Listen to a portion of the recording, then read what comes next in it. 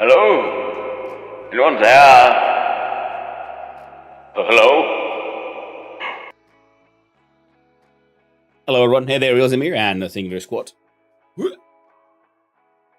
Done. That should have had an audio thingy, but apparently it didn't.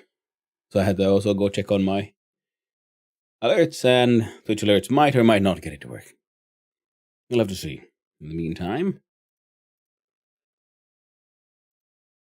let us open up the Steams and activate the games, yes.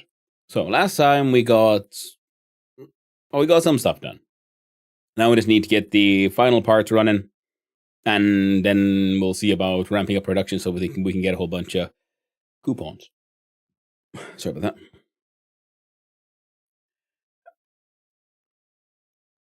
What happened to the music? There we go.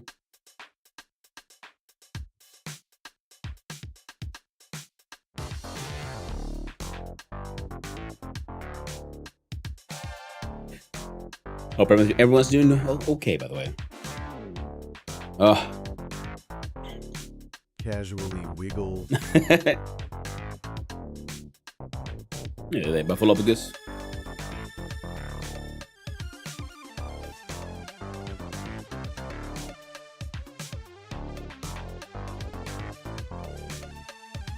Right.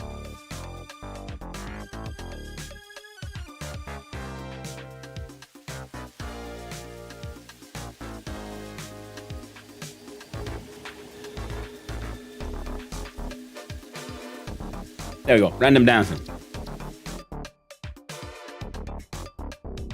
Forgot to change the scene. I got so carried away with the dancing again.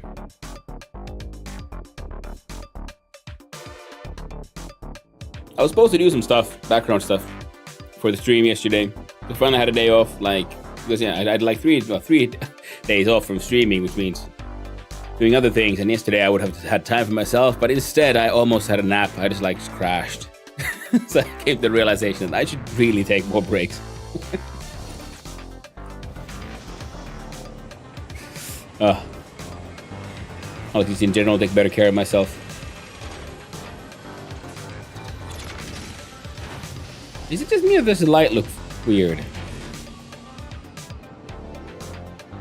No, the light's definitely fucked. See, there's no shadows.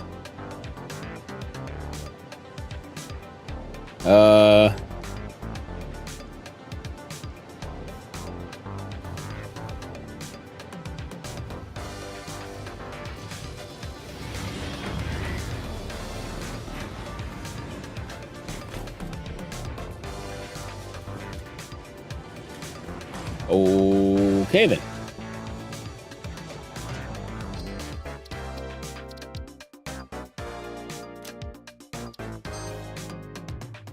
I'm gonna restart the game.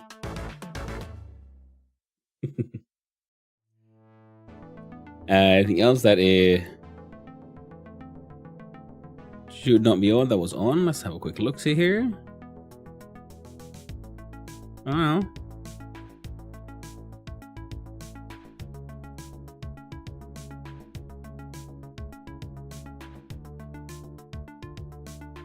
Okay.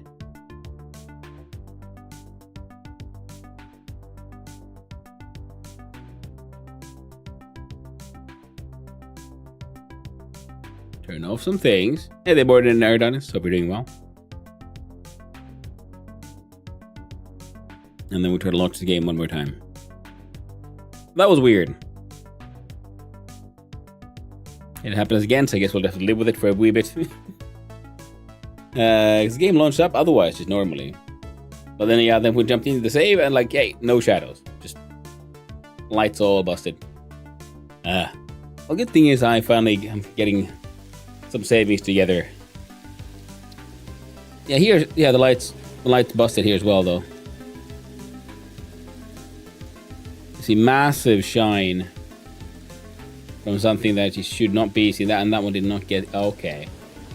So then I'm guessing there's something more wrong in the game. Good old classic. Hey, massive patches. And we're putting in patches to fix stuff that we broke there with the last patch. It'll totally not break more stuff. Or who knows, maybe Nvidia's at fault. I guess we'll have to go into the settings and change our light settings. Maybe that'll... Yeah, it's all fucked. Look at that. That's a lot of weird lighting. Okay. Unexpected.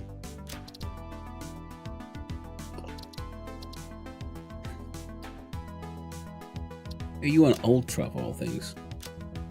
Not the alias on medium. Low, near.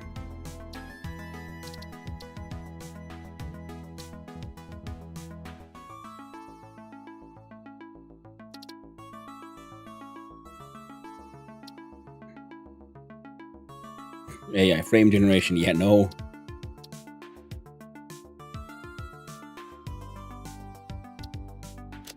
That's balanced.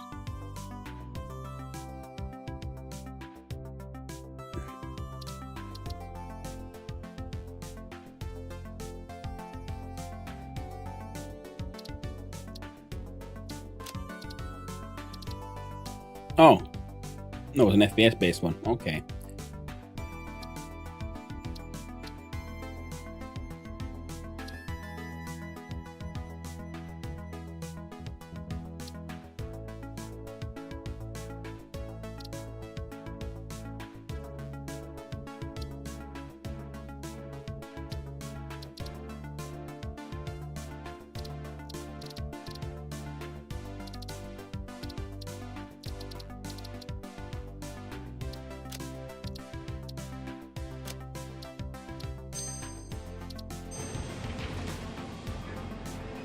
We added clouds, which had been turned off at some point. You see, so the rendering of the animations is fine, but the lighting is broken. I'm okay with the whole, you know, animation and distance things, but there's no shadows. The lighting is obviously busted somehow.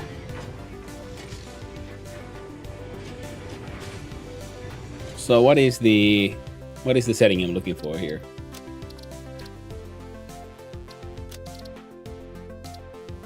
Coffee team, sign of the horns. Hey there, Kavitcoli. Hope you're doing well. Coffee time indeed.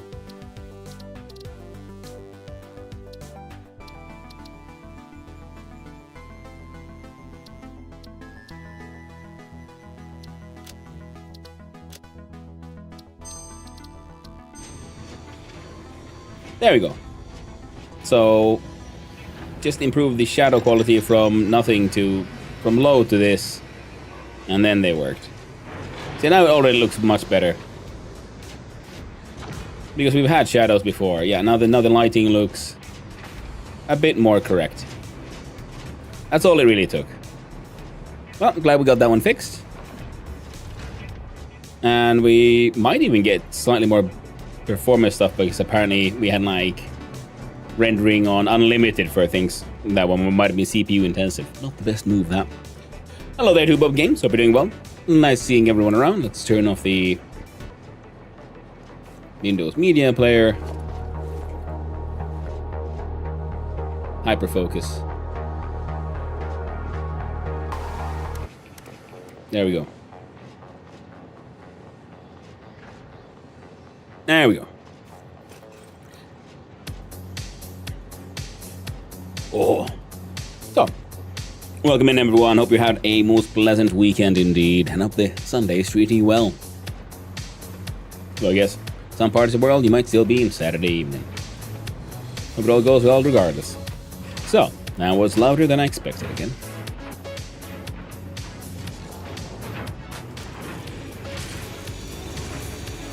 Yeah, this one makes the neural... These are making the blue cubes. And we needed the blue cubes to make the AI expanding inflation server, which we need to do here on account of it producing also dark matter residue. And this is the only real place that we have that gets rid of it in any form. Right, so that means we need some place where we will be making these. magnetic field generators, which are purely used here right now. They were a project part earlier. We made them all. It's like one assembler.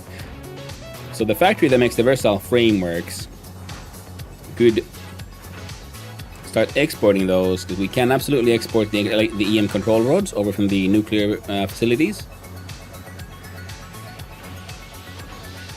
Yeah, there's a heavy industrial buffer in between.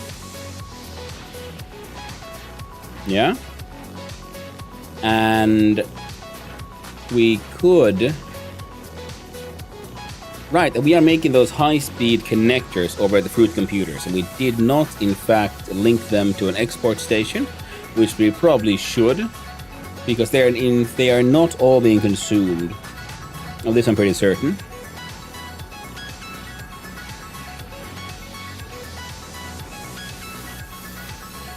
That way we export those, and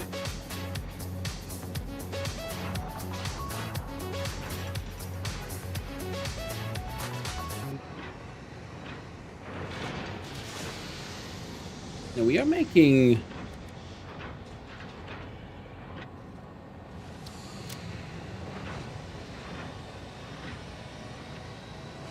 silica.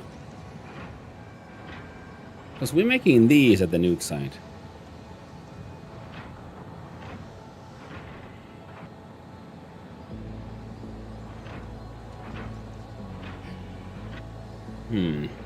We're not making any stators at the Fruit computers, but we could ramp up the high-speed connection production there if we need to, for more EM connection rods. Because we need EM connection rods in order to make...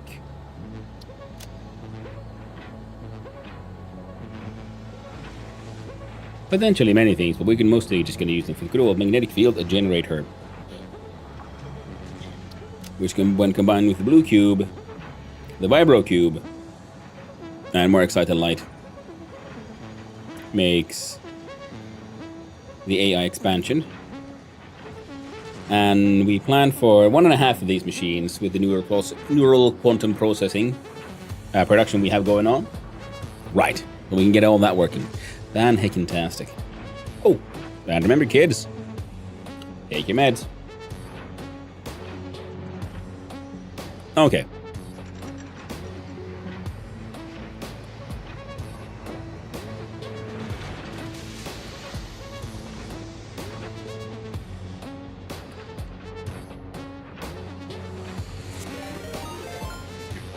Well, welcome on in, Raiders. How y'all doing? Their mad design. Hope things are well. Right, we need a machine to make 6 of these. That's what we're doing here. Hello, hello. Greetings, mad design. Hello there, barely building. Hope you're all doing well. Welcome on. How is your factory growing? I hope the growth is most satisfactory indeed. Okay, let's put up some walls here. Okay, let's not put too many, because one of the ideas was to figure out an awkwardly shaped factory here, but we can't do it because that'll interfere with our claw.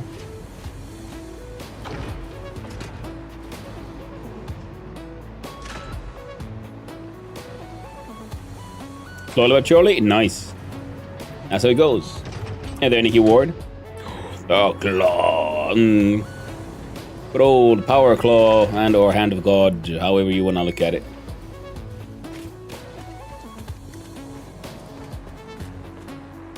I'm pretty happy with how, especially with the like knuckles and sort of tendons, how it looks like from below. But all in all, the more I get away from it and then look at it again, I'm pretty happy with how it worked out all in all.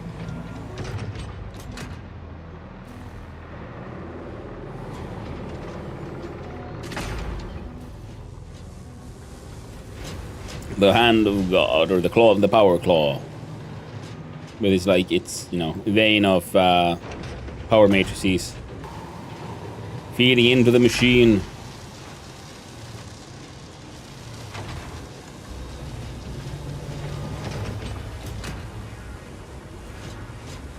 Yeah. Goes complete, eh? Yeah.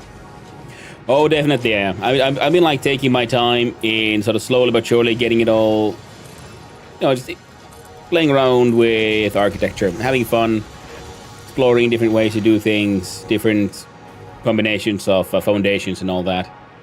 I mean, I guess technically I could force myself into winning the game in probably doing this 8-hour stream, I guess, because I have a lot of stuff already made lying around in buffer containers everywhere. But one of the things I also wanted to do was, like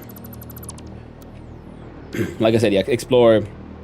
Sorry, the the joys of architecture, as well as seeing about trying to get that golden nut achievement, because I don't have that one yet. I quite like the building in this game.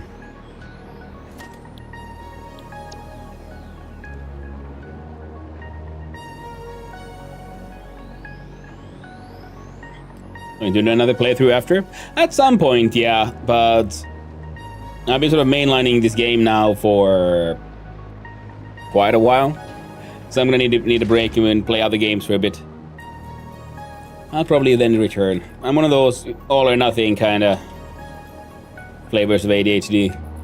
I burn myself out on games, so that's why I make sure to like really get everything I can out of them. So after this one, it'll probably be Captains of Industry, because that one looked cool, and I have been getting a lot of recommendations about it, and it does look like very much my kind of game.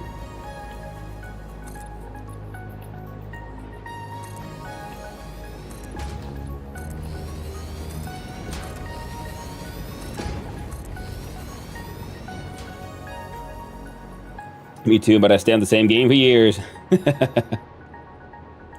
What kind of metalwork did you do? I did work in cold forming. Oh, that's cool.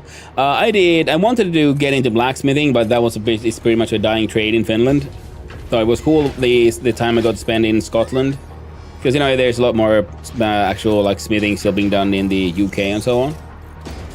But I ended up working mostly in just construction, helping out in welding and that kind of stuff.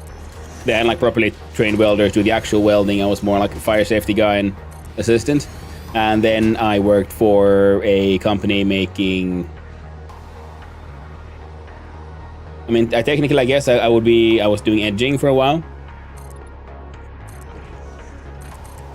Trying to remember these, you know, what are these like terms in English?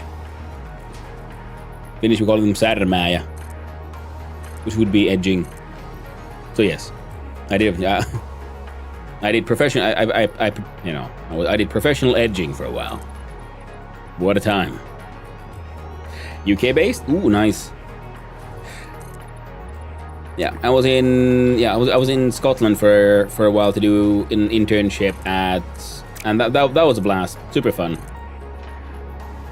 I love that the UK has the tax cuts for art stuff in building, which leads to you all having all these cool iron railings and things. All these things which then technically count as art. Meaning that the work remains for a blacksmith. But alas, it was not to be. But the factory, just more machining tools, forming. You put the sheet in, it gets edging, then it formed into shapes, and then we did, and they made safes, safety deposit boxes, but actually just big giant safes that are then installed in buildings, and also then metal lockers for changing rooms and stuff. So that's the kind of stuff I did for a while as well, and then pretty much post-COVID, I got some breathing issues and things, so I have to be more careful with how physical of labor I can do, really.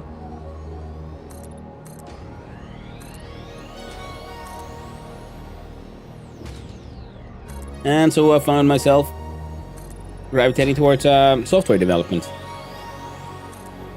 And then, just as I was about to enter the golden field of software dev, well, the AI stuff started happening, and then it's just the entire market changed overnight, kind of thing. So then I was like, lovely.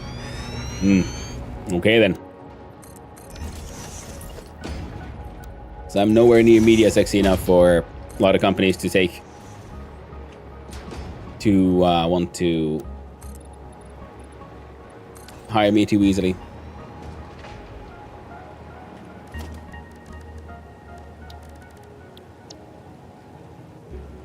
And so I end up having to do this, and like just trying to find something. Well, then I'm gonna have to do something on my own completely, and then well, I found myself here, having a blast.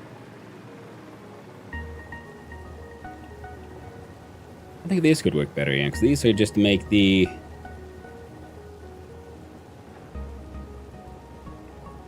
pieces.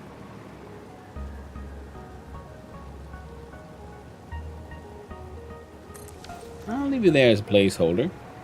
Not a bad place to be. That is very true. That is very true. I am very lucky in many ways to be able to do what I can in the way I do it. And a lot of that is thanks to the never-ending grace of my nears and dears and loved ones supporting me through this journey. And the long-term dream is to be able to then like do this properly full time. Like I'm kind of doing it full time, but I'm doing other things in the background and stuff. Which means I can't really always give it all the attention it needs.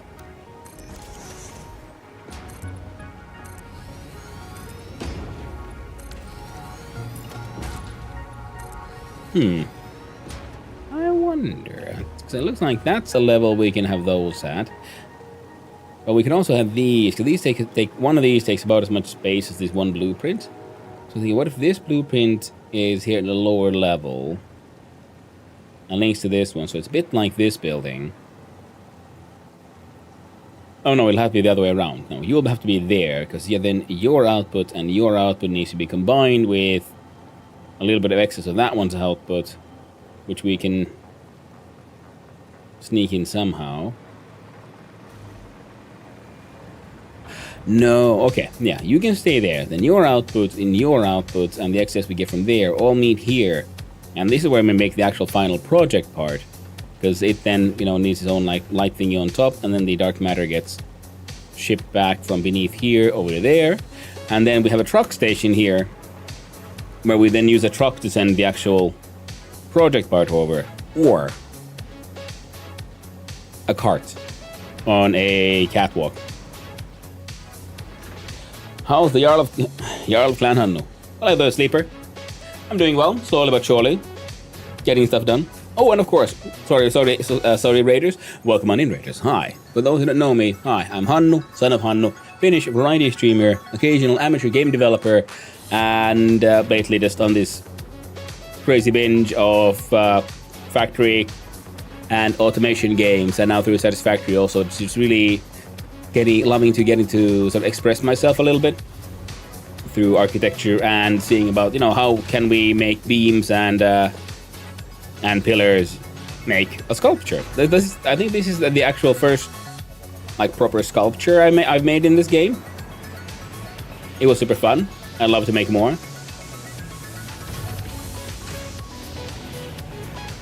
If we change those settings a little, let's make those a little better.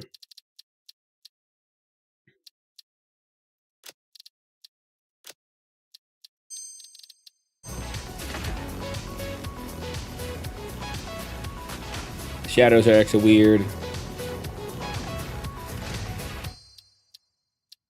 Let's go back here, and I think I turned on like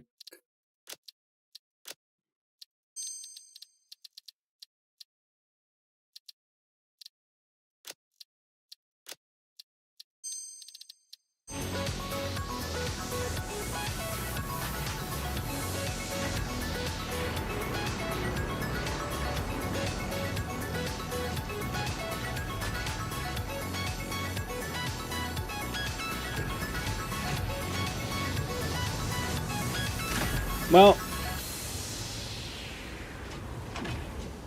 that's odd. It'll be fine. They must always make more. It's very true. It's very true. Breathing pretty important, if I recall. That's very true. Hey there, Neon. Hope you're doing well.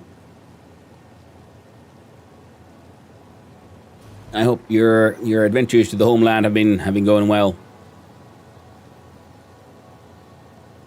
Okay, yeah, so this means that we can have this one here, yeah? And on top of this one...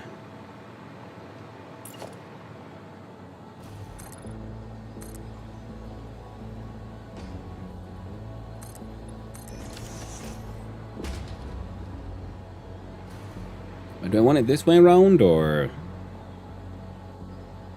Should I move the entire factory? Because this thing needs 2 imports to make the... project part that needs to be combined with that one and that one. So maybe we'll actually move the entire factory from here to here. Then we have the drone imports up top. Make those. We need 6 of those, so we need 2 of those blueprints, because one of those blueprints has 3 assemblers. And then their output is sent into 2 quantum encoders. One of them ramped down to 50%. Yeah, there we go. I'm glad we agree, chat. That is 1, 2, 3, 4, 5, 6, 7, 8. Wait.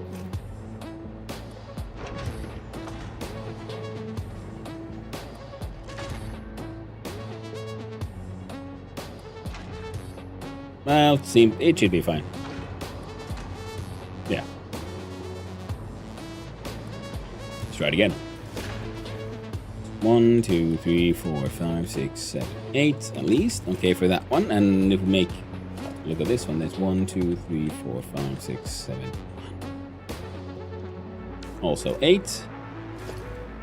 2, 3, 4, 5.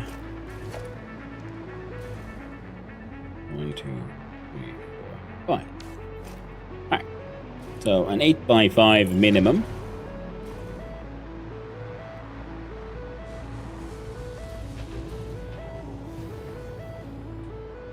Oh, yeah, and mention, speaking of Neon, who is on there in chat, he's also the one who was really, I saw playing Captain Industry for the first time, and got me excited. So I'm looking forward to finally being able to give that game a go. So that was 6.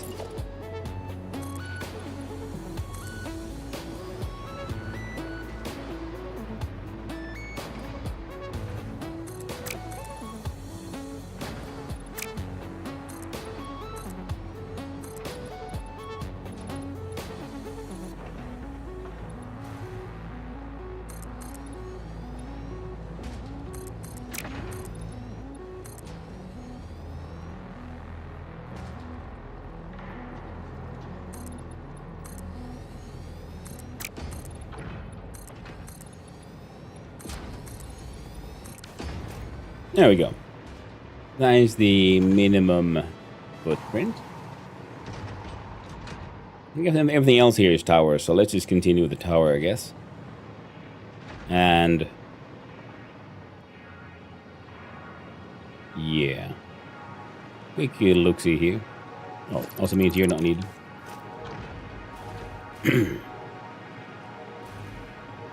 So you have... one behind, one to the side. Inputs will be this way, outputs that way. Look at our production. Here we find the quantum encoder.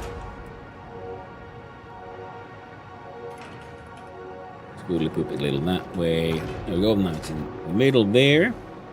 And a little tighter on the outside is A. Okay.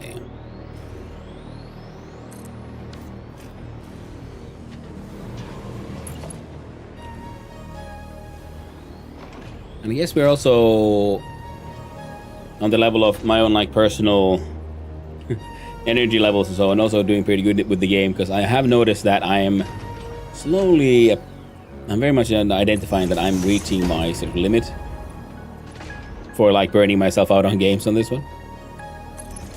We're approaching it, so it's a good thing that we're at this level. Also because it's not even a question actually of the game, me burning out on this game, but more there's so many other cool games, and I'm itching that I've been really keep on wanting to play. And then they keep on launching new cool stuff. I'm oh, but I want to play that one too, and I just don't have enough time to have I know it's good to have play games you play on your own time outside of streaming, but honestly, I just don't feel like I have the time anymore.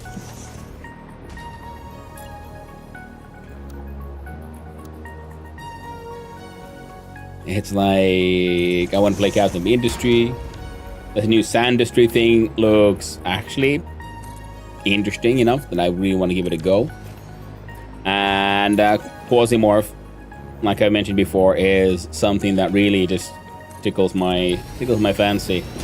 Also because design-wise, there's certain elements in that game that I find amazing because it is literally one of the games I've been wanting to make for a long time. Because like I said, amateur game developer, did a lot of like Tri-Jam, usually on Sundays. I really should get back to it. I made a large amount of mini games. I was supposed to do a larger game this year. We should get back on that one as well. Damn new Factorio broke me there. And there's Oryx. But yeah, because there's like a few game ideas that have been like just rattling around in my head for a long time, and it was just so cool to see that someone else had the same sort of core concept idea that they took it in like different directions in various places. But there's enough similarities that I get it. Like, okay, this essentially is at its core feels like the game I wanted to make.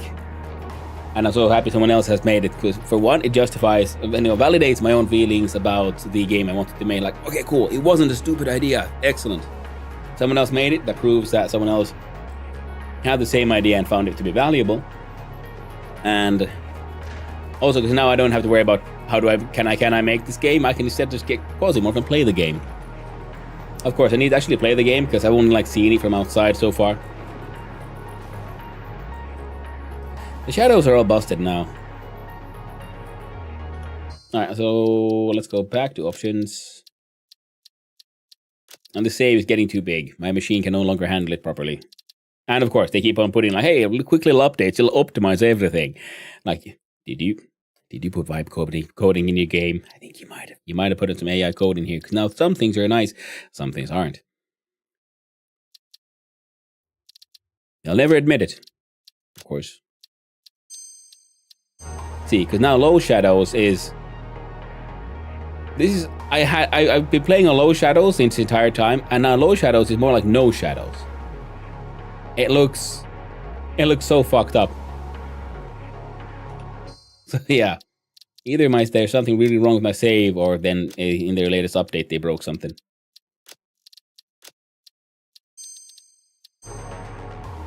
Or if not them the engine. See, because now the shadows are back. See, low shadows should not mean no shadows.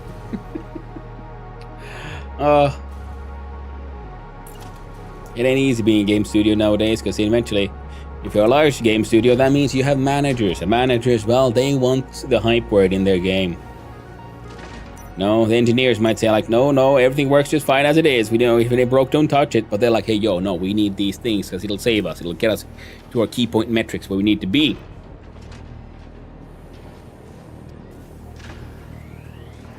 And I hear that. Caught myself switching from this is a fun puzzle to I can't be bothered with this. Time for a breather.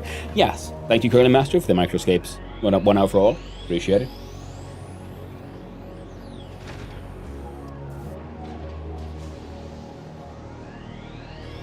Fixed conveyor belts not properly building straight after previously building a segment with a 90-degree bend while using straight belt build mode.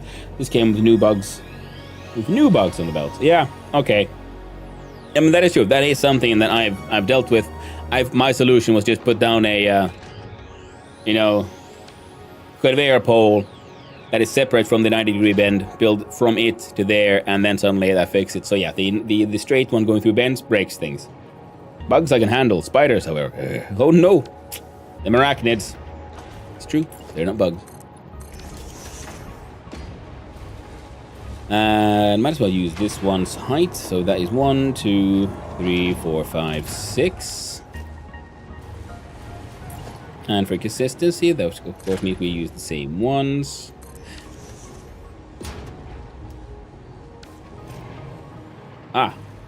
Terrible, sorry, but you gotta go. Material. May I buffalo up this?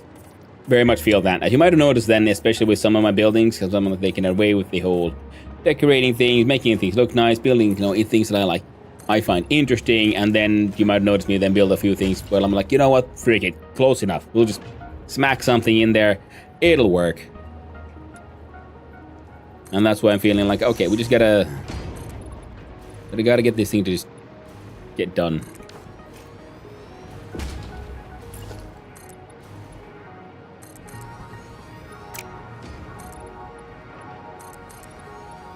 I applaud people who can play the same, like, mainline one game for years on end. I'm not one of those. My ADHD is yeah, like I've said before, it burns. It burns strong, that one. It's all or nothing. Which means that, yeah, I then just, in a very silly way, burn myself out on games.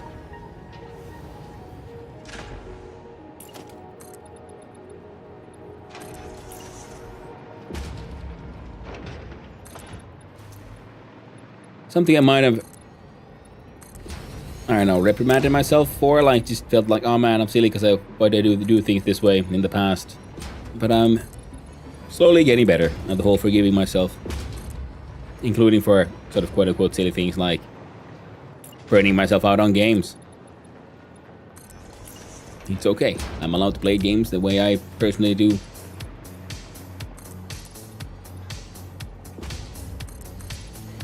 Just because someone else can make a setup work doesn't mean I have to be able to make the same thing work. What the frick happened there?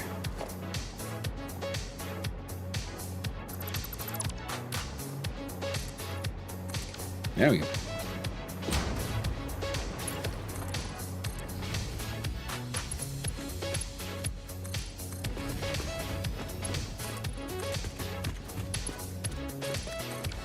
Now, of course, with graphical stuff and with we saw the option of having AI frames in the game and so on. Any like graphical issues I'm right now facing might most likely be actually from good old Unreal and now Coffee Stain. You know, just saying. So 1-2 for the encoders. Then we have 1-2 for the assemblers, and then we have rooftop.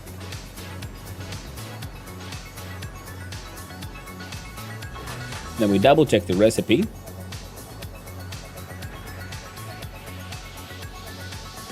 In an awkward way. Yeah, because we need these two to make the magnetic field generators. And these we need 6 per minute. Because we're making 6 per minute neural quantum processors, which means we can feed 1.5 AI expansion servers, meaning we need 1-to-1 magnetic field generators. We can easily overproduce these. Gotta take off, man. Have a great stream and enjoy your day. Thank you for hanging out, Mad Design. I appreciate it. I hope you have a good one. I'll be seeing you around, friendo. Take it easy. I'll be drinking some more coffee. Well, they fixed that bug now, but it created new bugs. It was easy to solve by placing some poles outside yourself.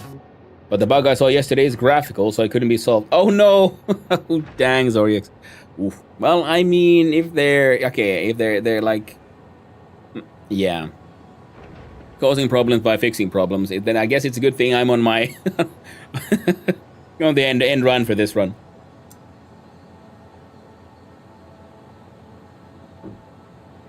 But most of the bugs I've encountered were literally like small bugs, mild annoyances, nothing really like too problematic. But a graphical one, that can get real tough. That's 1-2, 1-2, and then there we go. And this is then the roof.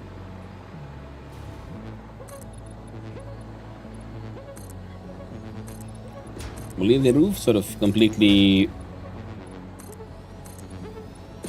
or do we? We need.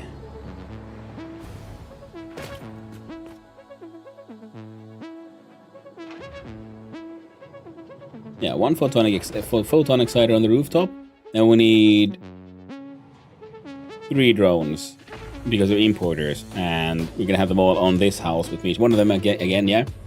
1 battery importer, 2 raw material importers. Yeah, of course, we could.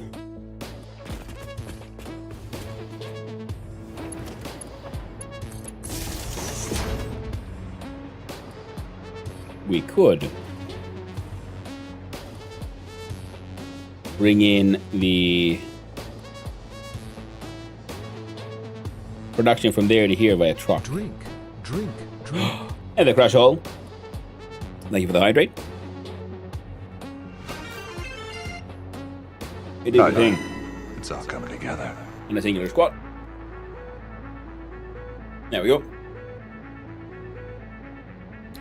It is all coming together, slowly but surely. And yeah.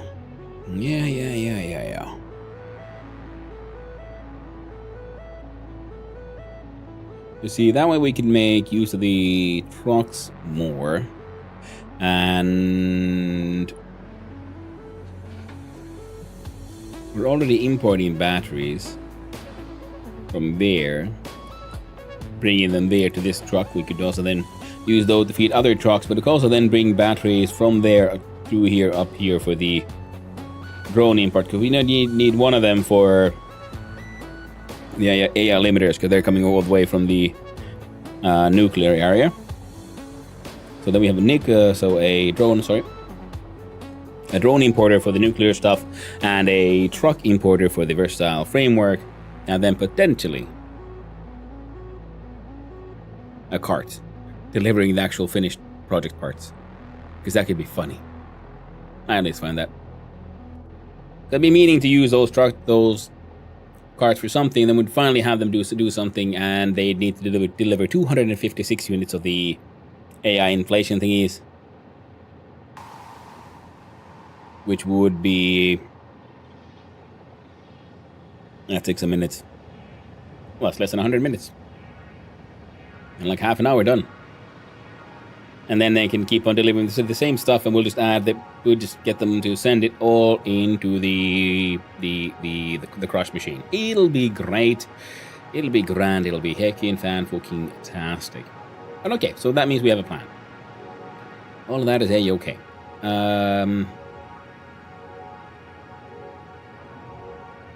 Let's look at this roof structure here. I think we might want to do something similar then. Though we could do a combination of this and what we do with food computers, in that the roof here.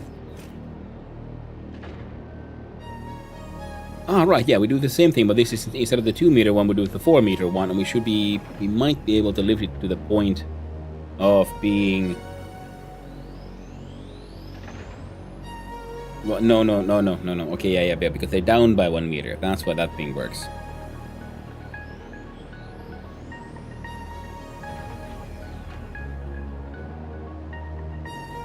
See, I was wondering if we could take the roof up to the same level as the sides of the drone ports. We'll look into it. Right now, we just want to make this whole setup kind of work.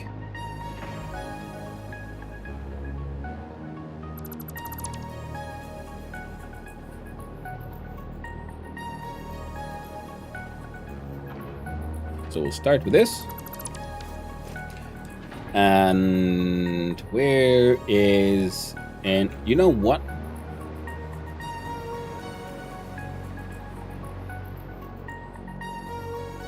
I was wondering if we could have an elevator access to the road, but then I remembered this is world grid, that is road grid. Yeah, so no, we can't do that. We could have if we would have built this off of the road grid instead of the world grid, but I want these to be able to connect to the other buildings through the existing catwalks. So that's a nope. So that way we'll have the elevator be...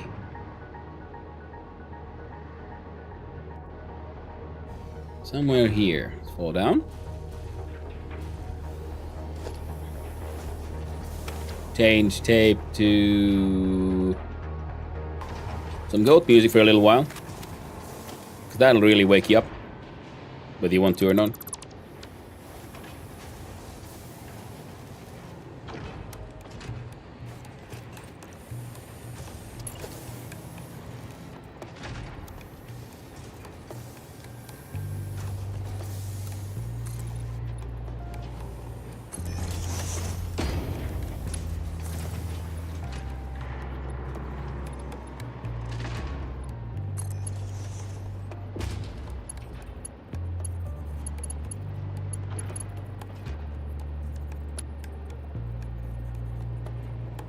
Off by a fucking meter. No way.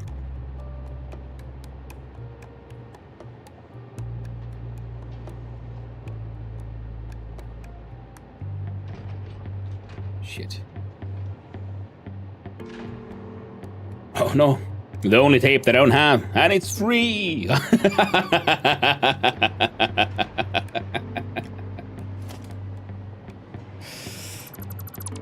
Yep. Not having the worst of Goat Simulator is definitely a choice. A very understandable choice. But I've found that it actually kind of get pretty funny. Get a refund. Oh no. Alright, so how would we... I'm not going to move the entire thing, this building, off by 1 meter.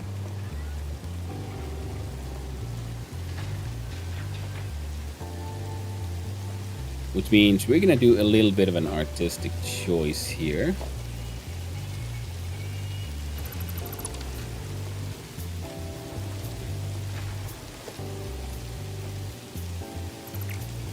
And one thing is also, we got to remember that the other ones also do have an empty space beneath them, so they're... See, all these buildings are like actually on the... Oh, I was wrong. Well, it'll be okay for this one. So we do a... This requires a small platform.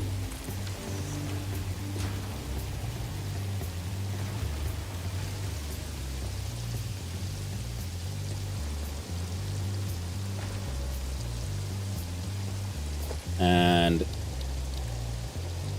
you see the elevator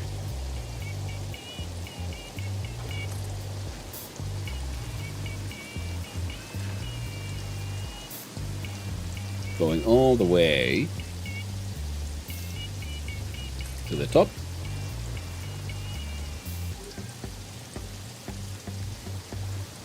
Perfect.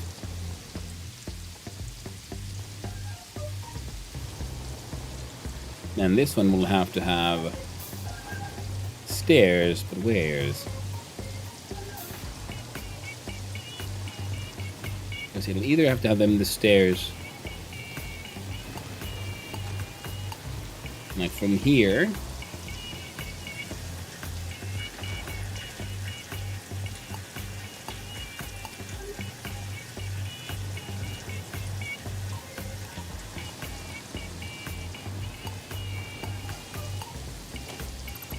we could get rid of those.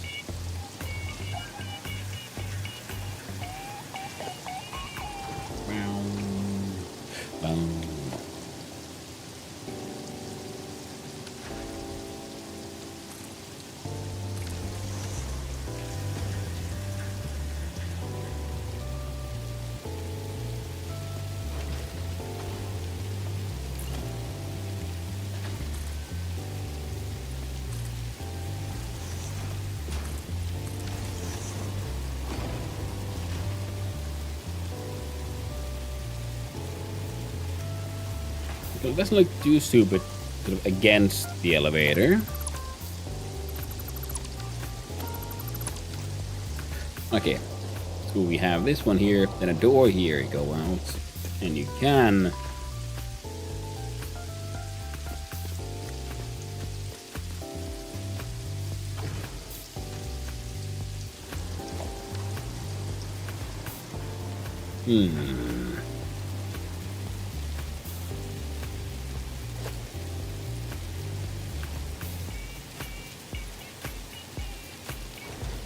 Hey there, No Hypocrisy on the YouTube side. Stopping by and say hi to the Mustache Man. Well, hello there, No Hypocrisy. I hope you have a good one. Hope you have a most pleasant Sunday or rest of your Saturday, depending on your time zone. Always nice hearing from your friendo.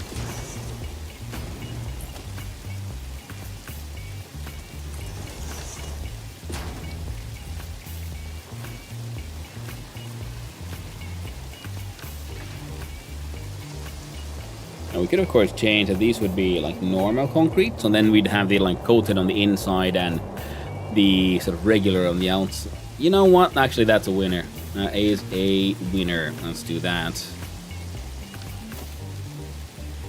Wrong button. There we go.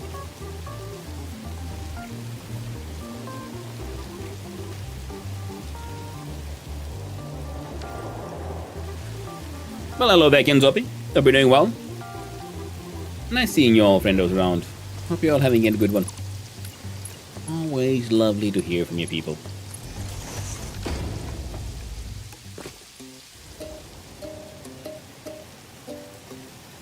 What? Here I am trying to figure out all this nonsense, and I'm doing it the wrong way around. How did I make such a grand mistake? Doesn't really change much though. Now go to 9, we find the 1 meter stairs.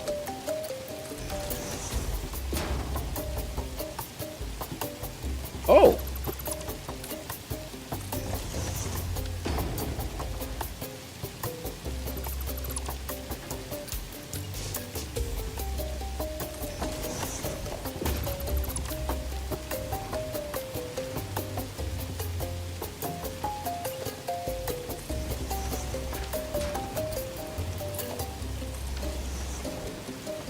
You see that? Exactly that. Looks a bit more promising then, eh? Except I don't like it when the catwalk goes into the giant fucking half-meter tall stairs.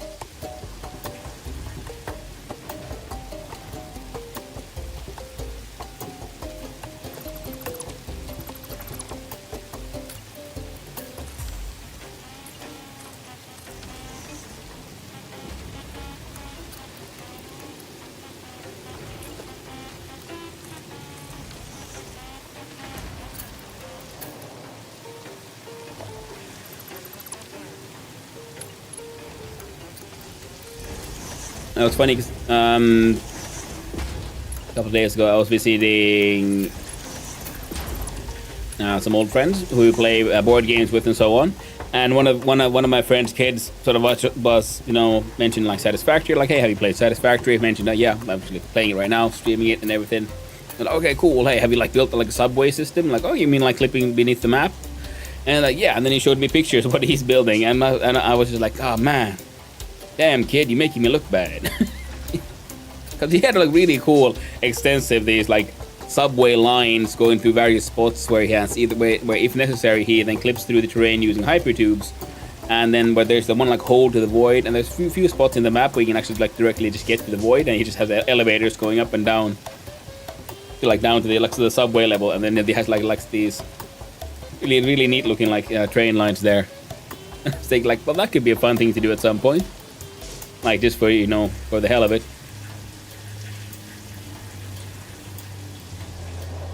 I think we might be... Hey, come on. Able to do this. That would be one of those, like, after you win the game kind of things, because it's one of these where I can get a little funny about abusing clipping mechanics a bit too much. Somehow feels bordering on cheating, like for me, and how I like view these things in my own gaming. But seeing as we're almost done with phase 5, at that point maybe it'll be okay for me to just embrace the wild creativity of go ham. Especially because I do a lot of other clipping for like artistic reasons. So clipping through the train should be fine as well. Yeah, well, I'll let you have that one.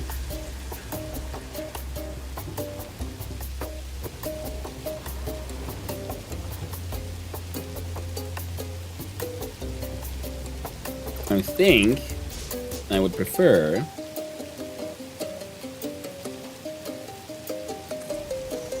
if we do that and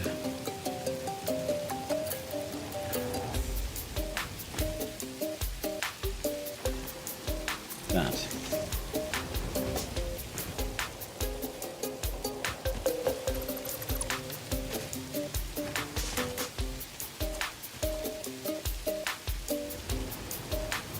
Yeah, I'm okay with that. And then we have catwalk connections here and there. And then at some point we might connect them all the way there. Maybe. We'll see. Then we have the machines themselves. Oh yeah, then how do you get power? Well, we're gonna need a door. Now...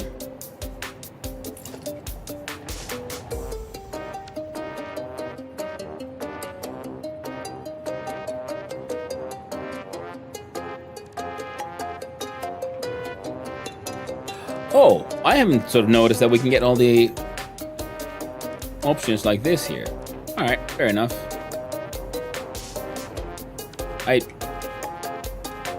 Why?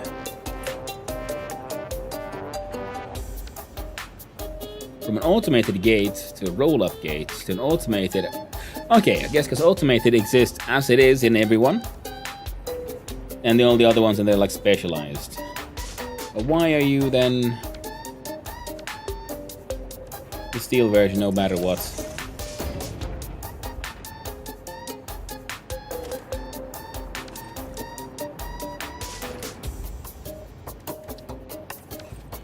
There we go.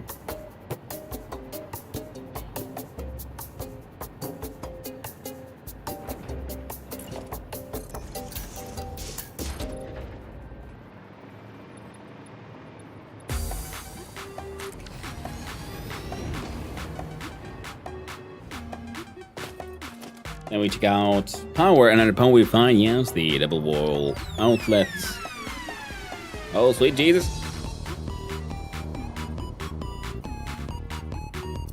Go to at it again.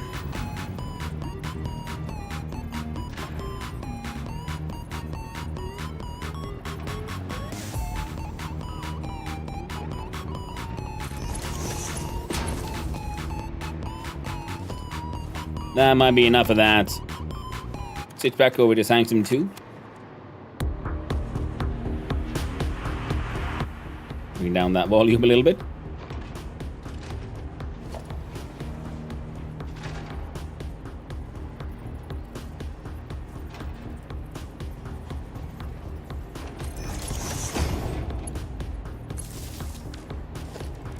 And from architecture we found, yes, the round concrete McBeamy Weemies. And we do that, we do this, we...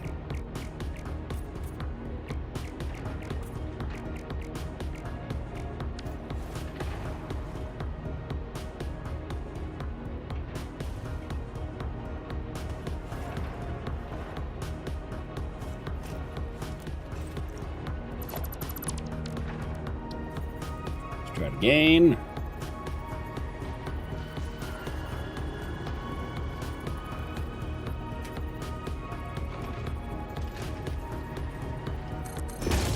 What the shit?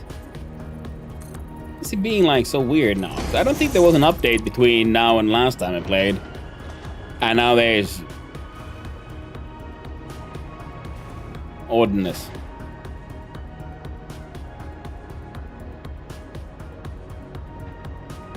Alright, so how do we get the power to here? I guess we could bring that one through the wall, across and down.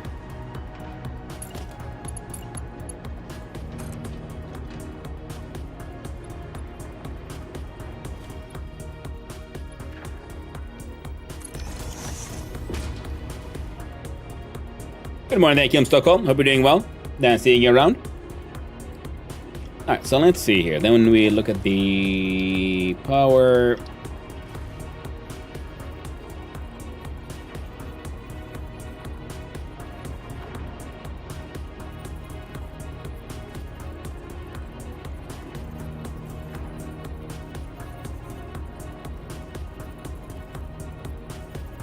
So there's no point in using the Mark III one.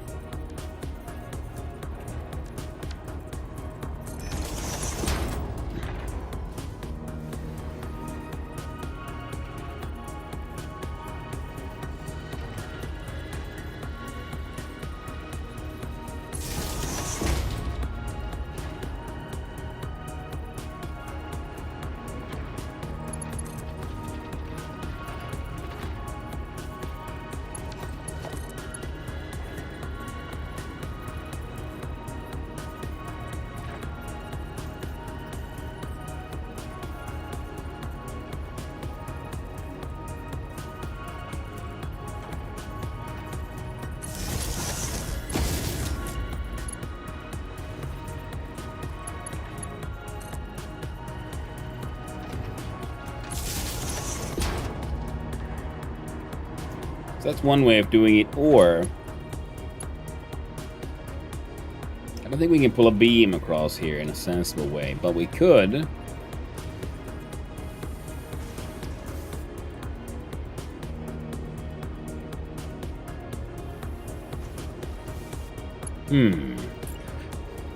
How would it look then if I then try to pull one of these?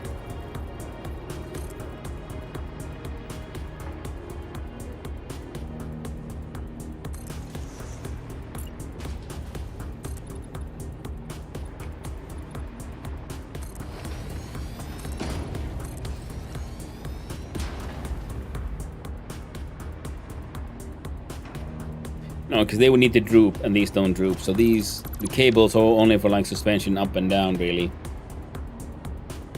But I guess we could just, do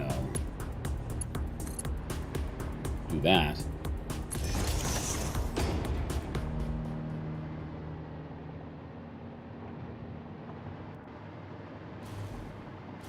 There's nothing too insane. It's quite doable.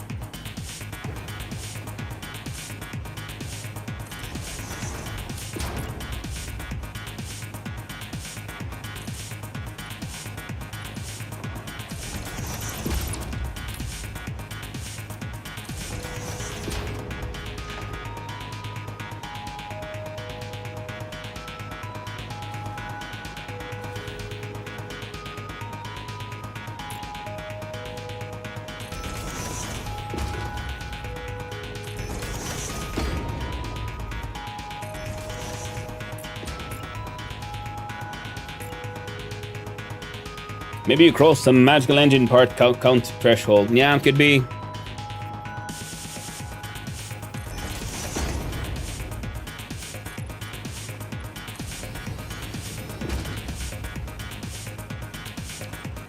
I mean, I have noticed that, yeah, the save is getting increasingly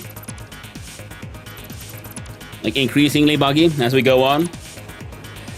We listen and we don't judge. I had my first ever experience with crude oil yesterday. What an interesting day. Let's just say I rebuilt a few times before I figured it out.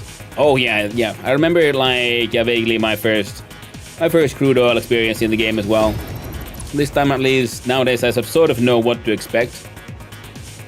And it's very loud. There we go. So it's not as bad as it could be.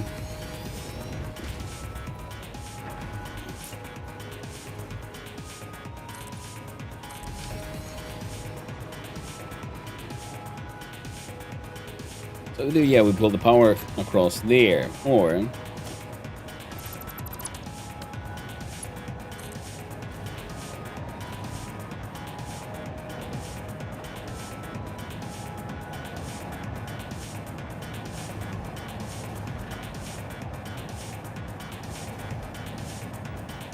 we do it across there. If we do it across there,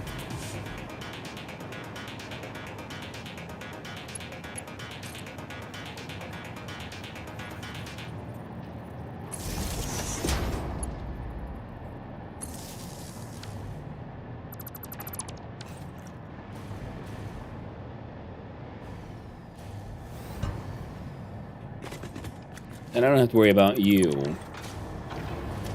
Or you. It does make life a little easier. That's okay. A pure node with half mats gives you 144 gens of petroleum coke. Never built anything that big. Yeah, there's a reason I haven't gotten too far into the whole turbo fuel, rocket fuel path. Because those builds can get very, very big. Properly humongous. I've been considering doing it now that we have the Mark III blueprinter, and I was thinking, like, how about, can I make a bigger blueprint? Because I've been building these, like, power production fields with the generators, and I'm thinking I could probably make them go even, you know, I could probably build a giant tower instead.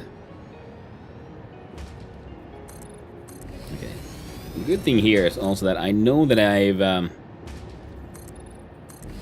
measured the floor plan correctly. See, now that I said it out loud, now I'm afraid of what if I didn't? What is all fucked? Well, then we'll deal with it when we get there. Still put up a few of these walls.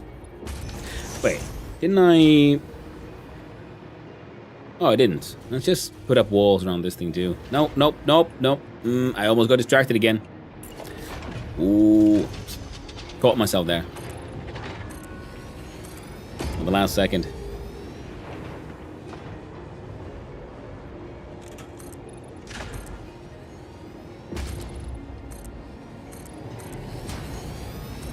You see, because we need outputs from that building to get here. So most definitely something we can deal with once we link the buildings together. Now, good things we have here as well is sort of consistent style we're following, so don't have to worry about it too much. And we don't have to worry about making these catwalk stairwells anymore either, because I have embraced the magical power known as elevator, which also is just a godsend in how to get your power cables between the two levels. So I'm very much enjoying my elevators. I wish you could have an elevator with doors on both ends or something. That'd be neat. It was crazy but fun. But now I have a lot of rubber and plastic how to sink. Yeah, and you sink it all now. Eventually those will never be enough. Like I noticed as well. I think, man, I'm making such a crazy amount. We'll just sink it. Whoever needs this much plastic and rubber. And then the day comes, we do need it. So in that sense, it's a good thing to make a bunch and then just sink it, because it'll be then easier to redirect from the sink to an export of some sort.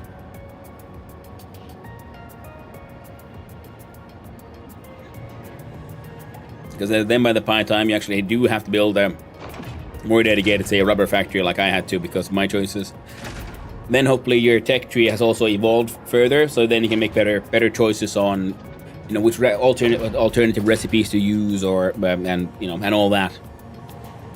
Makes life a lot easier. Okay, but this is actually going to look cool, because once we do this one gets walls, and then we'll see if we can get a ceiling system that kind of works together with this one, and then these will be then we'll see how much of a continuation of this exact style we can use here as well. The floodlight tower might have to go.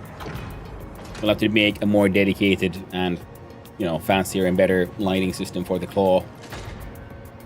Other than that, yeah, so medium, small, tall. Actually, that's a good assortment of buildings.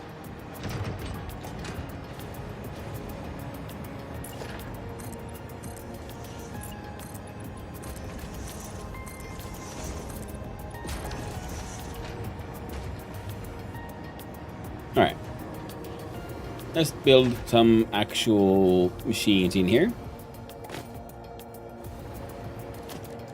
So we'll start with the 2 quantum decoders. One full on this side and then in the middle. And you are here to make the AI expansion server. Above you, an identical one.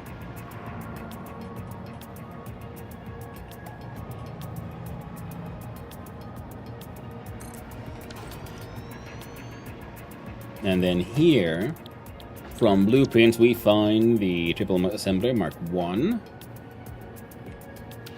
Yeah.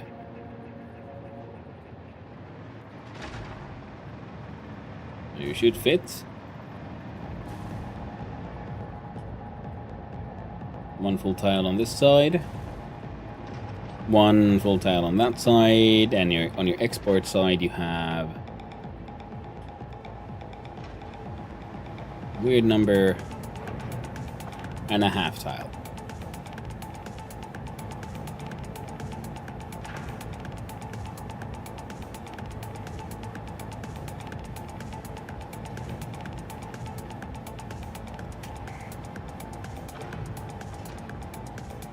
Slightly less on the export side should be a-okay. Slightly more space on the import side because that's where the elevator is going to be, so that will be okay.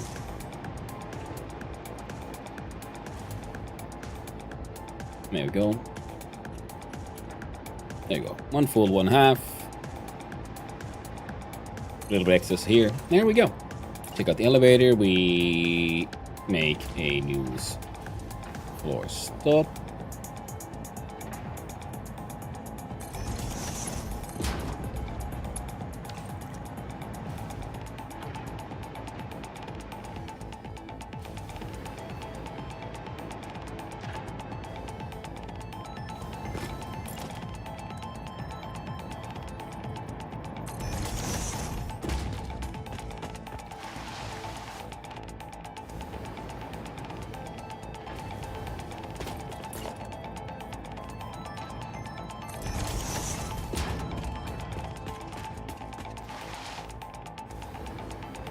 There we go.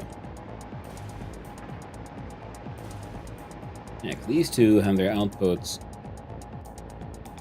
Yeah, because they're now sort of above each other. Let's see if we can make it work here. And there, Combustion Axe. Nice seeing you around. Hope you're having a most pleasant day, my friend. Do you see here? We're going to use the floor hole. I think we can push it. Well, let's not because of the window and everything.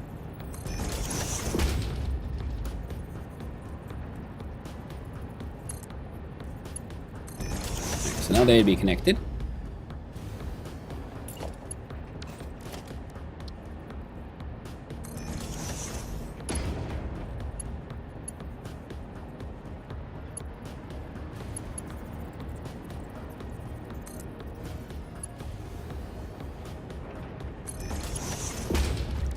Then the merger.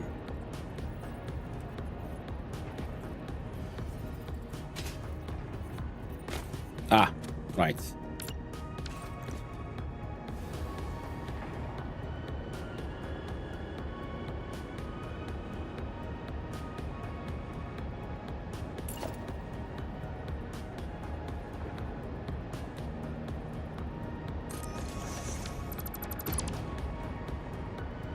You can leave that one there, but as purely as a placeholder.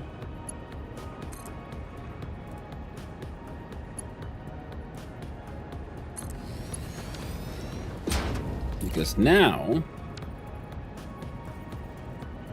we can get those connected. Because these don't want to get too close to a floor hole, so they'll get issues like that. Oh, there we see good old graphics. The assets are loading in extra slow. And then we want your output can be here just fine. It's going to go in through the wall. I mean ceiling here.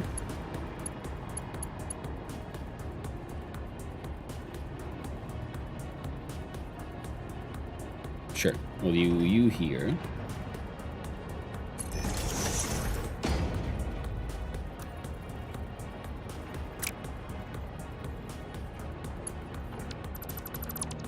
Why does it do that? I find that weird, but you know, most of the time the belts know their directions and they behave, you know, accordingly.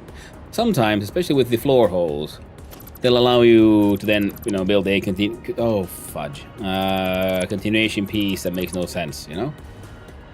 I'm like, but why would you even? You normally wouldn't allow this to happen, so why did you allow it to happen here? Very confused.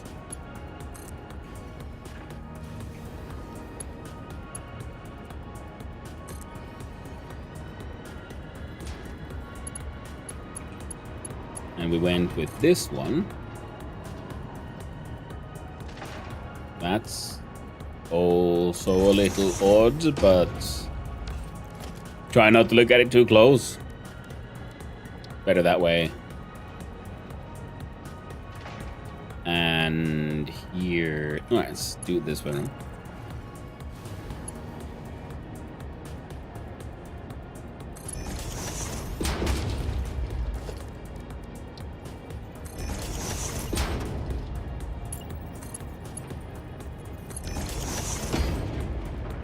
There we go. Yeah, because this floor hole doesn't exist. Like along this thing. That's why these guys can clip into it and onto it without really caring. Plus, I could probably just remove the entire floor hole now, can I? Because it's also visually just not there.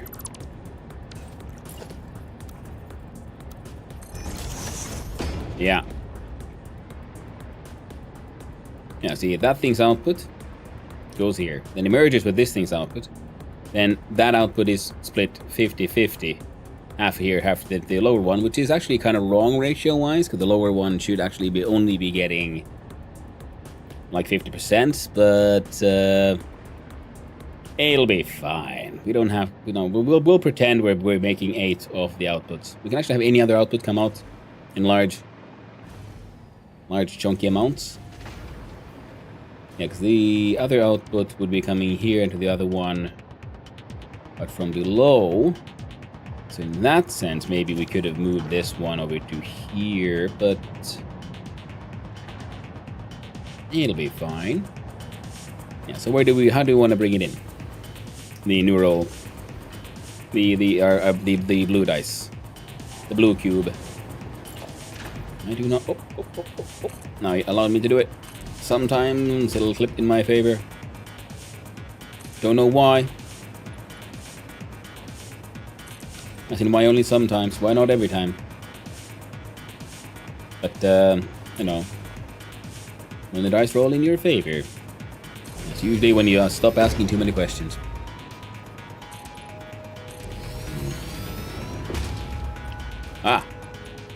Random thing for me to be happy about is that I think I might have the extra savings finally together for a computer upgrade. So that'll be nice. Now, for the longest time, I had for my my Ko-Fi was asking for money for a bottle of rum because I couldn't come up with anything else to ask for.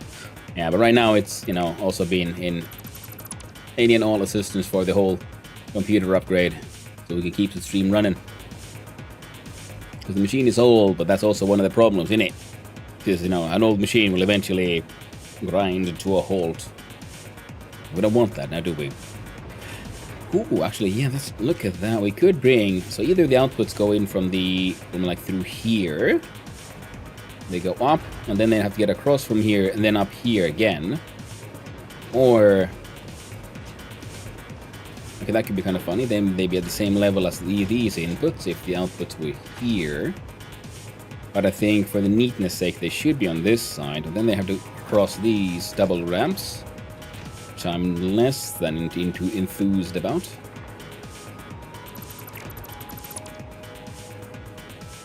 I feel like I had a point with mentioning the whole Ko-Fi thing. Oh yeah, right. So yeah, any all help through there? Thank you.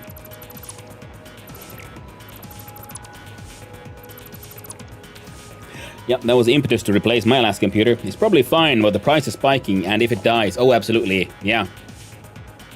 The prices are spiking, so yeah, it will not... No matter what, it won't be the fanciest, newest... there will be no DDR5 RAM on that that one. Yeah, no, I don't have that kind of money.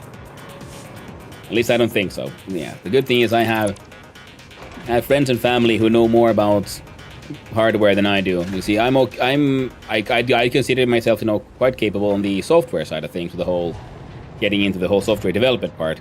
But I realize that I am woefully ignorant about hardware. But yeah, like I said, but thankfully I have sources of information there, and also I might be able to get my hands on some good old second-hand DDR4 RAM. You see. Sure, it's not as good as the DDR5, but Hello, Mr. Hanu. could be cheap. I hope it is a good day. Well, hello there, old shrunk. It is, in fact, a very nice day. Why are you staring at me, doggo? Well, one of the dogs is demanding, but not entirely certain what they want. Is this what Nice they to do? see you, and nice to be here. Sub it. Oh, thank you very much for that sub, Oshag. Thank you very much. I greatly and wonderfully appreciate it. Very kind of you. Wow. 10 months. Hope to get it all. Always lovely to see you, and thank you for the ongoing support. And it is also, yes, and like I was actually kind of saying, yeah, it is thanks to the support of wonderful people like you, and I can keep on doing this. And I can finally look into trying to get myself a computer upgrade. So we'll be seeing if how much of an upgrade we can actually make. But then again, you know, having any upgrade or at least an alternative will already be a massive boon. So my plan is still go for the dual PC setup. So if I can get a setup that's more powerful than I have, then that'll be like the gaming PC. If I can't, then this will be a dedicated gaming PC, which also will extend its lifespan a little bit. That'll be nice. Keep doing things. But thank you, Oshag. I appreciate it, and I hope you're doing well. I think I might have said that, but hey, never too much. I hope everyone is doing well. Chin chin.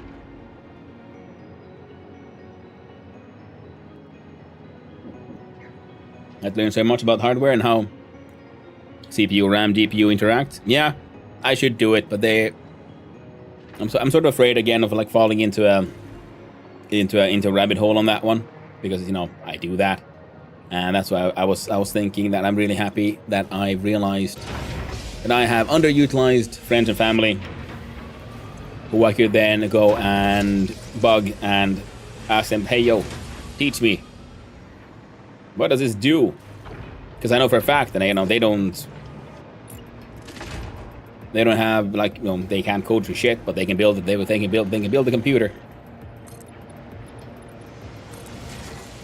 Then again, also that one other friend who is getting into Debbie now because they kind of can, but is also then far more knowledgeable than I about the actual practical uses of AI and AI tools in game dev, which my person have been avoiding, but I'm like, okay, neat.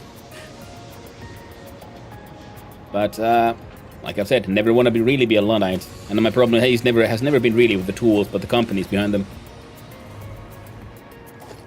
Speaking of companies and AI tools and shady behavior, you all heard what Twitch did, which you probably noticed that there was this brand new update again. I'm like, hey yo, we changed that, don't worry about it. We changed the contract. Don't worry about it. There's no point in looking too close. Just click accept, and then we can all keep on playing happily together on. But apparently Twitch is going down the path of X, so that it's still all my. So essentially, they're giving themselves unilateral access and right to use any and all material on Twitch to train their AI bots. And they're heavily into the generative AI, which means that in the future there will 100% be fully AI generated Twitch streamers. Thanks, Amazon. 100%. Oof. Folding loaded time, nice. I hope the folding loading goes well, and there aren't any nasty surprises of forgotten receipts in the pockets or anything like that. Like, oh no. Damn, you passed me. Why didn't you check your pockets properly? Why am I doing that? I don't know. Right, we were here because we wanted to get this output into there. And I was considering doing it from here.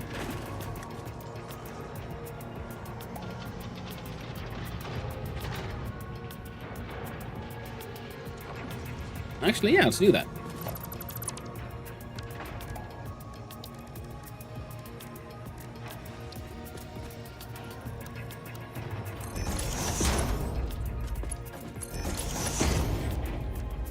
And a part of us would also be, always be hoping for the best and thinking like, surely, like fully AI streams. I mean, surely they wouldn't do that. I mean, that sounds horrendous. Why would they ever do that? You gotta remember, Amazon isn't exactly known for its being morally wholesome, having any form of integrity, or frankly, giving a shit. Unpopular opinion. I don't like AI content. That's a wild one calling that unpopular. I'd say that is like the majority feels that way about the people who can actually consume the stuff. It is a wild time we live in, and it's one of those things where if it's where we're going heavily into the large corporate mindset of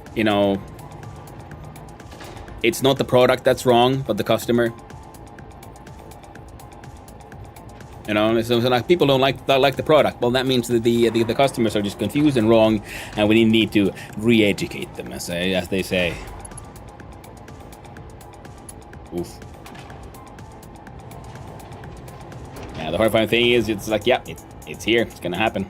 There's no way out. There's no way out, chat.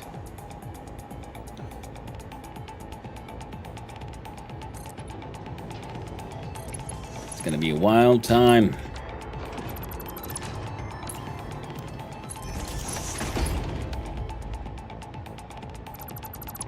AI is a tool, unfortunately, so are the great many of its users. Yeah.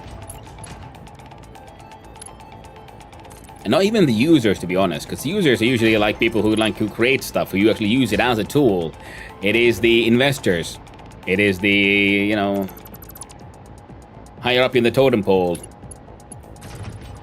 who sees as a way to, save money. Why have streamers making streaming content when you can have an AI to spew out, like, free stuff? They don't have to pay anyone. Then they get all the money.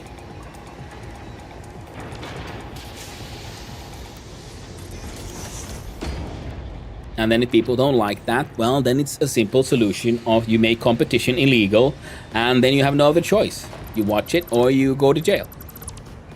Which is usually how they do it. That's how you build, that's, an actual monopoly in the making, which is the thing people like, in entities like Amazon are really hoping for.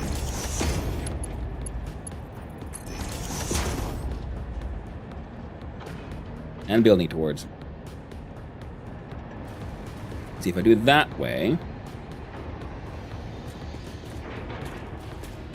Then we get the 1 meter difference fixed. What's Kit Boga driving scammers AI insane? I've seen like clips of that stuff, and that was funny. And that's the thing, but the thing is, the AI bubble will keep on growing. The bubble will grow until morale improves. Pretty much. And when a company tells the customer how their product should be used is when I leave. Stop playing WoW when they told the players how to play the game. Yeah. That kind of stuff. I 100% agree. But the thing is, this is still the main platform. But, I mean, I'm already multi-streaming to YouTube, so I was thinking like, well, gonna expand on that one too now. Because the multi-streaming actually doesn't take that much extra resource. All the encoding has already happened. So it's just more uploading, and I have a decent upload speed. So I was thinking like, you know what? Well, we're doing it all the way here. Let's add the green side as well. Because there is a chance that if they really... Now, of course, these are my premonitions are based on, well, let's say fear-mongering and paranoia.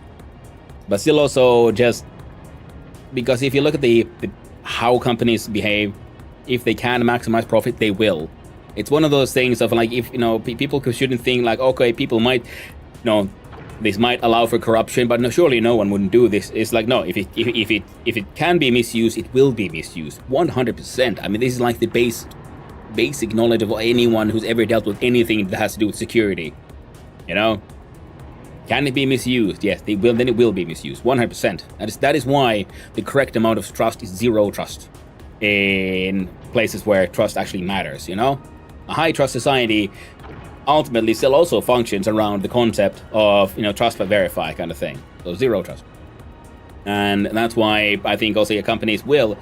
It's not like, oh, I mean, surely they wouldn't do this. And like, yeah, but they're already like paving the way legally of how they can and now can sort of steal everything. Because mind you, as a streamer, what I do here, I own this. That is how the whole payment system works. I create content. Twitch makes a platform where they allow me to, they enable me to get it, a lot of people to watch it, but they claim no legal ownership or responsibility for my content, but they then show their ads while I, share my sort of my created content here, and because they're making money through those ads, using the content I create, that's why they owe me royalties, because they earn money using my property. And that is how the ad revenue system works in streaming. It is why we get, it was funny because when I read through the contract, it was more than in one place, in full caps, it just emphasized the fact that this is in no way a worker-employee contract. You are no subcontractors, creators of things. This is, you own all of this and take responsibility for this. Because just in case a streamer does something insane, they don't want to be in any way legally culpable for anything that happened, which makes sense. That's the way you should do it. So, but that's why it's funny that the new system now that they're pushing forth is okay, I still own everything I make, but they have the right to do whatever the shit they want with it. It's sort of I own it, but I kind of don't. That's one of those wild things where we're headed.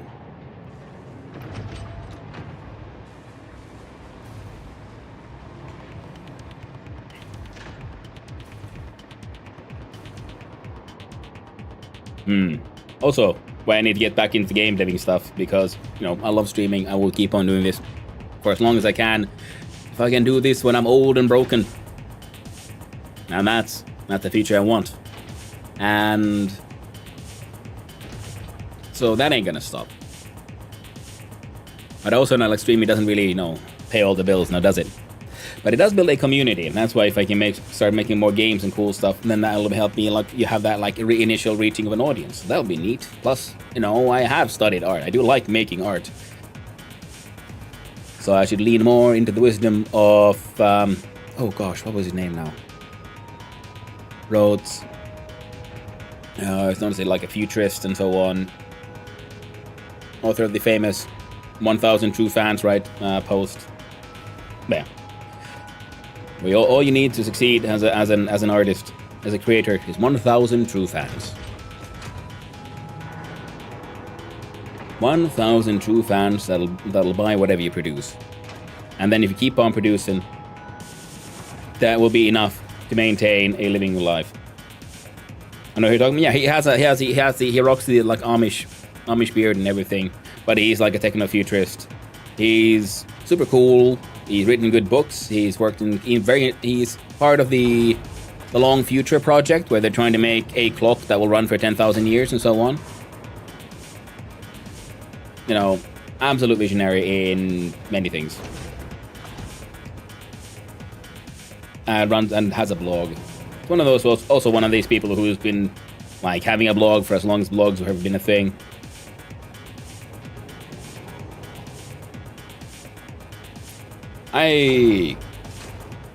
Brain farts. With coming up with the creator economy? Yeah, I think he might be. Yeah, it's... Okay, I'm gonna have to alt tab out now, because now it's annoying me. Let's see if things will explode. Oh.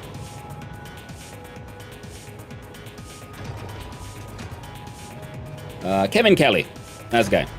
Yeah, co-founder of the Wired magazine, a prolific writer and a speaker on technology, culture, and the future. Also an artist, photographer, creative cool tools, and the inevitable.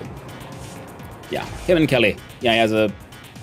If you Google forth... I'm checking out, of course, with DuckDuckGo.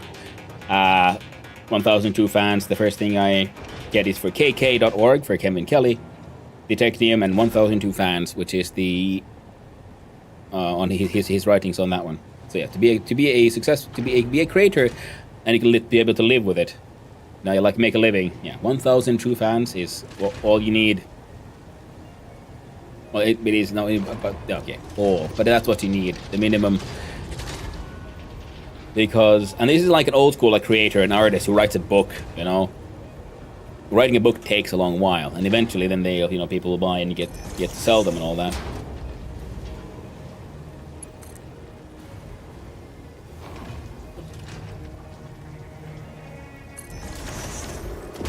Now let's see if we can get this shenanigans to kind of work. Because I'd like to think, at least, that I have done okay with the whole starting to like find an audience and reach an audience here, and it's going okay and it's going better. So now I need to then exactly think about the whole how do we monetize this and all that. So that's kind of what you have to do if you want to keep on doing if I want to keep on doing what I'm doing. It's trying to figure out, well, how do I turn this into a living properly? Okay, I don't need a wall hole here because these make it work. And the question is, do I want to go... Oh, yeah, no. Then we go from here to there to there.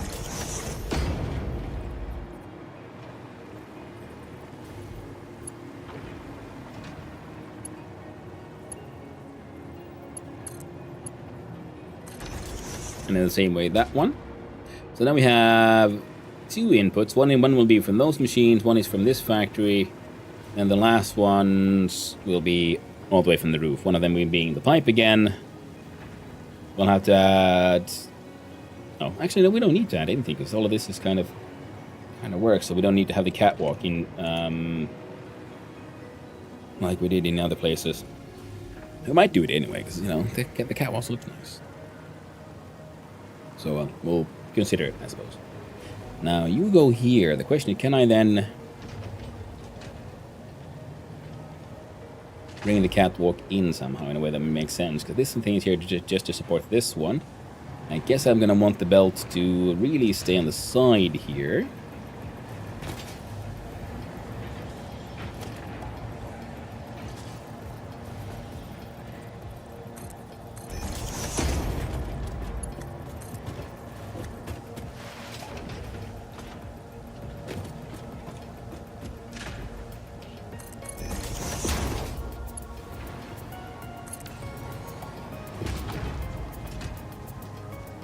Alright, looking good. Hey there, Time Lord. Hope you're doing well. Hope you're having a pleasant day, my friend. Look at this famous streamer. Doing my best, my man. Aren't we all in the end? Yeah, but I think the whole 1,000 true fans is the path I need to go for if I want to be able to live the life I want to live. Also because the 2 streams today was fun. Hey, nice, well done. I can do my 1 a day, and it's like, I mean, sure, it's a relatively long one.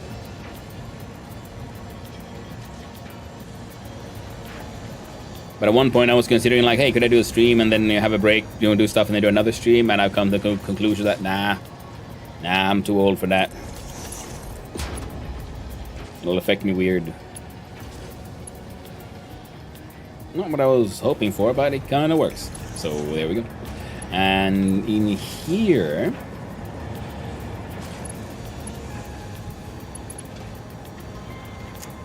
I guess we'll just have to see if I can stick a machine,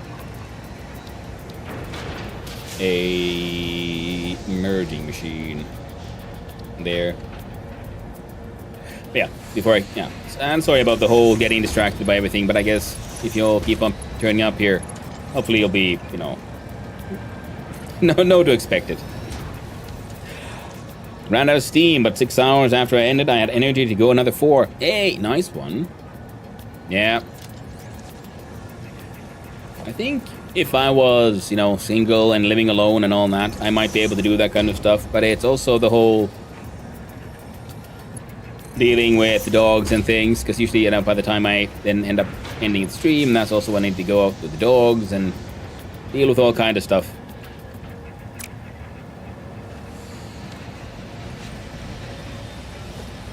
So even if I then did have energy, then there's other things that need to be done, which start getting in the way. Well, in the way. Debatable. There we go. So now they're putting your outputs into this guy. Excellent. To the point where I think I might even have... Yeah, 'cause these aren't used for any building as far as I remember. Just in case. I'll put you there. But I don't think so. Wow. The what? Confused one. Might be useful for you then. Oh yeah.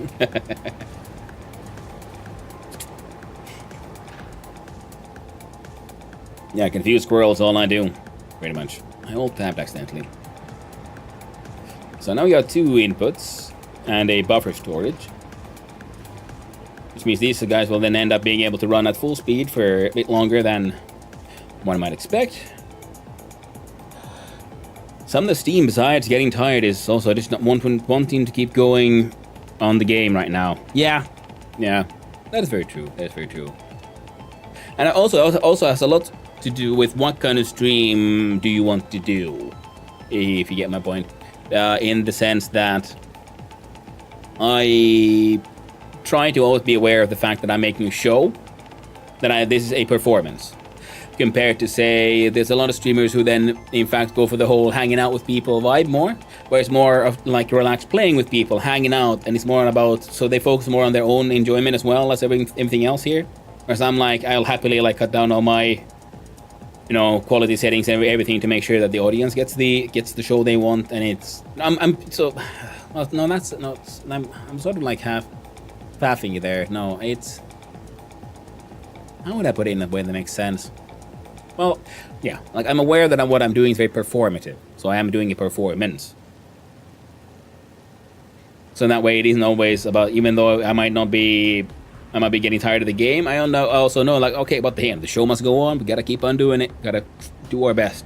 Now sometimes, of course, it is run out of steam, you have to, like, you know what? We're done with this for now, it's... Because it's improv theater that we do here, Sometimes you just gotta admit that, ran out of steam. Can't always force it. In fact, I think one should not be ever kind of force it. But it happens. And the superposition oscillators, we'll have to bring them in via that corner so that they fit between these and come from above. Yeah, okay, yeah. From above that side. Yeah, some of this Steam science is getting tired of balloon, but I was like, I want to do more Zomboid later on, so I might as well go live. Yeah, I did notice when my energy went down, viewers eventually went down, which could also be a cause of not having as many to interact with as well. Oh, absolutely. Yeah, that's why I never look at my viewing numbers until like I'm after done with the streaming. So I will always assume there's someone there, because I do also know that for the show I make, I know that there's a lot of lurkers out there, and they just they have me on in the background. And just, because that's how I watch streams myself. I am a massive lurker. I'm not very active in too many chats. I get active every now and then. But I've found that it is true I find in my behavior, and that's what I consume, I assume it's the same for others. The whole saying of, lurkers make Twitch go round is true. And one actor has said, no audience is worth your life. The show must go on isn't the thing in the actual theater. Oh! Yes. Okay, more than 8 on but yes, but I think they would, that is, do not take it to an extreme, 100%. Yeah, but it is, but you have to go through a little discomfort to get it all to work out. Because, it's more like, I think it's more what I'm referring to is more of an, like, attitude thing, like, it's not about me, it's about the audience. And I like that. That's also a thing. I enjoy doing it the way I do. Doesn't work for everyone, and that's fine. Everyone should do it their own way. That checked after? Yeah. I notice the same. I do 8-hour streams. It is very often that I have, like, there's a bump, and then it starts, like, falling off a bit, because I get tired, and I am not quite as talkative. Because it's easier to, like, just make your own stuff, your own energy, to keep happy while you still have the energy. But every now and then, the chat themselves starts getting more active, and then and there's more interaction that way. So yeah, practice makes perfect. Still learning, still doing my best here. How do I get this power from there to here in a sense that way? In a way that makes, like, neat sense. Well, I guess we could do this. And let's see, we go. So 8 is 2. It'll be at 12. Because everything is like 4 meters tall. And then we should be hitting exactly that one. And if we change it out into an H-beam, H-beam. Whack. There. I like to sit and have a good stream on my second screen and play on the other. Yeah, Zorix, I do the same thing. In the morning, I drink coffee. There's a few people I chat with, and then there's a lot of streams I just have on in the background while I do other things, or and also because I've realized it's similar to how I like to use classical music when I need to focus. Having a bunch of streams on at the same time, so they talk over each other, somehow creates a sort of very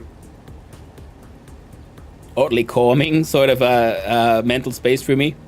Because it takes enough of the attention away, but not so it's not so attention grabbing that I really pay attention to it unless something happened that like grabs me. But usually it's enough of a background chatter essentially that helps me then remain focused on what I should be doing mostly. One of those ADHD tricks you have to do, just keep on learning and keep on doing your best. At least for me.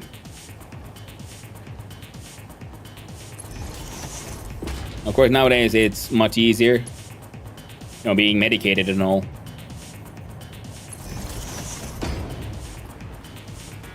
But, creative use of music and things that can steal a little bit of your attention have always been important, for me at least. Yeah, I like that. So we're here and go up by 12. Change over to the H-beam, and we go there.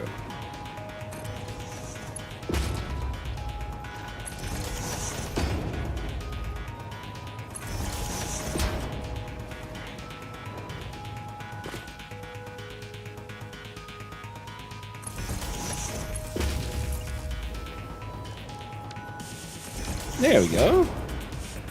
Alright, so now these two should be getting power. Yep, and they're filling up on the processors. Wirelessly low laser power transfer. Yeah.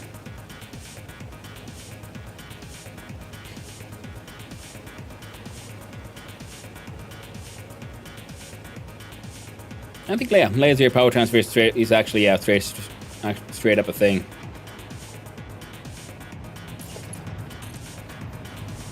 Oh. I'm okay with that interaction.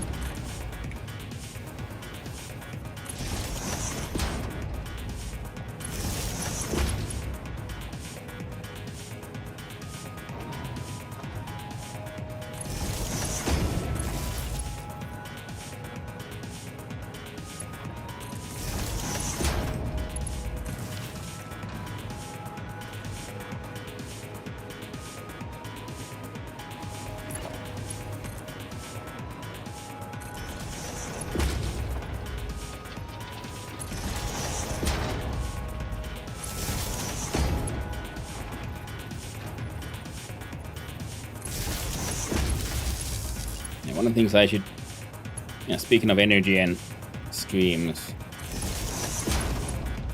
I really need to learn to just have normal breaks more often. Because every now and then I have a stream and then we actually have to have a longer break and go walk the dogs midstream, because sometimes that'll happen. I realize that I end up having so much more energy afterwards, and then and that's when and I end up doing those 10-hour streams accidentally and so on. Working on my support pillars for my train, I must say. Ooh, nice. All kinds of wireless power transfer methods. Yeah, everything from radio waves, microwaves, laser, infrared. Now, the light-based ones are just interesting because you can have sort of like zero, in theory at least, zero weight power loss between point A and B. But then, transferring that back into energy, I don't know if that's always the most efficient. And then things like, your toothbrush, so on, because it goes on a stand. At least mine is the one that goes on the stand. It's all plastic. There's no metal connection, and the charging happens wirelessly through there. But I think that's radio waves or magnetic fields. I can't remember. Yeah, really, but then they have a really short range, but they work just fine. Yeah, I think laser has the best potential for like really long range ones, because the laser is a very tight beam, so there's less sort of power loss per distance compared to radio waves and so on, which will propagate and spread out. And magnetic waves are, by their nature, sort of compact. Inductive, yes, 100%. And it's a magnetic field, basically. It works like a transformer. Robots in these guys.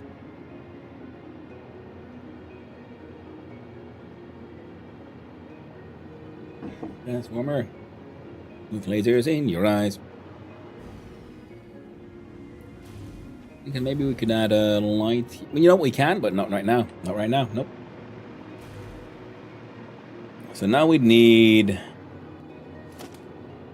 the final ingredients, and they both need a rooftop. One of them will be a drone. Now, 2 drones to feed into these two. I need these 6. And that way as well, because there's 2 levels, so that means we need 50 and 50. So we can have a elevator belt go all the way down with a splitter right in front of that one. And then the next one goes down here.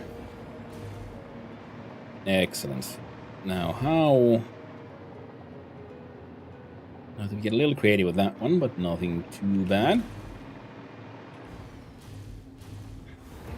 Let's do this as a placeholder. Oh, yeah, then that'll be perfect, actually.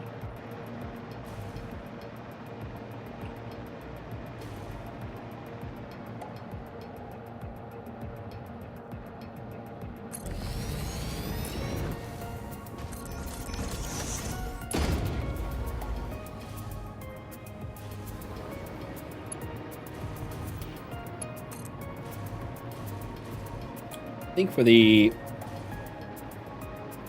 gonna do the same thing here we did with the others. Ooh, would you look at that? Accidentally perfect height. Where we'll put in the sort of like floor holes afterwards. So they're like there cosmetically, but they don't actually mess with the mechanics of the elevator at all. And this would mean jump, split.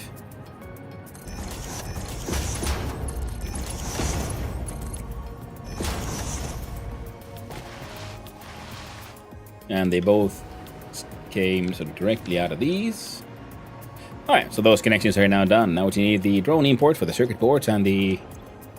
let's probably make sure they have the correct recipe. We are doing the magnetic field generator, so we need to bring in some versatile frameworks and electromagnetic control rods. Yeah, then the question was, do we bring them both via drone, or one via drone and one via truck? Because either way, we're going to have a lift from the road height. You can have it go along the wall here to bring up batteries for the drone. And at the same time, we could have then a truck stop bringing in the versatile frameworks from there via truck. And we bring those up here, and then they go down through one of these tubes. And that'll be fine. I think that could work. Right now... so speaking of breaks, I need to have a toilet break. So I'm going to leave you all to enjoy these tunes and watch these things kind of spin. So I'll be right back. Need to take a little bay break. See you soon, friendos.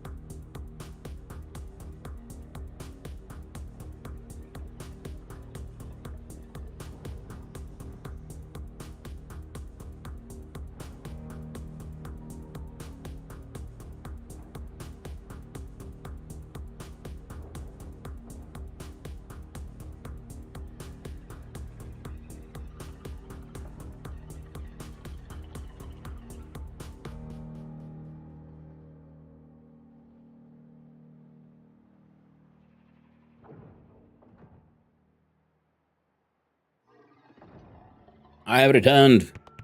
Hello, friends. Hello there, Black Mind. Hope you're doing well. Nice seeing you around, Kendo. There we go. So, wham. I've been staring at this. All this horrifying, horrible Z fighting. I'll fix that.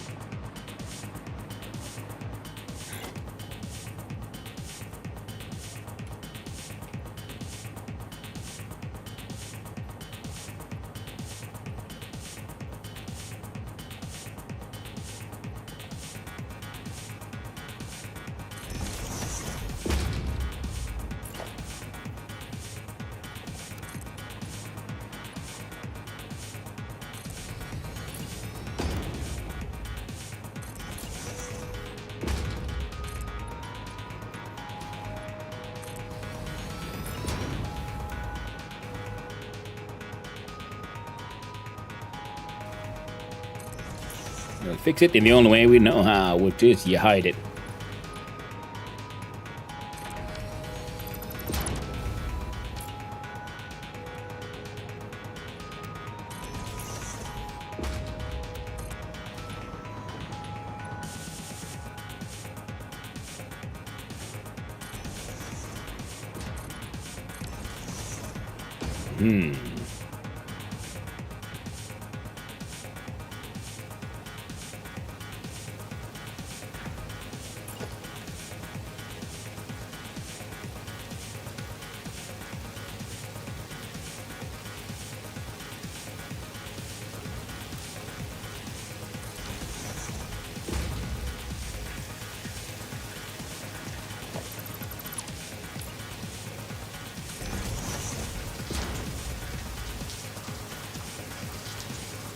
The Z fighting is still there, but it's very much more difficult to see.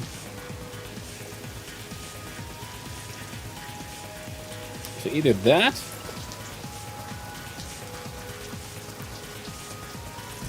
or that.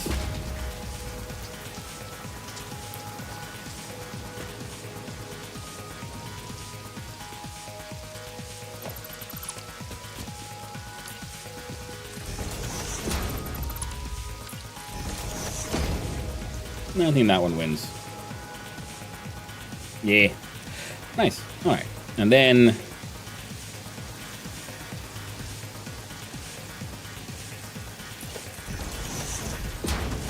we can do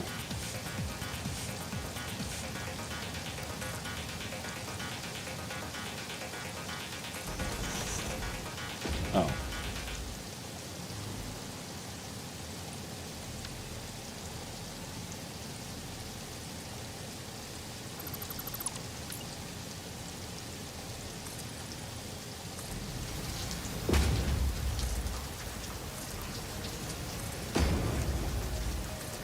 Do it that way.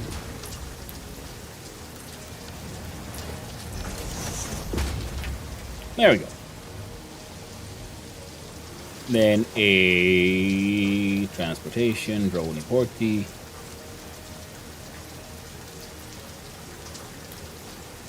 So, do we want it?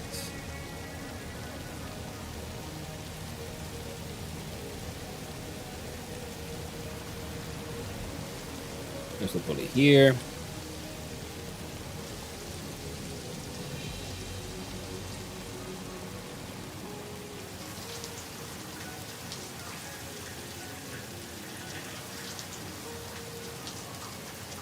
All right. Fair enough.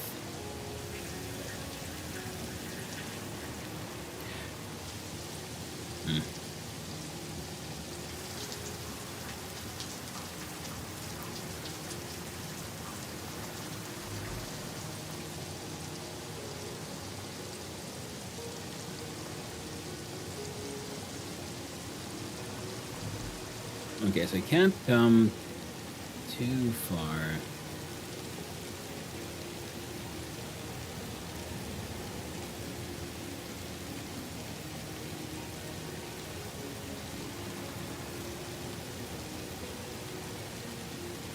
Alright. How about like this?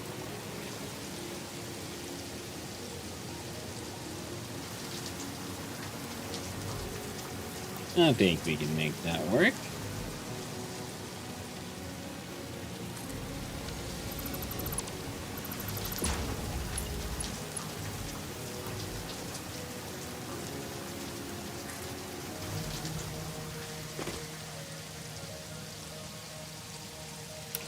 fucking knew it.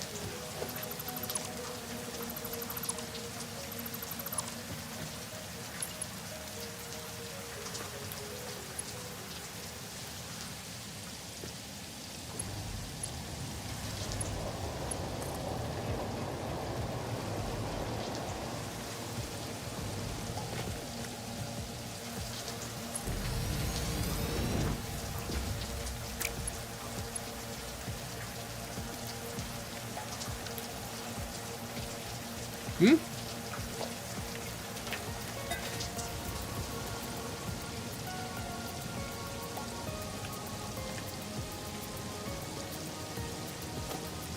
Why my number key's not doing anything right now?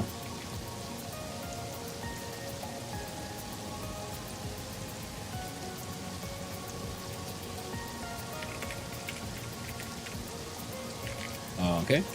Give me a sec. Oh, they work just fine outside of the game. It's 1, 2, 3, does nothing.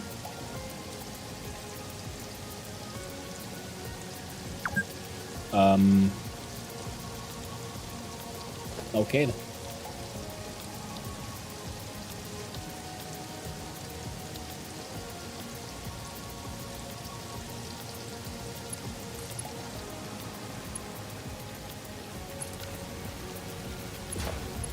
And now they work. Alright. Well, better late than never, I guess.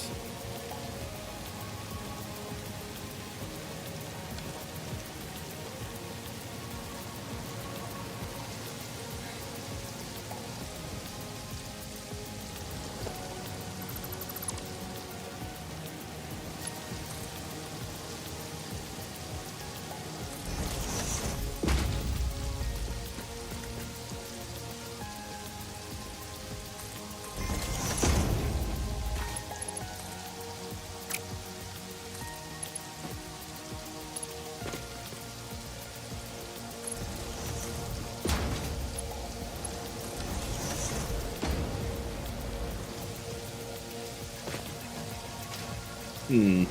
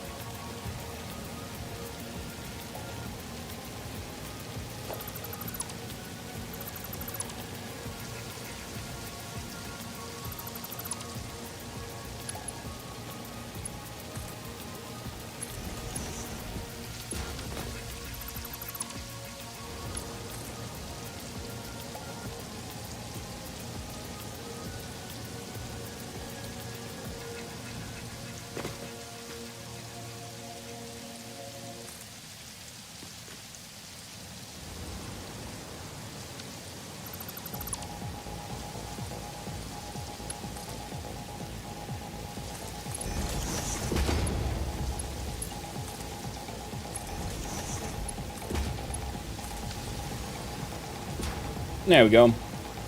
That'll fix that then. A little awkward. But nothing too bad.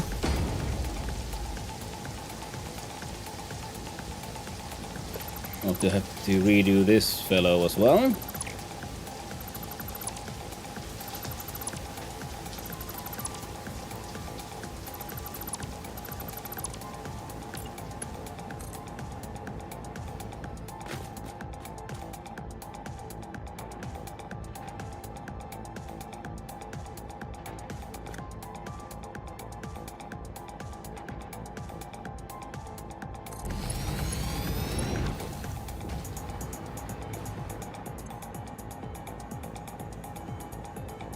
Luca, Quantum.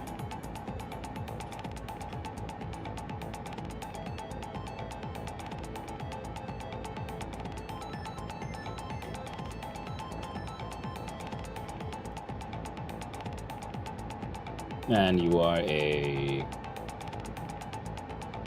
EM cont rod import.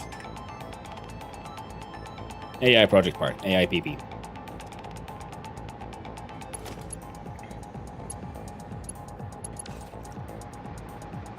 Should be, well, self-explanatory, right? And then we still needed the production of a converter.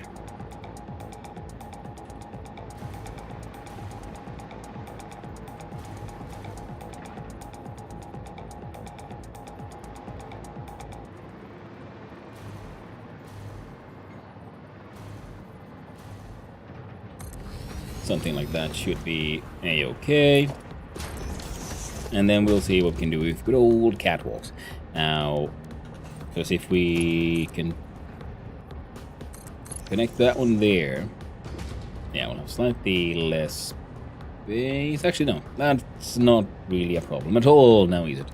Well, let's have a look at the good old catwalks anyway. So if we add a catwalk stairs there, then we can have a catwalk go straight to the front, takes a right, goes up, X, el gente.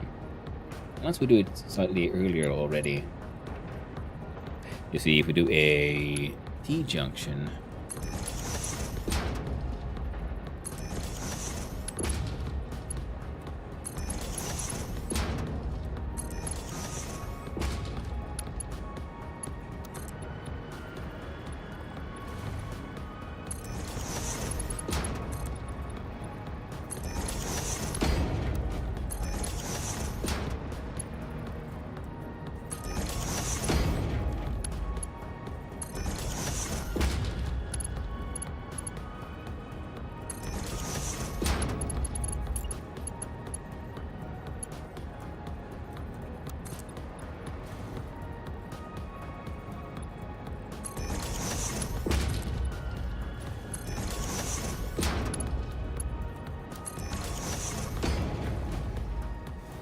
that's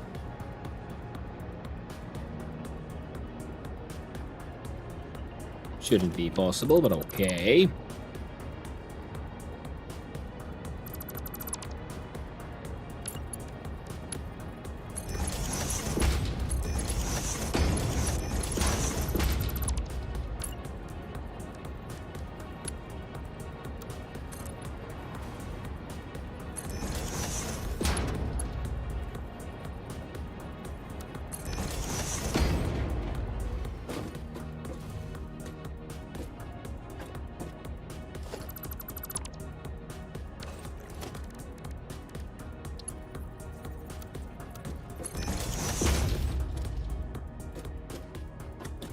I think we can leave it there, it'll be less noticeable. Oh.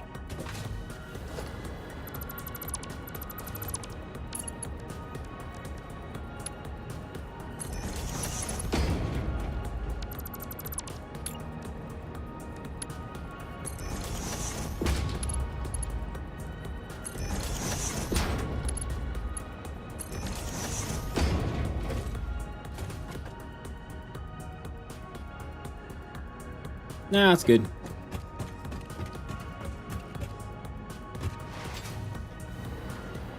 Excellent. So now we got a nice little catwalk connection all over the place, which means we bring in the power.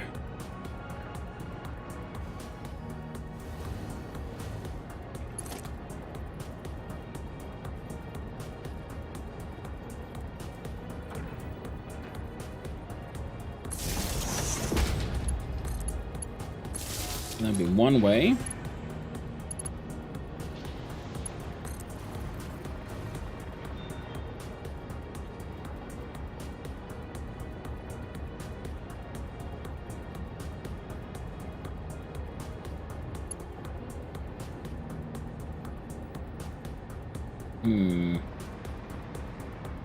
I was kind of thinking we connected this guy here, then down there, and all the way around.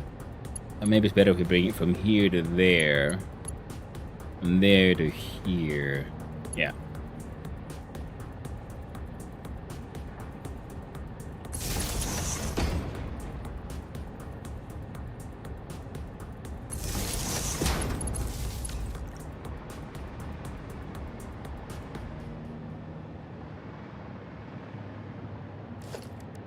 Then we can look at our architecture and we find, yeah, guessed it, we find some nice round concrete pillars.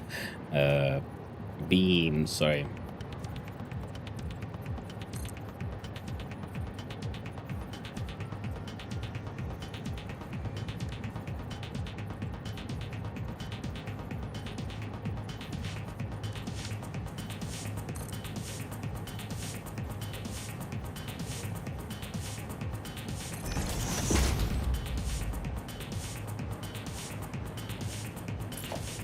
I guess we're going with a metal beam.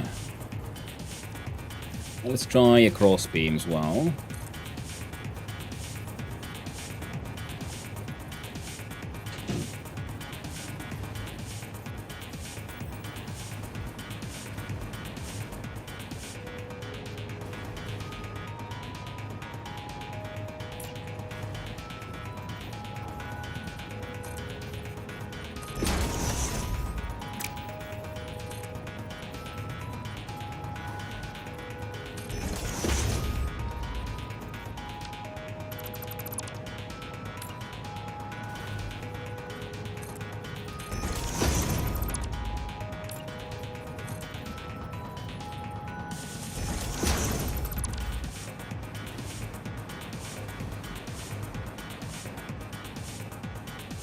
Not perfect, but it'll have to do for now. Most importantly, we got these here up and running. You're producing 200 a minute to that.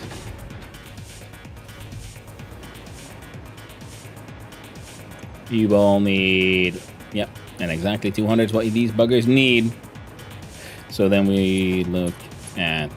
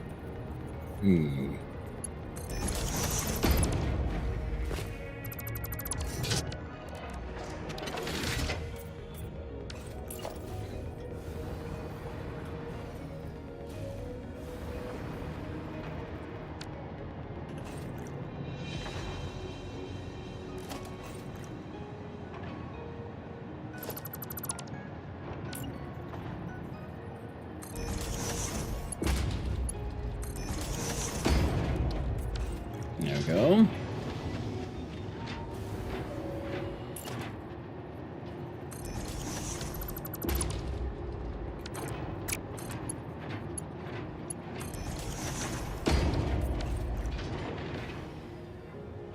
There we go.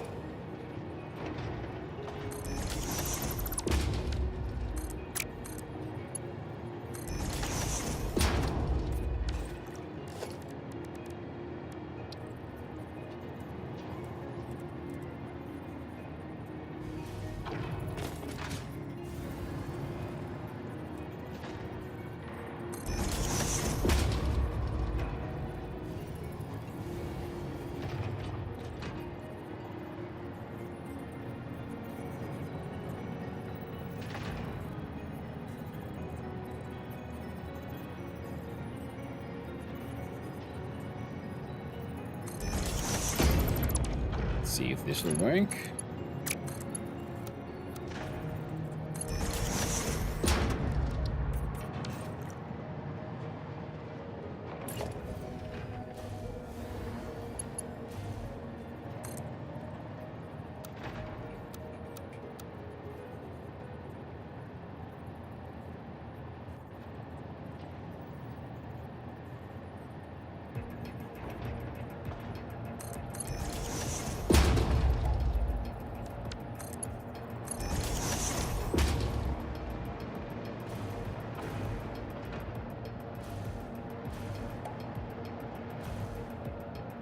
Alright. Now they're getting filled up with the excited photonic matter. We'll see about getting these buggers filled up so they can keep on running. To do that, you are an importer. As an importer, you do in fact need a drone. If we have any fun color schemes. Not really for the AI limiter, to be honest.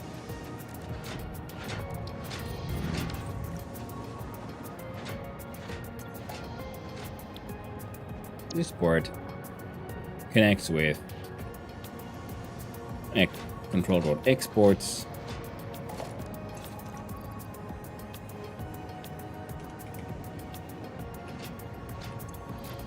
Have some trace and batteries. Good old Swedish colors, also Ukrainian colors. Many colors, actually. Hello there, Knap Store. How you doing? I'm doing okay. Hope your Sunday is starting out well, my friend. There's been some updates to make things, you know, better in Satisfactory, which are making things kind of worse in Satisfactory, but hey, that's the nature of the game, I guess. Swedish, I was summoned. Hello there, Alex the Wallaby. Our colors, it's very true.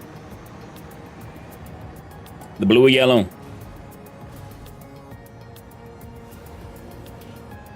Colors of the full-blown Juhaze, son.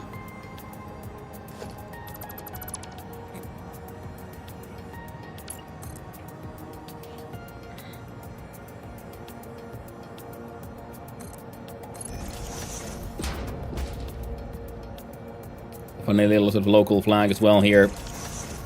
As you can see, it's considered like a semi like Finn-Swede flag, which is combines the colors and adds in a. Let's see here. Wham.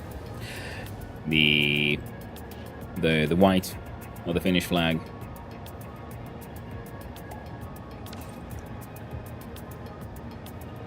Ah.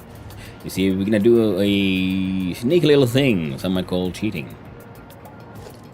But I will call winning. Which is in fact we slap down the frame floor. We smoothly put this way, and then we... I was hoping we could make that work. It will stick through the... through there. Oh no. Gosh darn it. Whoops, I did it again. There we go, start again.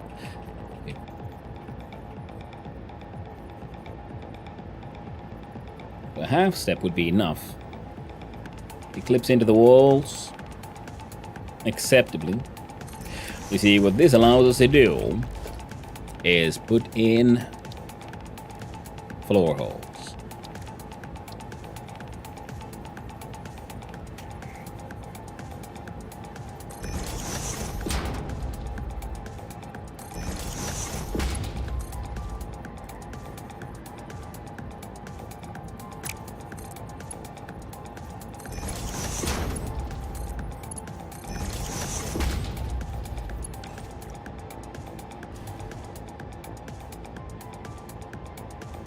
And we use the same trick all the way down here.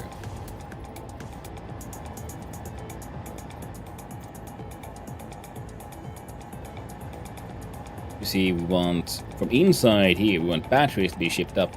And then, or...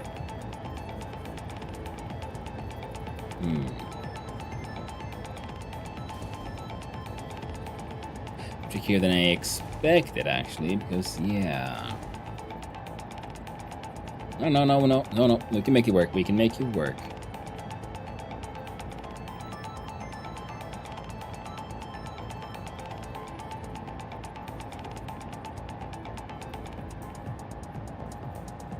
There we go. Just touching.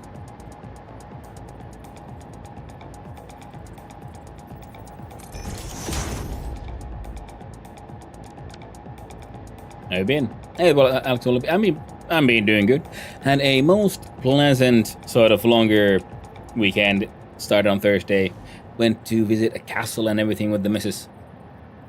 One that is relatively close by to where I live, so it felt silly that I hadn't been there before. Especially because I lived like 4 years in its kind of vicinity, studying goldsmithing back in the day.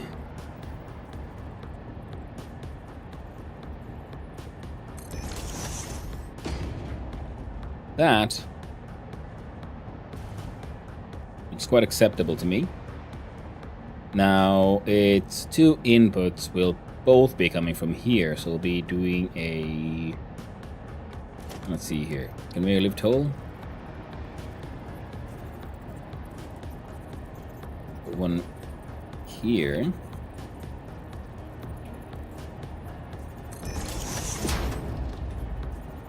Half step in, full step to the right.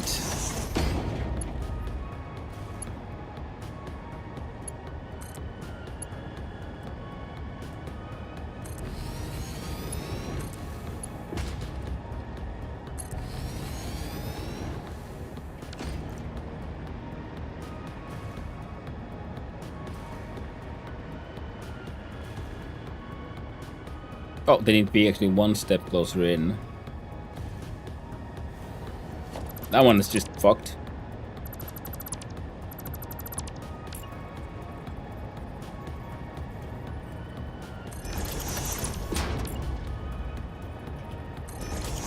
And we'll try again.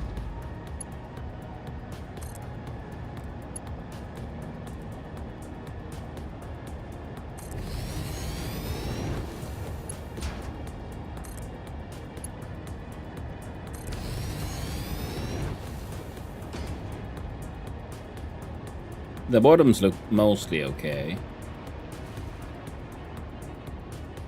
This thing is still like slightly off, but I don't understand. Well, I guess the answer is, you know, just don't look too close and it's all okay. Can't see it, it can't hurt you, and all that. Yeah, yeah. Finally upgraded my plastic storage buffer for 6 industrial storage containers. Nice.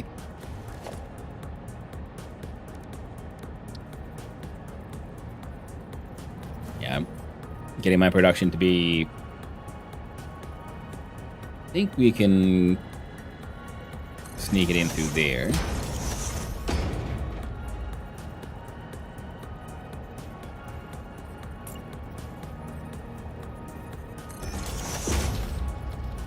And this one might be a little on the tricky side.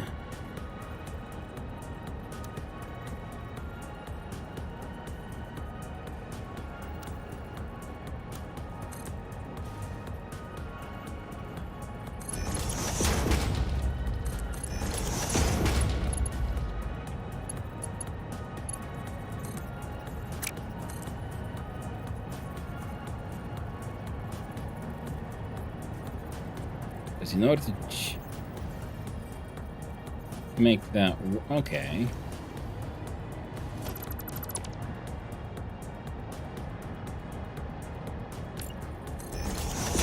Actually,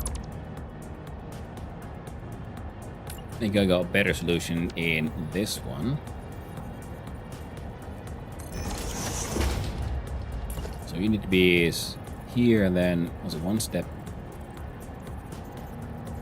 this way.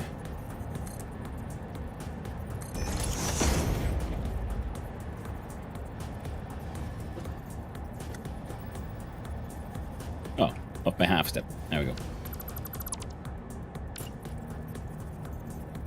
Half step to the left.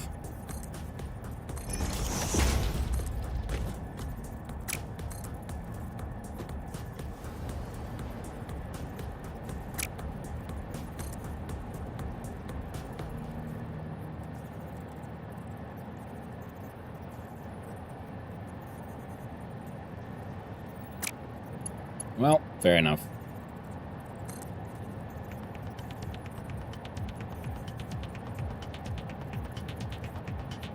So as close as we can get.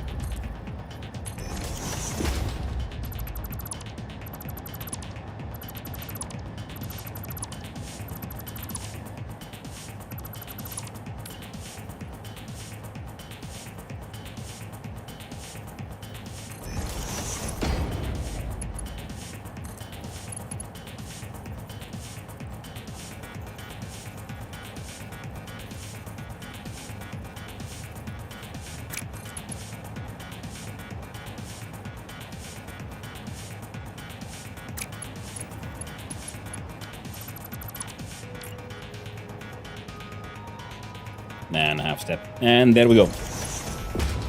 Can't see it, it can't hurt you. Landmines and ninjas are in shambles at this news. It's very true.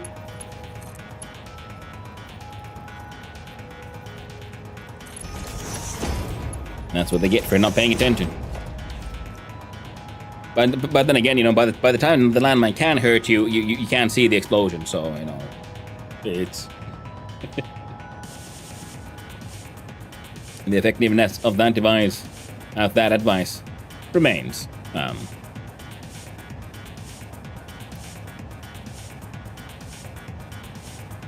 Situational. Alright, well these looks like they should kind of work. And then with the way of setting it up, the one on the right should be getting batteries.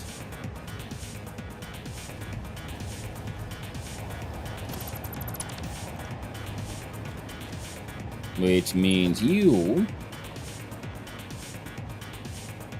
go there for now.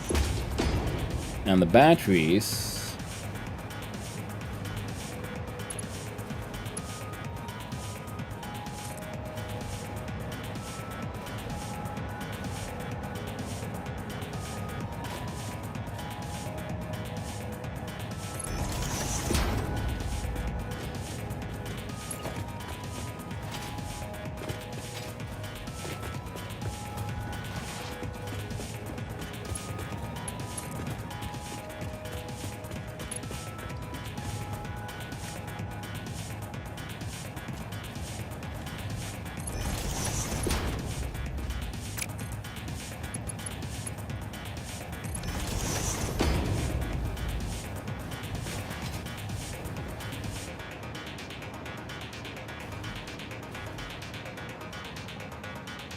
Excellent.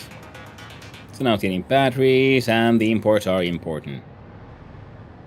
Now, the way they should. Means we need 2 more truck stops now.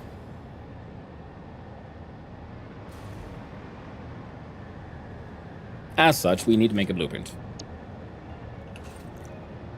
Wait, do I have a couple, not enough to make too much of a difference.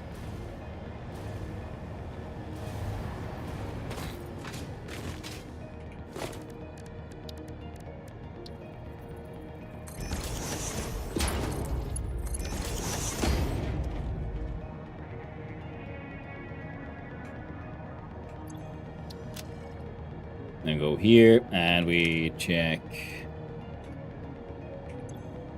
Got tämä kokko, check this shit out. There we go. Then we do that for a wee bit. And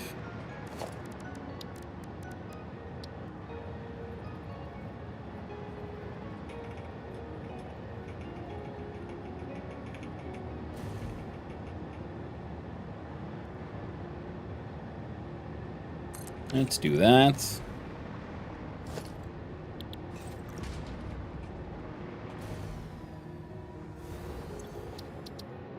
Let's load a blueprint.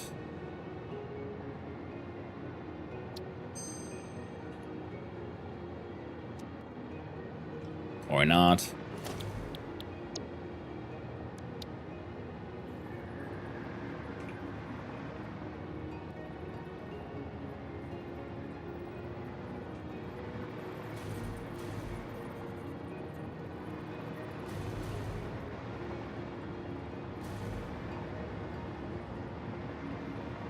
So this would be your true center.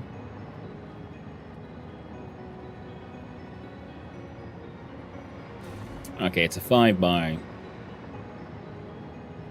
rather than a 6 by.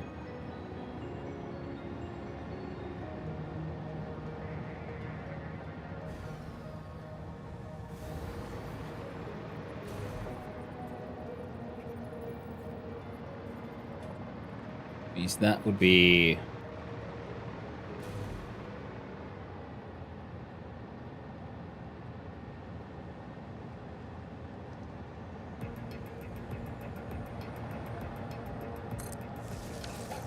alright. I know Sons of 6 executable is named Java.exe. Oh no! Oh, the horrors. Oh. Look, my username has been Bad idea, fairy, for several occasions. I like it. The bad idea fairy visits me far too often.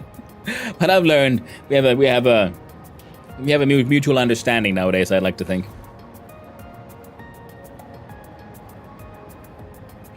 Okay, we'll start with one thing that needs to be done, which is we'll just have to get this guy in the middle.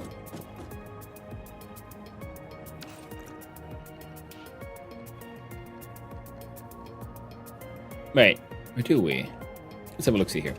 Because your middle would be in between things, and if we want this to properly...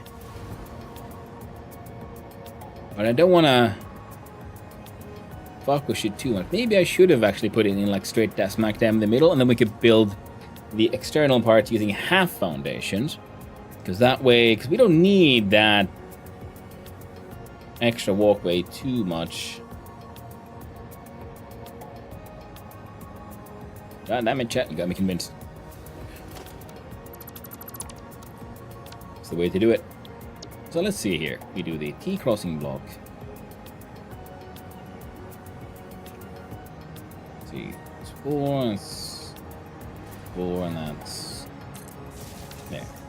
Because now the blueprint itself should still also be sort of centered, similar to this one if we add them, you know, half to half. Of course, it'll be crossing over here with like a halfer, but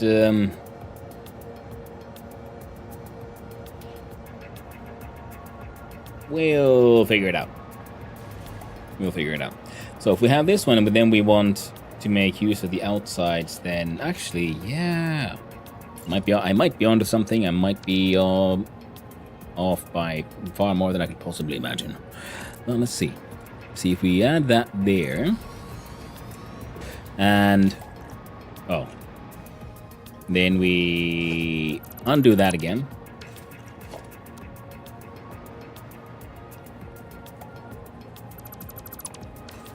Then we try it one more time. Because I can't have a halfer here where it's supposed to connect with the roads. So that'll have to be all the way down, right? And then we'll have a half foundation left, right, and then a full foundation here at the end, which is a-okay. Because it'll kind of have to be. Jump into number 7, push the wrong button. We try it again, and we find from here the 2-meter half foundation. And we swoopity zoop it over there, all the way there. And all the way here. I go here, double check, did I make it the correct way around? And I say that is quite acceptable. That is what OBS sees, at least. It's time for the pig fortress. See you later, Sandal. That's off and Hey, thank you for hanging out, Knopstar. Really appreciate it. And if anyone you, so you can see mentioned the OBS. If anyone is interested in seeing some nice Songs of Six content, you should go check out Knopstar. Another fellow streamer, excellent entertainer, generally cool dude, and plays a lot of cool games like Songs of Six, Oceanauts, a lot of Dwarf Fortress, and in general, you know, does cool stuff. A fellow Nordic, though Swede, but I am a Mjefin. Tell them to leave, well, I mean, you know, you can do what you want. You can stay here if you like. I'd appreciate it. But if you want to open a second tab for some extra content, then you should go check out a good old Knupzor. Why only watch one streamer when you can watch more?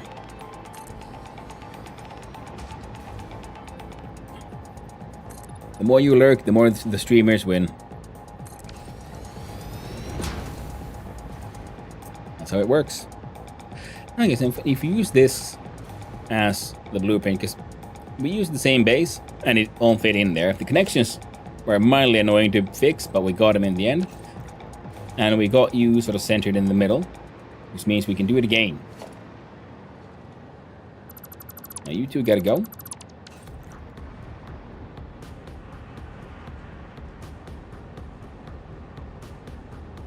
Oh, that was a mistake, but okay. We'll just have to live with it. Check out under transport, we find the good old, sweet, lovely, delicious thing. The truck station. There we go. I don't have any fluid truck stations, but I kind of want them at some point.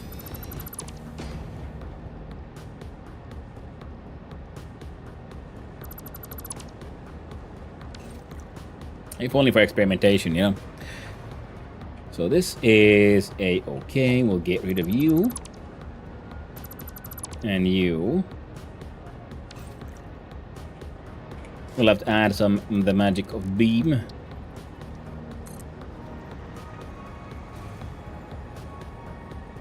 We have step into the ground.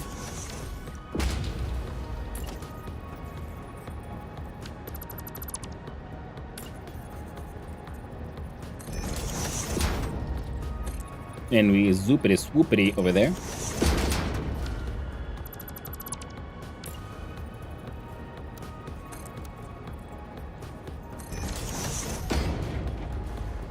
Muy bien.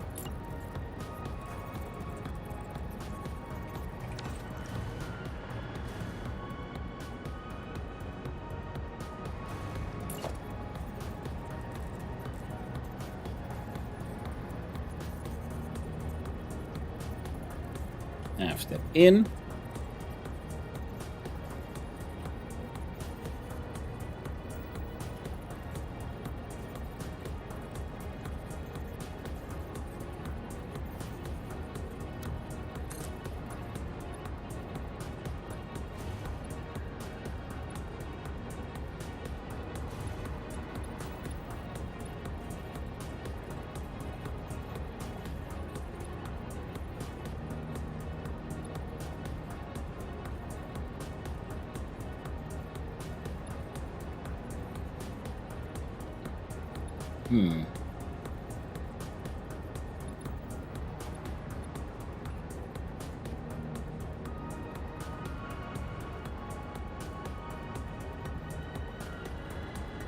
I don't know if I want this as like a full wall, so we'll do that.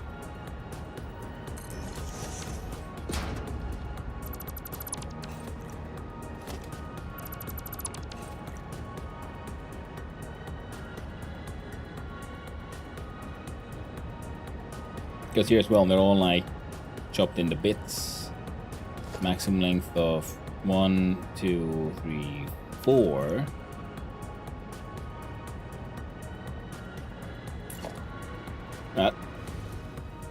We'll try it again on this side and see how it works. So first we put down the beam that is painted, upon which we apply the label of destiny. Zoop it all the way across. Remove the beam of paints.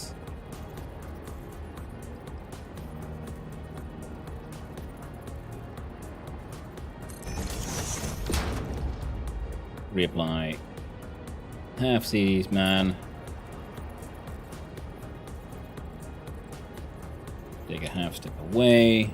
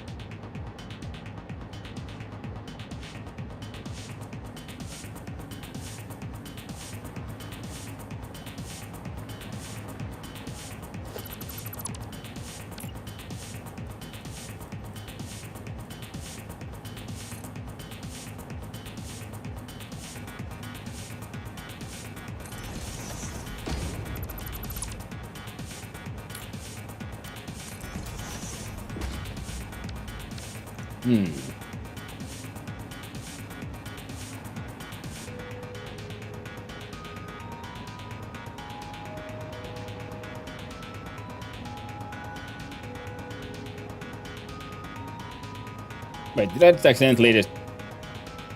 I did.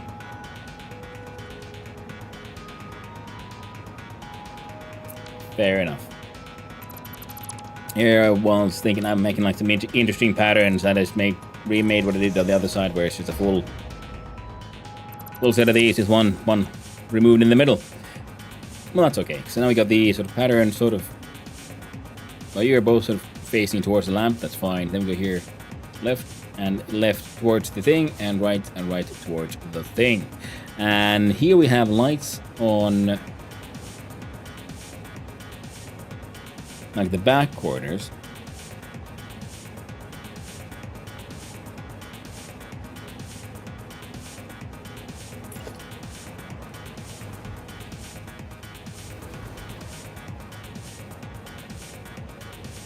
I wonder if I should try to redo that corner here.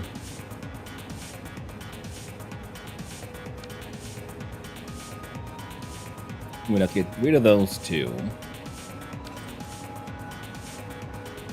Now, I like the shape here, how it like expands towards the end, rather than being a sort of bubble kind of shape.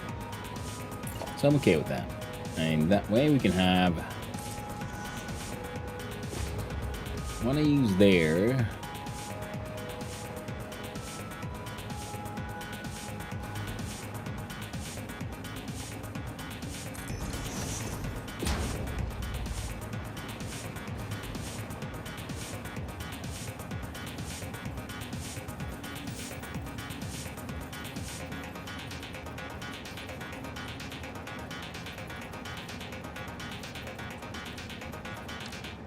Nah, I'm okay with that.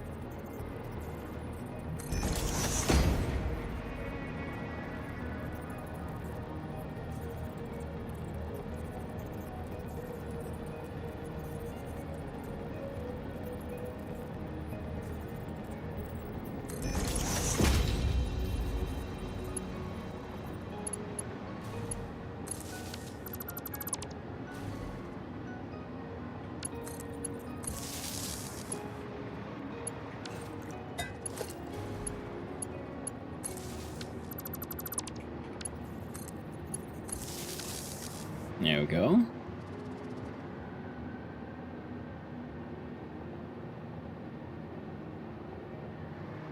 Now looks like it'll get the job done. And we would then need a floor hole. Right about there.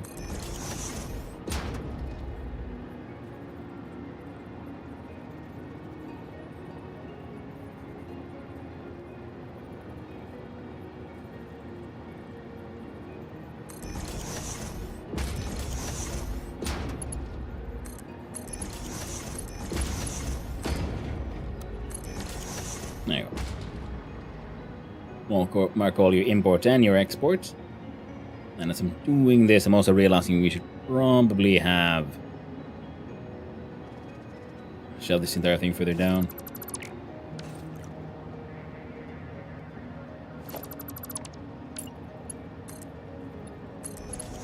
I think we can still do it. Oh.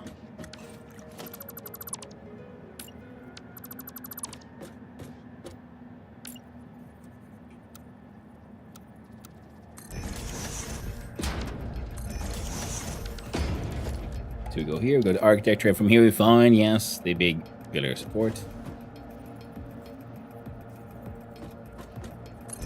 There we go.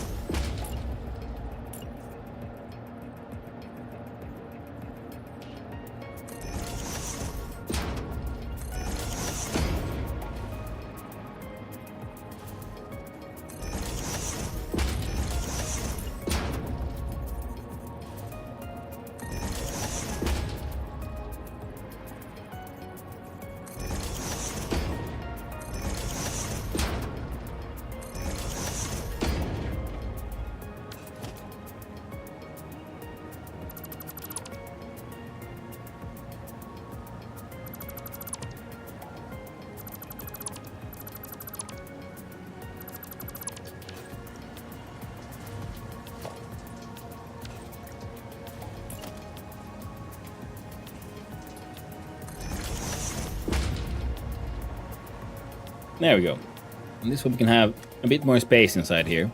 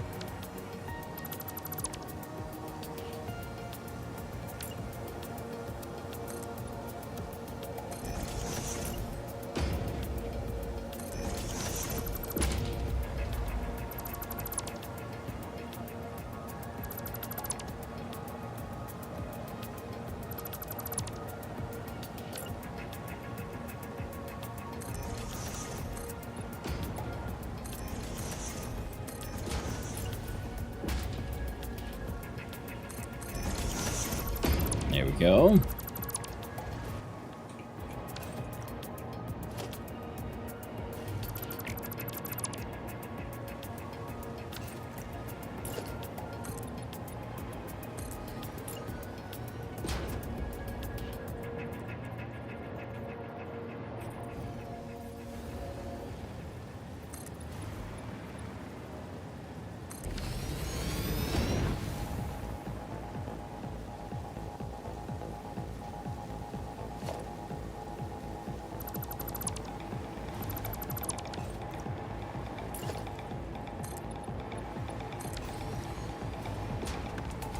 Alright.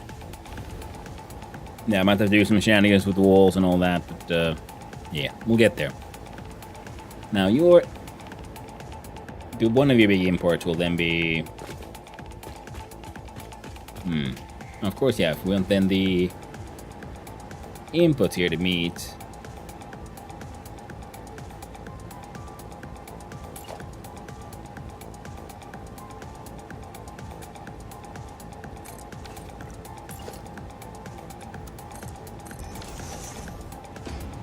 Still means that the actual road connection will happen there.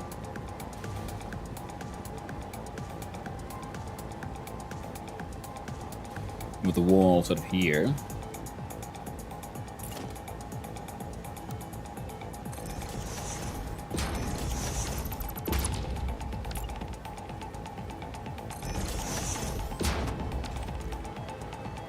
And you... So we can't actually get rid of all of it. Because we want them to like match into the existing stuff. Which means, yeah, this row of things will be here.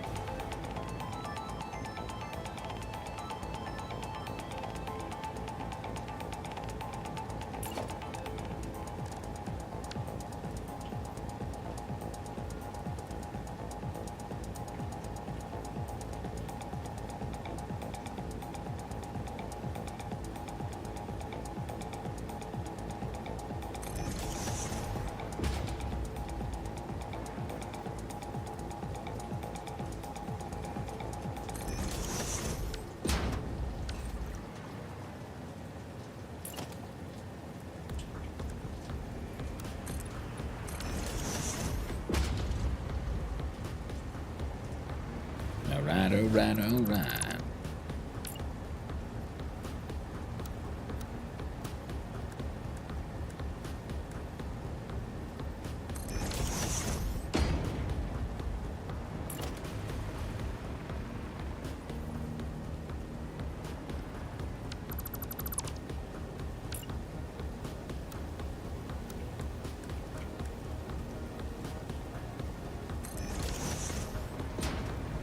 Alright, so now the sort of interaction level sort of figured out. So normally this would be a flat wall. We'll have to put in something. We'll figure that out when we get there and all that. And here...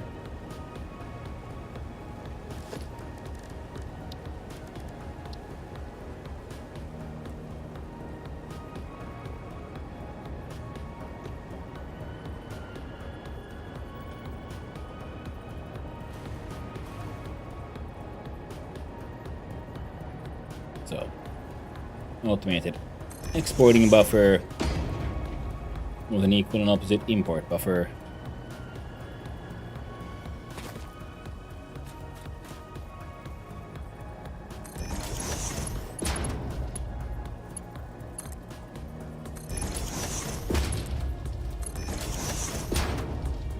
There we go.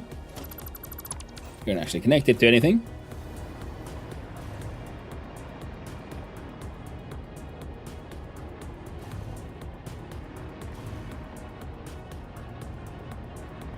And then we have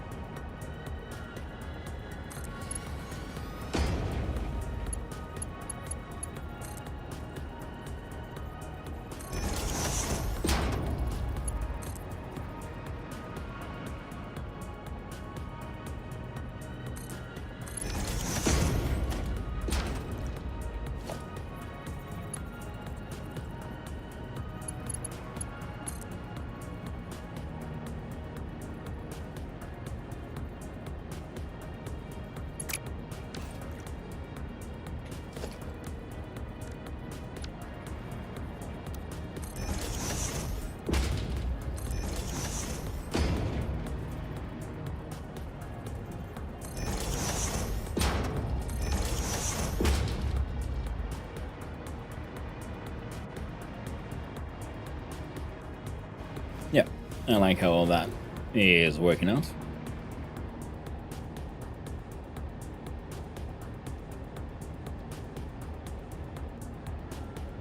Not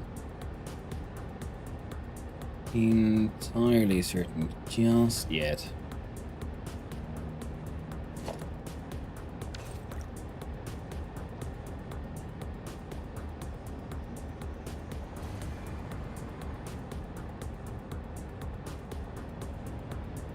Think like inverted walls or something, but yet none of that actually fits here. So we could just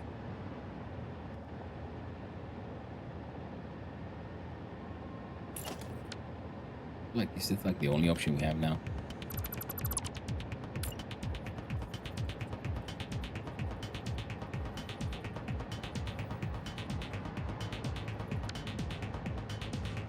We get rid of these two as well. These tiny ones.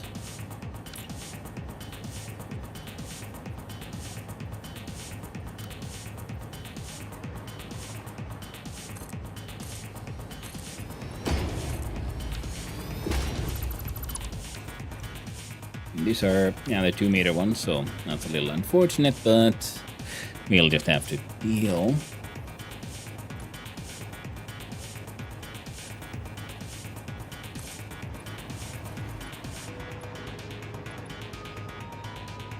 So that's one way of putting them.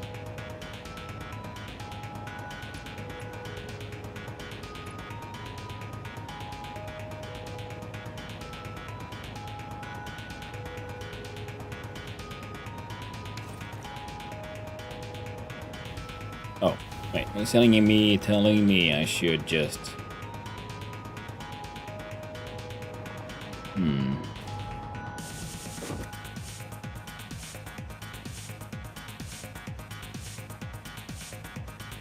You see, we can move all of these over by like half foundation to one side, and then we can have a nice sort of even structure that way around, but I'm not sure if that's the way to go.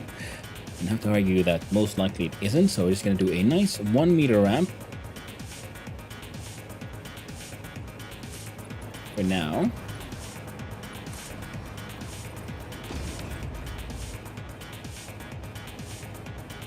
The other option is to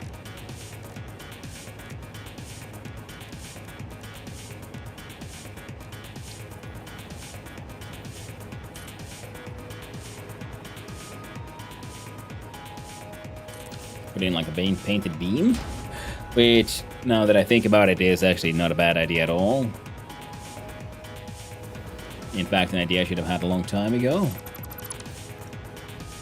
Looking at you from the inside, you also look okay, so we wouldn't need this here. The incline, but then again, the incline on the inside also is looking kind of acceptable. So I think we can do some shenanigans, hide stuff on the inside.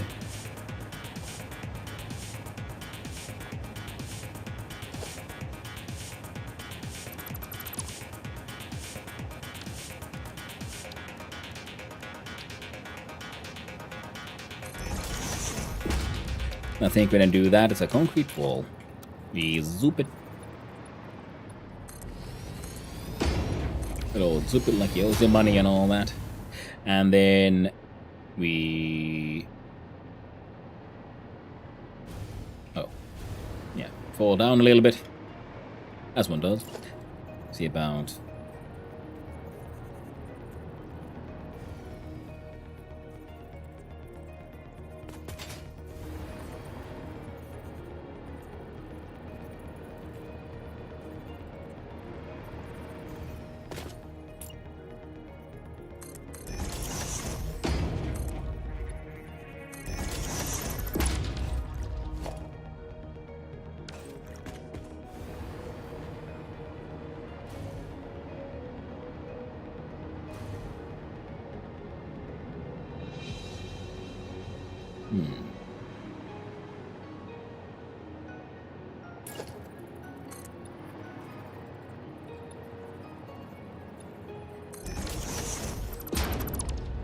Now that would be one way of dealing with it.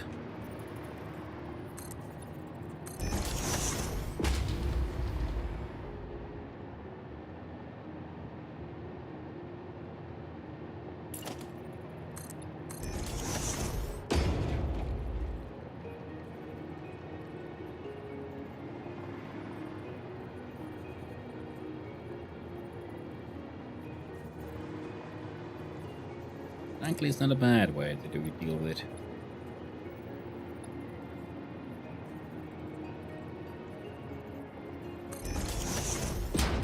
You see, then we look at the good old inverted ramps, eh?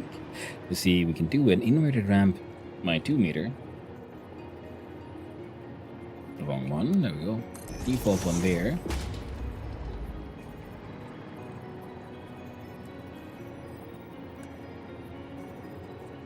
.4 meter, and then the 1 meter.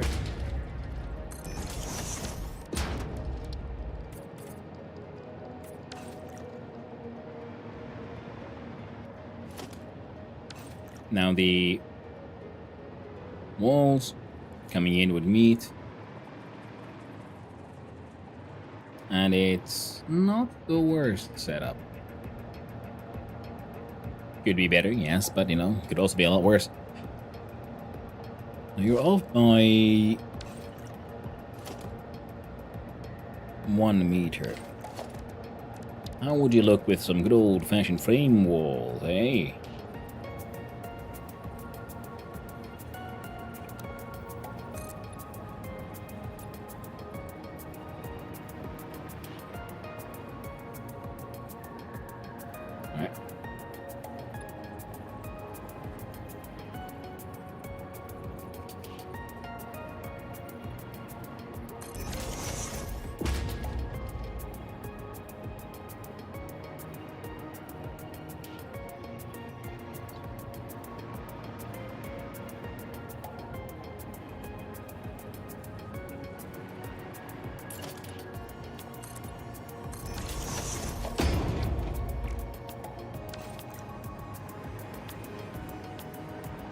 Those would work. Not completely convinced by these, but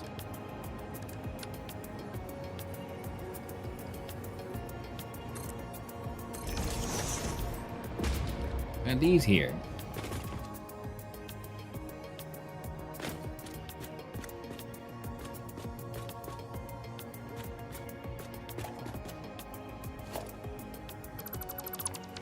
I mean, sure, we could fill it up with, you know, foundation, hide it that way, but not entirely convinced.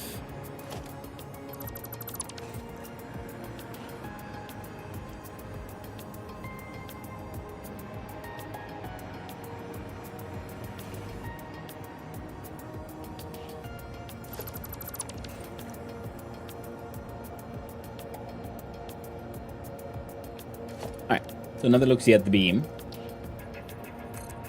Ultimately, I did like it. And then we... There we go. Back to here. And then we can fit...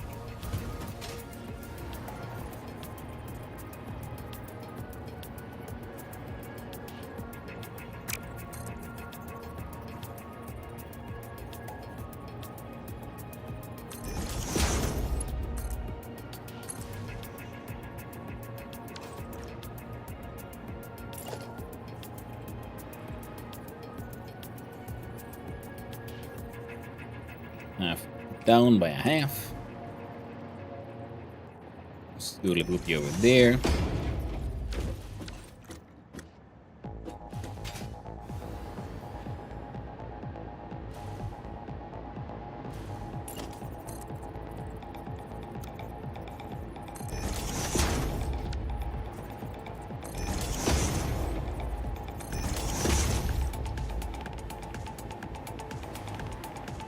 All right, excellent.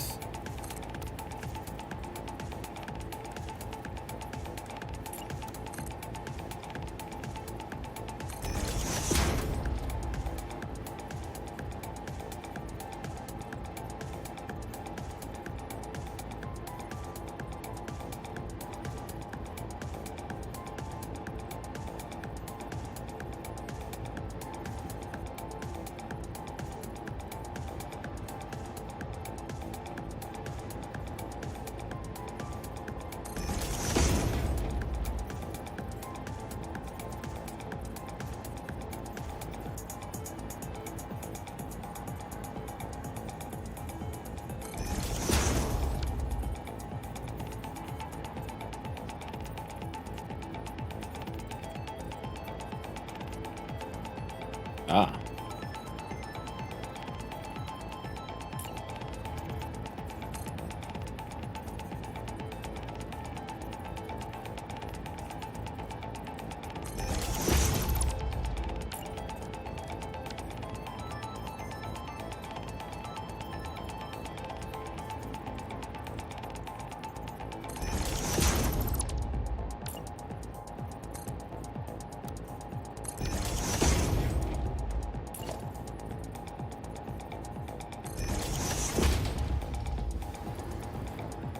There we go.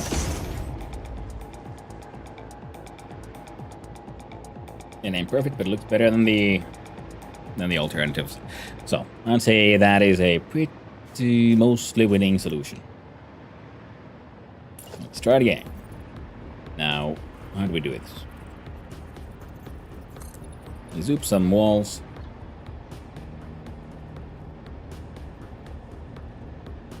You need to take a half step down.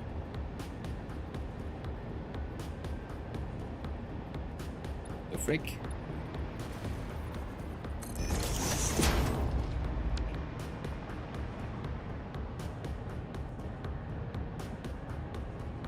There you go. Go two. And the next ones are...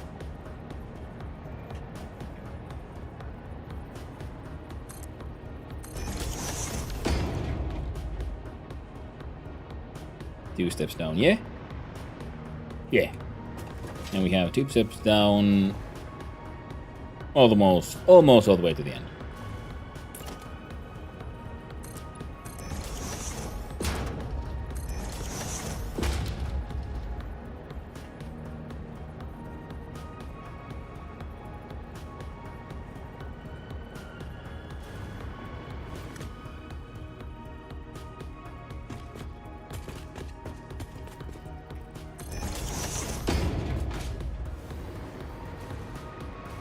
Nothing untoward, just sticking out from the top. And then we find invader ramp times 2.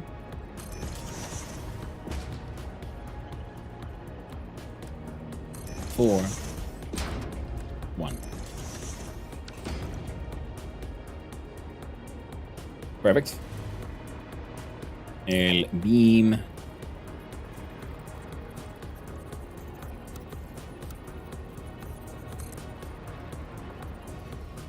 El diagonal goes there.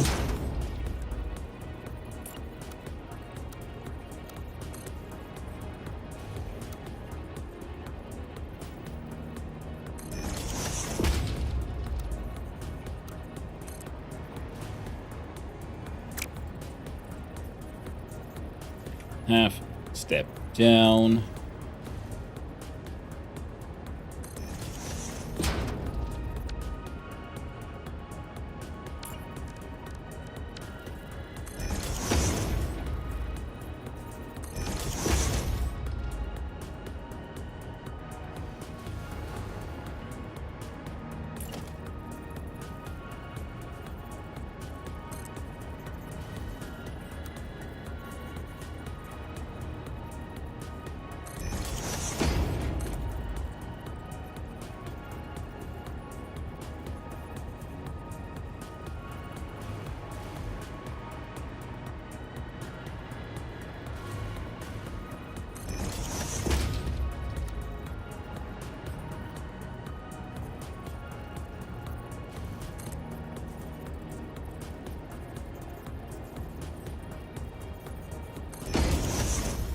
There we heckin'. Ah. Come on.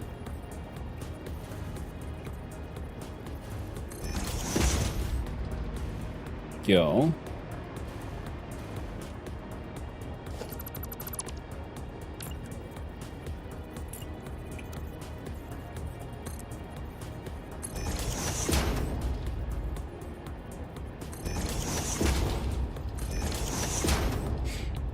Do you know if you can divide a four-way intersection for trains into quarters and have it work when placed in your blueprints?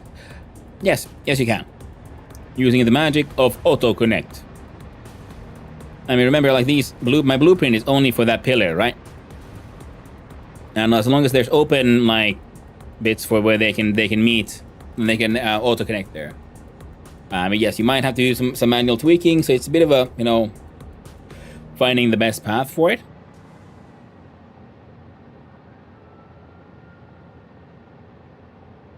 And especially if you have a four-way intersection that is like, see, if you're not doing your, like, the roundabouts like I do. So let's look at this corner. So this entire corner could probably be 100%, yeah, I could make this into a blueprint where you have, like, say, one bit goes straight ahead, one bit goes, no, it's not diagonally, but, like, in cross, and then there's a turn. And then if I have one of those pieces, then I can rotate it 4 ways, and that should make a 4-way intersection. Now I want to try it out. So I'd say we have now decorated, we have truck of stop.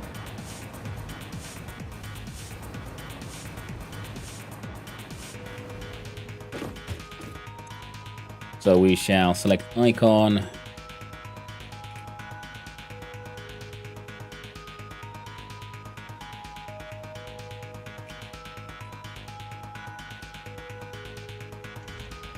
Select.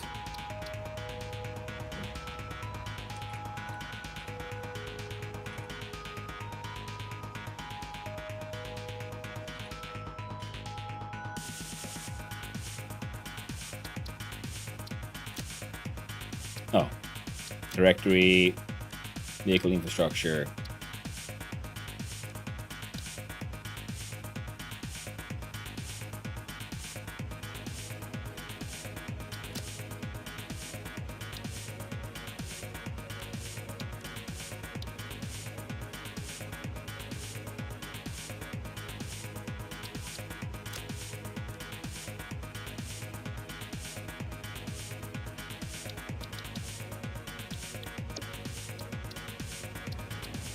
Set directory, vehicle infrastructure. How do I set it now?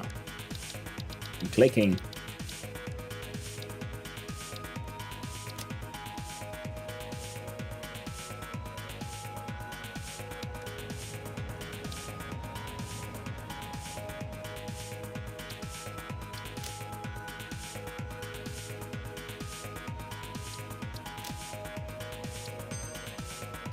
Alright, got blueprints. Edit.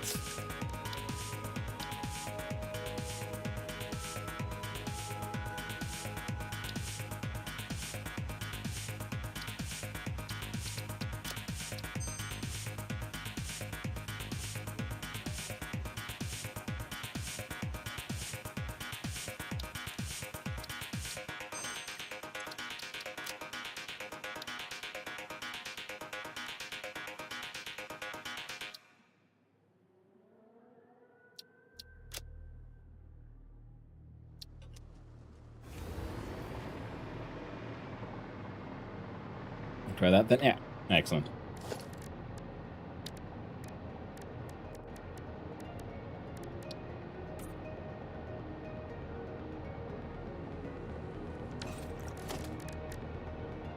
Gotta finish the patterns and the roads, and then we'll do the experiment.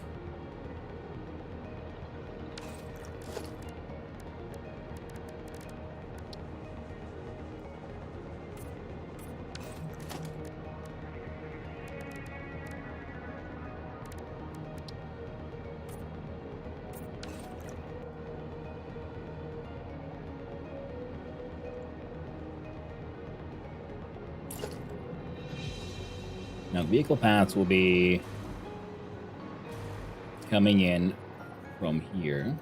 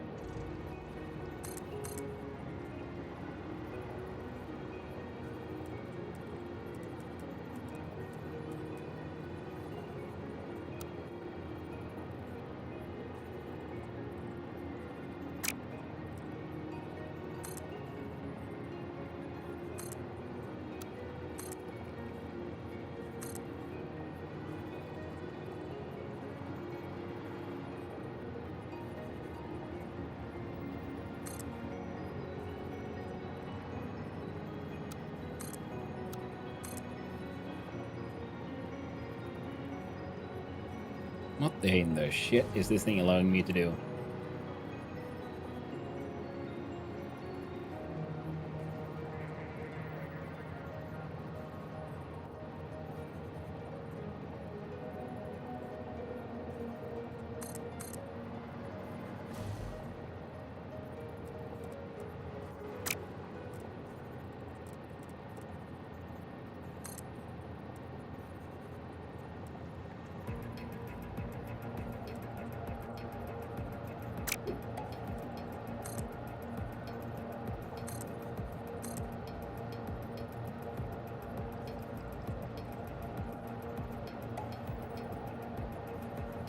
Okay.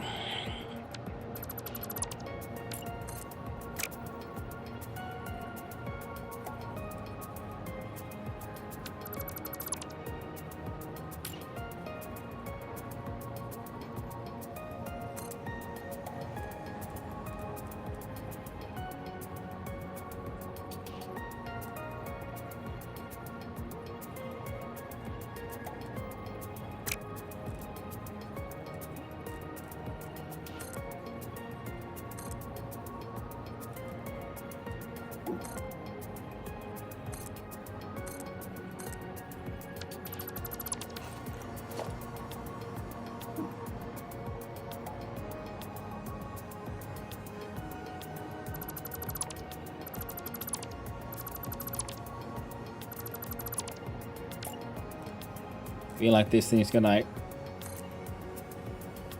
might allow me to make the blueprint.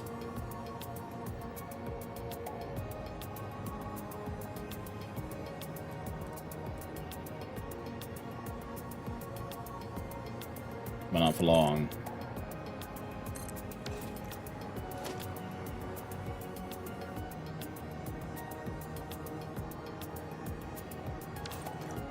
Now I really want to like save it and build and see what this thing does.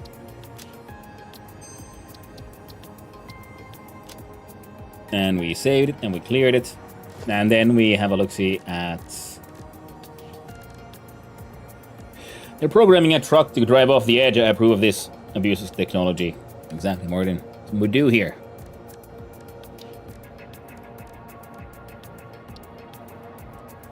Now,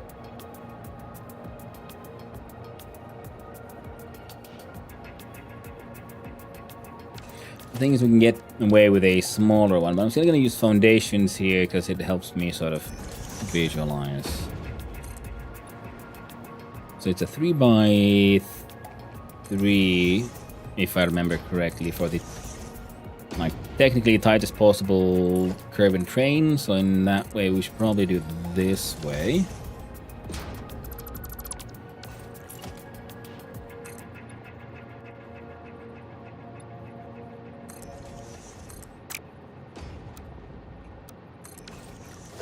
And let's see if we can remember the dark magics. There we go, railway. So we know one railway to go from there to there, and one to then connect to here. Now let's see here. If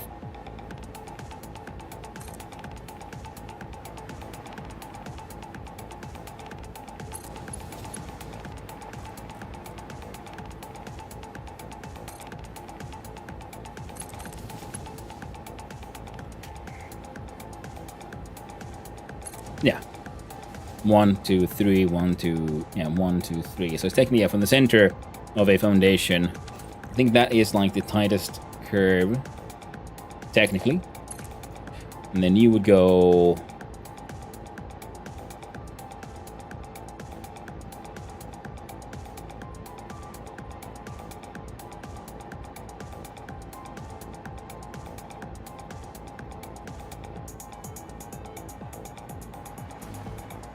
Let's see here.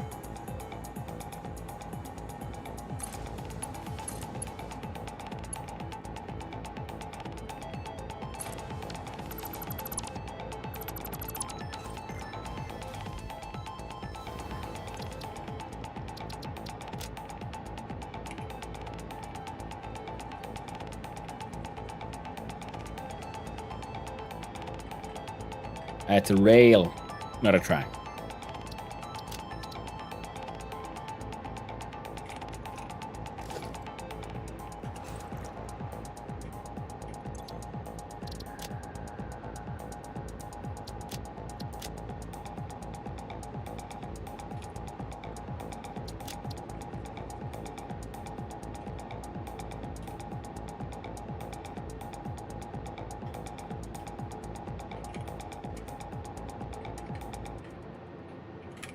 See the rail experiment, an next casino crossing. See, like that, yes. We shave that blueprint, and then we have a look-see here. How would this thing behave? We do go blueprint, we do undefined rail experiment. And blueprint auto connect, but first we do H, E, and we zoop it, and we lift it in the air. We'll see how this would behave. We can see that blue chain there. So it connected. It's a little unhappy about that connection.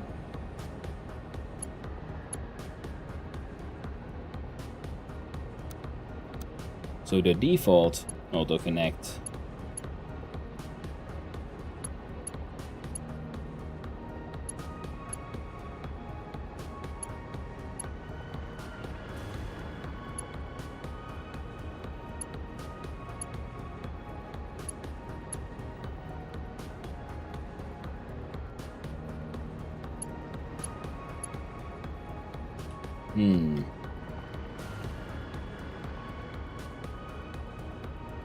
Alright. Change to blueprint auto connect again. There, we zoop it and close it. And what I really want is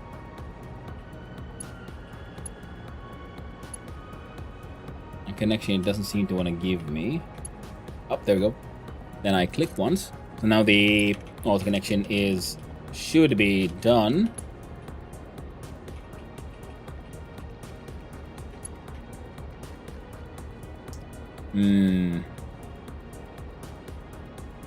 Doesn't seem to want to play nice on this one.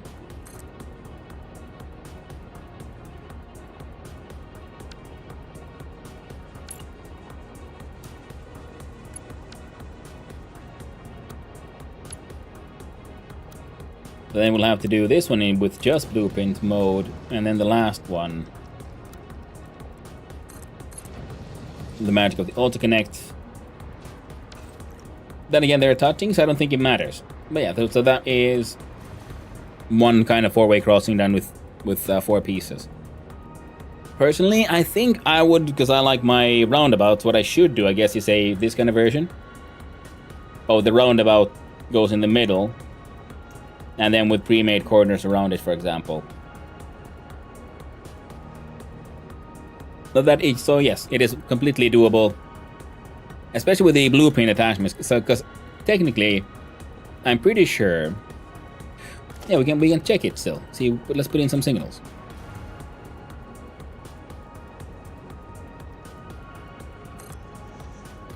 Block.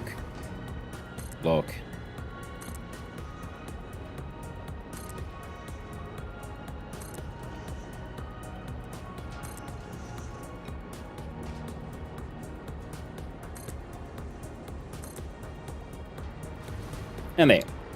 So the entire middle bit is seen as one thing. So actually my use of the auto connect was completely pointless. I should have just used the blueprint attachment. And that way, because the tracks end up touching each other, the game obviously sees them then as a continuous track, as we can see with how the blocks are going here. Of course, they're very unhappy with the signaling here.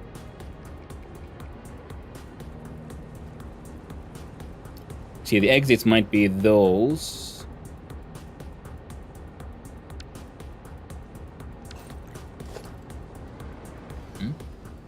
Wait, or are you just unhappy because you're just sort of like, shit doesn't lead anywhere?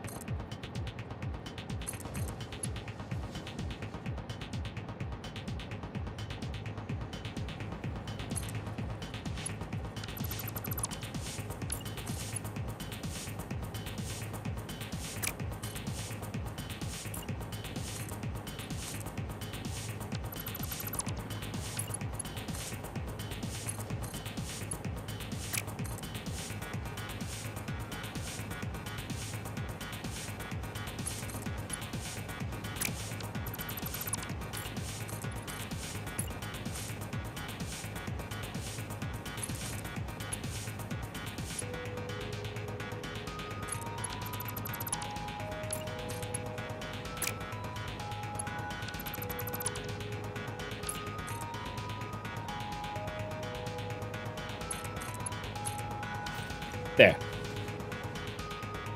Yeah. Quite doable. Yeah, they're in Forester. Hope you're doing well.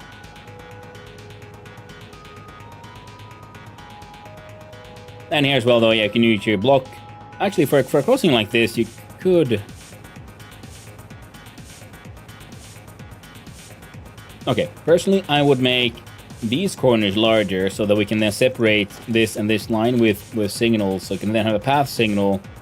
So you can have one train take a direct right, even if another one here is going in any other direction. Because right now, all of the center thing is one big block. If there's any train there, none of these corners can be used. So make sure your sort of right side turns can always be taken, even if there's sort of what I was trying to do there.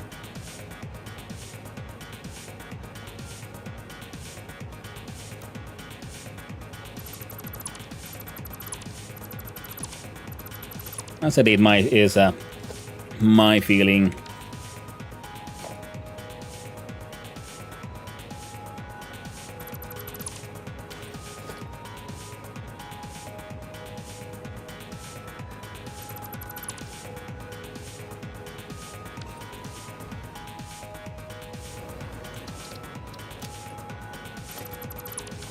Alright, now let's see if our fancy new truck stop will actually work.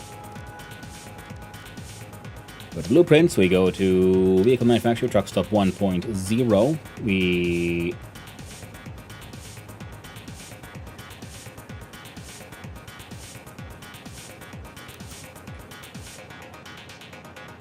yeah.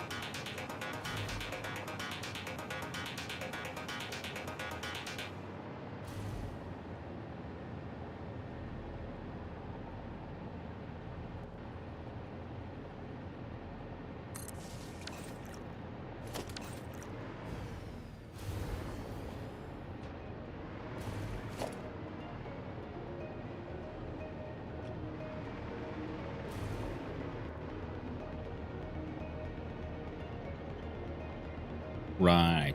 Should probably turn that into a T crossing before we did all that, but it'll be fine. Nothing else? We can do that. Followed by blueprints, T block.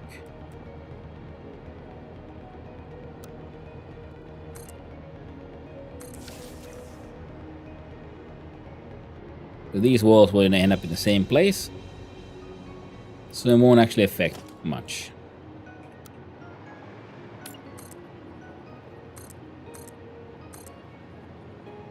Those have to get reconnected.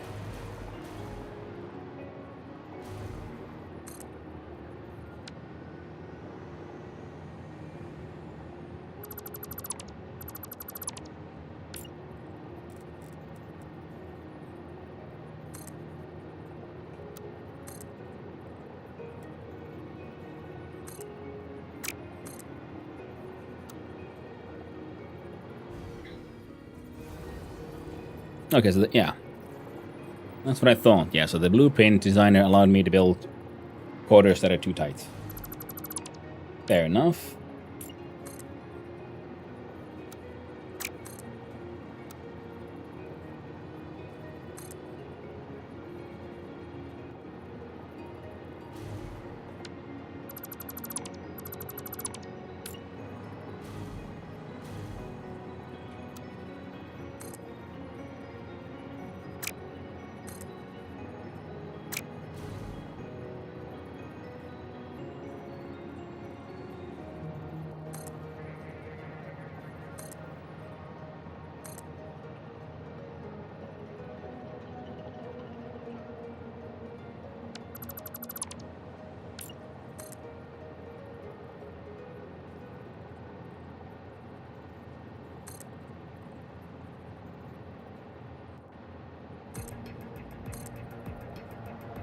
Okay.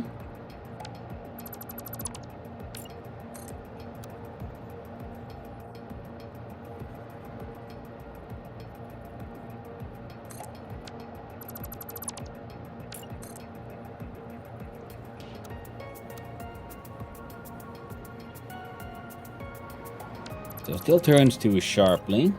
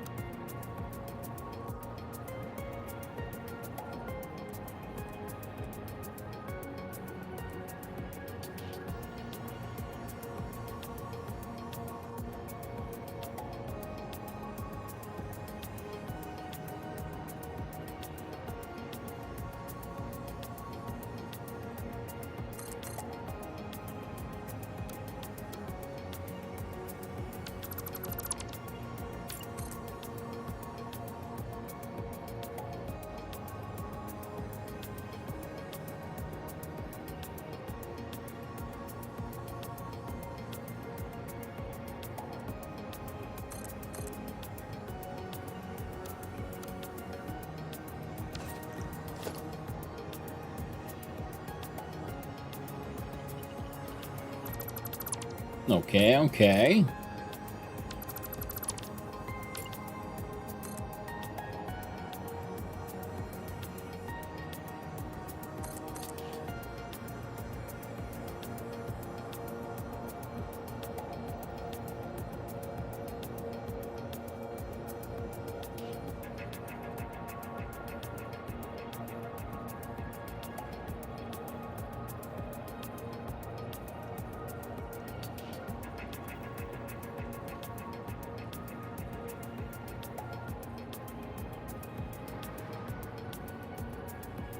So you just gotta like just keep on doing your freaky little voodoo to try to figure out where exactly.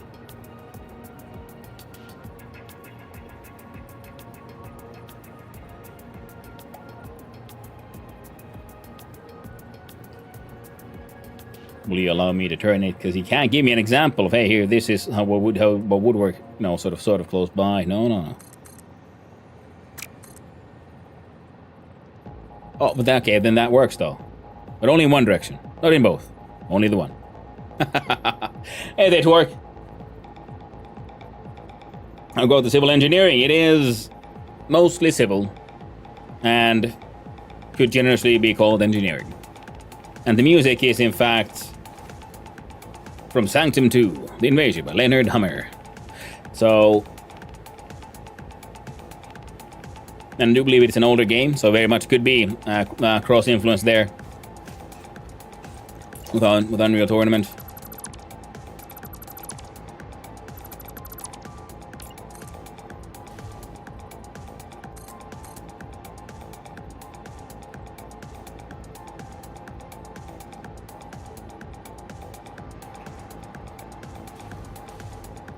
Let's see, you're within the same tile. But technically this should kind of work. Except it don't. Well, hello there, if it ain't goddamn stupid fat hobbit. Looking for them taters. How y'all doing? Welcome on in, Raiders. How was Timberborn? Been lurking at you playing that a little bit. It's one of those games where I also been thinking like, I want to give that a go at some point. Hey there, Nocta. Hope you're doing well. But hope you're all doing good, and I hope the beavers behaved. No, I hope it all got damned the way it should be. And welcome on in, Raiders. Hi and hello, those who don't know me. Hi, I'm Hannu, son of Hannu, Finnish variety streamer, occasional amateur game developer, and lately just crazy addicted to all these beautiful games about automation, factory building, and Satisfactory also. The glorious fun times of just silly architecture. I really like the fact that this one allows you to really explore the joys of. Ooh.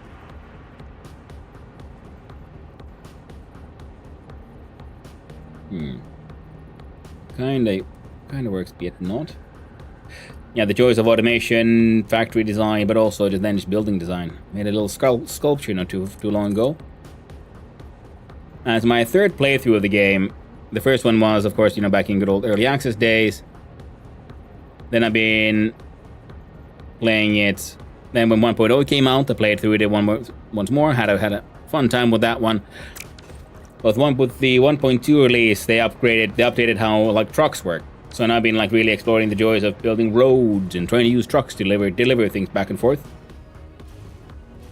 Yeah, not too long ago I made a little sculpture here. This concrete hand holding up the alien power augmenter. I'm pretty happy with how it came out all in all. There are certain things that could still be improved. But not bad for a first go. The magic of beams and pillars and how you can angle them in funny ways.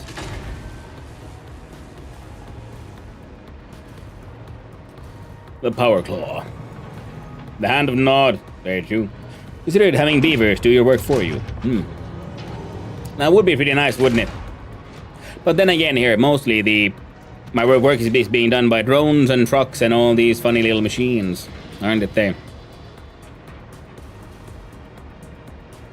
Yeah, and I just made a new blueprint for a with a truck stop. So I've made these truck stop before, but now I made a entire dedicated blueprint for one that I with the new Mark III blueprinting thingy. And it's annoying because on the blueprint machine you can do insane universal vehicle paths, and it'll allow you to do them and claim like, oh, it'll be fine, trust me, bro. Oh, sure, they can totally take that turn. Don't worry about it. Then you place it down, and then it turns like, nope, all the vehicle paths you built are absolutely unusable. And it's mightily annoying. And especially because, you know, it says, no, I can't do that because it's trying to make this insane curvature here for no fucking reason. And like, keep on having to find ways to force it to do a curve that might actually work. Tiny bit at one tiny bit at a time. So as long as you're not doing anything that has too tight of a curve, actually the road system works just fine. Quite nicely, in fact. I've had a lot of fun with it.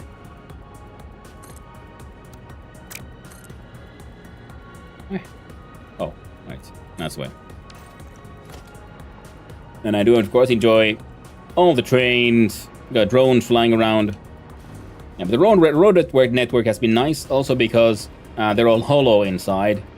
So if there must be some spaghetti between structures, I can hide it in there, and also make like narrative sense, you know, because inside the road, that's where you have your plumbing and whatnot.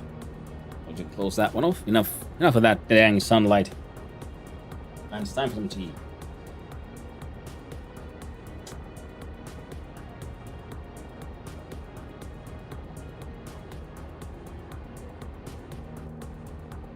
There we go. What up? If you're still there, Hobbit, how have you been finding Timberborn? I've been seeing a lot of other people's play it, and you know, yes, it does seem like a fun and neat game, but I'm not entirely sold on it just yet. Then again, my next automation game is, that's what the plan is. It's going to be the Captains of Industry. Or Captain of Industry, I guess. Well, that one seems quite neat.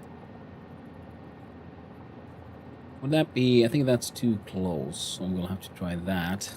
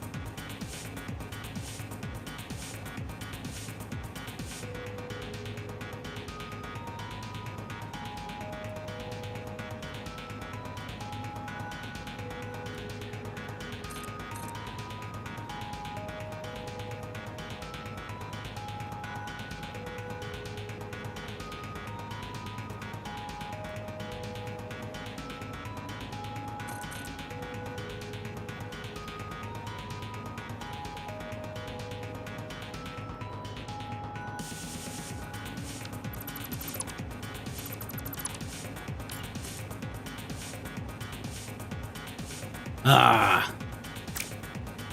You see, I kind of feel like the straight up bit should be kind of there, right?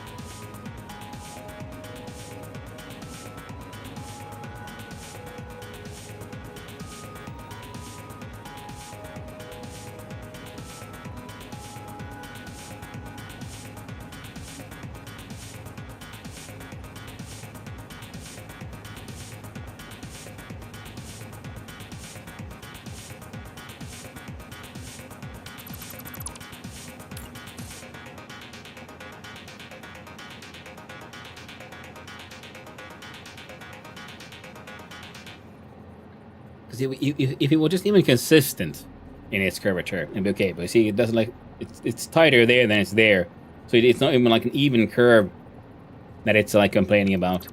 That's one of the like more annoying parts in this, I'd say.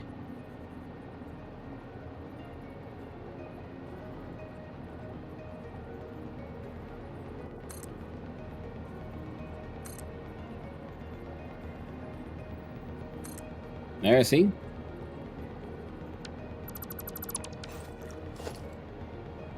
I think I might have just accidentally sort of discovered the way.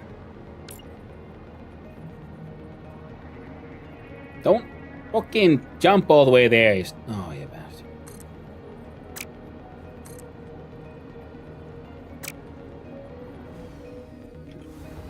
Stop trying to jump there, please.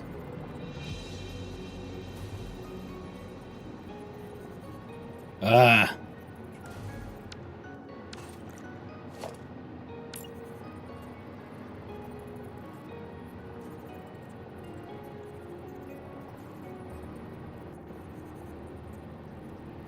And says, hey, you can turn hold down left control to change the snap mode, except you can't. It doesn't actually do anything.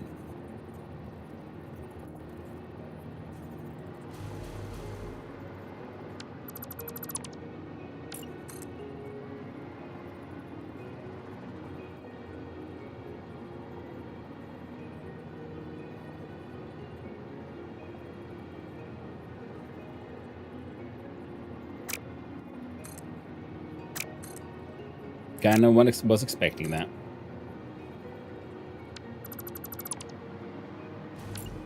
Wants you to build the curve, and then said, actually, no, you can't. Turns out, we lied.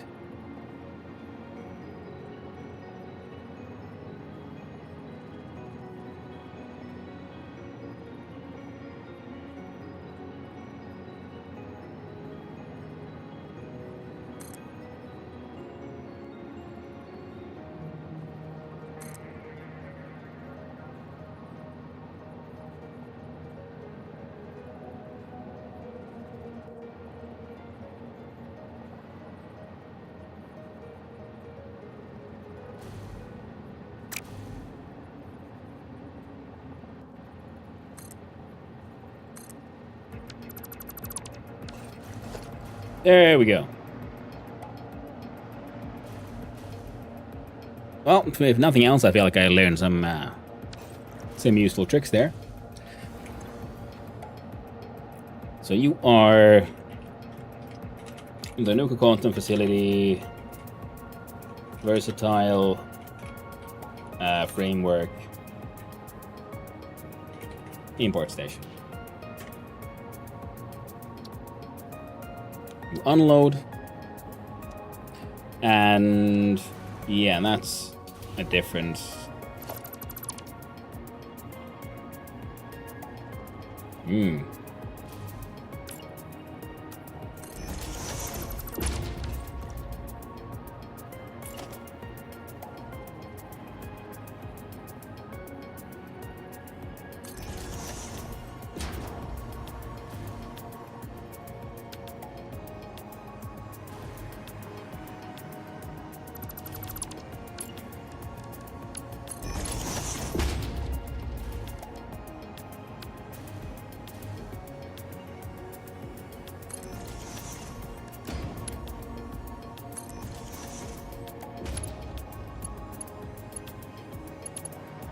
Yes, I'm playing around with the hover pack and all that, yes.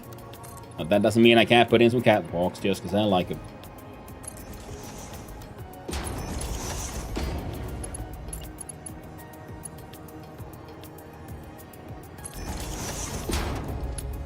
And there we go. Because, you know, it is actually pretty important to be able to come in here and just connect all these things sort of more or less correctly.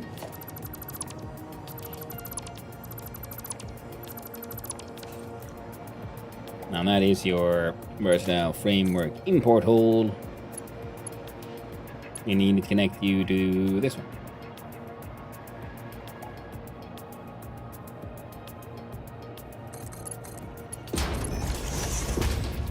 Excellent. And there's that buffer with some place on it. And here we're gonna need a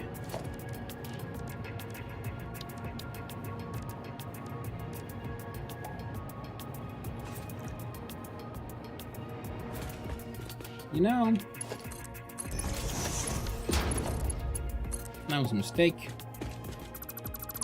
There.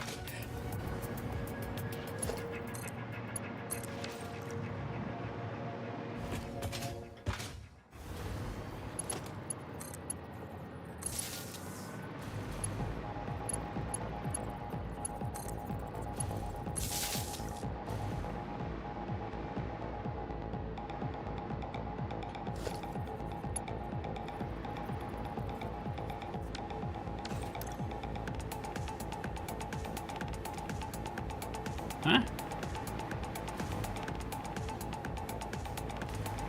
Oh.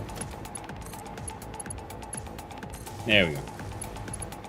I forgot I ripped out this piece of road, which is also my sort of power carrying bits and pieces here, in order to change that straight piece into a T-crossing. There we go.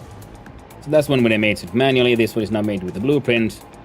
Need to do some work on the road connections, but it's okay. Now you need a truck. And I was thinking that for this one, we don't actually...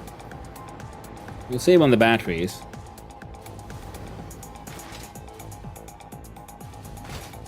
And do a little butt slide over to the old factory zones. Because we need to set up another one there as well. That'll be the export station for the versatile frameworks. And seeing as we have the gas stations around there, we can probably just deliver a whole bunch of fuel into it. And yes, we do have hyper tubes, and I could be using them. But you know, sometimes you just want to do some butt sliding. And yes, my computer is 10 years old. My graphic settings are low, medium, and even then, yeah, the save has too many things in it. The graphic assets just aren't being loading in like the mug. Well, you gotta love it. Now here, there's one potential issue. Yeah, you're at 1.2. We're gonna need a 1.5, so ultimately it'll be okay. We'll just slap it in there and do like some more manual connection. Now your output is going through here in an extremely slowly but surely kind of way.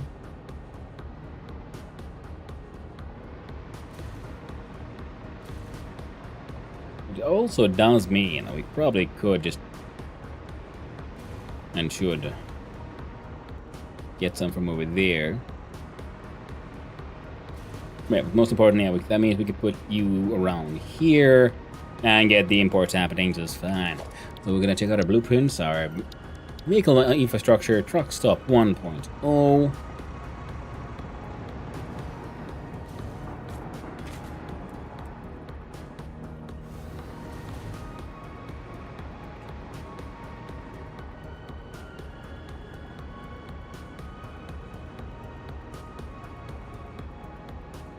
It's a little close to that crossing, actually.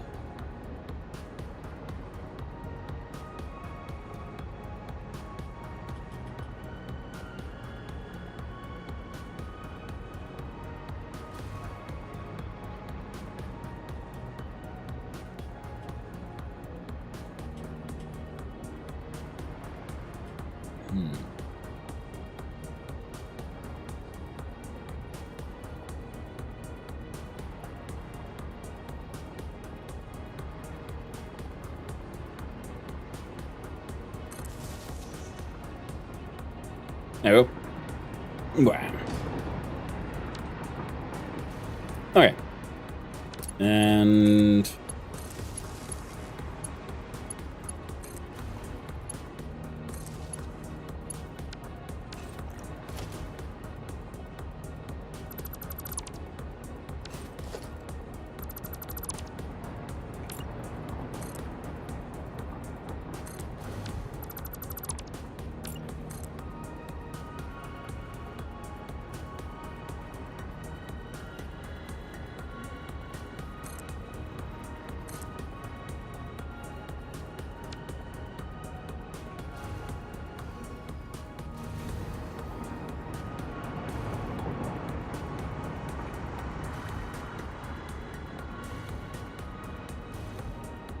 There we go.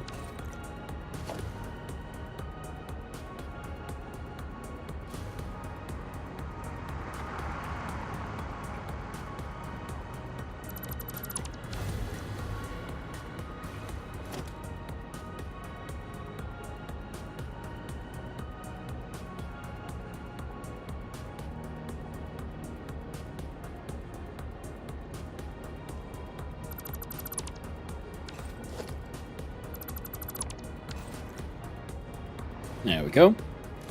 Check out the material customizer and we find the asphalt foundations.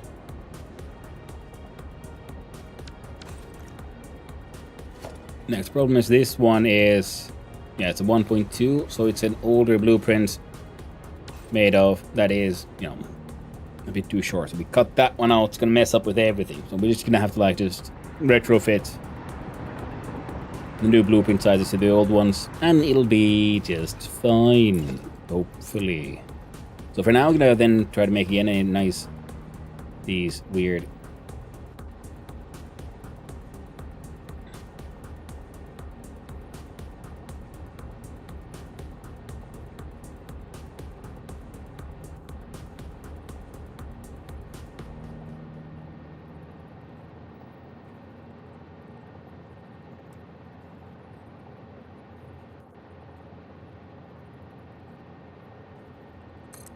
connection like that. And you are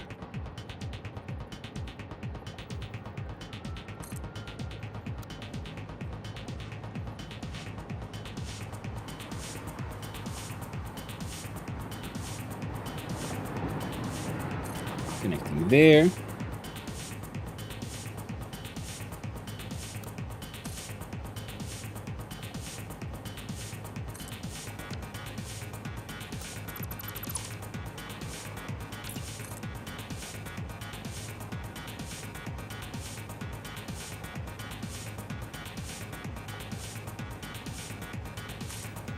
And for some reason that, you know what, it's fine. It's fine. Don't need to worry about it.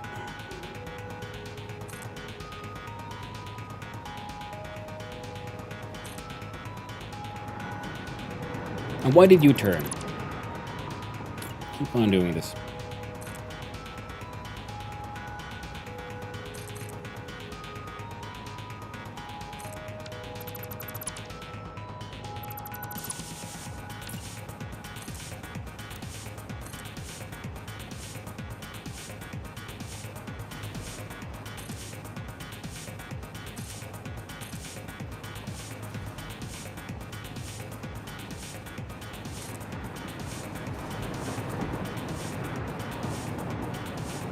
There we go.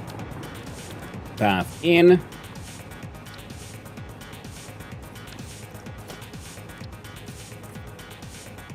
Alright. Now there's the path in, path out. Truck shouldn't be getting in the way of anything. And here we do...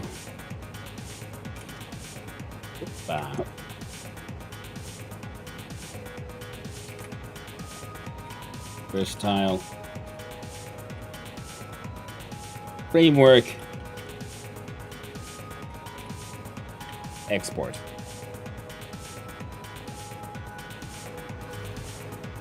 Looks like that time I'm gonna start Illumina, nothing else. Illumina, nothing else to unlock without it. Yeah. I need to make a better Illumina system at some point, but it's probably gonna take a while before I get there.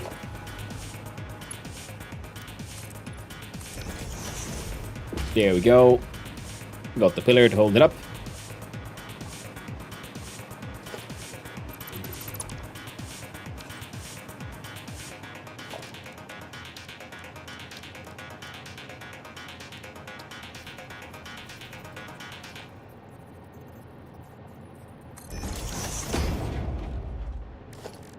Material concrete wall. There we go.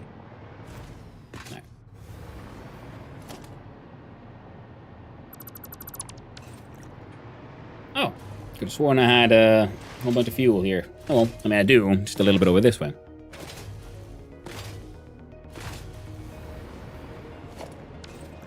All right.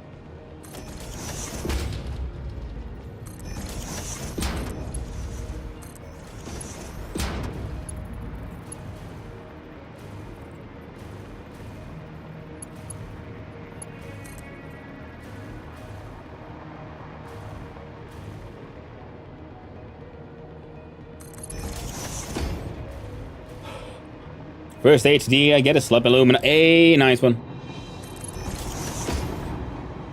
Yeah, Slopula Alumina is such a, time saver. It's nuts. Congrats. First for this tier. Yeah. I mean, hey, if you just... I'm a still. Freaking Slop Alumina, man. That's winning. Now, you're... Right. So you are getting fail downs. Remove your export thing. And then we'll leave the hole there. I mean, the import thing. Yeah, the export. Yeah. This is a good old-fashioned, we'll get around to it kind of situation right here. And we shall use architecture and I think glass frame foundation.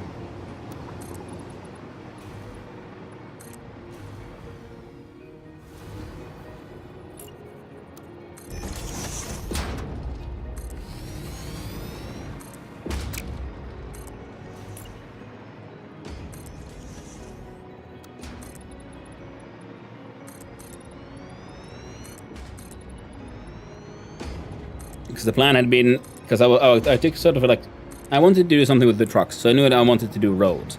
And then I took heavy inspiration in the end from the main menu for making these roads. Like my very first roads are here. See, this daisy chaining lights, having, one foundation per... There's still tractors running these roads. Keeping these very first factories running. But the problem with daisy chaining your street lights is if you want then a power from one of these to something, say, here, well, then you have to break the logic of the daisy chaining, and so it goes from lamp to power pole back to lamp, and I wasn't quite fond of that situation. Plus, they were a little too close to each other. So now I have lamp and power pole next to each other, so the power pole goes to the lamp, and if we then build something next to the road, getting power from the road to whatever building is much easier. Plus, I think they kind of look nice. They work together. And yeah, the setup here of being 3 blocks wide is pretty much directly copied from the main menu. And then that reminded me of, hey, yes, I can use my good old labels for like detailing. Added the little road barriers. And I'm pretty happy with it. Other than what I noticed when doing this thing, that I finally realized that the empty space inside the road blueprint should be taller. Because the 1 4-meter block large size does make having multiple belts going like over and under each other a little difficult. That is, the game doesn't actually care, but like visually, someone like me might care. But at least having these two now for the being buffer storages for imports and exports is very nice. Of course, we could then, remove this one. Because this is a one-way station that we built here. So we don't need it. Now you need to get the stuff. So how do we get it in here? We can go through the wall. We can go through the floor. I think a floor entry could be best. Yeah.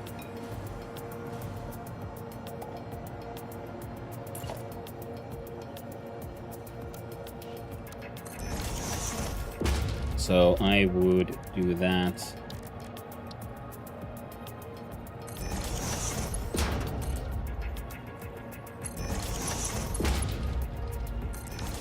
There. I like the extra swirlies the straight one sometimes adds. Feel neat. With this one, let's see if we can find... I'm okay with this.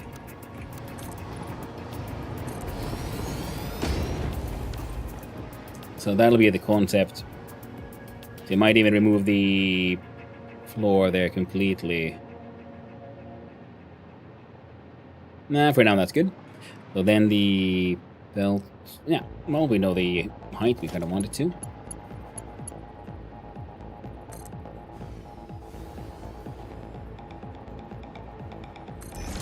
There we go.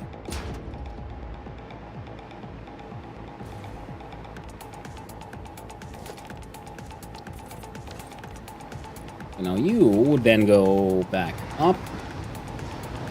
Over here.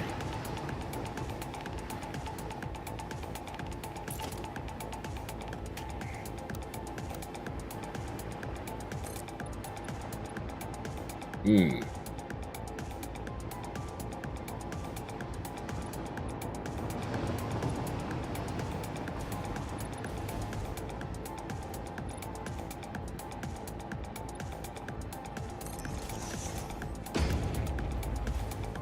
One there. So we have that visual sort of like sport structure look for it. And here, now, because these are following road grid and buildings are following world grid.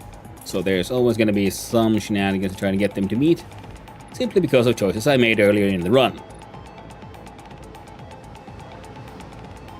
No, well, nothing too bad.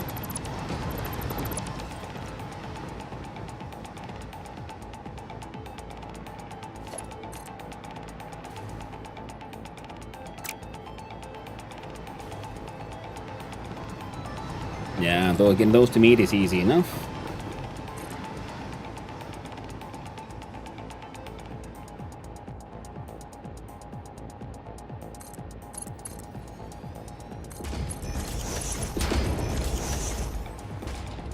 Excellent.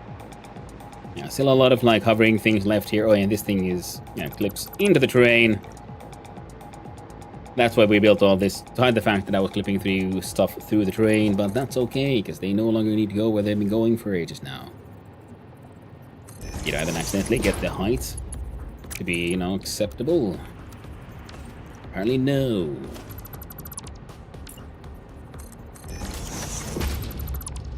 I mean, I guess, but, you know, they think we're just closer than I just expected.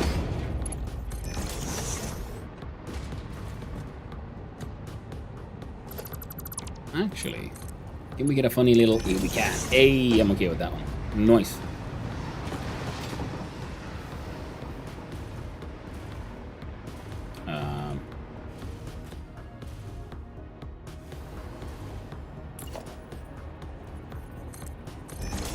There we go. Gonna have a safety ladder. It should go all the way, of course. And we have door. Get us in here.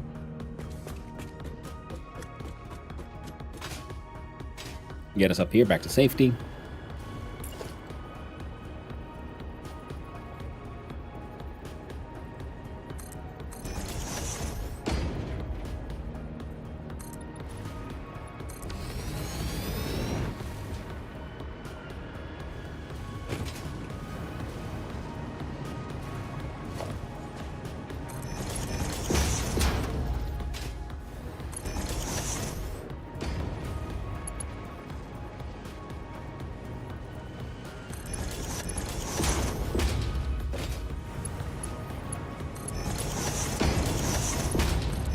In situations like these, I wish there was sort of like mass upgrade button. Similarly to, you know, Factorio and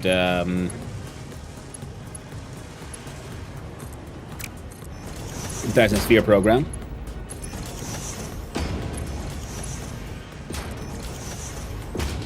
And now you make these. We needed how many? Let's find out. Whoops. Here we go. So we're making 5 per minute. We need to make 6 per minute. 6 times 2.5, that is 12. That is 15. So we need 50% more output. All right, have all of it. There we go. Oh, so this is how we'll be getting these from as well.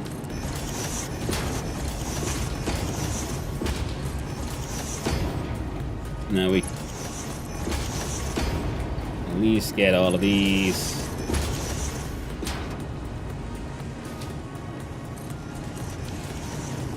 Okay, now you'll be consuming around 6, that'll be 12, that'll be 1250. You're producing... There you go. Have an excess.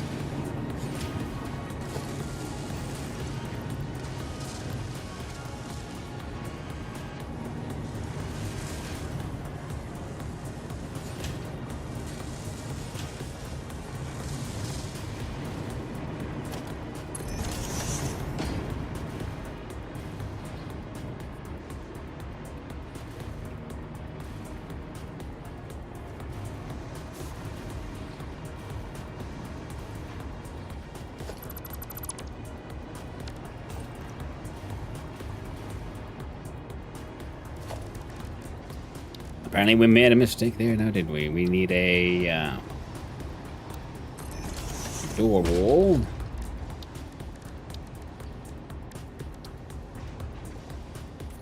Yeah, so it's 3, good.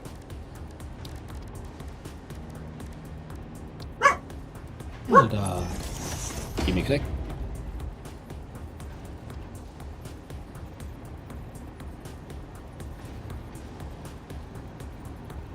There you go.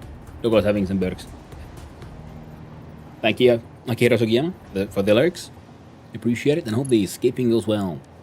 Now let's see. We'll just do it like that. Simple enough. There we go. So now there's access to... Oh no! To hear from here over yonder as well. And you... Eh.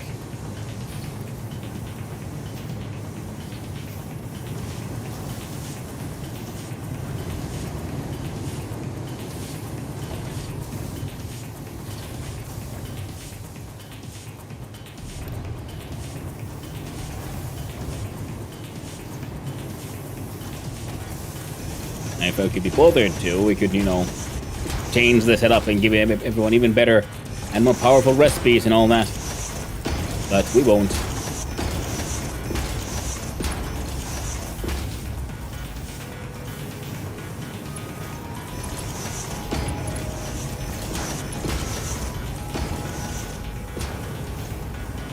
We'll just put in faster belts.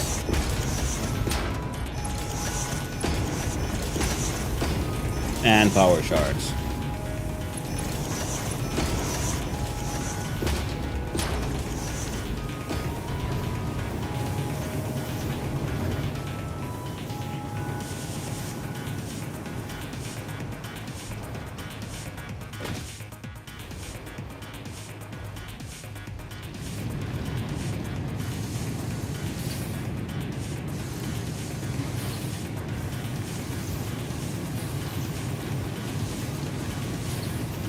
There it is.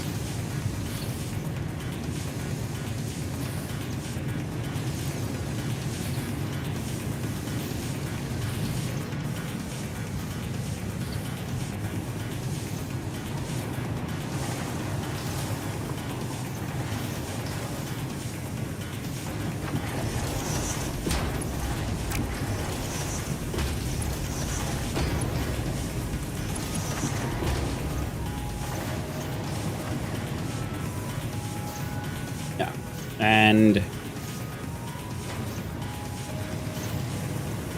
we got once. 1, 2, 3, 4. 8 of these. 8 times 75. 600.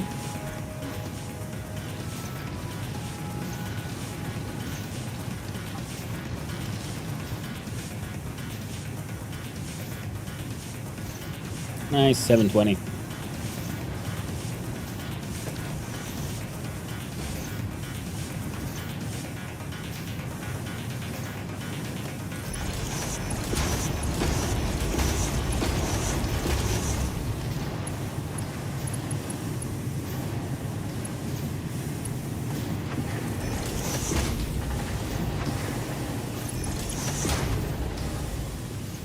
I'm gonna upgrade these McBelts.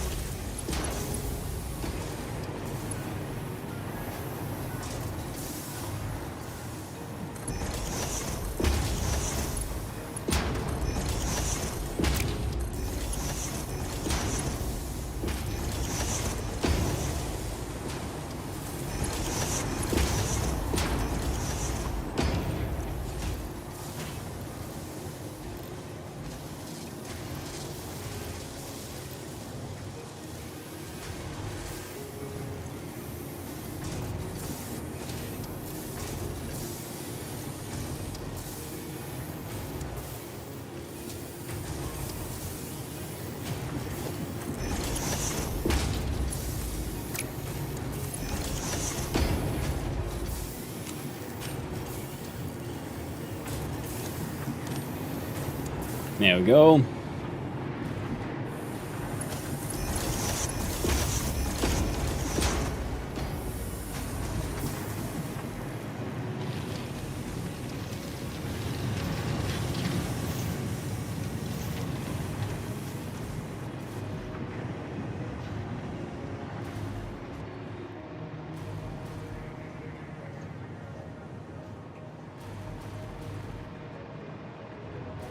Now looks like everything should be working.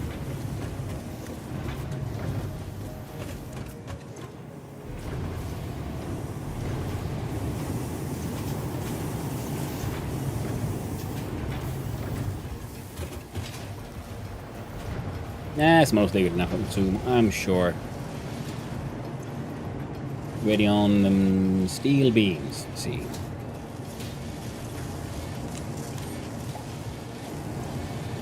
And then you'd be aggressively overproducing, which is a-okay.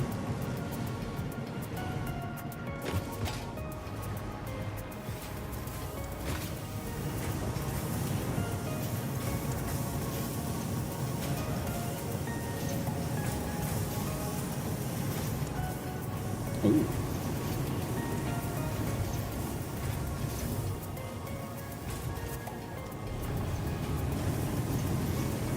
Now, inevitably,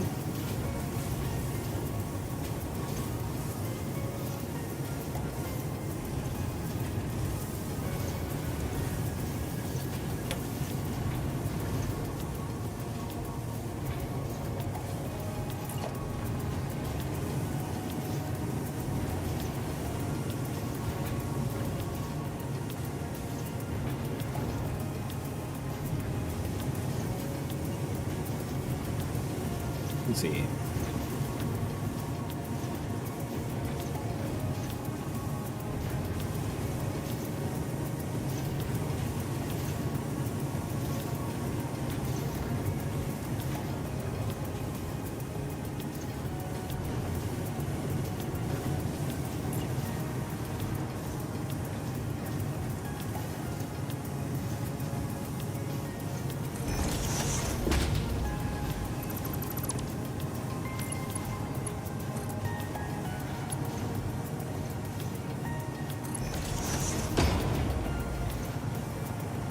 A half goes here, and a quarter and a quarter. Half, quarter, quarter. There we go. That'll fix that.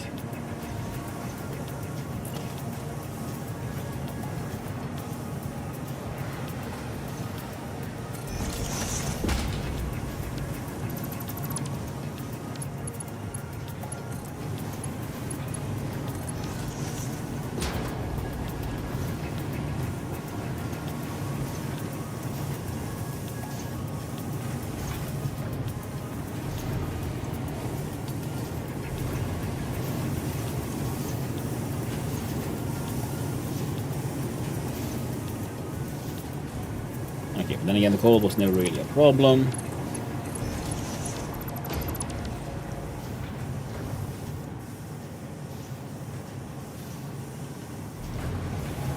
Now you should be consuming 400 iron ingots.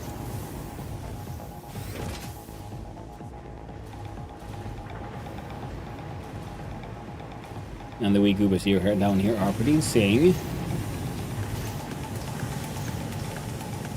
75, yeah, nowhere near enough.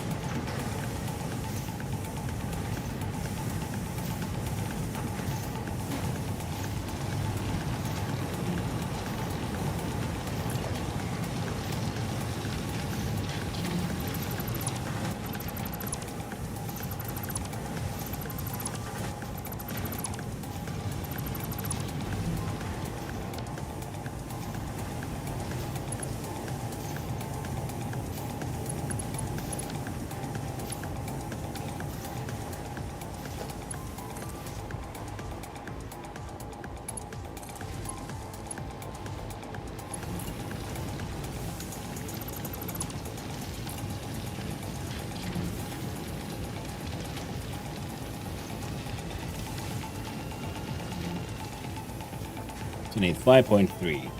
2, so they need 4 more.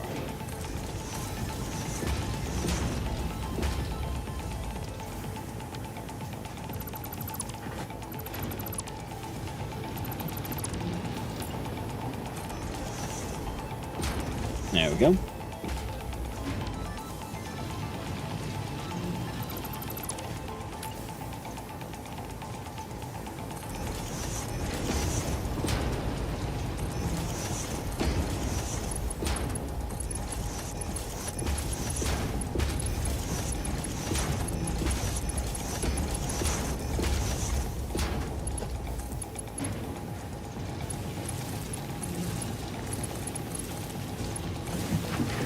There we go.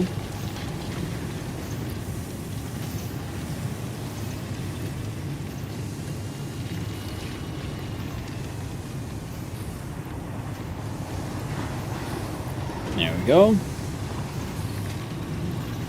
Yeah, mine out even more.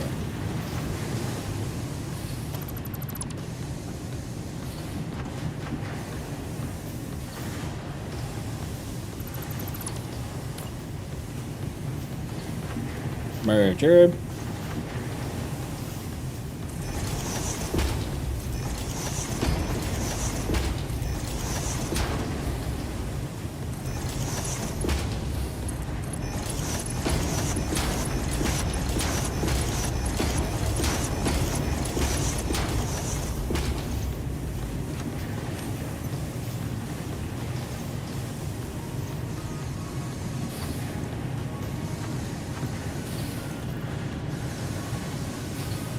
Another stack of power shards.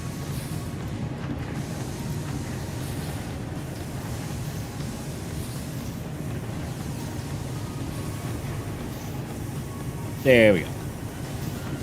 Now there's 1, 2, 3. No, there's an excess of those as well. Excellent.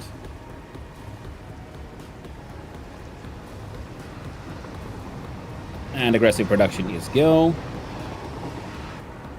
And you have, you're full of fuel, and you're getting filled with the frameworks. Grab 1. Build a truck.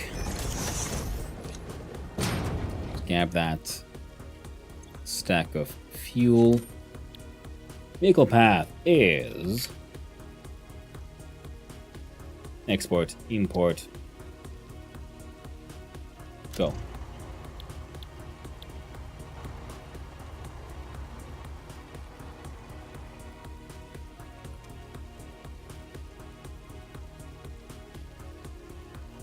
And see, can they make it?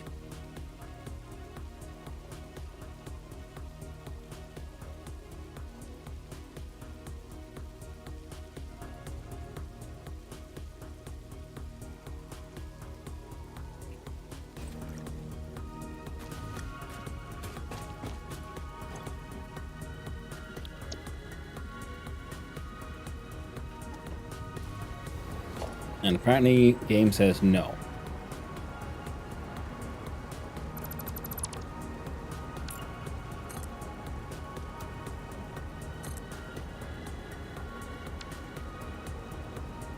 So it's not you. Those connections there should be fine.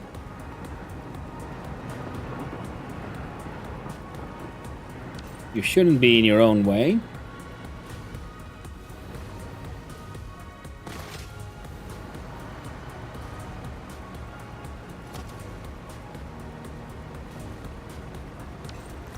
No, the old connections here seem to be fine. There's a bunch of trucks using them and all that.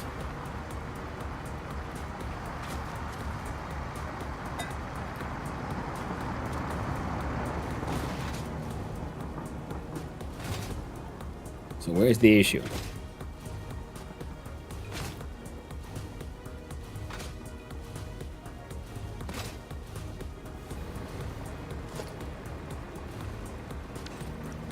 Now, see, the truck can make it all the way there. What in the world did you just drive over?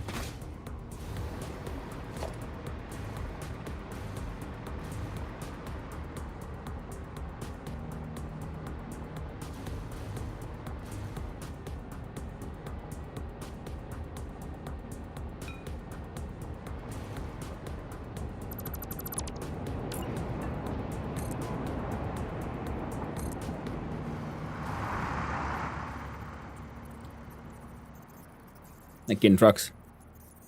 Driving all over us. The thing is, it should have been had a yellow warning sign so that, oh no, we can't, pathing can't be done. But it didn't. Now I'm gonna just have to jump around and see if there's something else that could have been the issue. Now all of these connections are green and blue. All these connections are fine.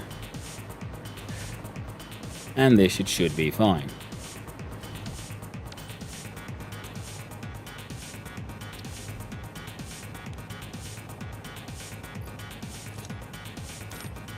And you have power. The other one had power.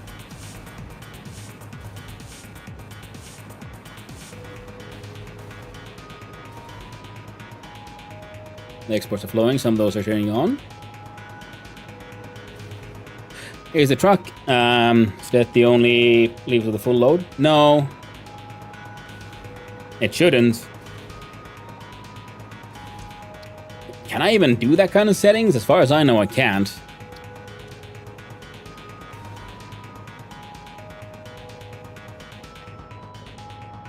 Oh well, we'll wait for them to then figure that one out.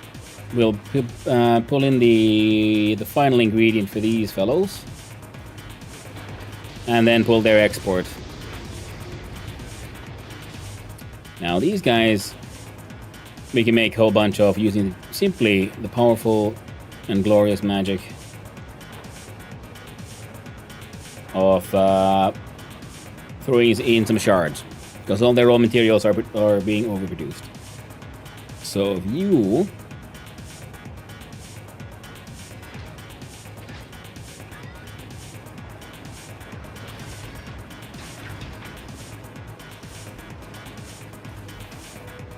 I think we can really bring it from below there.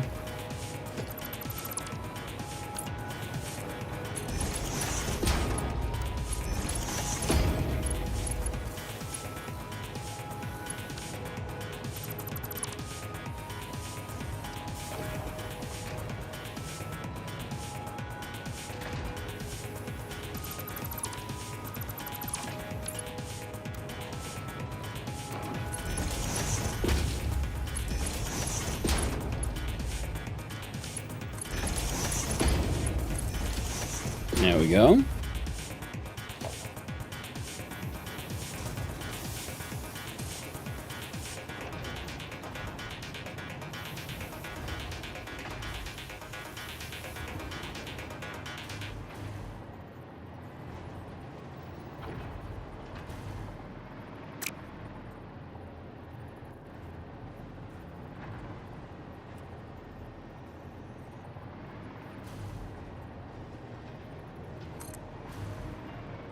Now, I think we decided on this one coming up this wall. Yep.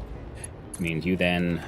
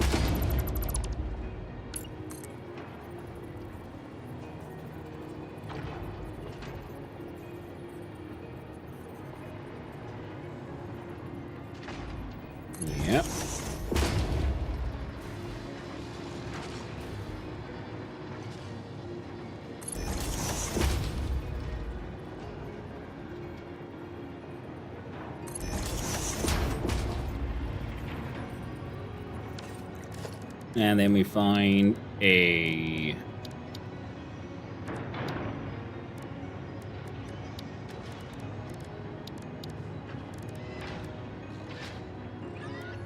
smart splitter.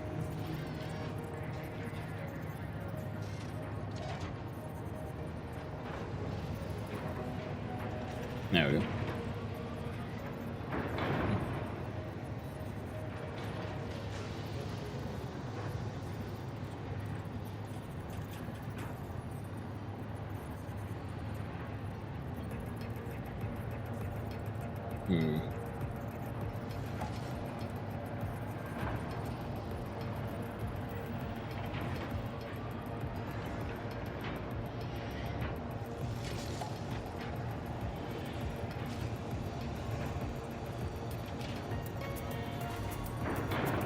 I'm hoping to...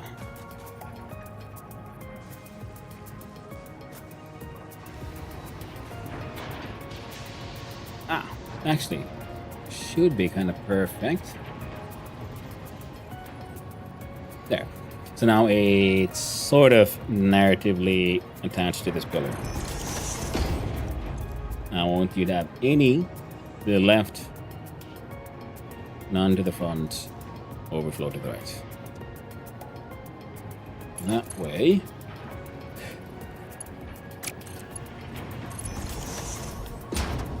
You go there.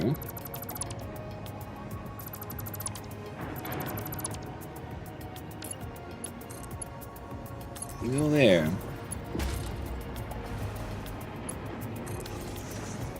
And you go there.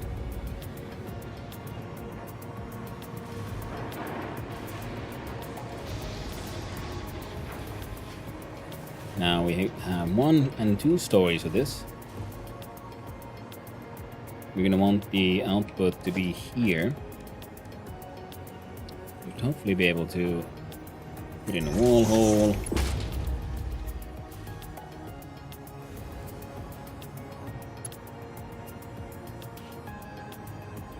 And that.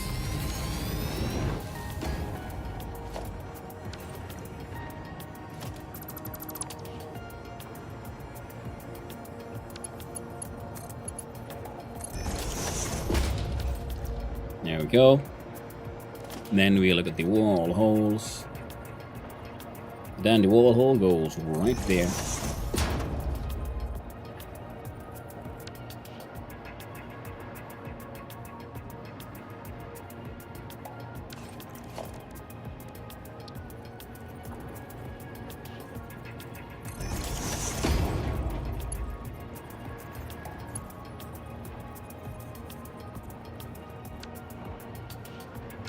Okay, might not need the wall hole at all. Alright, we'll see what it looks like on the inside.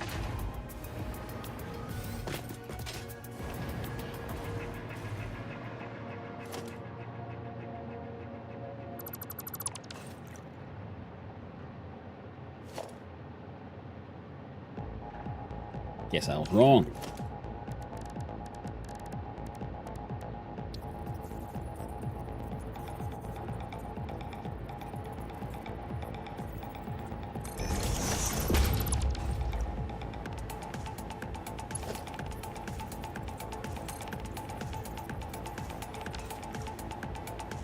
Well, we'll leave it there just to, look nice. Nothing else.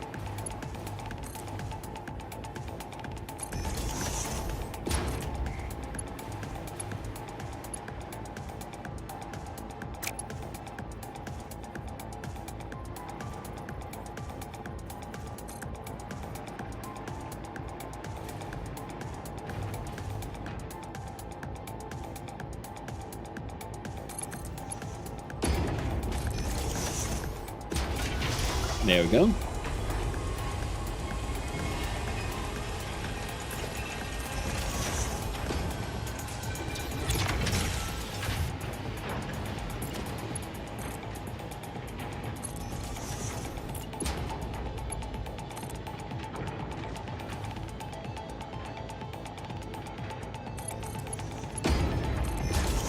There we go.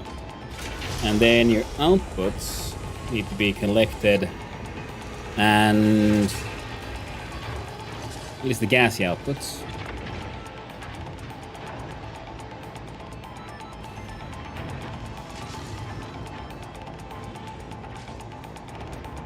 I might be able to get them from below here and then connect to this pipe.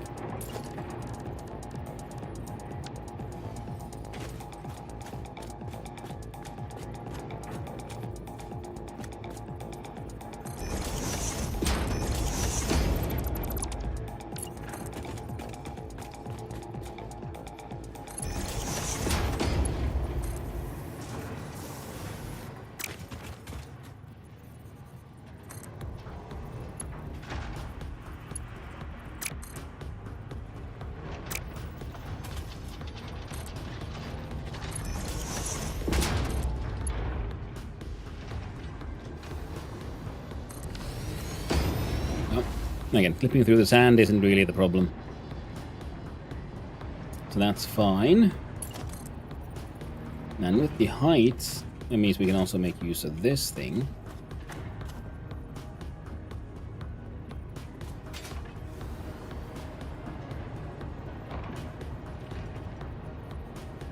Yeah.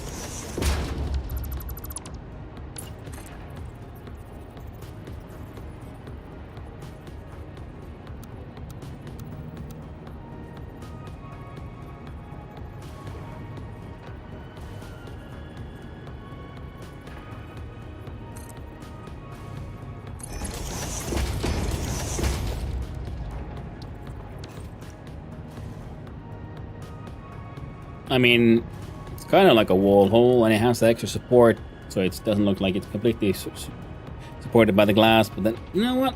I'm okay with that. I'll let it be. I'll let it be this time. Which means that we go here. We need, and we check on our pipeline Mark II, so we find the straight pipeline connection that we probably want to squeeze out a little further.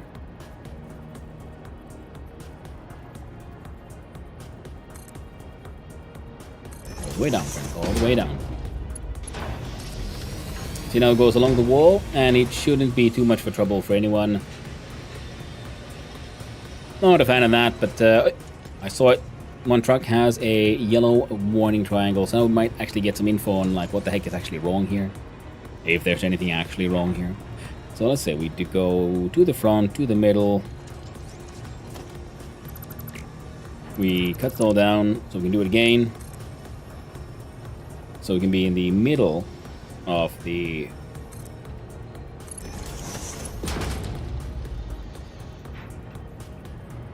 Ooh, that's a much gentler nudge and touch.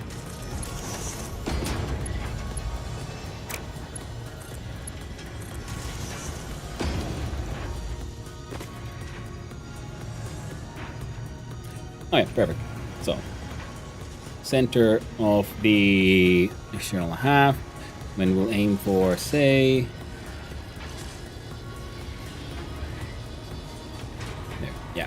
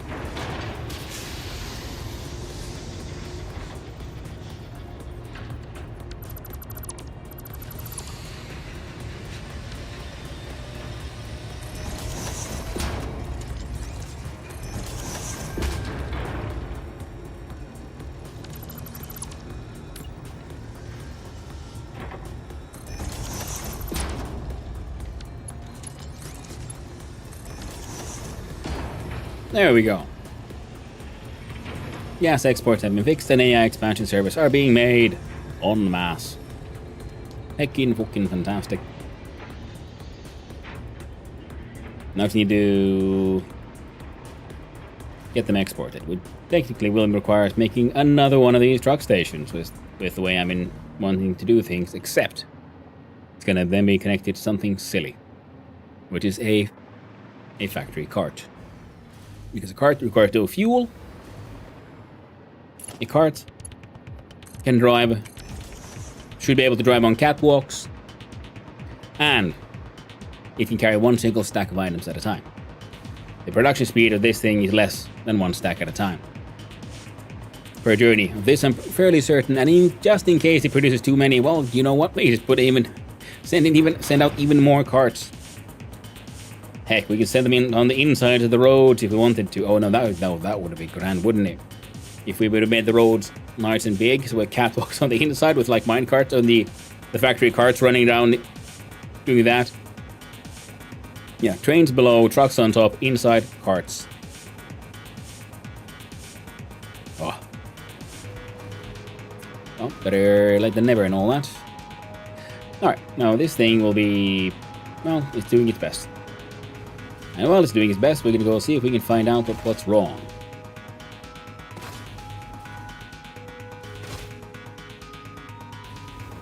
I can press on map and I can zoom on in and see if I can find any information here, and it's not gonna help me, is it? I spent too long waiting for a junction. Oh no, it's... I think I know what the mistake is. It's happened before. It is stopping itself from its own junction. It is in its own way.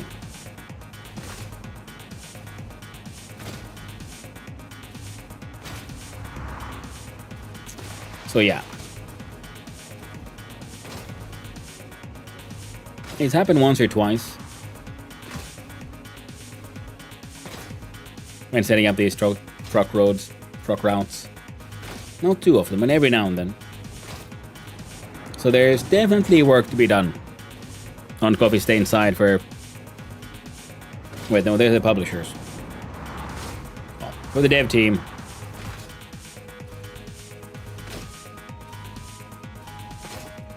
Alright, so if I remove you,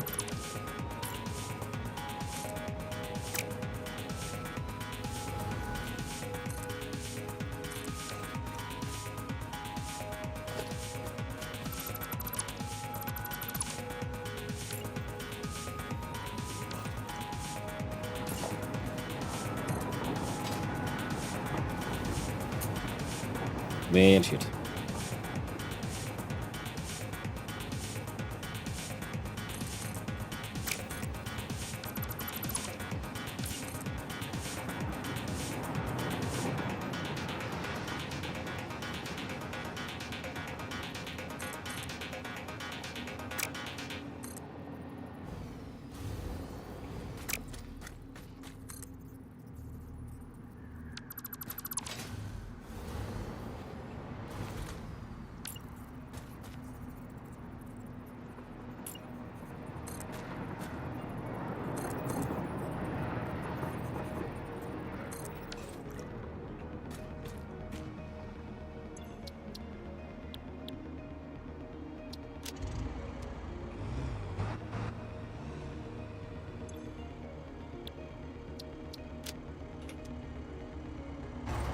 See, yep, now it's driving. All right.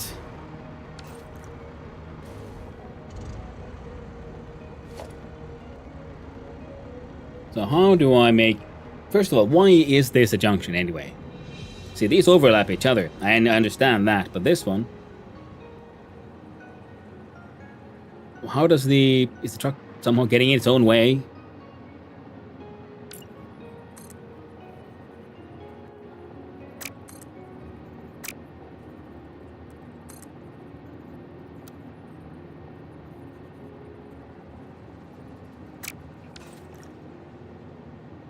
Most peculiar.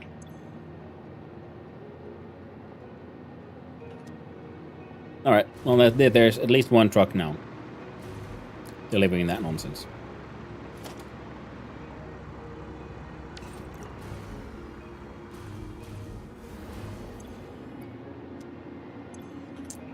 Come on now, clear that designer. Remove that thingamabobby. And the thing is, we're gonna probably just have to build another one of these right next to it. For the outputs from there.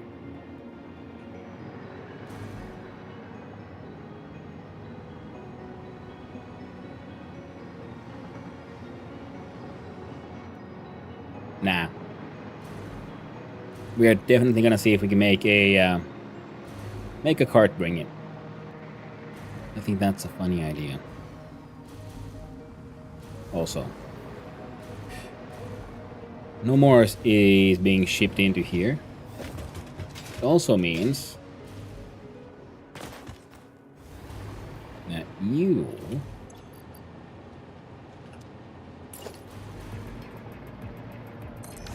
need to be dealt with. To store all, take all,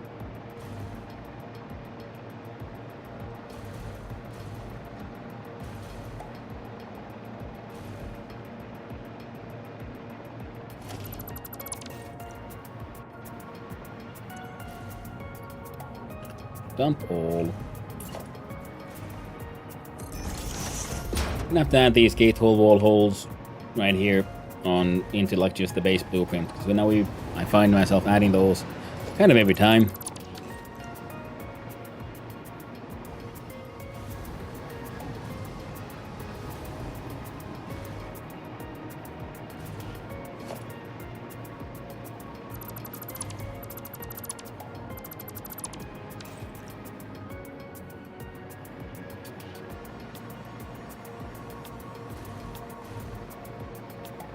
I see.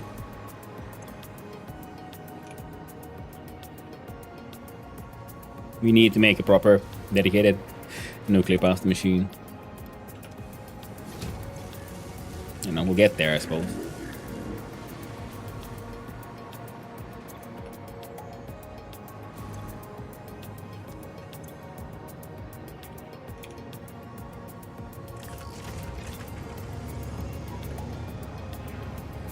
There. Prioritize those exports. But, you know, we'll get there eventually.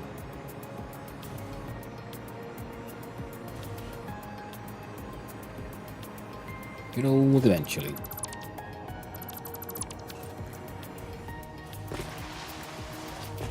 There we go. And by this time, all the belts leading here should be also fully emptied. Now there's a bunch of these we should go pick up at some point as well. There we go.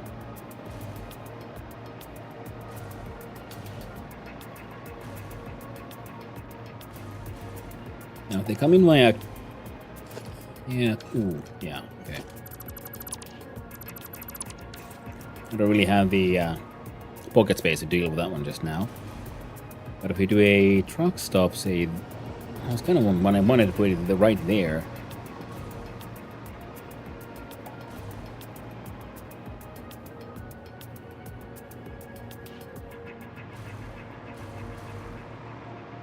And there's this big old empty space on the side. Might as well put it here, I guess. So if we put a truck stop here, which would then be picking stuff up from the factory cart, and the output gets belted into here.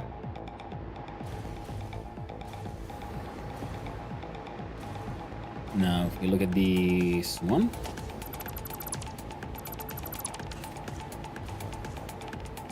Alright, so middle one. Any undefined, any and overflow.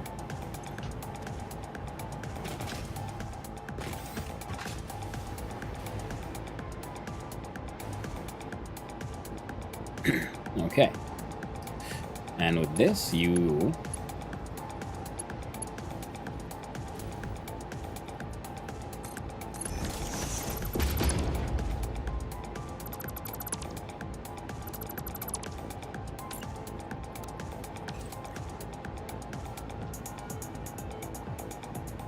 Yeah, the truck is upset there now. Probably at the same place for the same reason, that for somehow... Ooh, okay. Is it because this bit is so small?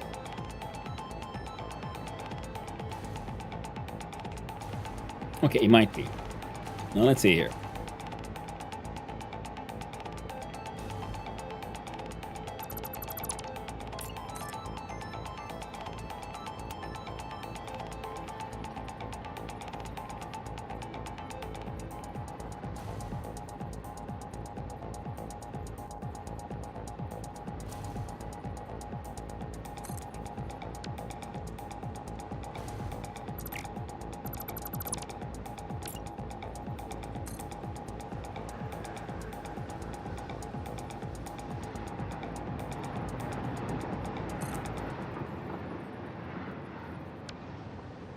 What in the shit was that?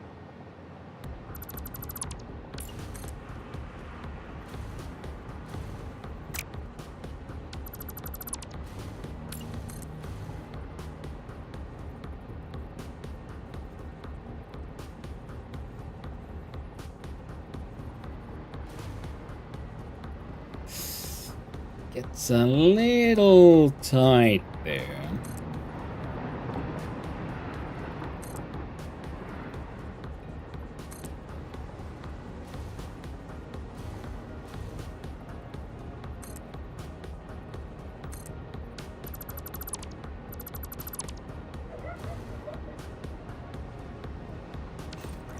Okay, so now that one's green, but that one's blue.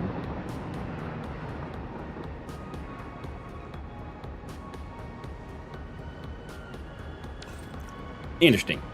Very interesting.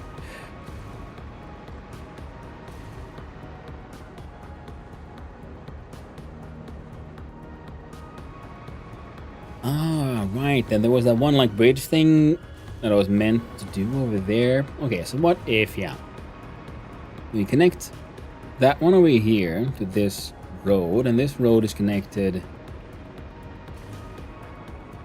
here.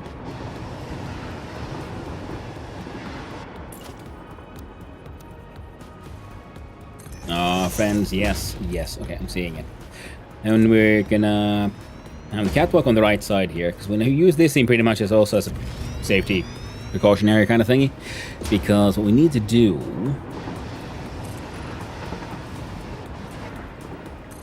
is make sure we have enough space for 2 carts, just in case.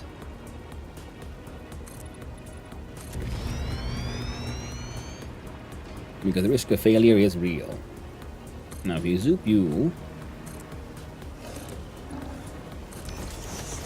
Oh, would you look at that? We haven't seen a local, but like willing to do some DNA donations in a while. Thank you very much.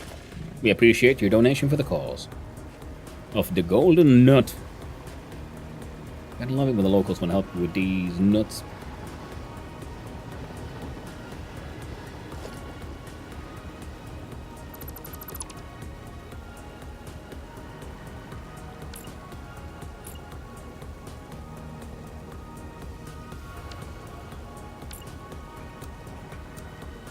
Okay, so it's one of those.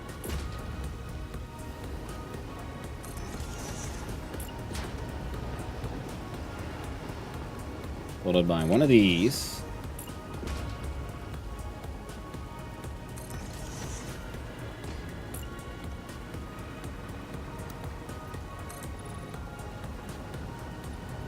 Followed by zoop and a bunch of those.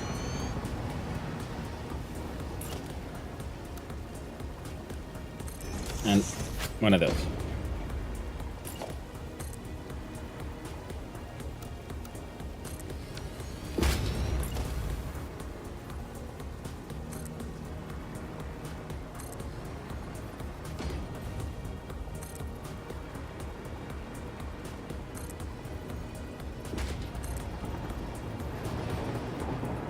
There we go. So the interaction here isn't really a problem. We'll just, yeah, sort of build into it. So the arch continues.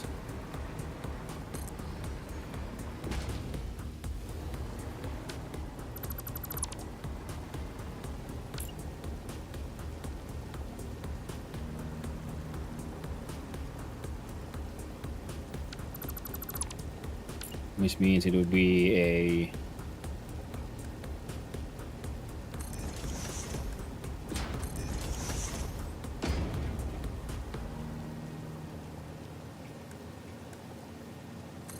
You go 4 meter, 2 meter, 1 meter.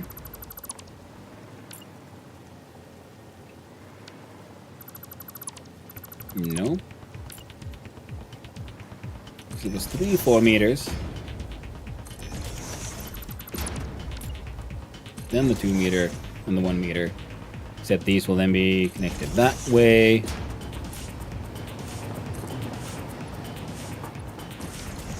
You guessed that. Under here we find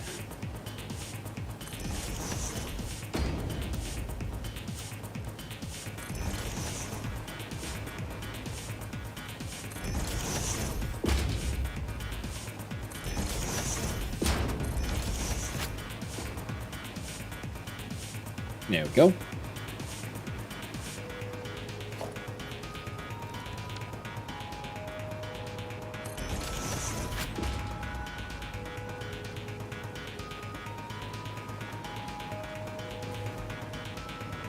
There we go. That was designed to be a sort of catwalk, like walkway thingy.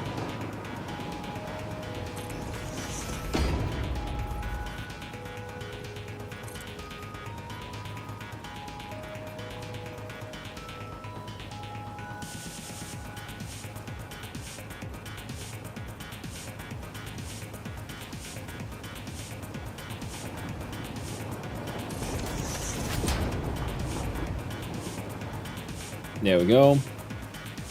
So yeah, the walkway will... The catwalk will be sort of like... be going from... like next to this, I think. And that's going to be a non-human catwalk / walkway.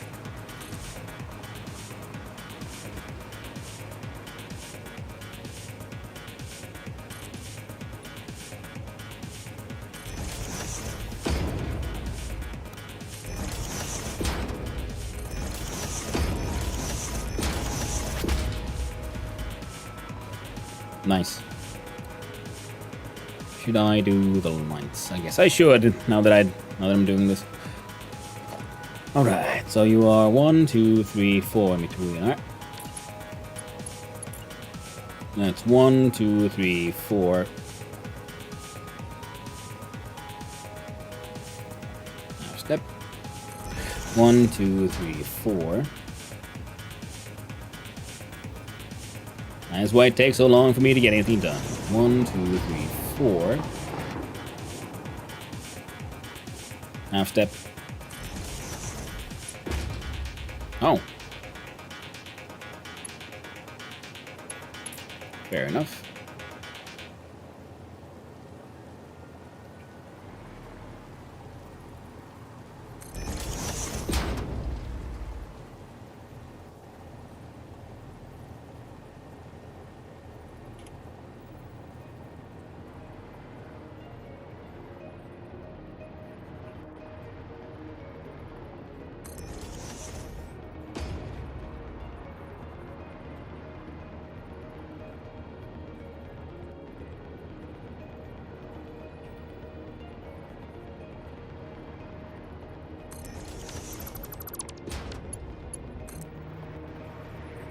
And here's the problem here.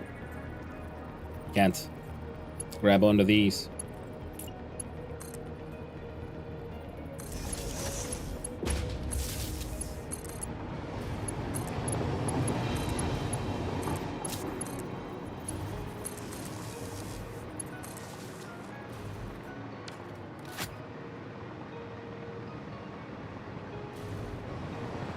Okay.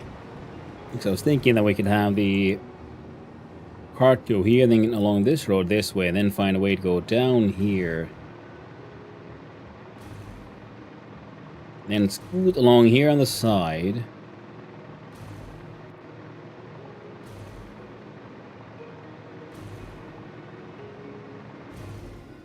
Reach some kind of strange plat, some place where they change over from road grid to world grid.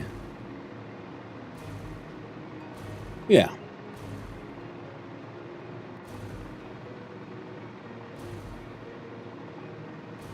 That way there'll be a little more traffic here across the desert than just, you know, spaghetti. Well, nice right angles, decorations, not spaghetti.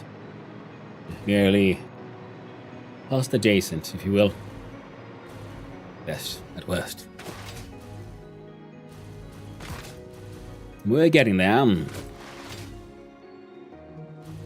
But now we're gonna go fix that truck stop. And if we're gonna do something similar like we did to the other side, because I'm pretty sure, yeah, the problem was that the path is too short and like turns. So that's why they go green, because I think the simulation comes to the conclusion that trucks can hit other trucks or things if they go through here.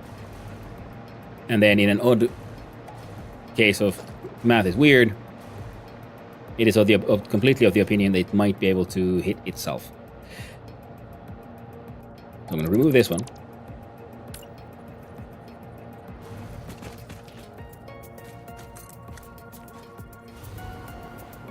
See if we can find a path along here.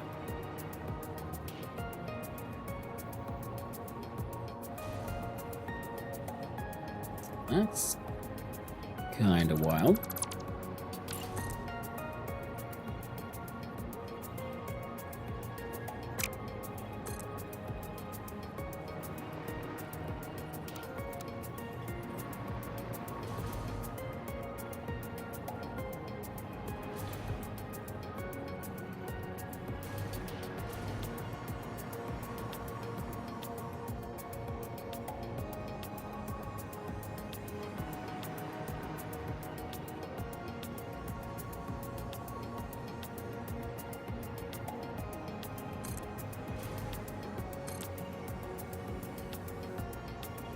Why are you like so insistent on clipping onto these freaking everything?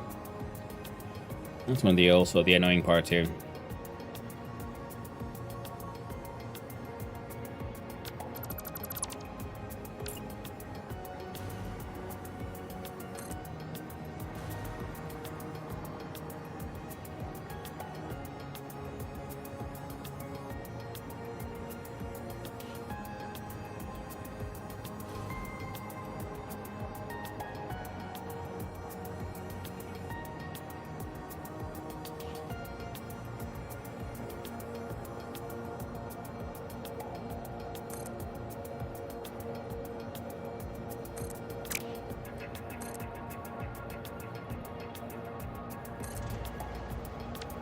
Yeah.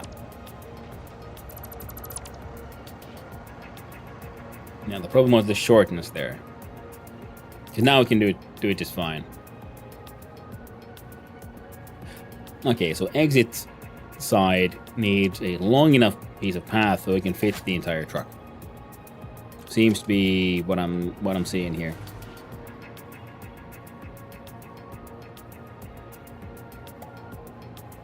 So that is such a tight turn, I guess. Then the game thinks that okay, the truck can sort of, I don't know, if the different wheels can hit somehow. Not entirely certain, but oh well. We got imports now. Got exports, which means all of these machines are running. Except you. Why are you unhappy? You're lacking the magnetic field to generate horse, which is, makes sense. These guys are lacking nothing. Got everything they could need. But we're only producing 6. These can, in theory, consume 8.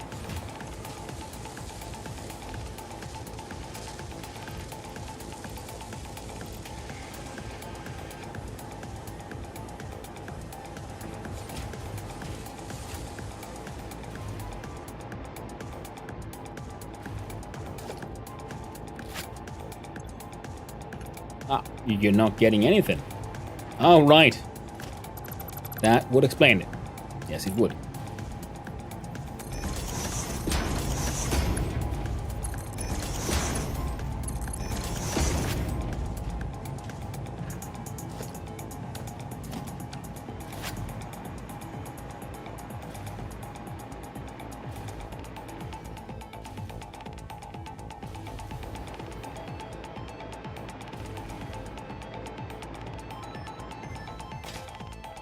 Yeah, man. You're not needed. And you're not needed.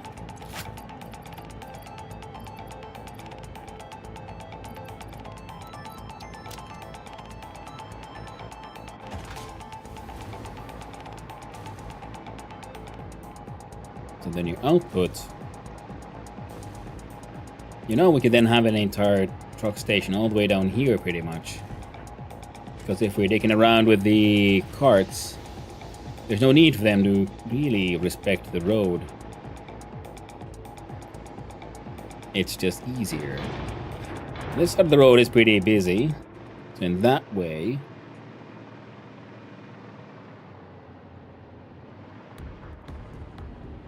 truck station for the carts could be, say, here. Then it goes, say, through the road.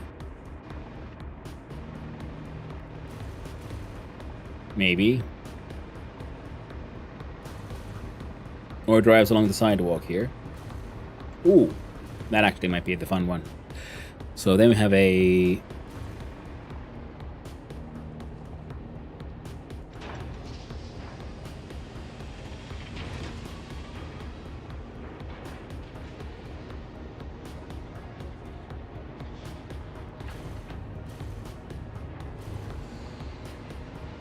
Alright, let's see here.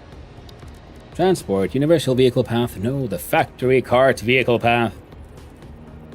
It's happening. Whether you like it or not, it's going down.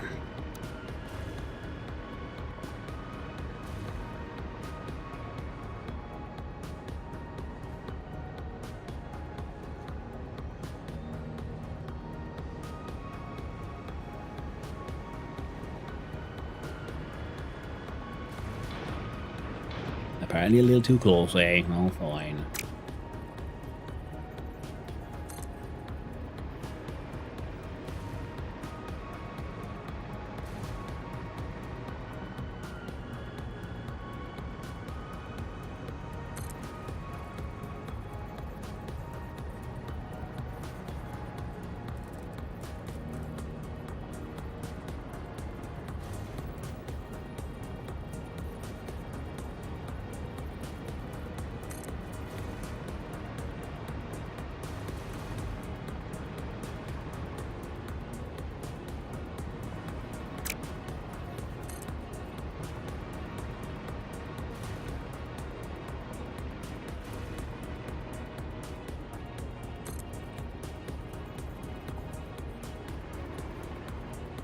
Okay, and this way...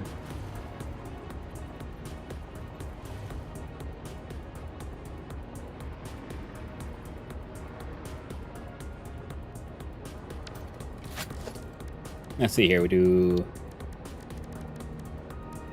Little old catwalks.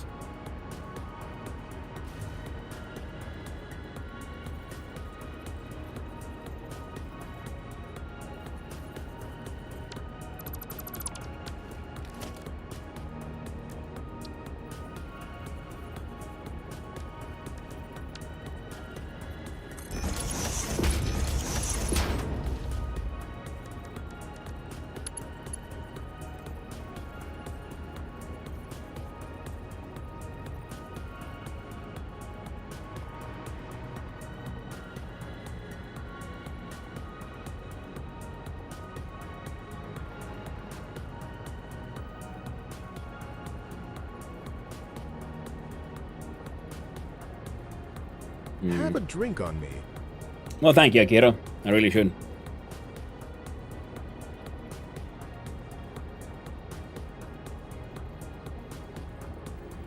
Ooh. Tasty tea. Keeps it going. Now I'm just thinking about how to actually get the exports out of there then, eh?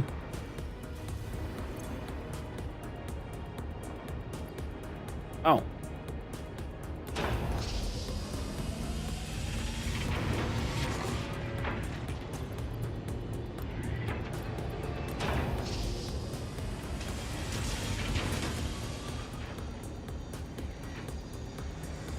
Okay, maybe I should have the exports happen here so we don't have to worry about how the cart goes up and down in this tight space. That might be for the best. And yeah, the only issue then is that the truck station is actually kind of big. So in that way, building one here, well, it's fun. Would be probably better to do it then closer to the wall here.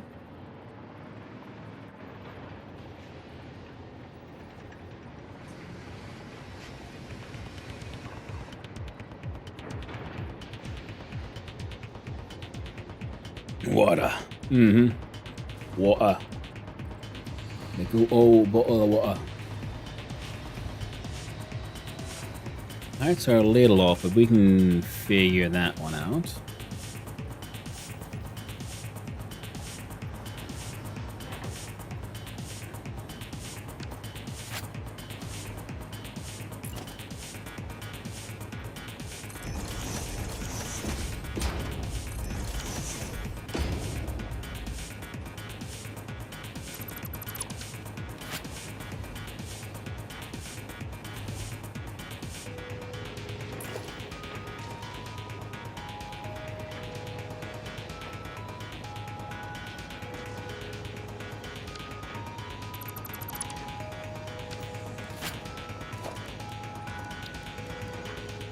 Could old gate hold? No.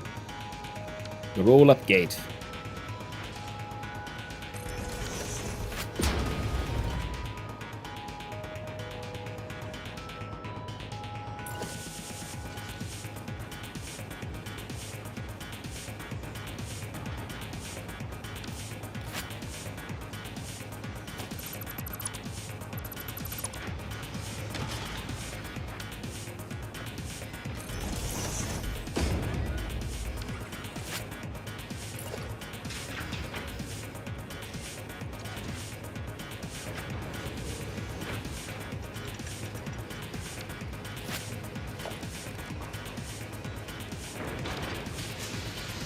I'll check out here the catwalk. G sections.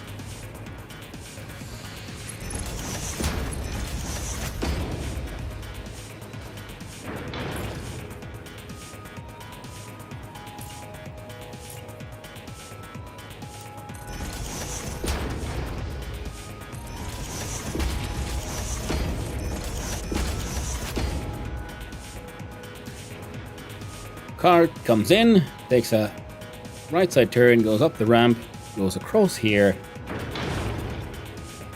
Hopefully it'll probably be fine. 100% probably, maybe. And then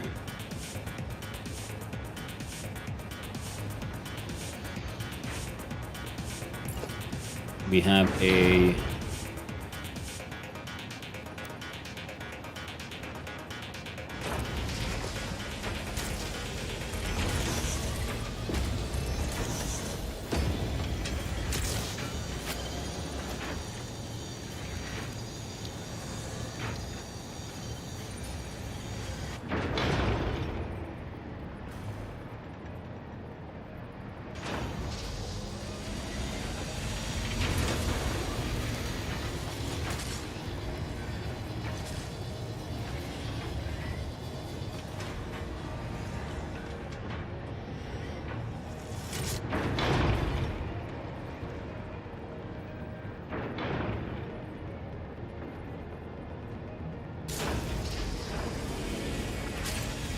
so you get it to fit here, kinda. So he comes in, turns, docks, leaves.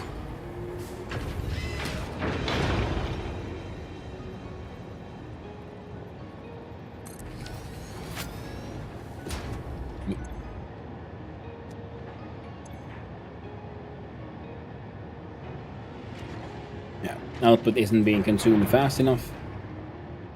Well, that's okay. And before we worry about things too much, you gotta see if we can actually get the cart. Oh, look at those beautiful tight freaking curves. Ooh.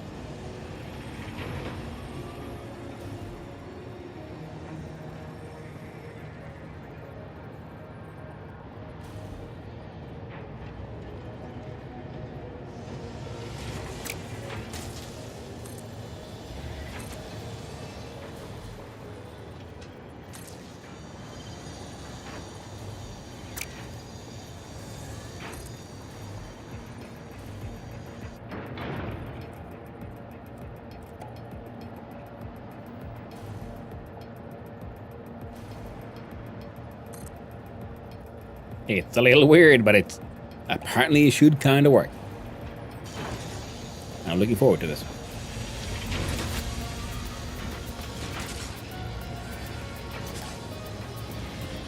So it's the cart station of what? AI expansion. AI expansion. Export.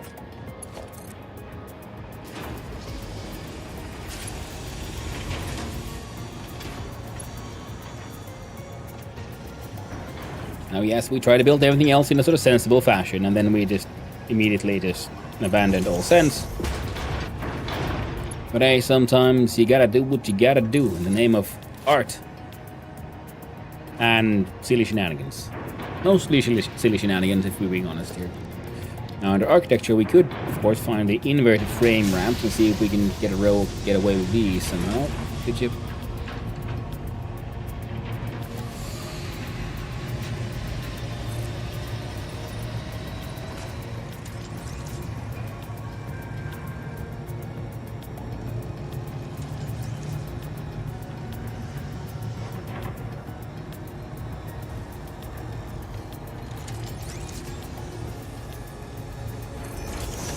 That kind of works, actually.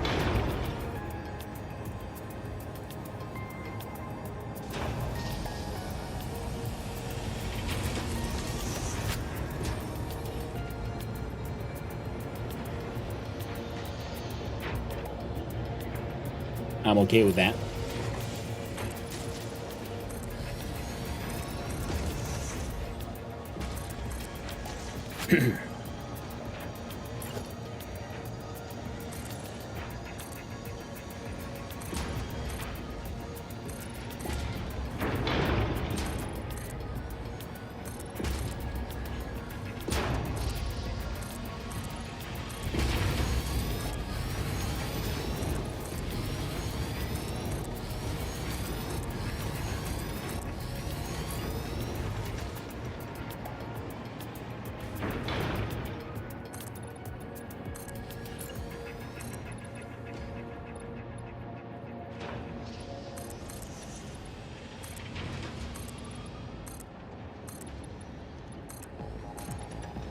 There. Now it's done.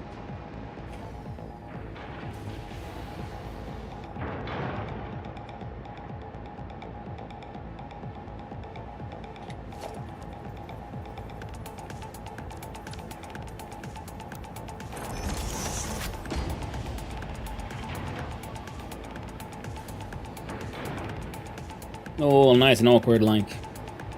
Hey there, awkward Antonia. Hope we're doing well. And yeah, we don't have any pedestrian crossings, so we could try to make one. Oh, yeah, not digging it down. Yeah, one then leads there, and then okay, yes, okay.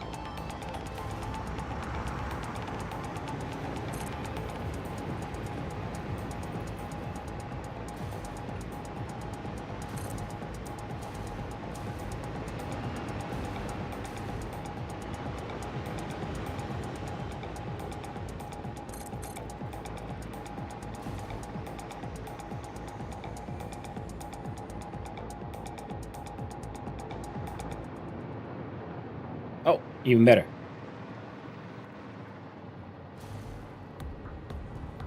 Alright.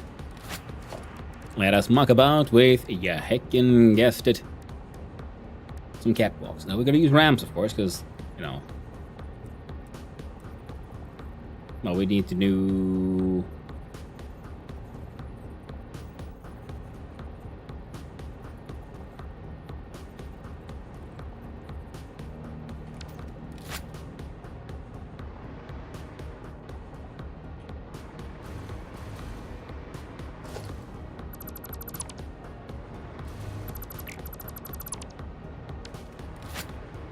Guess not. Let's see, can I bring you here?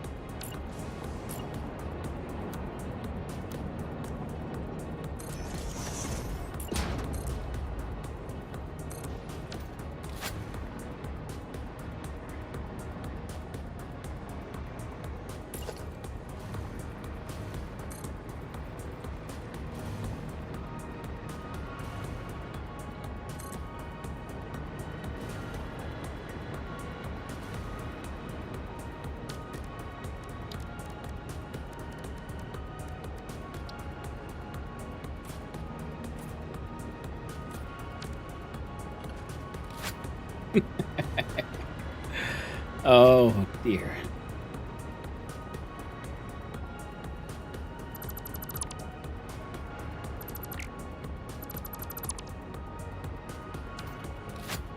Now there's crosswalk and everything.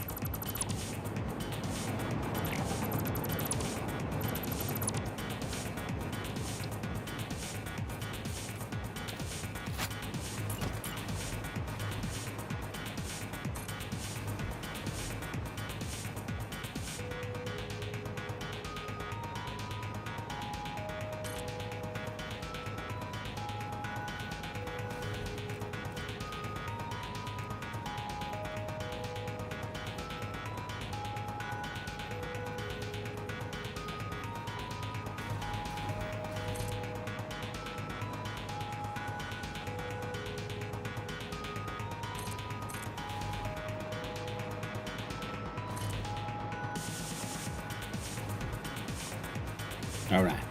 So I'm thinking then from here,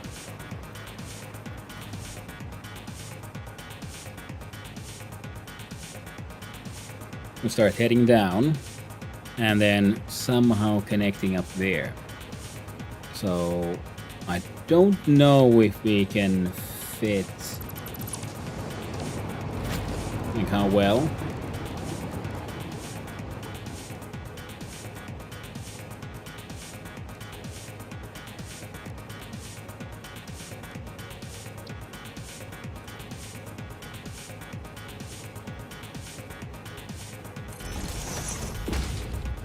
On a single catwalk.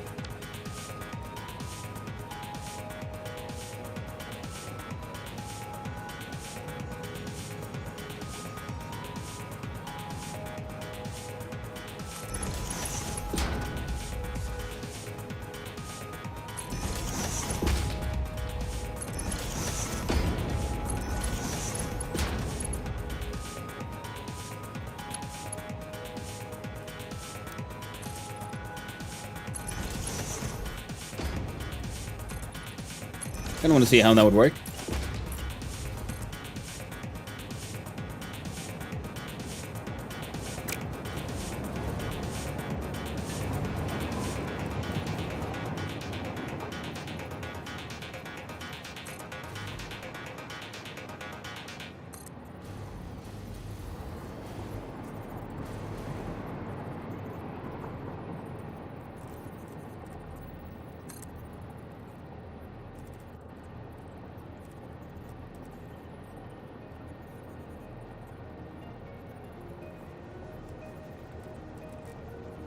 Why do you keep doing these weird spinnies, you know?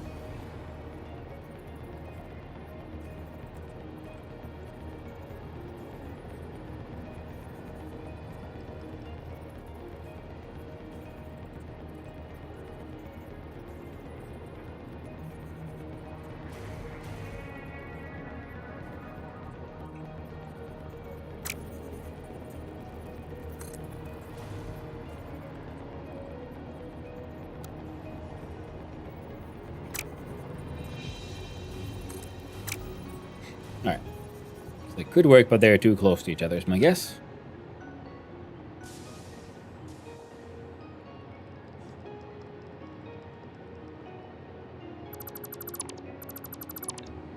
Alright. Let's assume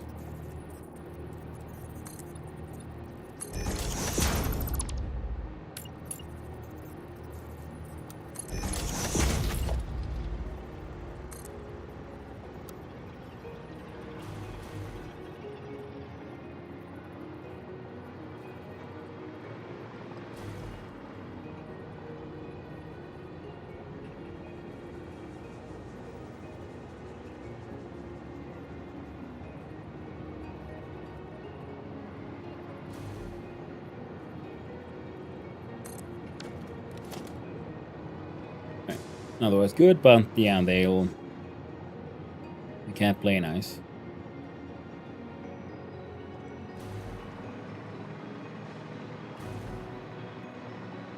But I have some ideas there. And then they come over here.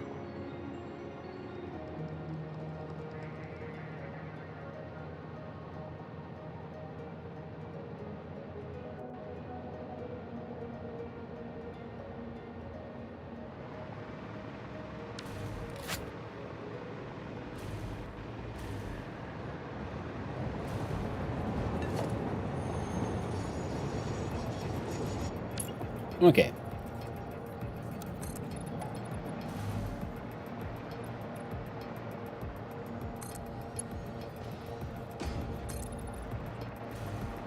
Continue with this one for a little bit longer, though.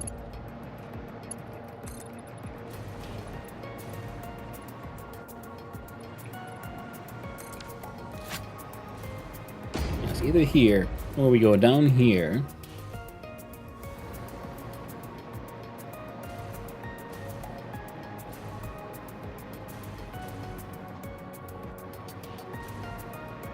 Then across here somehow. Get to the other side of this road.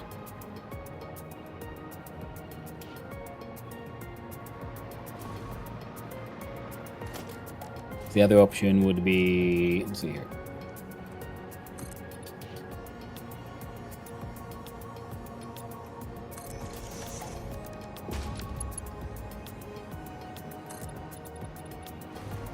No, it has to be a ramp.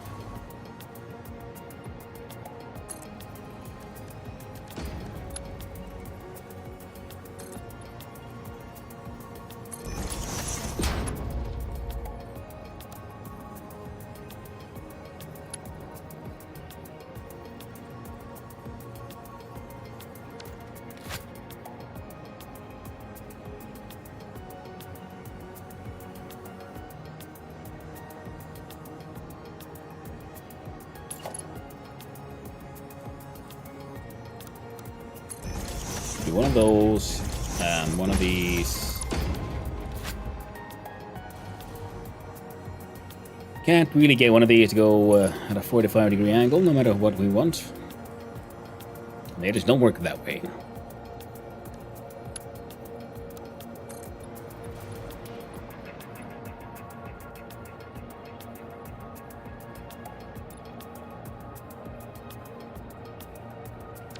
That would actually be a pretty good spot for the road and world grid to meet. So let's see if we can make that work. And for that, yeah, we go down here. These are following this one, so this one should be following road grid, meaning we should be able to pull you down, say, there.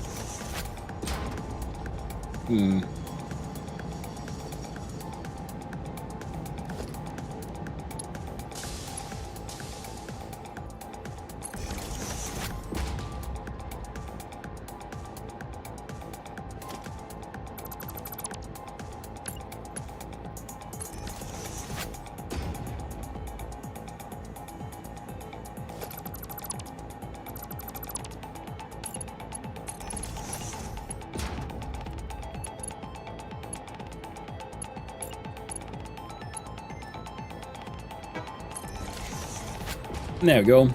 And then we'll see if we can get those city cart tracks down here. And then we'll see if we're going to end up spending a lot of time trying to make a convoluted transportation system that'll just not work anyway. And I'm guessing by the time we're done, we pretty much already have the Phase 5 like components kind of already like all done, at least for this one. So the carts will just immediately dump it all in the sink or something. Where is the... there it is. Hey there, Rose Tiger. Hope you're doing good. Okay, coming on in.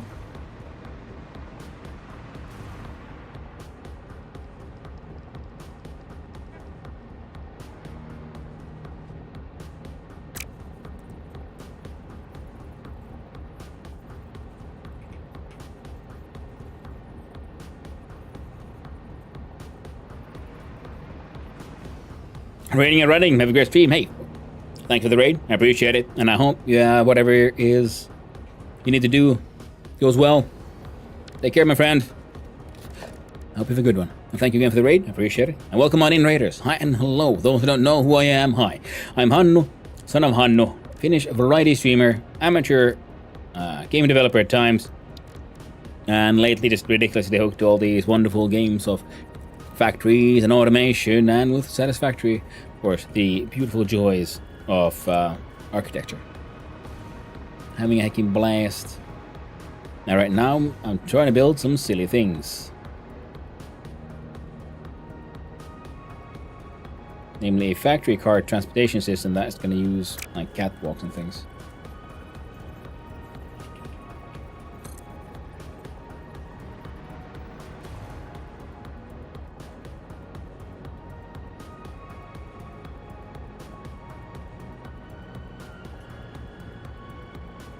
Why do such a thing? Some might ask. Well, same reason I do most things.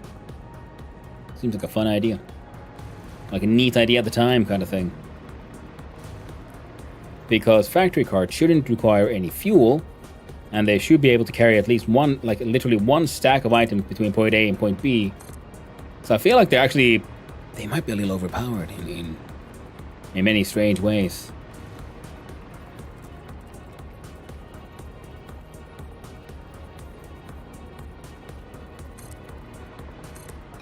Well, no, probably not. Still a fun idea though.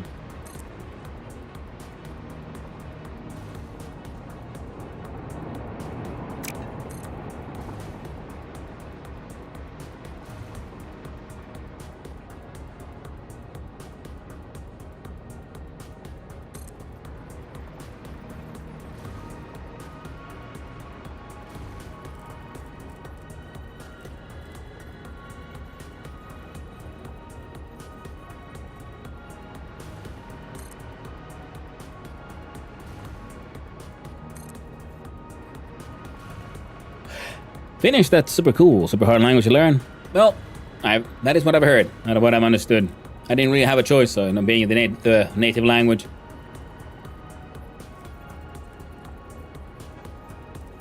But yeah, but I'm also trilingual, so Finn Swede. So because Finland is a bilingual country, and I'm part of the sort of cultural minority that is the cause for that. Us little Finn Swedes.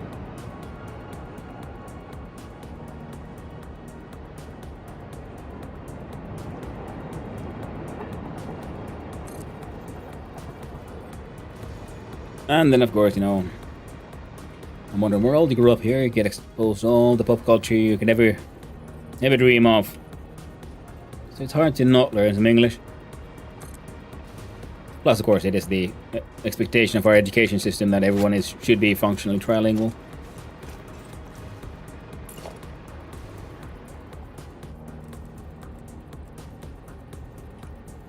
Let's see, there we go.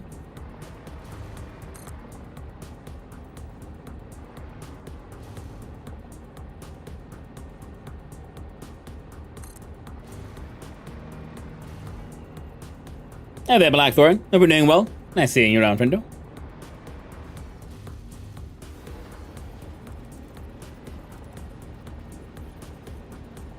But I will admit that, yeah, Finnish grammar is absolute nonsense. So it's difficult, and you have to know someone who wants to become an immigrant, and they're like, oh no, okay, now I need to learn this Finnish grammar. Surely you, as a Finnish person, can help me with this. You know your own grammar, right? And it's like, well, in theory, yes. Practice, not always. Like, yes, I didn't have to learn it in school. Doesn't mean I remember too much of it anymore.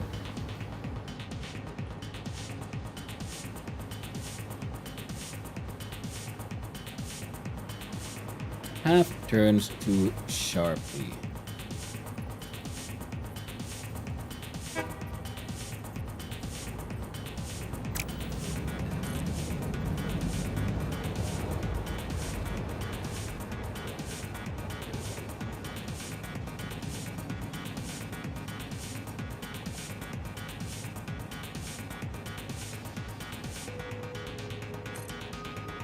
That's okay.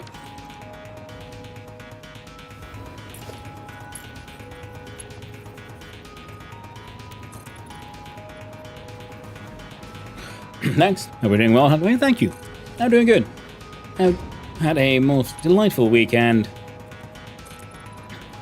Saw some friends. Went on day trips. And now we're finally back in Satisfactory and hunting down that satisfaction. trying to get those project parts done. Mind you, one of them is probably already pretty much almost completely done, I'm guessing. It's just I'm the one slowing it down because I haven't done the exports properly just yet. But we're getting there. We're getting there.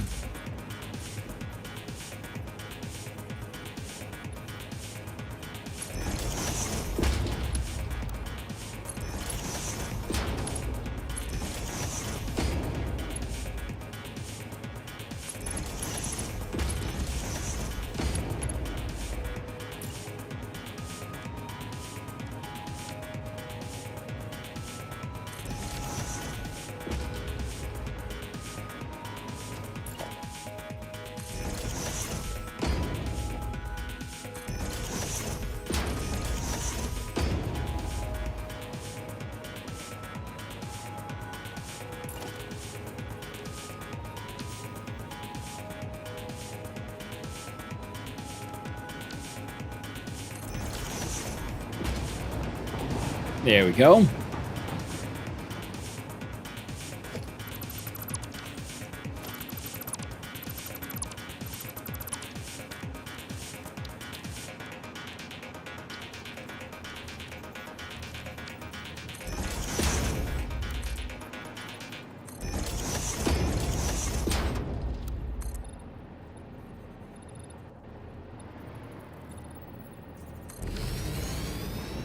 There we go.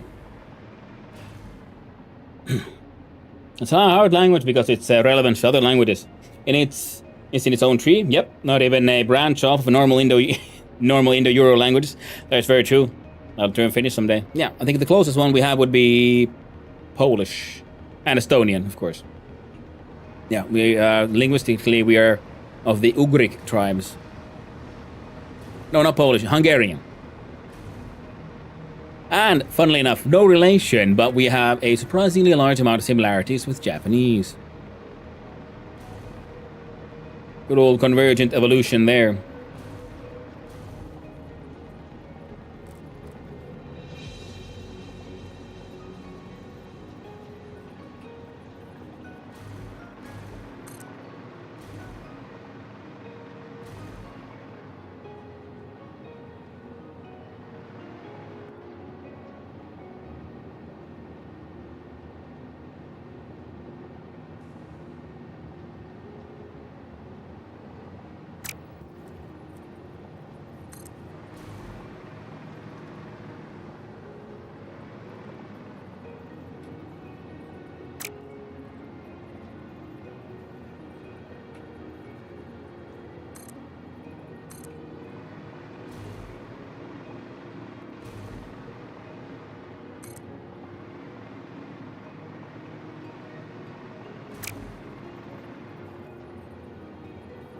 I forgot that I was trying to do a thing, which involved sort of centering that one.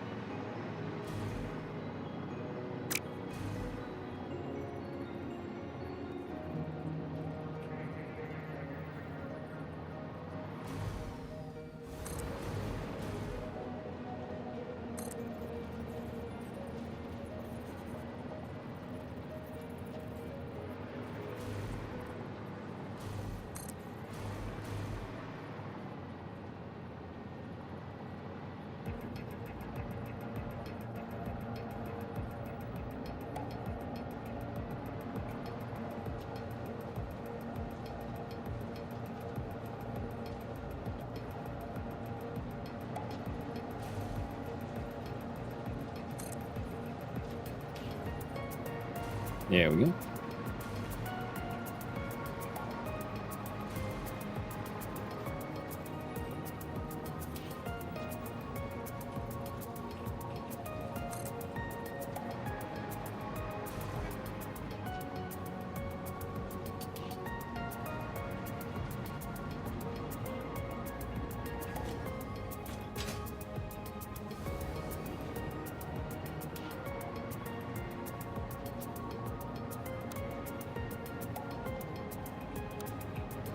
Come on.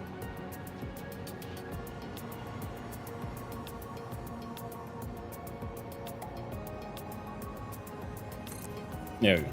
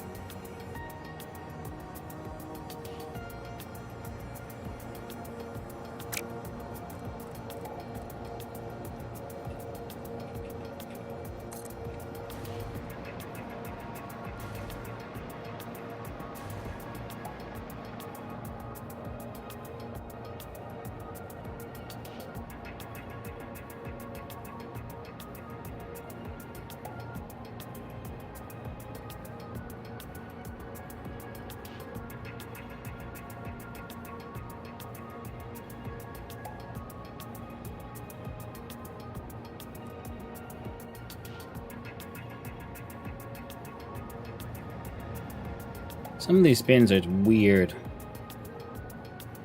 Like what exactly? What is the math that leads to this nonsense? Hard to say. So hard to say. If you don't want me doing those turns, just let me know. Would you let me do a? Oh shit.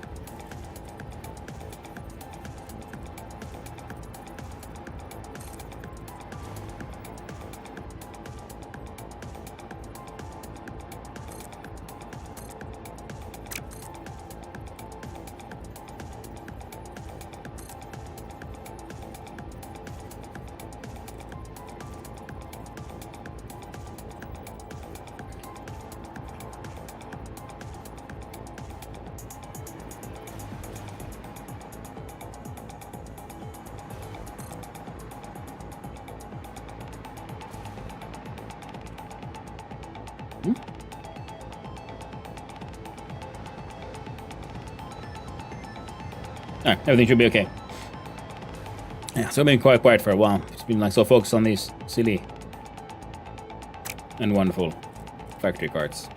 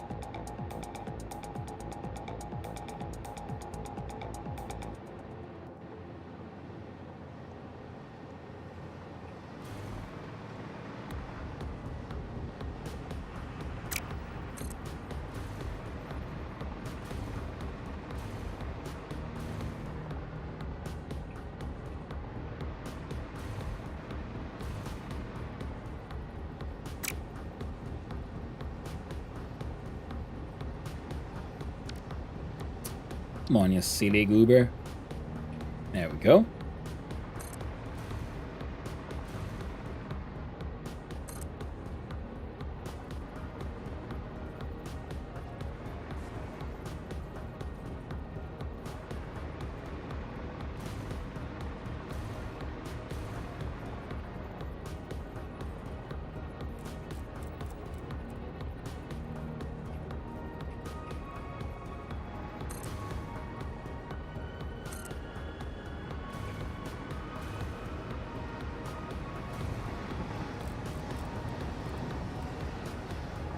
It's just annoying and tricky because they're all, you know, on top of each other.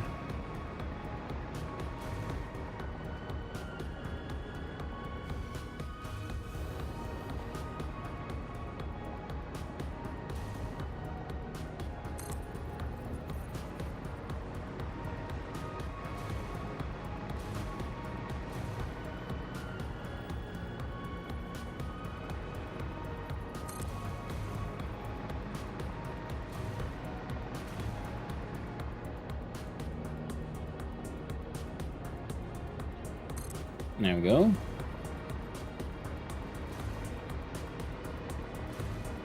And then it's just coming back down.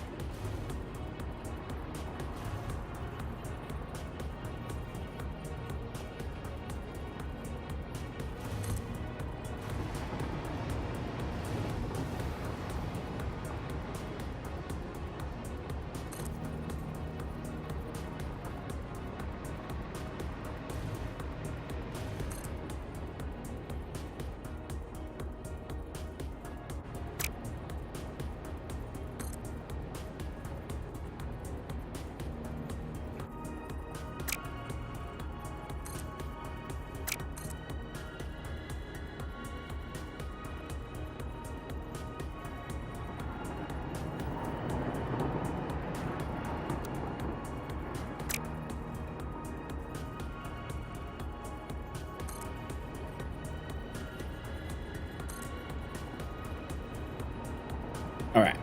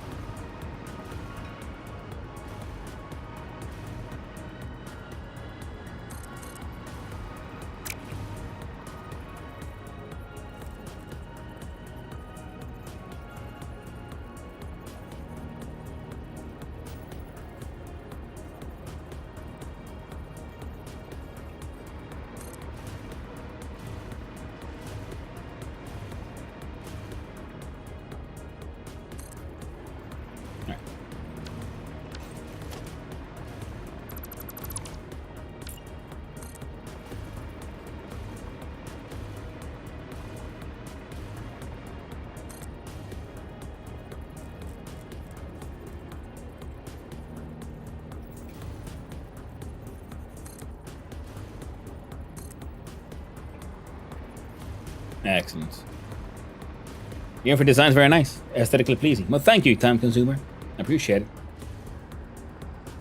I've never seen able to follow someone pushing it throughout the whole game like you're doing. Most got different people in different parts of the game. Well, thank you. I mean, that's also like my hyper fixation. I realize it. I have difficulty playing multiple games at the same time. You know, I'd like to be able to do that, but it's, you know, if I want to finish a game, I better finish it. You know.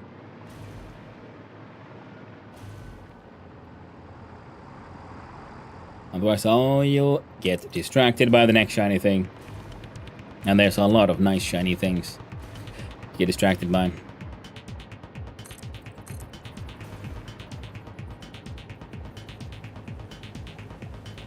That's my problem. Yep. Okay, now we have the belts. Kinda going here.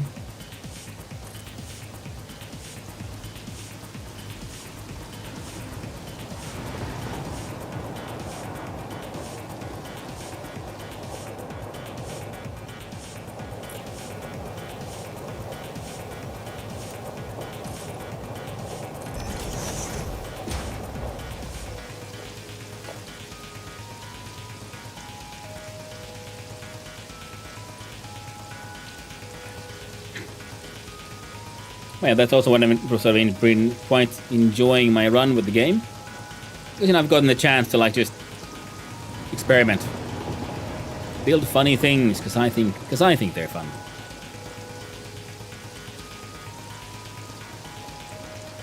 And it has been fun to notice that actually that has resonated with a bunch of people. Glad you're all enjoying yourselves. Also, watching someone use the game mechanics and entities other than just lawn base it. It's too simple to lawn base and scrap things together. Oh, absolutely. You know, like I said a few times, I could finish the phase 5 in like one stream easy. because I have so many things inside storage cases.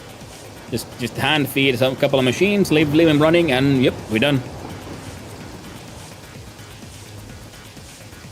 Alright, now I'm just like really enjoying trying to, use freaking factory carts for, anything even vaguely useful. I really like the idea here. And replace you with a couple of them inverted framey rampies.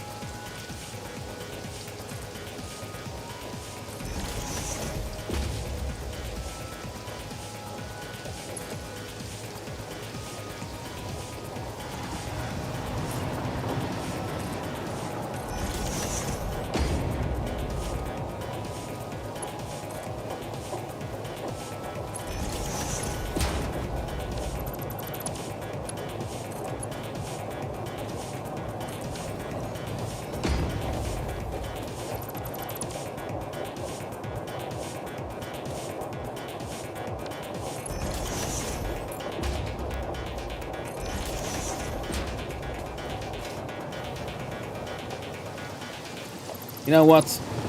After all, we're not going to do that. We're going to do it the other way around.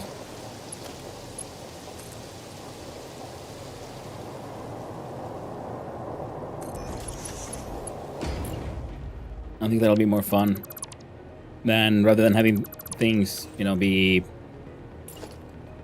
hidden away, zoop through terrain. Well, not zoop, clip through terrain in such a fashion. How about we instead try to just see how much? 1, 2, 3, 4, 5, 6, 7, 7-ish. But here they do also change height, so. Oh, but here it doesn't. Excellent.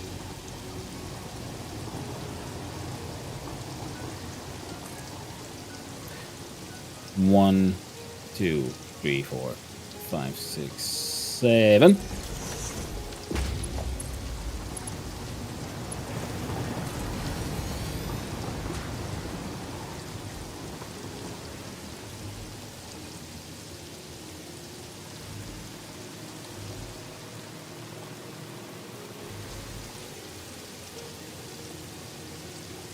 Alright.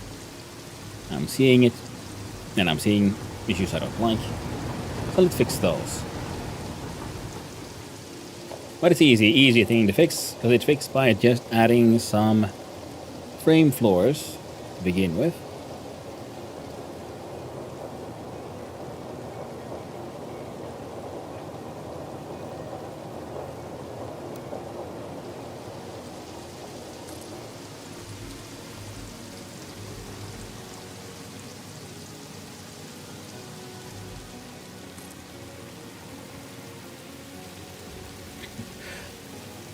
I'll be 800 plus hours in this game, but never got further than oil power because builds need to make sense to me. Can't just mash a million bolts together and call it a day. Yeah, I know the feeling. That's what I'm very much enjoying my run so far, because I've really tried to really stick to the whole keeping it, trying to get it to a point where it makes sense to me as well. Well, what the frick? How did that happen?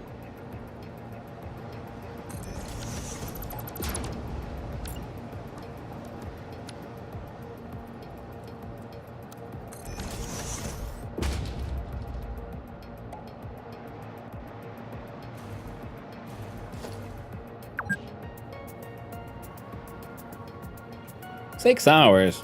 Oh man. Things keep on progressing so heckin' fast.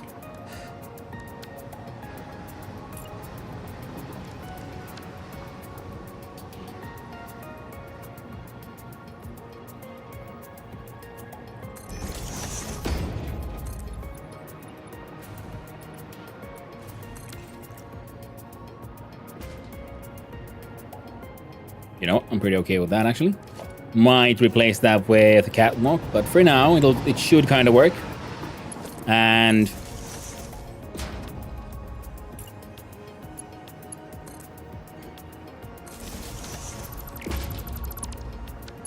let's just quickly sort of half-ass it so we can get it to get checked. Cart station, AI expander, import, and you unload.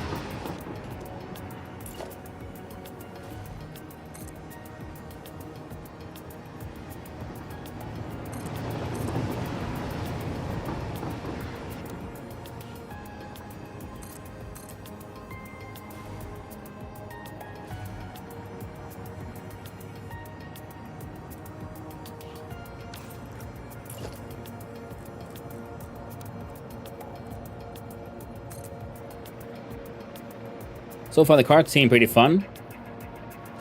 Promising. But also in building these paths, I'm noticing that yeah, there's a potential for some weirdness here. And yeah, we might have to rebuild the entire bit that goes over the walkways, because I'm not sure if they can actually handle it. Well, the good thing is, I'm hoping a single cart. I mean, this entire track can only be run by one singular cart, though. Yeah, gotta remember that one. Spending hours making a blueprint is part of the game. Oh, 100%, 100%. Yeah, like, you know, I can spend, you know, many hours building a factory, and then many hours more just, you know, try to decide how do I set up the walls. What kind of decorations do I want to use?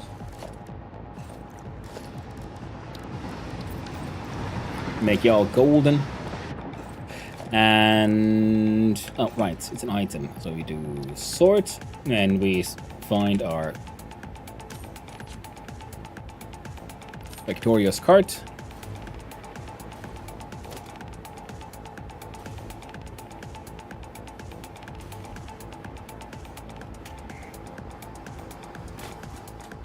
I love this low poly version. Game is running out of resources. Open the inventory. The puny room.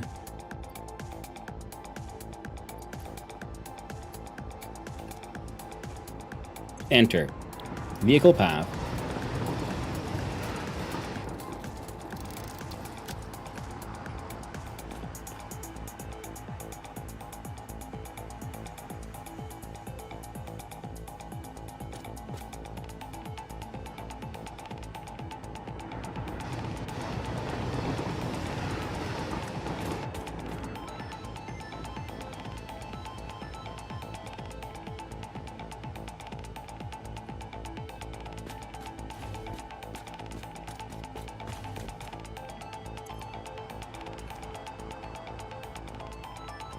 Ah, right.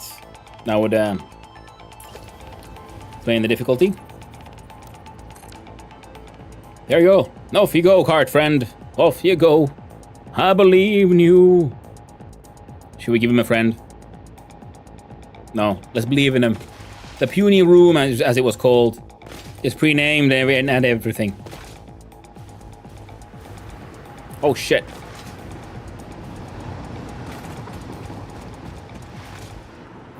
I forgot to actually link up the other truck station to be able to, you know, give it stuff. There's no import happening on the import side. I mean, nothing's being put into the actual truck station. I kind of forgot about that part. Look at him go! He's doing his best.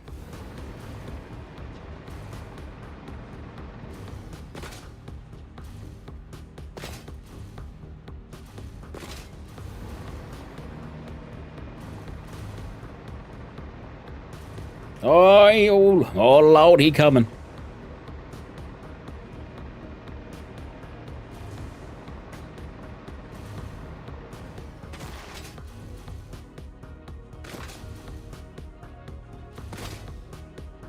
Yeah, very much also be feeling tempted to then start another run and then go for the extra expensive project parts. Though for that one, I would probably want to like make some more blueprints in advance.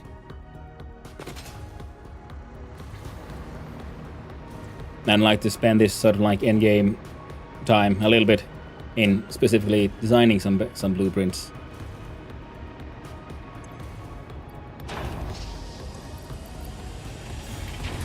There's 150.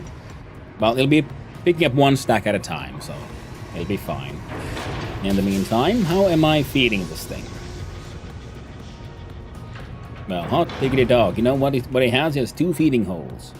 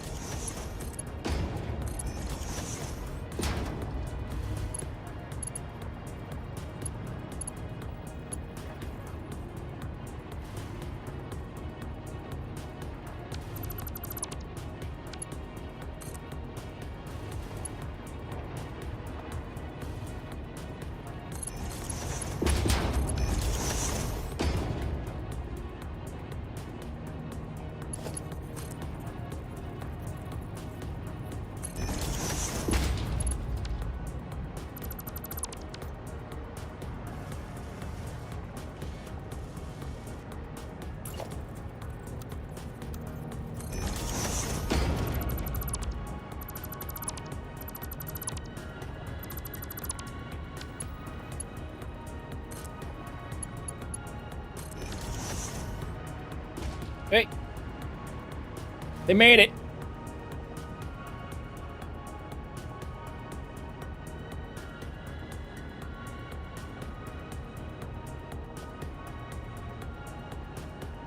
And I gotta say that blueprint will probably... I gotta make things that you can make... Look at that thing go! And it uses no fuel. Which means you can just have like crazy amounts of them.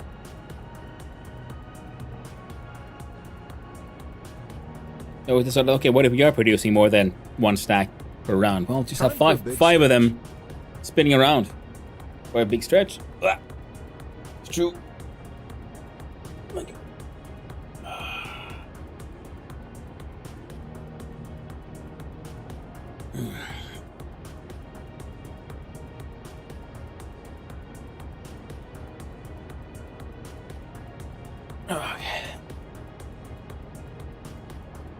Shoulders.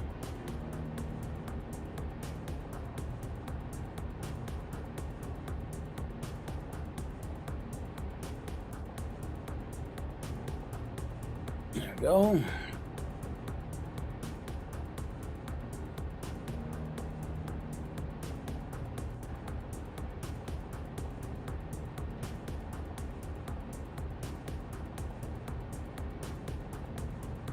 Just that cord.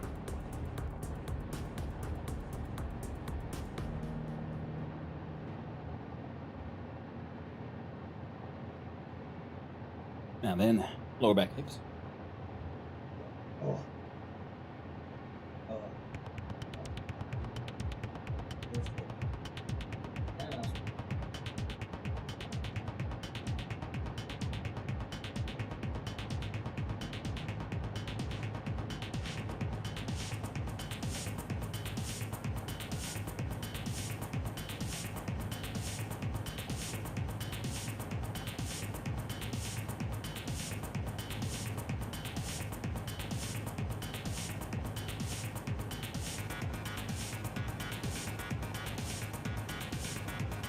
There. Wow. There we go.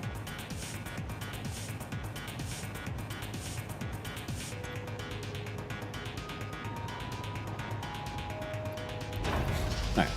Let's go look at my superposition oscillator machines.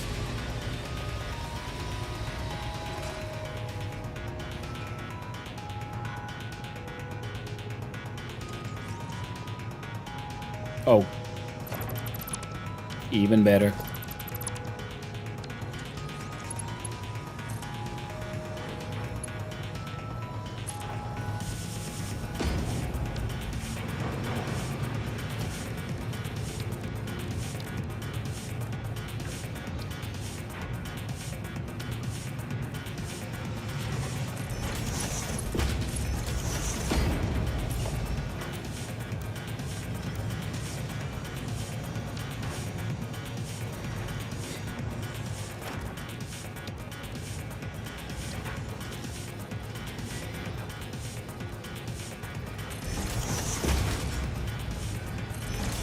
Honestly, I think that actually that works pretty good. That works pretty okay for me. Yeah, the outputs are grabbed. It's more on those processors. Your magnetic field generators are a-okay.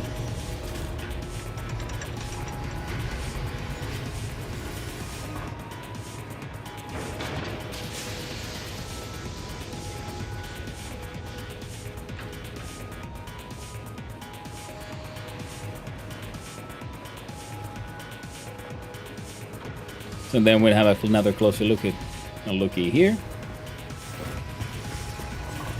You have everything you need. Answer is yes. Here. Oh.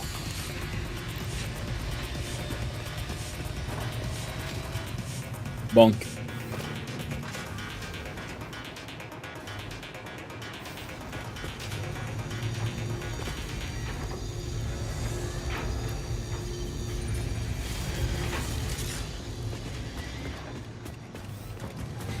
Now, both of you producing. So 2 of them make 15. 25, sorry.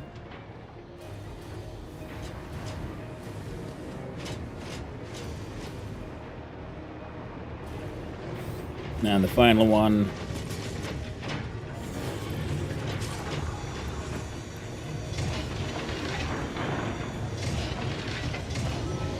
Yep, that'll be fine.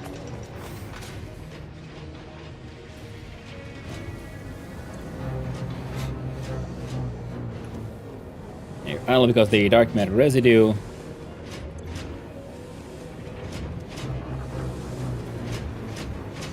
flow rate is maxed out.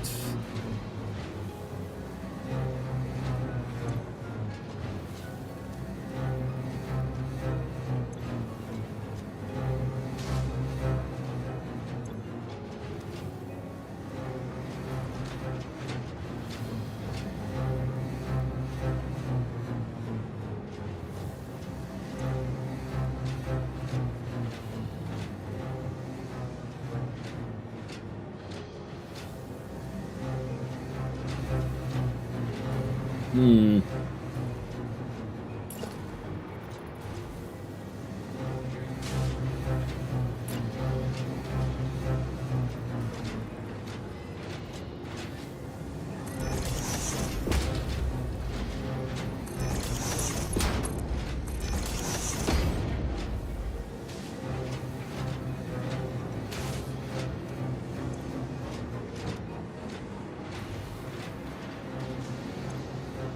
$679 coupons.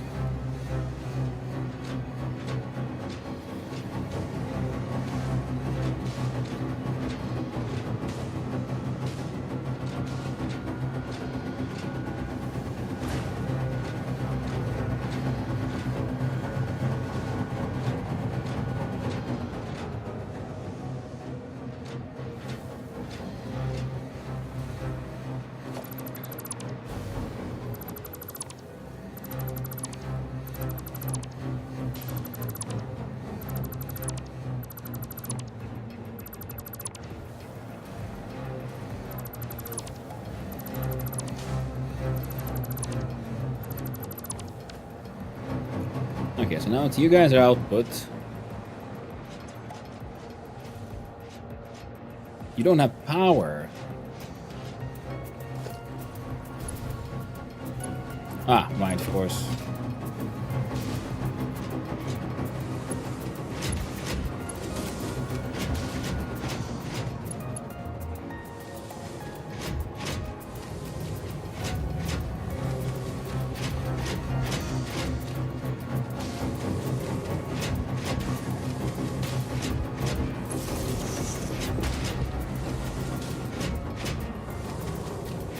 Hmm.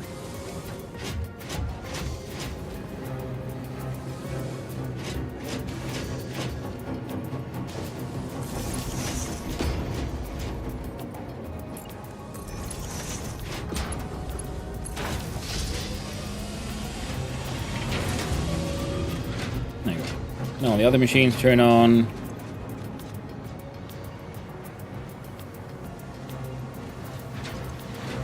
Yeah.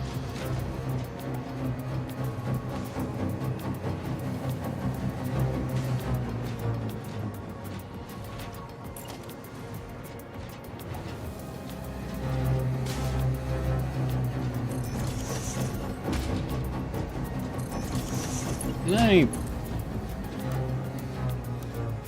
No.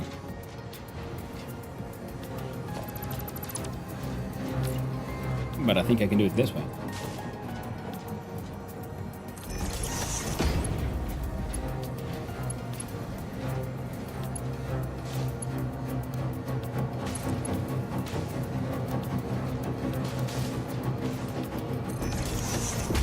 All ugly and weird, like. Now, what if you all get like a valve?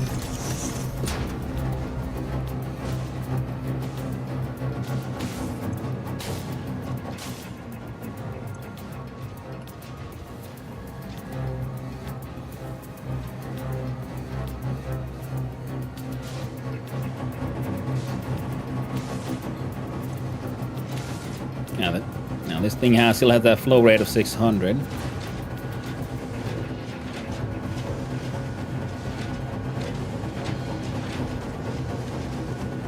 So the question is, how do we bring more shit in here? I mean, number one, we're gonna need another pipeline, pretty much.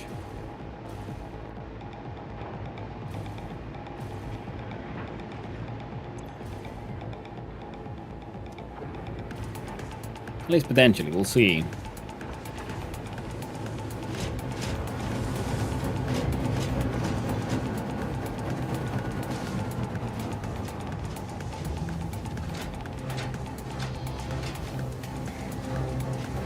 We have flow rate of 52. We have flow rate of 600. And it's 0.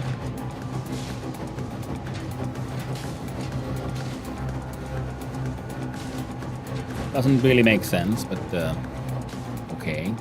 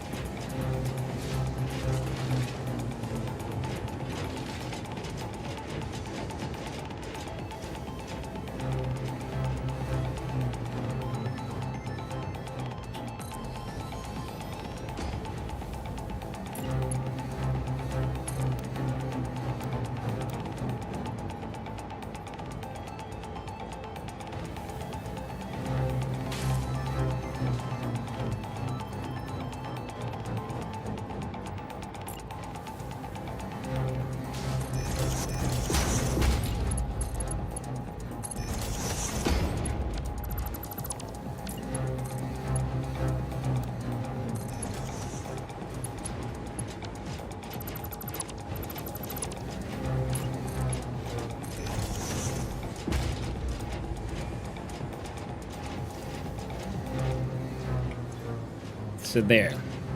That'll hopefully help balance these pipes out a little bit.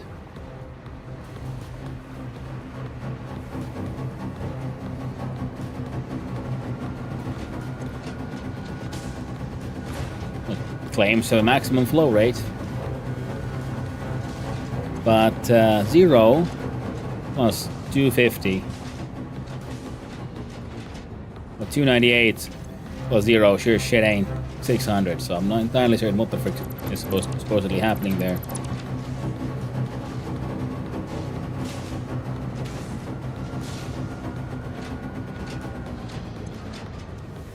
Here at 591, here at 298.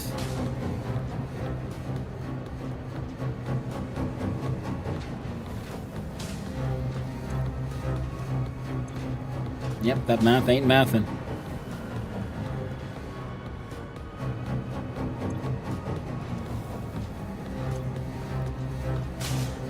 Oh well, at least consuming it, which is the important part.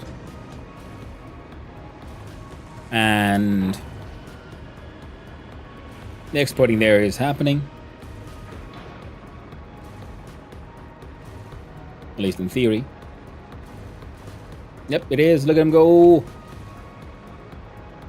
Can I stand on him?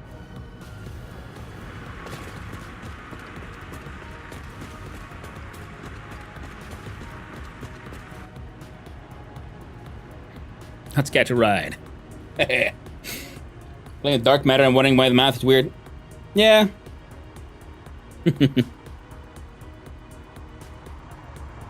Hey. Nice. They actually waited properly at the crosswalk. Oh, amazing. I'm very happy with that. Speed 0.5. The new movie. Truck's still there. Yeah. Hey, I've added more trucks. And now I added a cart. Which is delivering like final phase 5 project parts.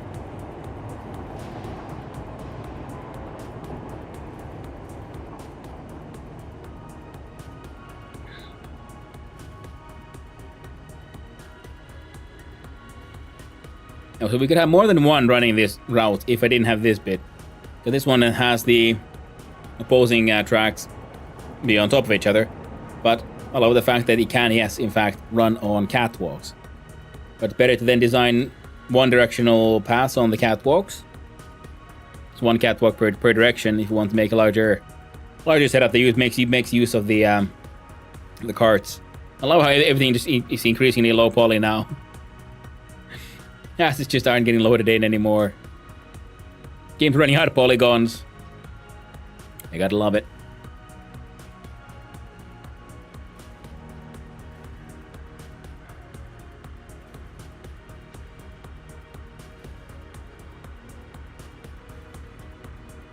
The card's kind of hilarious. It is.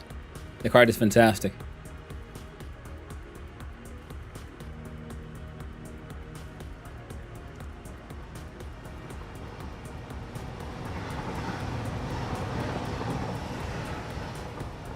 I kind of want to make a blueprint for like the roads icon, but it's just for carts.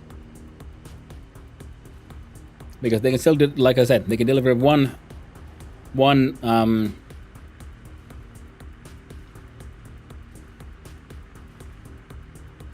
stack per cart.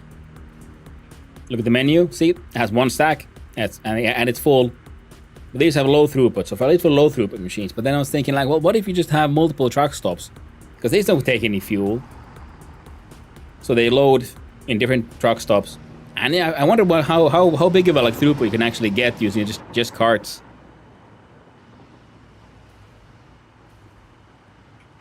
Because you can end up with a pretty powerful setup, is my guess at least. One stack? Yeah, one stack per cart. But what if you got multiple carts and then multiple stops so that they can do multiple offloading and unloading and uploading animations? Because that way, instead of them figuring out how do I connect point A to point B, well, as long as everything is connected to your road network, similar to trains, you can just add more carts and have just them zipping back and forth all the time. And I like that idea.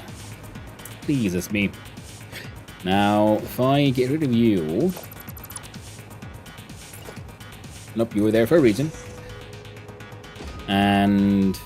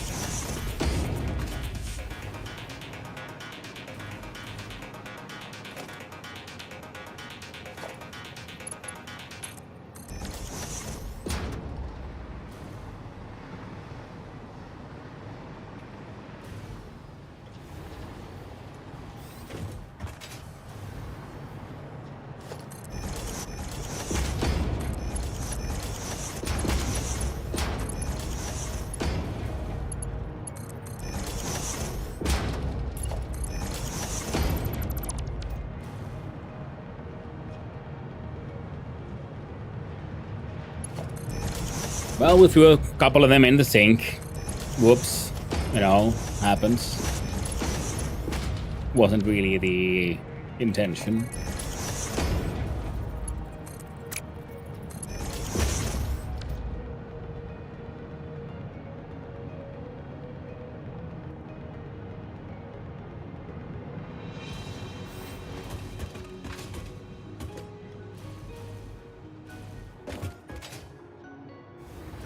Oh. It's full of thermal propulsion rockets. Killed making them, and then they all go in the sink. They're the good old sweet coupons. Accidentally destroyed a few for 9 million points. Nice.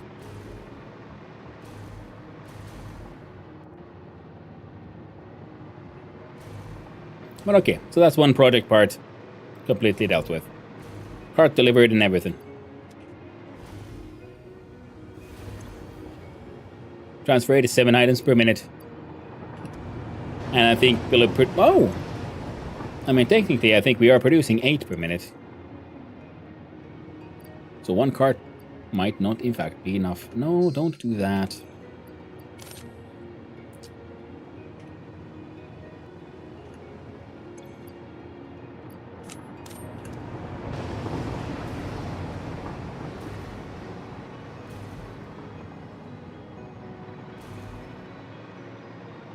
Yeah, almost done.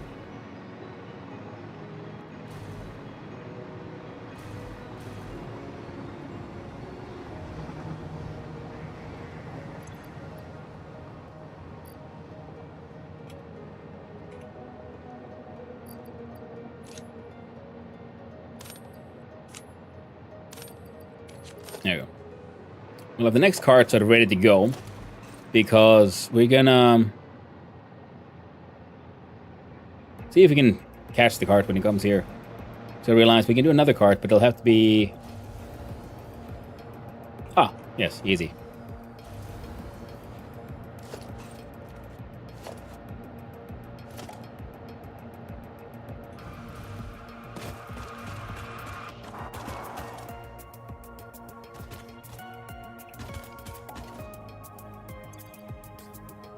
We pick up the factory cart.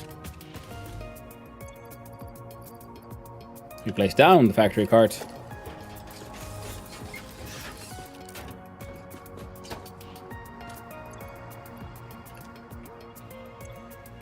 And we give you a path.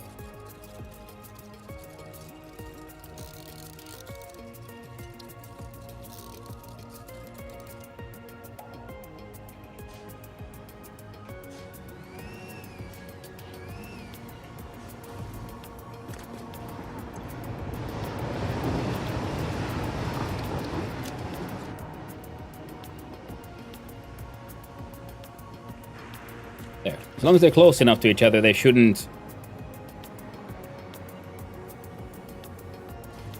end up having too much trouble.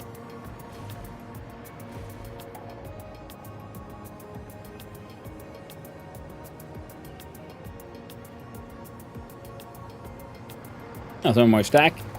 Nice. Gotta heckin' love it. Alright, so. Things are working out.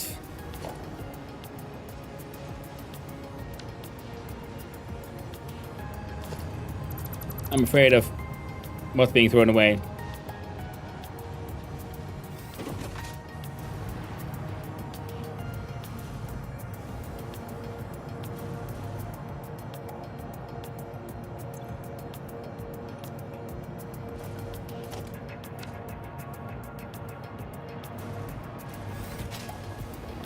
So we'll dismantle that for a little bit.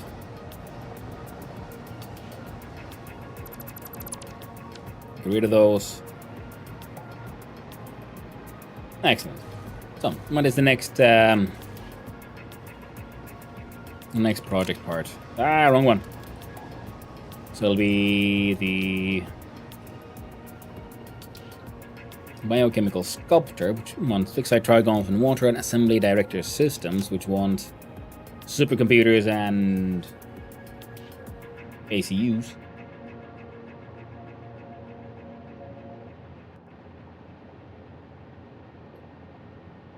Excellent. Well, we're making obviously a bunch of supercomputers already for the other thing. And for the ACU.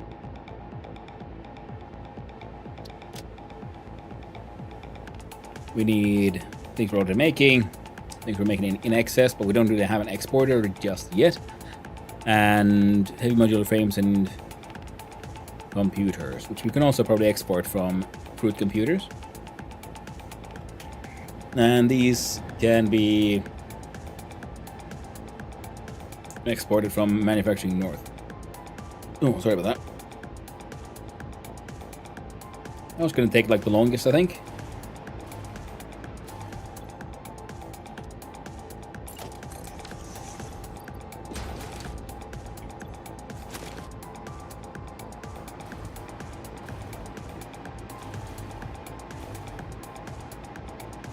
And then again, we have a whole bunch of ACUs kind of ready to go.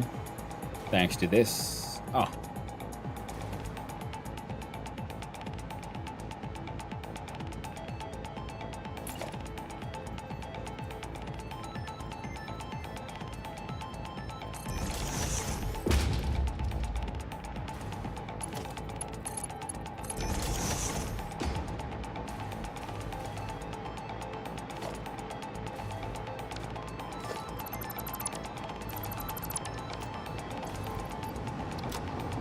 Alright, so cart delivery system is in action. Then we just need to upgrade, well, actually kind of like finish building this thing. One of the things we were making here is something we don't need to make anymore, because we built Fruit computers. We can make all kinds of good stuff. Because this would need circuit boards, quick wire, and rubber. So... I mean, we could get... Oh, about a quick wire from there. I could import the circuit boards.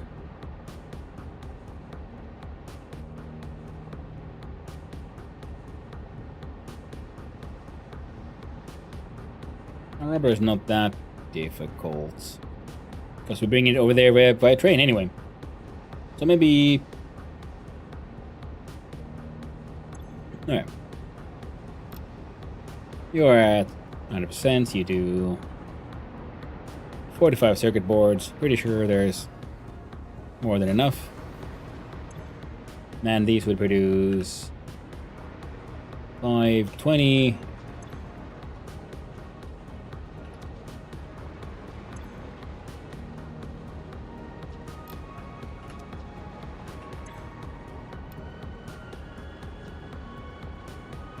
Six, 7, 15. Also, these would make... Wait, no, there's only 3 of them. Well, anyway. These go through 2 computers per minute. So 1, 2, 3, 4, 5, 6, 7, 8. Producing then 4 of those.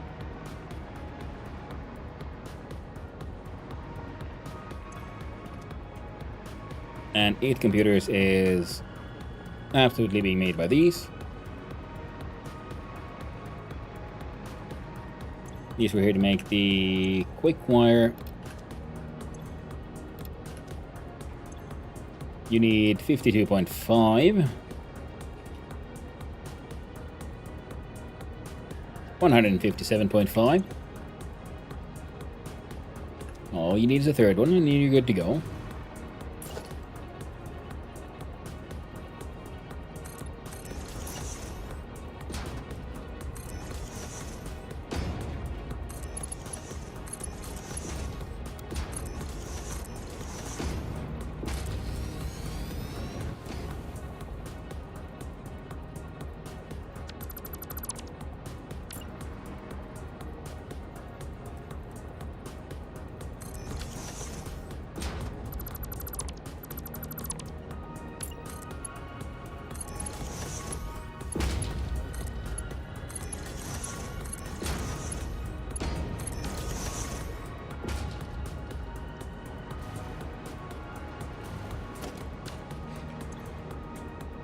And the circuit boards would be coming via drone.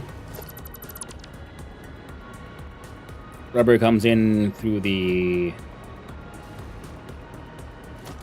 inside the road.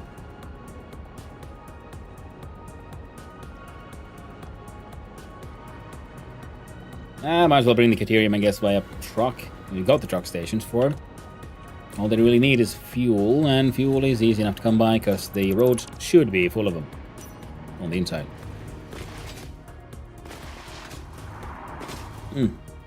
Told you so.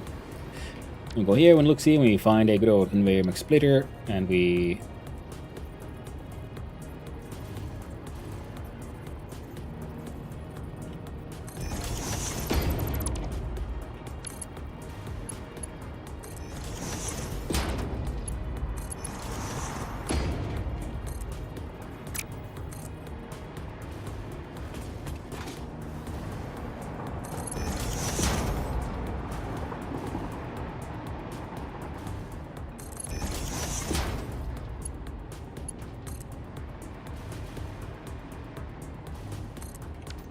no, come on.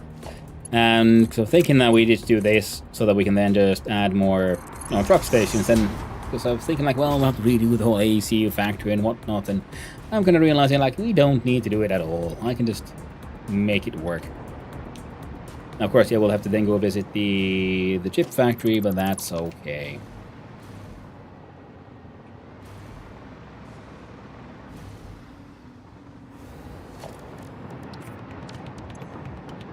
And you are...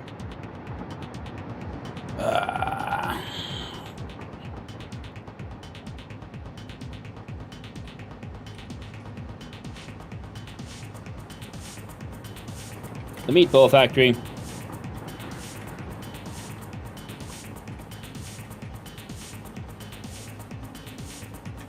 Here you may get the import. Here, have some of that. You unload.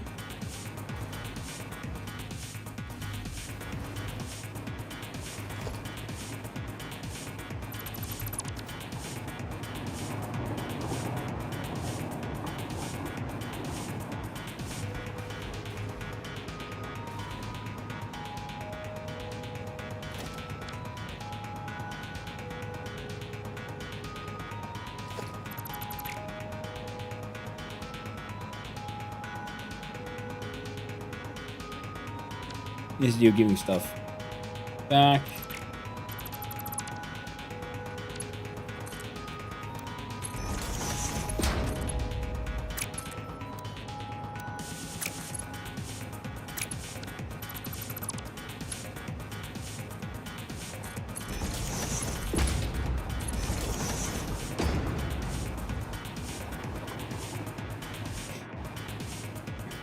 And the crap thighs. If it grows every get larger, yes it does.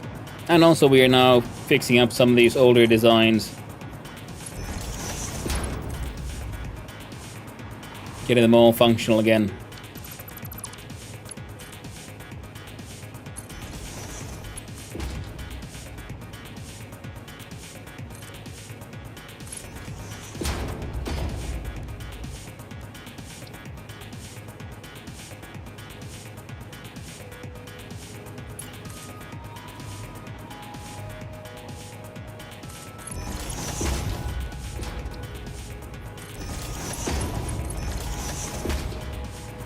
There we go.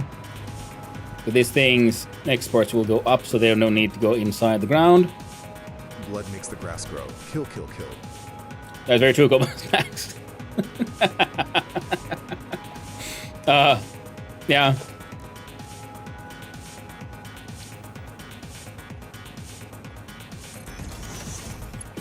Especially if this was like Victoria or something.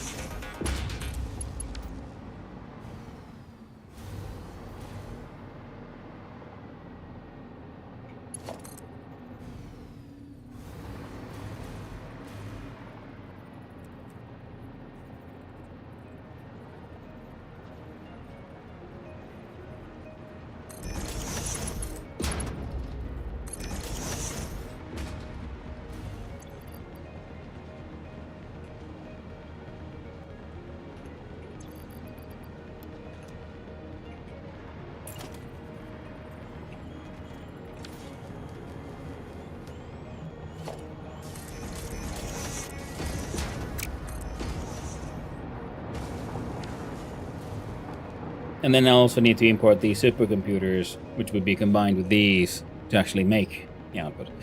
And these guys' outputs, well, it's not getting sunk anyway, so that'll be fine. Now you have a lot of the stuff you need.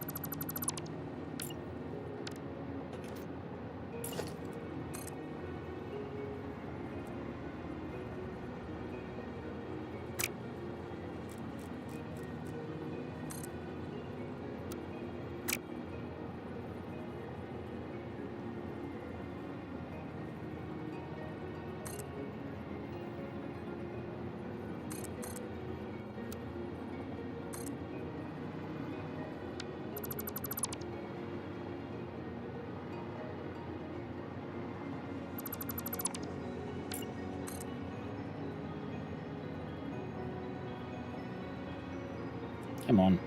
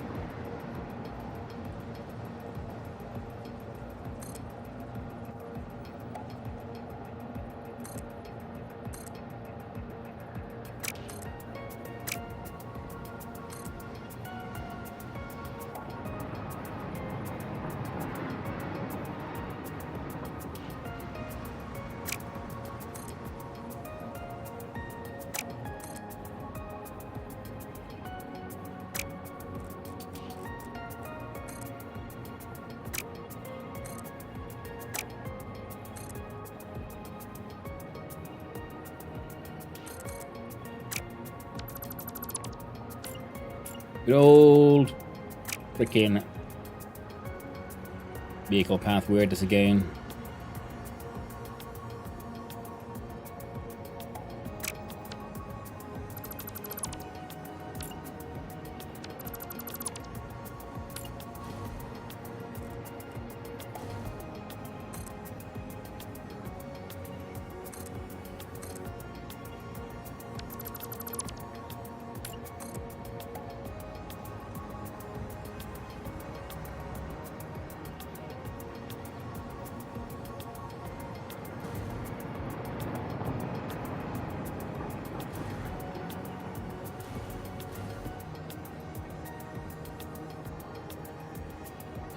Like, why does this work, but not the other way around?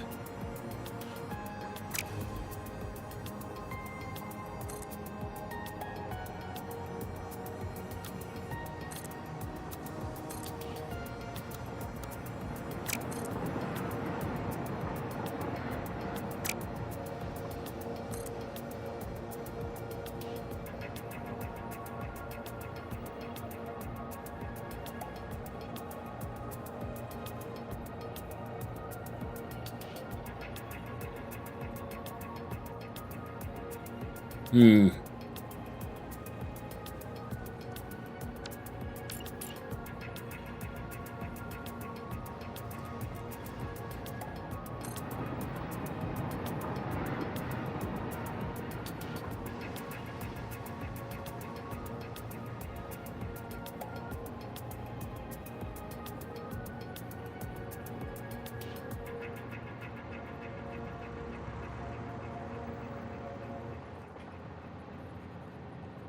Apparently that's good, but that's bad.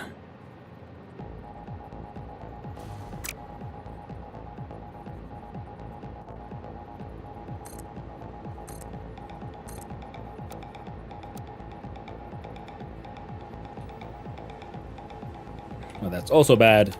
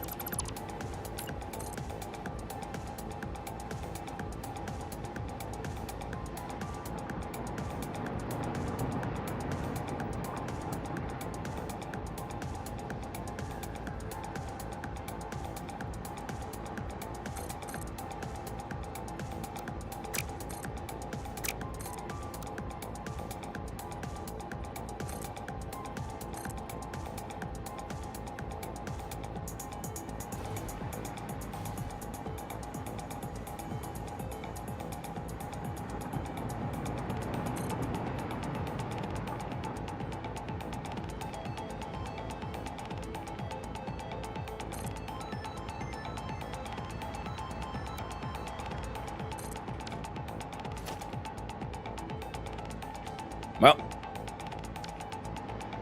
it's ugly, but it'll have to do.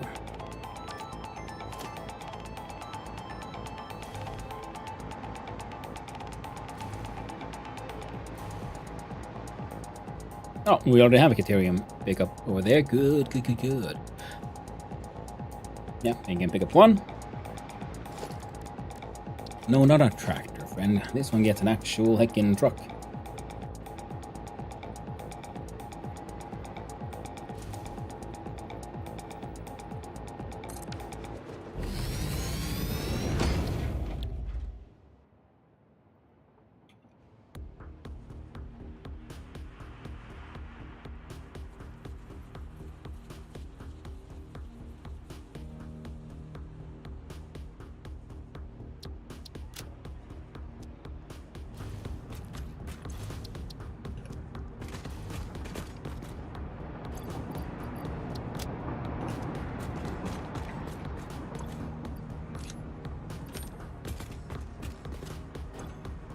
Hiva Iltapaiva Hannison. Hope you are having a great weekend so far. Hey there, Thorval. I am, in fact, having a great weekend. We even got some silly shenanigans done with our carts. Oh, would you look at that? The project parts are done. See, we've got 2 carts. Driving around, doing deliveries.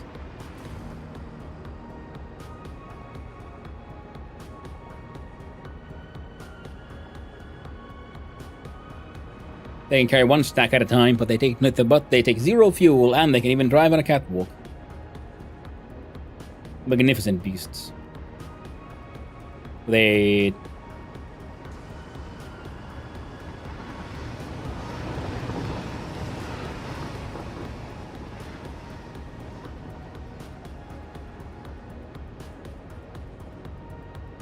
Oh.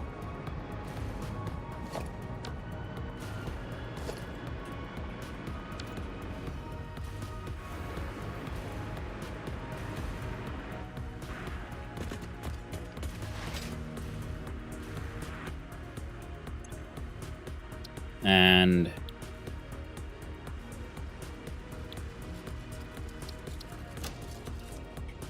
disable autopilot, and we pick up the cards. Only need 1 now. And with this though, next the factory should be producing 8 pieces a minute, and that thing should have been having a delivery of less than.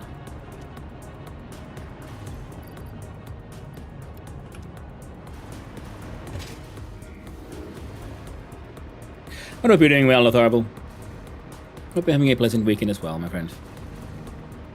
I'm making those funny little ACU thingamabobbies.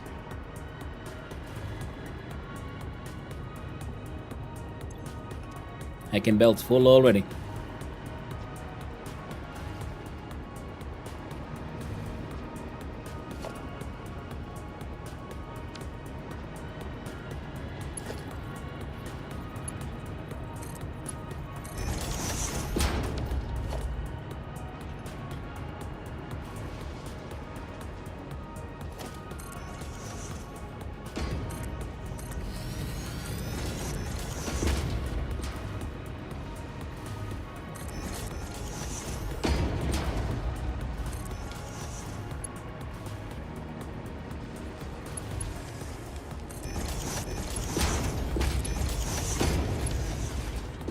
There we go.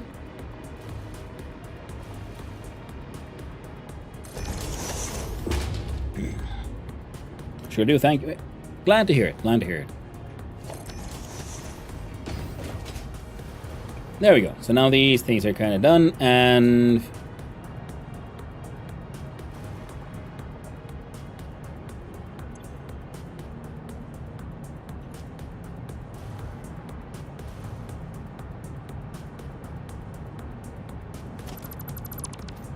I'm just gonna delete, oh gosh, delete that thing.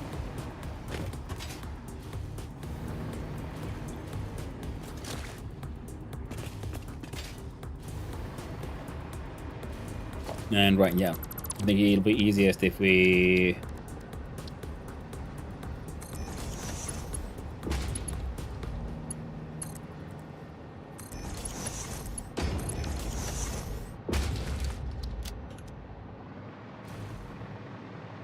do that.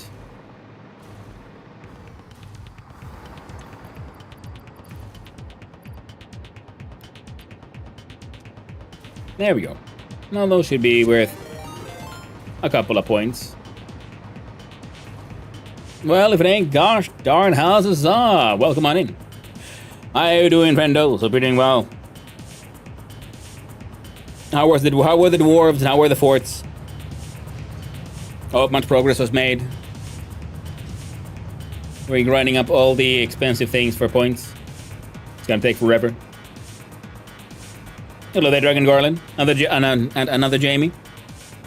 Hope you're doing good. I made a new connection system. See, I've already built many things that use trucks. I have drones flying around. I have trains and I have tractors delivering coal. And now I also have another legendary vehicle doing the transfers. It is the factory cart. And they'll be back here eventually. Hey there, Al. Hey there, Vituri. Hope you're doing well. And welcome on in, Raiders. Hi and hello. Those who don't know who I am, hi. I'm Hannu, son of Hannu, Finnish variety streamer, occasional amateur game developer, and lately just crazy addicted to all this automation and factory games. And very much enjoying the fact that I can build things that I personally think look kind of cool, like roads with trains beneath them. The joy of Satisfactory is not only in the automation and factory building, but also in the exploration of architecture, in my opinion. And there, look at it. Look.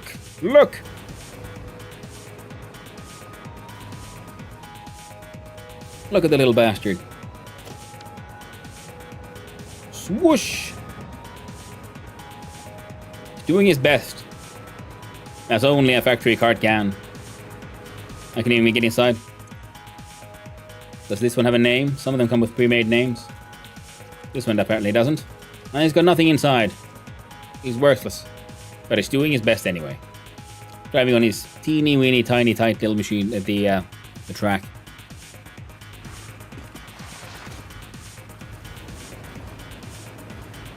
Now this would imply that there's probably some issues then with on the manufacturing side. That's okay. We already have the 256 AI expansion thingies done. So that's all right. But hey, there has. How was the fort? So far the factory be factoring, factorioiding, and I hope the fort is forting well. And the dwarves be dwarfing. Now, I did connect these guys. Are you... you are actually doing okay. And these guys are here making some very quick wires. Probably connect these guys to something. And set up those importers. Now, them being importers means they need fuel.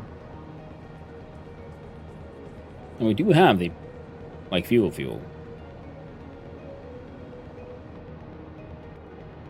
We're gonna have a couple of petroleum-powered drones. That'll be fine, right?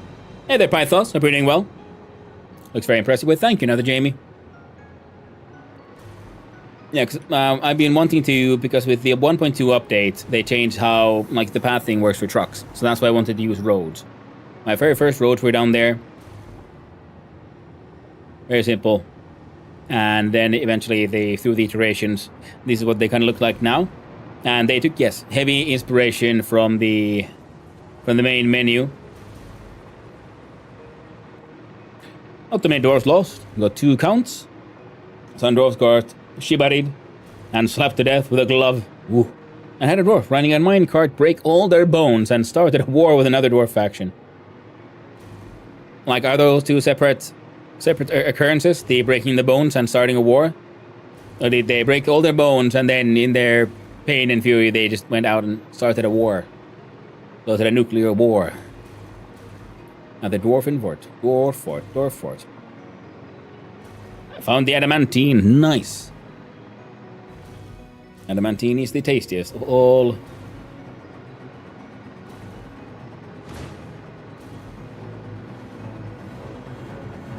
The tastiest metal, isn't it? Nice, and then the slug carousel keeps slugging. Slow up, fast down. So many of their kind were sacrificed for power shards, but now that I can make the synthetic kind, I felt it only fitting that I reward them with, the magic of the carousel, of moving around, considering the fact that naturally they sort of stay immobile for, I guess the game implies, many years, if not decades or centuries. And now these guys will never stay still again, no matter how much they might want to. They will never stop. The carousel is mandatory.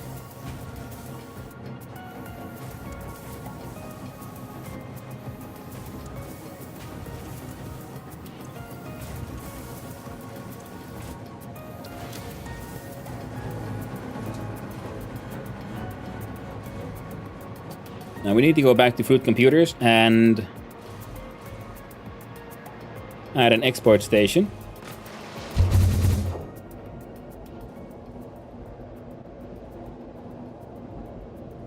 For the circuit boards themselves, because I don't think we have that. We're exporting like the supercomputers and something else.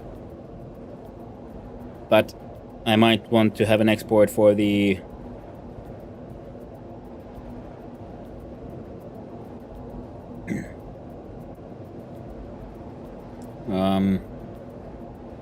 things. Because they're the circuit boards, yeah, because we have one big building making them. There on the right.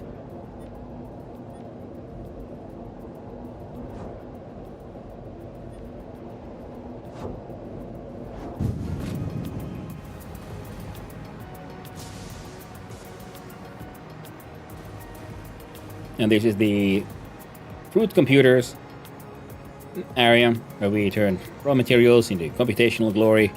And of course, what kind of fruit-based computer company would we be if we didn't have the managerial toilet? The golden porta potty. All the way up here. So you can enjoy the view of things like the Radiant Heights.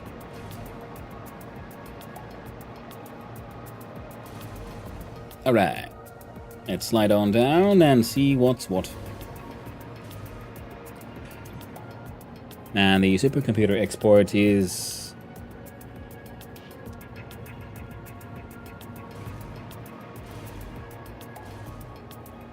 I see.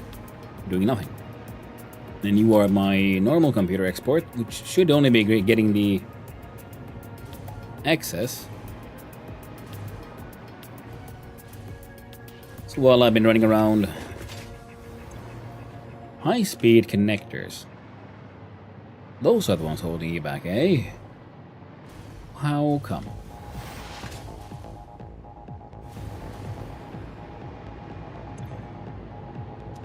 It's the silica. Oh, it's that water ghost again, isn't it? Even though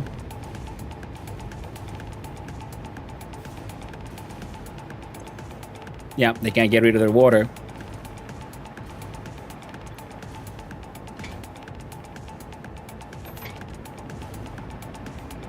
Even though the valve here says there's a maximum flow rate of 100.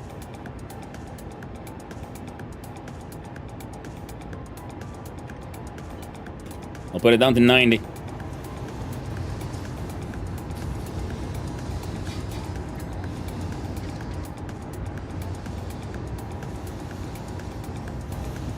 I don't like it that things are just refusing to work in such aggressive levels.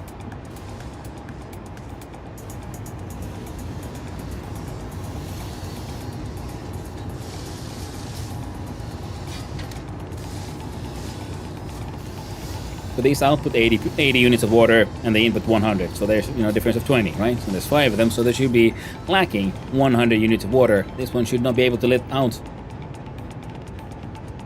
through more than.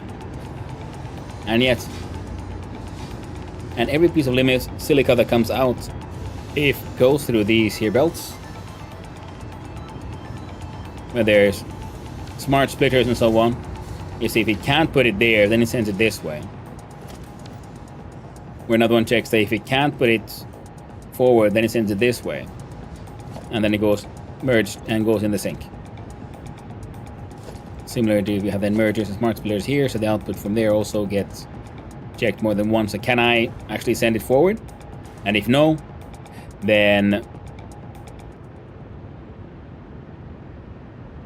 yeah.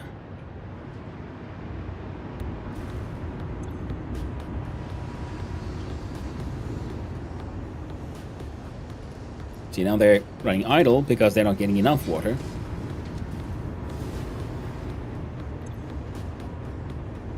Stupid machine.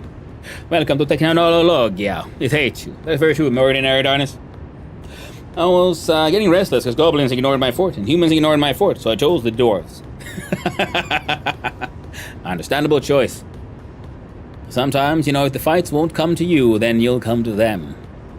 You'll find an enemy and make sure that they know what's what. Okay, so now there should be a little bit here in the buffer.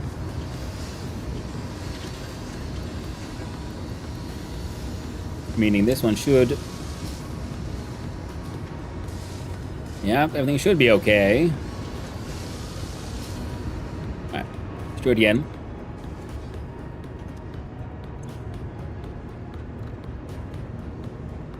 And wait for a little bit while I have a little sipping.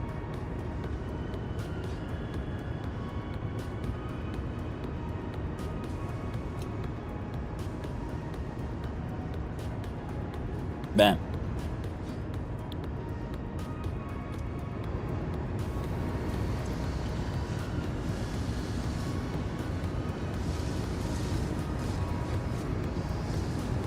Yeah, these guys are full of water.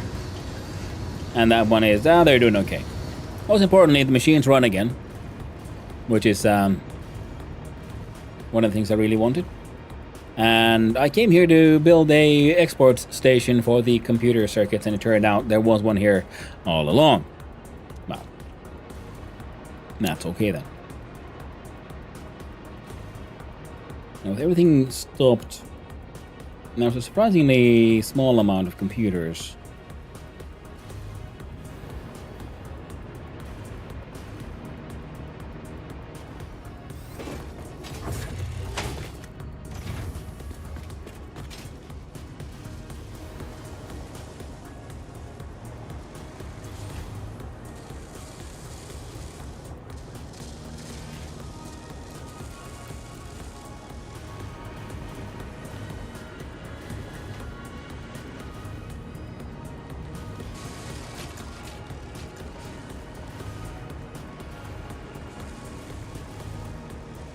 Yeah, all of these are running.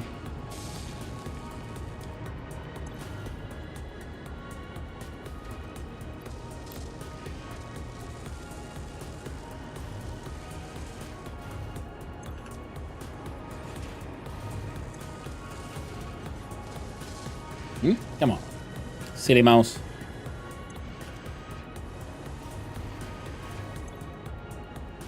So it turns out I put power shards in all the machines, but I didn't actually turn them on. Whoops.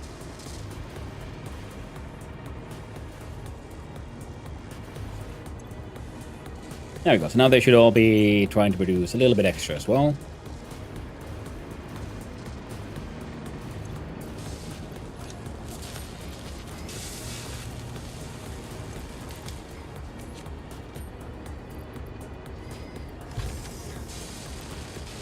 And your inputs are all pretty full. Excellent.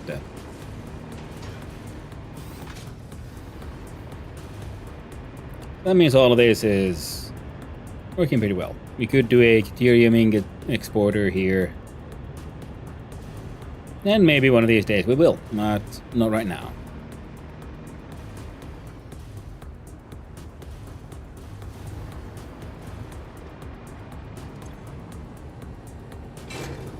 Excellent. They're all producing again. Which means... yep. All those lights are green again. Oh, the super pooper computers are being super whooper pooped again.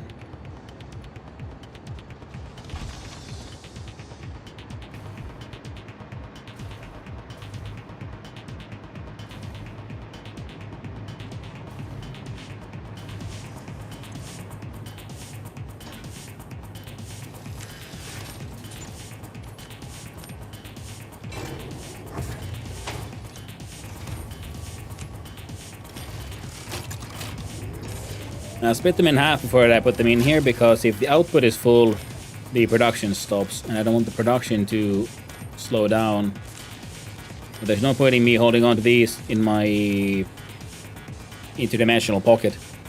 So I'd rather than just bring in a few here.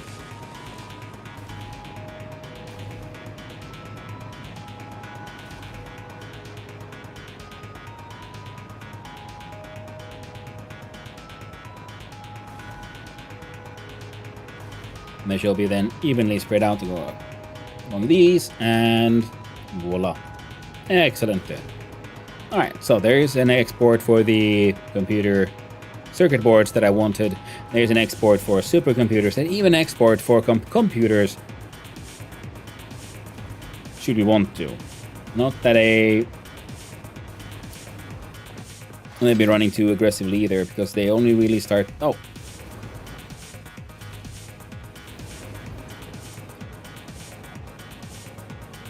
Maybe we can then work together with those.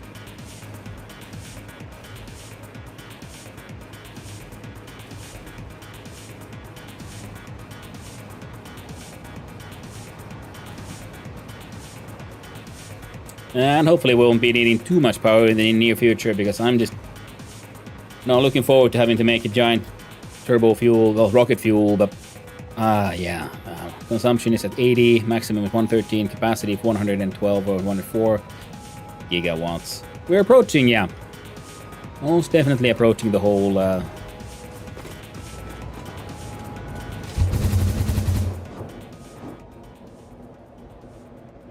limits of our power. So then the next big project will actually then have to be a rocket fuel, possibly ionized fuel production facility.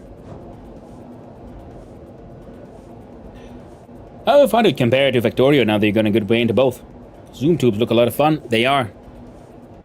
I'd say that these games very much, yeah, they feel the same genre, and they complement each other in the sense that, like I said, Satisfactory is much more about designing throughput and creative expression in the sense of, architecture and so on. You can't build buildings like these or things in Factorio, but in Factorio you have much more complicated automation you can make happen using the signaling systems and so on. So the automation here doesn't get to the same levels of complexity as Factorio, but it doesn't need to, because then, like I said, then it has the other aspects of the visual feel, the sense of exploration in the map, and so on. And of course, with the resource nodes being infinite, meaning yes, it then in that way goes even further into the point of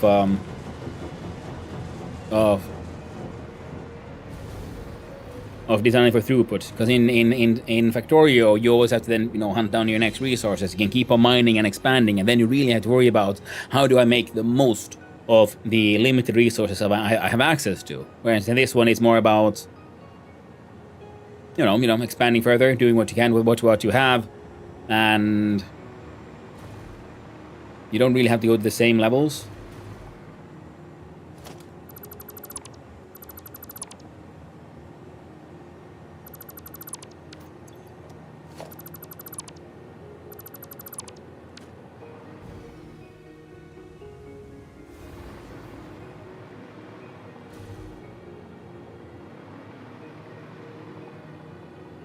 No more having to hunt for further ore patches. Yeah. Like eventually, your throughput is just not enough because of the infinite ones. Because in this one, instead of running out of resources, you're more likely to deal with throughput. So it means, okay, now we have to just explore, expand on the map, find the next node, so we can get more stuff that way.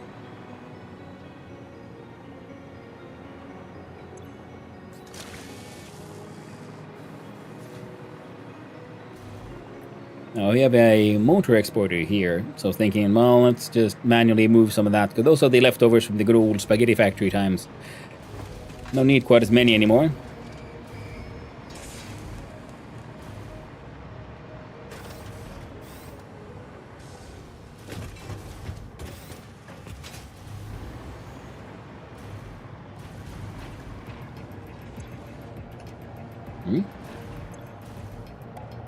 Ah. Well then.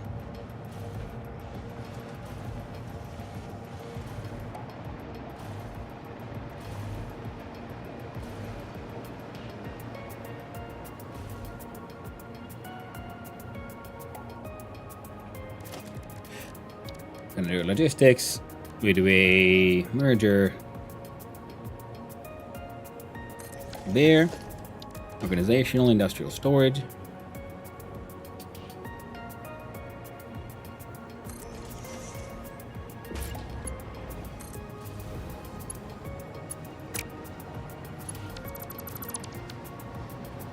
Realize we put it down the wrong way around.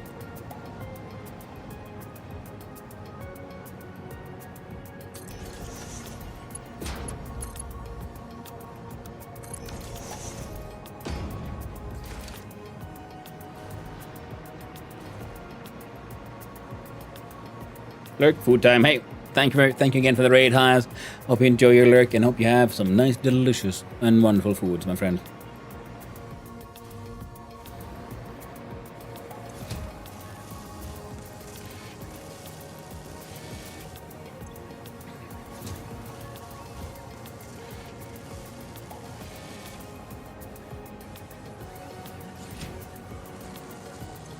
There you go.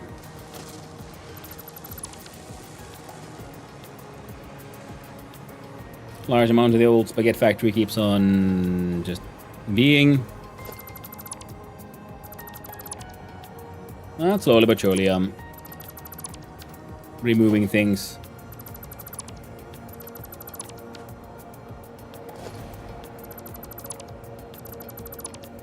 That have been replaced elsewhere. Like this here computer machine, though, keeps on just slowly but surely making farting out computers. This one and still has a whole bunch of supercomputers in it. I got a little carried away there. I wasn't really supposed to do that, but oh well. So one of the things we needed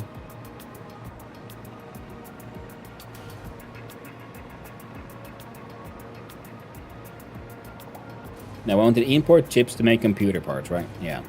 And at the same time, we have... Now we can bring in the rubber by there by having a belt go inside the road. For these guys. Which means we needed a drone port.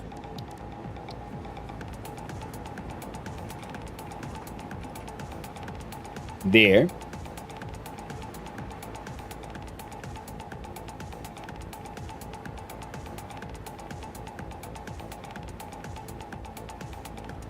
Yeah. I'm also gonna need a drone port for importing the supercomputers.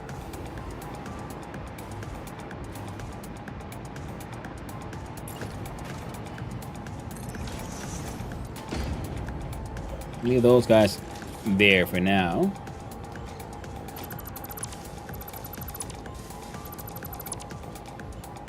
Let's not send those anywhere further either.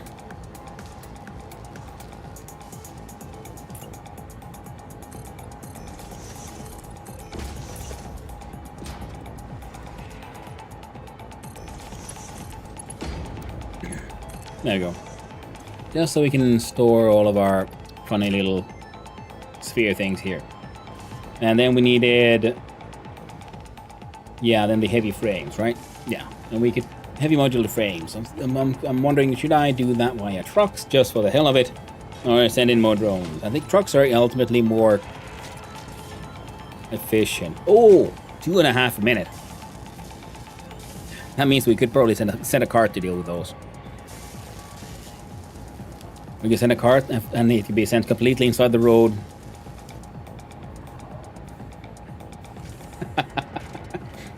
We really could. Oh man, I mean really miss. Now that I started mucking about with the carts, and I'm realizing that they're actually a lot more powerful than one was first led to believe. That they seem like, yeah, they're full of shenanigans, which they are.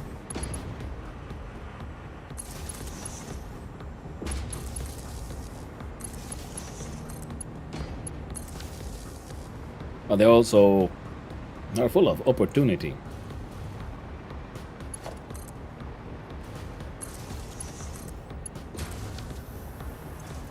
Now, just got to get the quick wire and such. Still need these circuit boards, 45 per minute. So you need fuel, and I think it'll be funny, or at least interesting to see. Can I to have actually like just fill you with actual fuel, like straight up petroleum? How would I do that?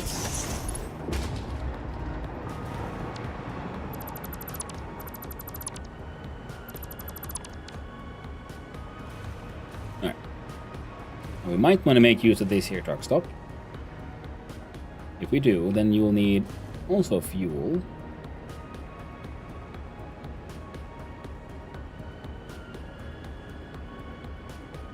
But your inputs will not be going down, which means I can safely do that.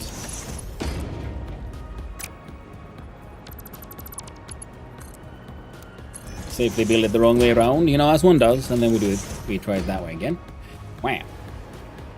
So now we do that, then we find a organizational thing like the splitter. The conveyor splitter. The conveyor splitter goes here, we zoop zoop, and we, you know, try to.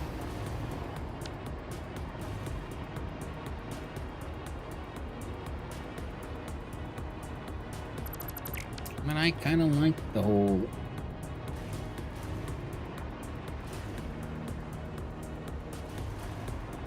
Fine, we'll go into here then.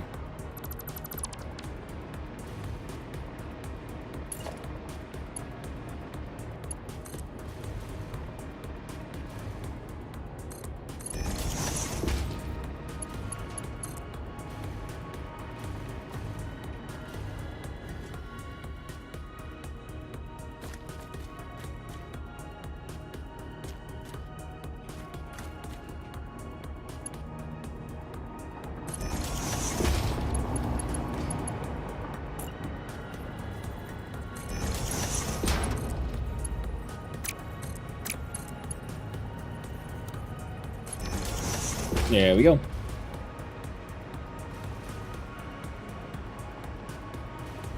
So now the truck stop is getting fuel. I come to say, remember to take your meds. They're important. That is very true. That's why I try to remember and try to remind people every time. So when I do it as well, I'm like, oh, remember kids, take your meds. They're important. And this was the meatball factory. So the meatball factory will then have here a meatball factory. What hope you're doing well, Choji. Always nice hearing from you. Take your meds. If you're swinging that way, sure.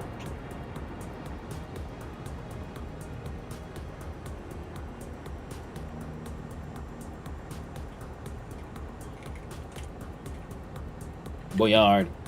Board. Import. The meatball factory circuit board import is there done. We then connect you like that. Now slap in a drone. And your exports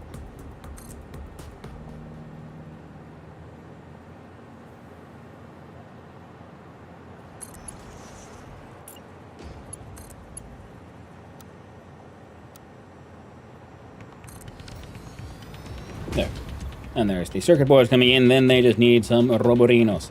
And the ruberinos...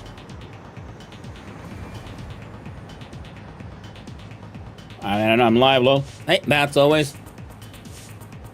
And in many ways, that is still, technically winning, which is the best kind of winning.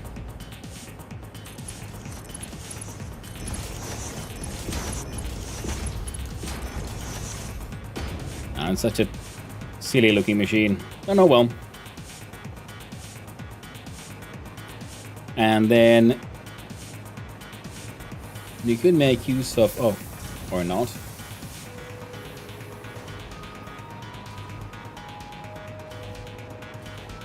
Yeah, here we see how the road grid and the world grid are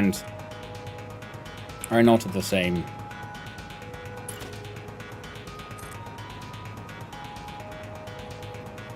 One, two, three, yeah.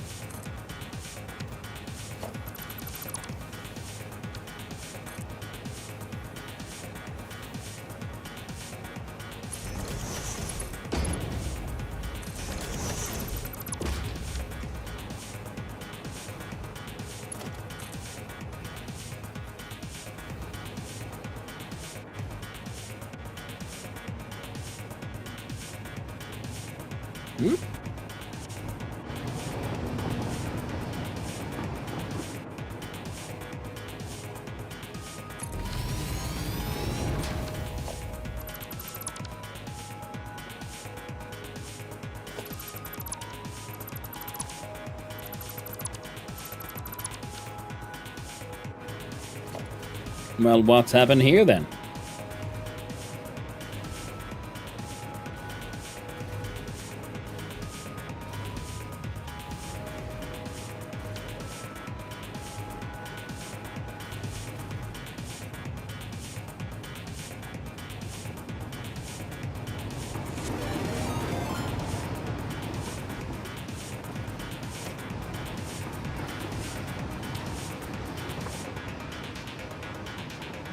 Well, the tractor just don't care.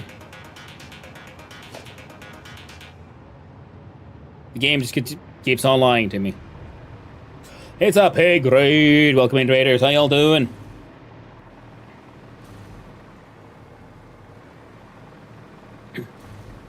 Sorry. Hey there, Knapzor. Hope the songs of the 6 went well.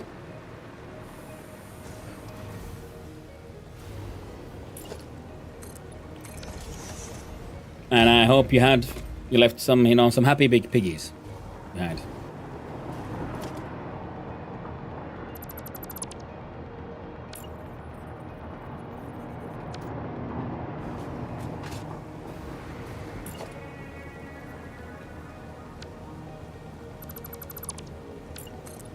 There you go. There you go. Oh no! Come on.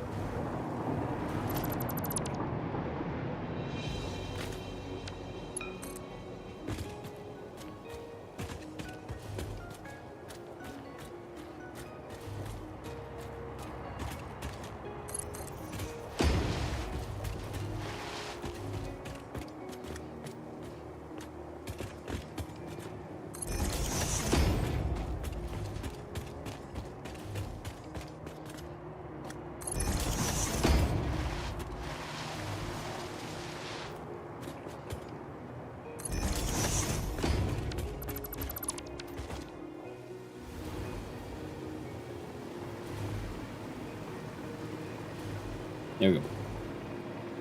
Spacebar does not pause. Kids mess up the numbers and water pumps work confusingly, but settlement is stable.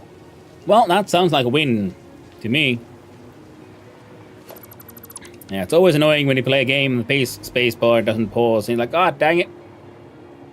I've been conditioned by so many games about the magic of the spacebar. And here you are. Telling me it's not good enough. How dare you, sir? How dare you?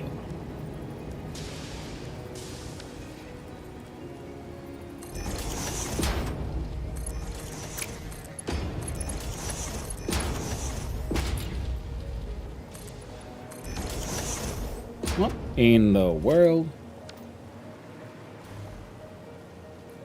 Oh. Right.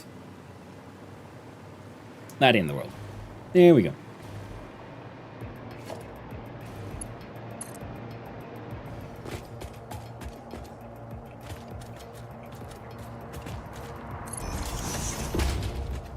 I'm going around playing Sons of Six. I actually even like.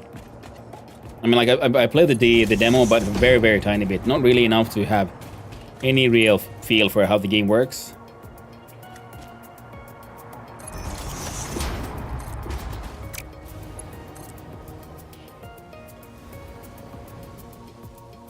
I would like to give it a proper try one of these days.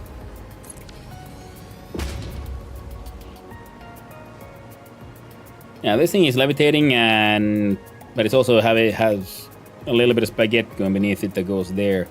Right, we'll probably get rid of this here spaghetti though. So we have actual proper steel producers now. We don't need them. The old spaghetti factory.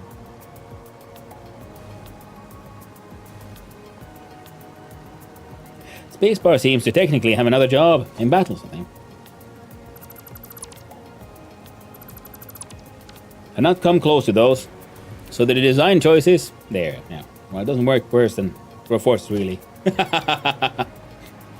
Well, that's always a win now, isn't it? It could always be worse. Or at least, you know, it's always a win as long as it can actually be worse. If it can no longer be worse, well, then it's just sad. Then it is just worse. Okay, so now I got. Hey, you have all your inputs. Look at you. You guys are making computers now. Isn't that lovely? And you're sending them down to nowhere. And one thing I've said it before, and I'll say it again. One thing I would really like in this game is good old.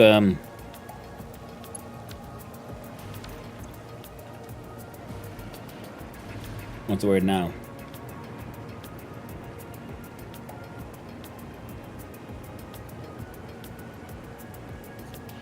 The things and stuff.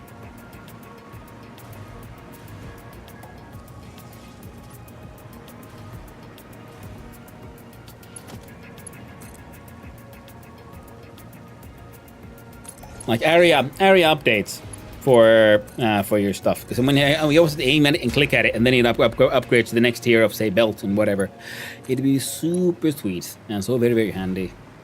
If it'd be similar to, say, a Factorio and Dyson Sphere program, where you can just, you know, stick it in there.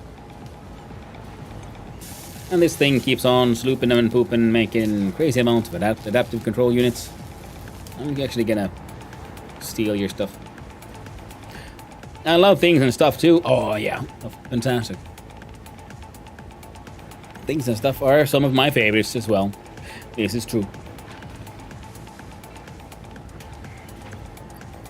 I'm actually even gonna like steal your shards. So now these, and then we'll see if we can actually get the inputs somewhat set up. Yeah, because these ones also want the circuit boards, and currently we have just also a bunch here in a container. I'm gonna steal them all.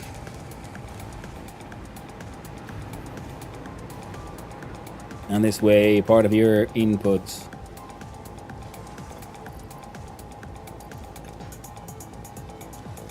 will then be going through a splitter and then down a level.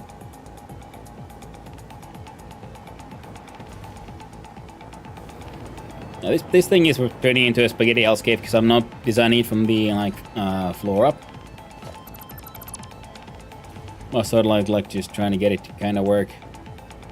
So if we have circuit boards coming from over yonder, these can come from below, pretty much, because, well, that's where they're coming from anyway. And So these would be up and behind, these up and the front, and these we'll try to get floor level, and these from below. I think that's the plan.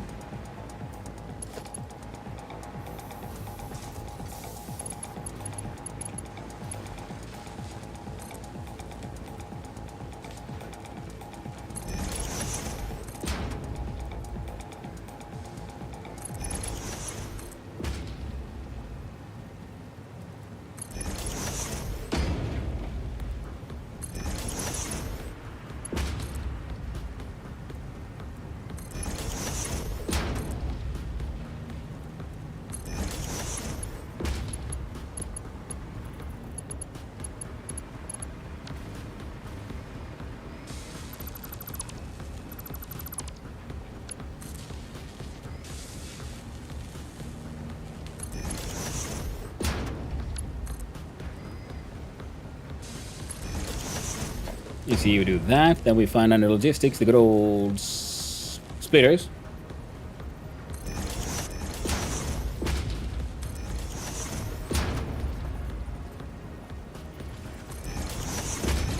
Well, there's gonna be some clipping, but we'll just have to live with it, I guess.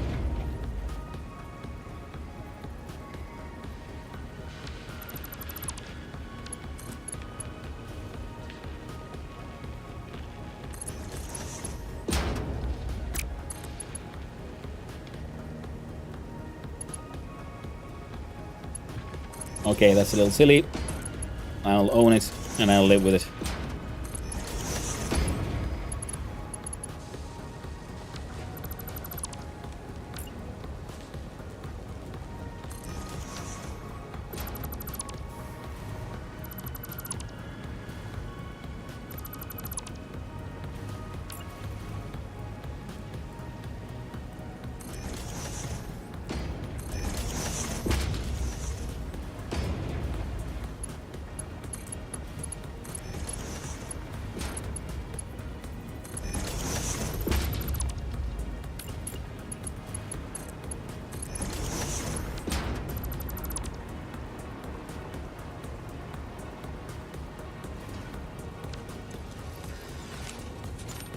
There.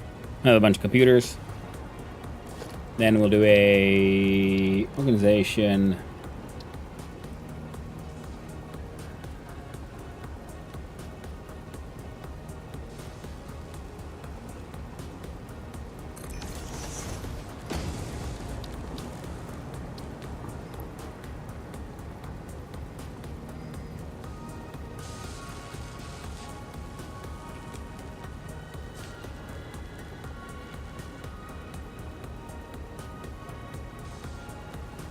You know, looks about right.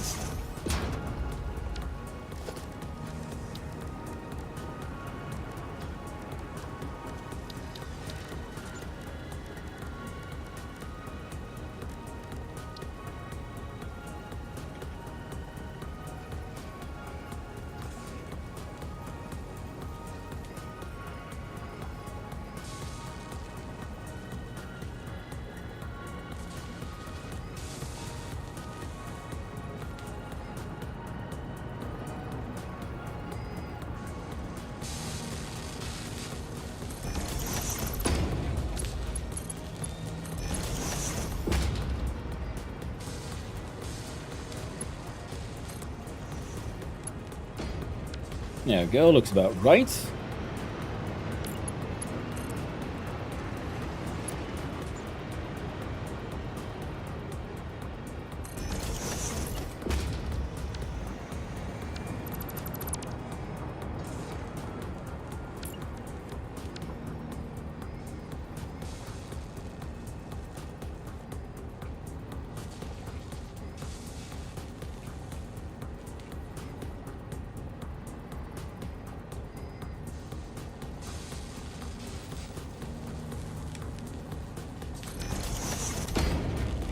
Wait, no.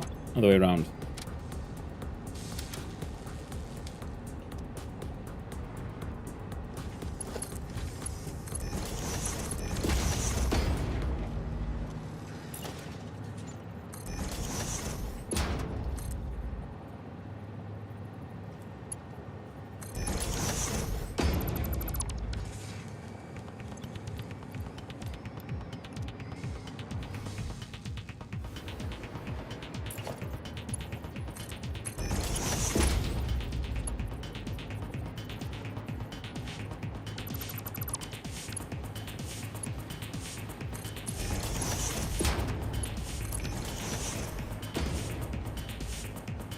There we go. Now they're getting their chips and their circuit boards. I mean, their circuit boards and their computers.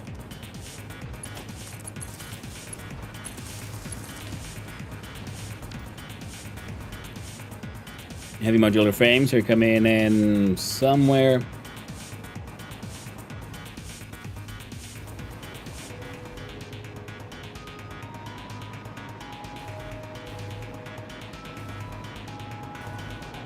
And for this,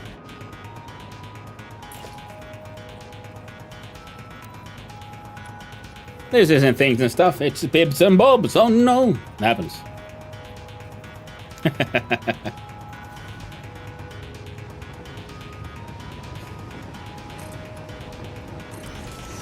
I was fooled by a dastardly trick.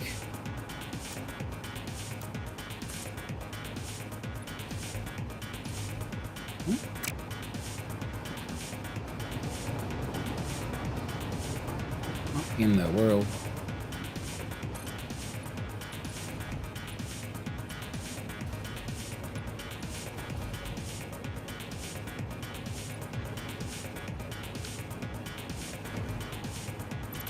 Oh.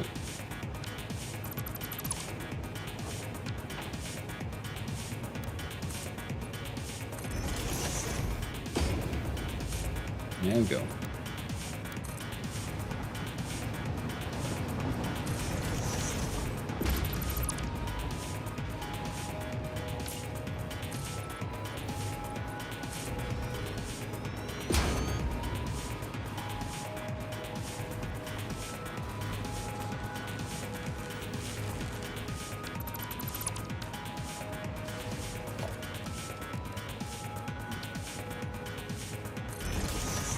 That'd be one, and then that would be two.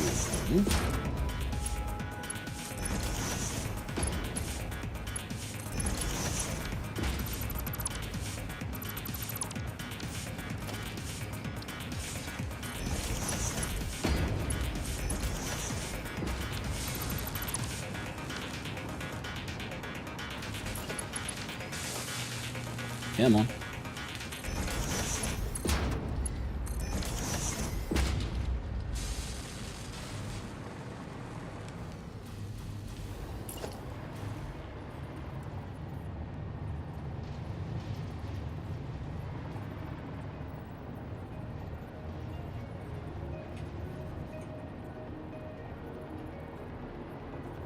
I'd say that looks like it would work.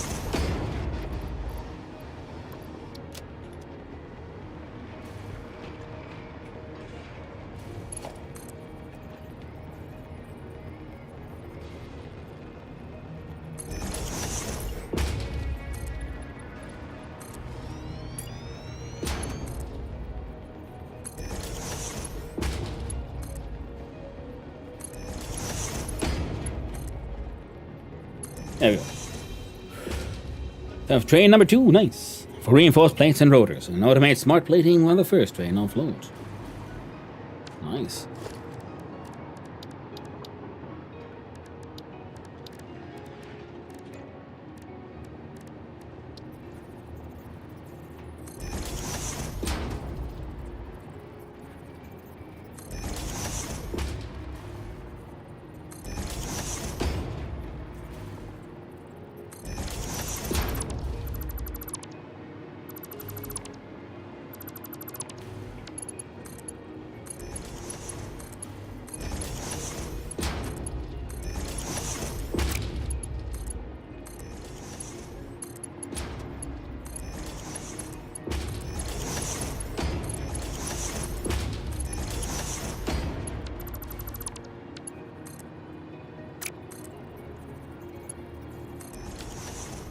There you go.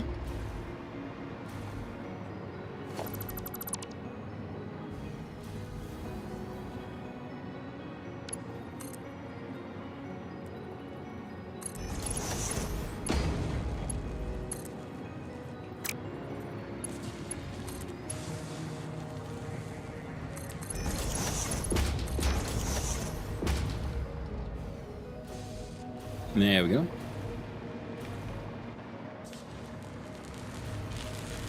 Don't need the heavy modular frames themselves, and they would be, again, imported via... Thinking we'll probably do that by a drone as well.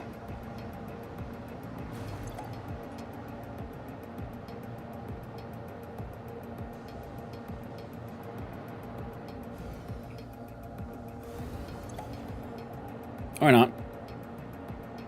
And you are producer for the importer for the Meatball Factory. Meatball. The Meatball Factory. And heavy frame import.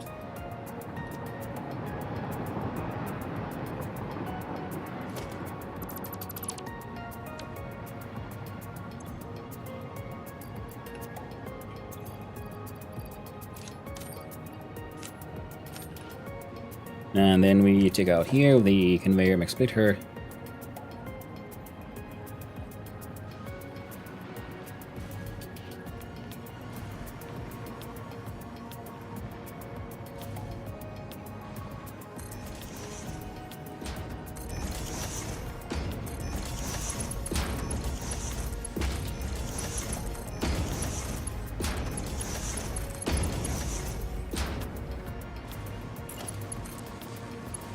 There we go.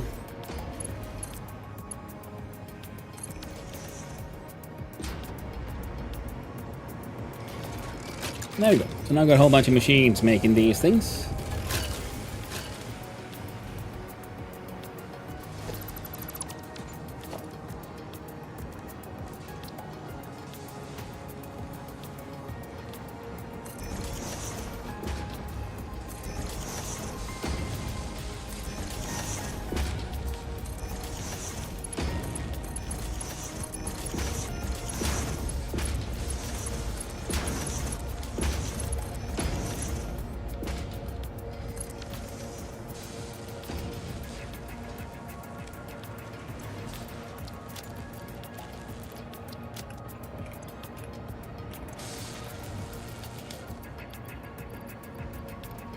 There we go.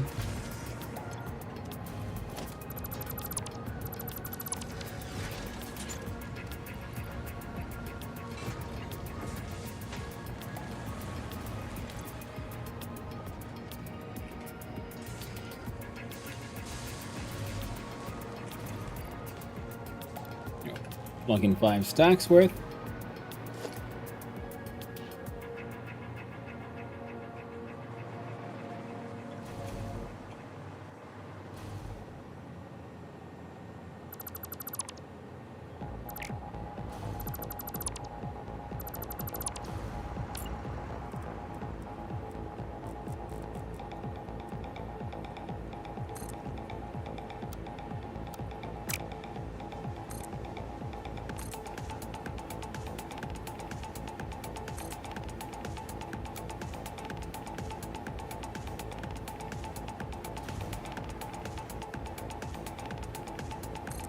Alright, somehow that works.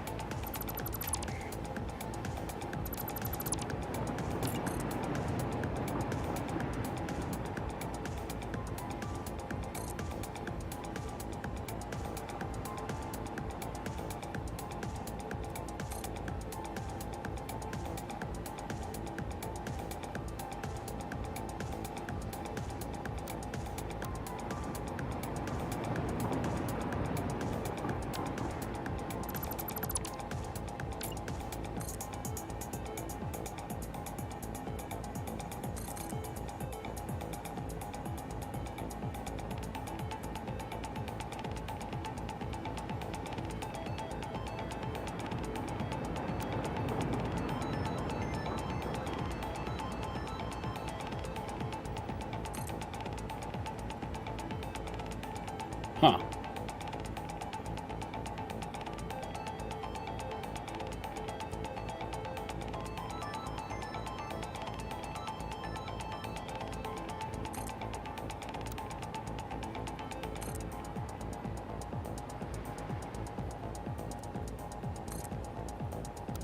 Feel I just learned something. And how to connect one of these. and using the straight connection all the way from here, all the way there. So that ended up going a lot easier than I was faffing about with this one. Alright, then we need to add a truck station over at Northern Manufacturing and figure out how do we belt in any way the heavy frames there.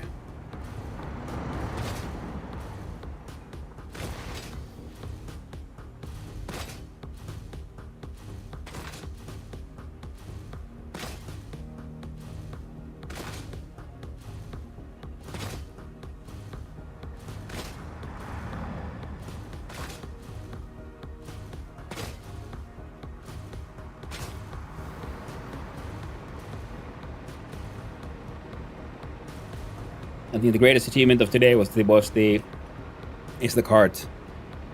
Nothing just brings me just such honest childish joy. Gotta hecking love it. When you can send a freaking factory cart to pick up and deliver your most expensive pieces.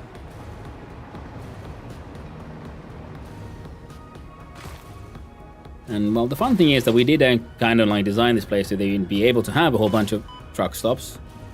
I mean, technically they are there, but only one of them is actually being used to deliver stuff to there. But we could. I'm pretty sure no one's picking up silica from here.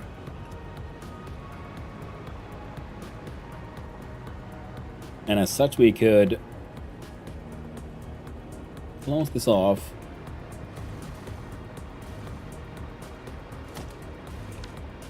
And then change you out.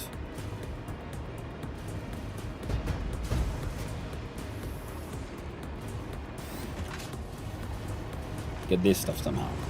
We're now being...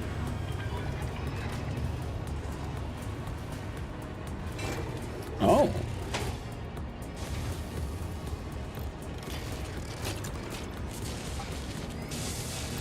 No, there's no point in you slowing down because...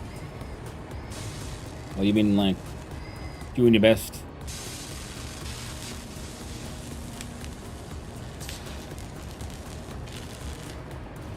Our inventories have been completely filled.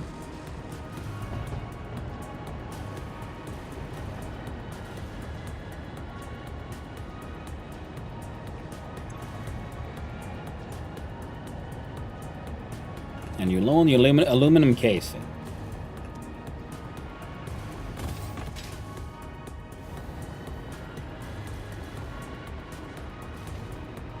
Alright, let's go see if we can find out how is the aluminum casing getting here.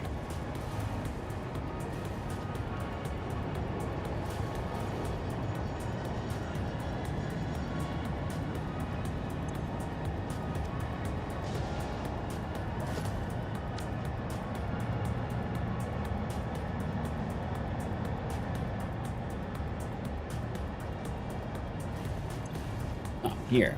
And you're low on your aluminum ingots.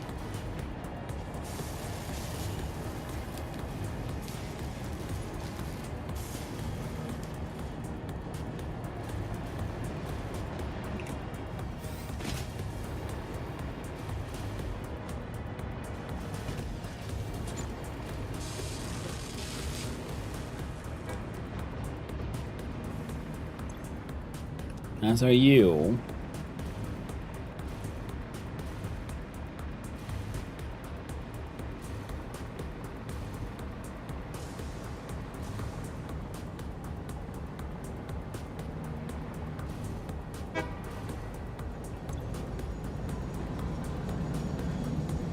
You did bring a full train's worth.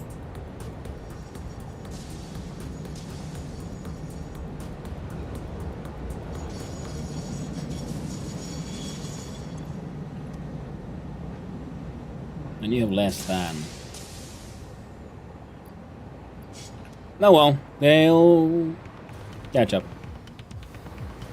Eventually. Somehow. So I don't want to do another one of those factories make heavy frames.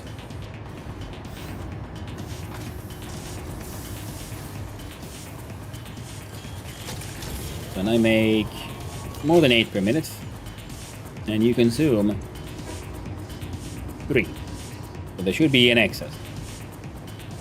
But no matter what.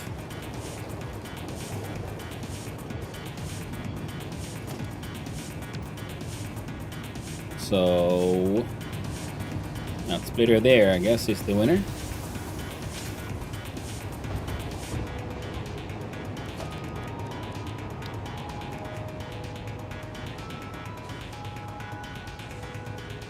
And then if we have a belt, goes down, goes across here, get support from there, there, and there, and then it can get... Yeah, alright, we have a plan.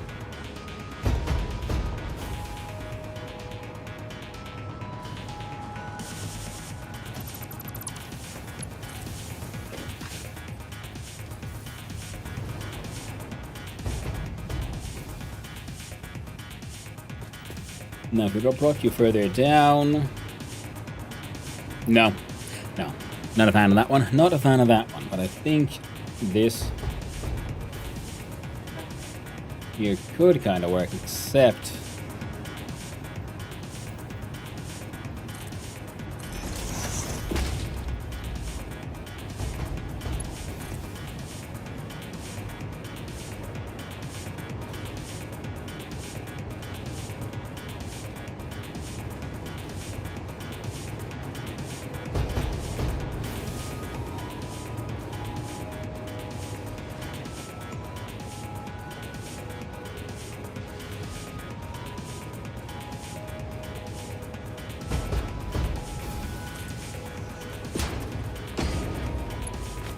There, now one get in the way of using the catwalk.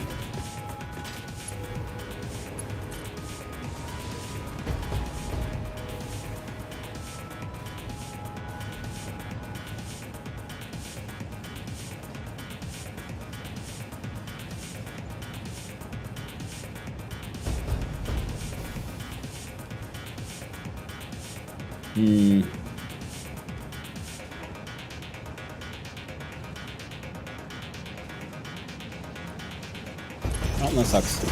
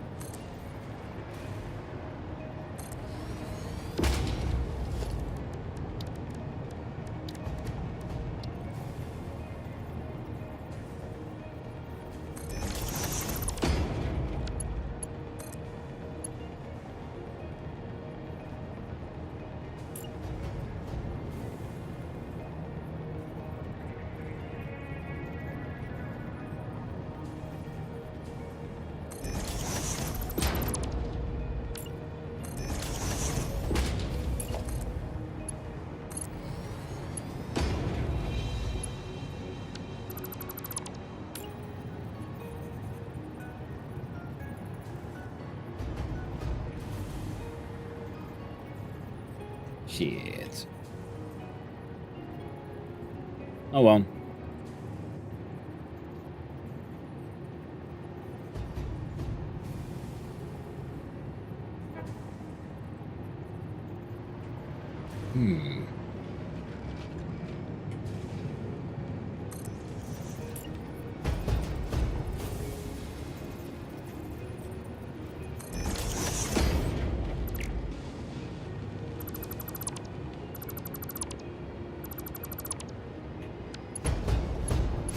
And like this, I do believe we can then... Yes. Yes, we can.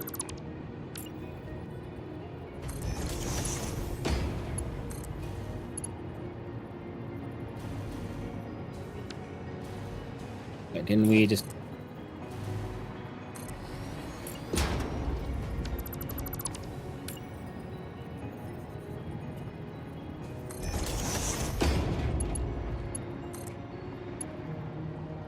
Okay, fine, we'll just live with it.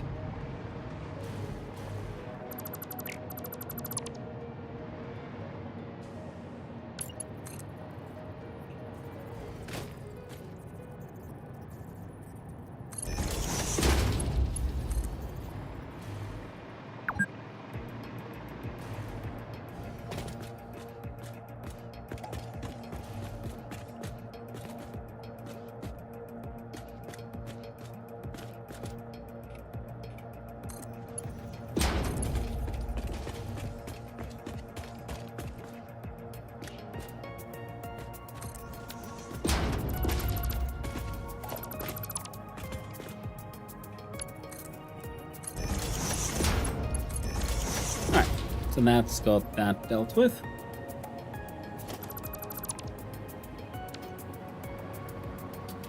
And then we just need to empty it aggressively, which we can do using the magical power of an industrial storage container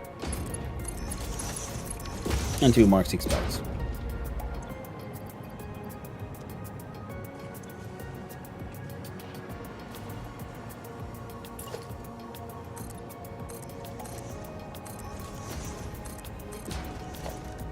And get rid of it all.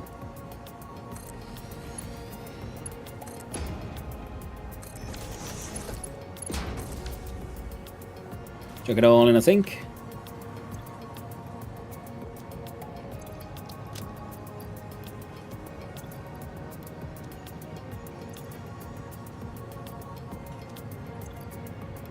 There we go.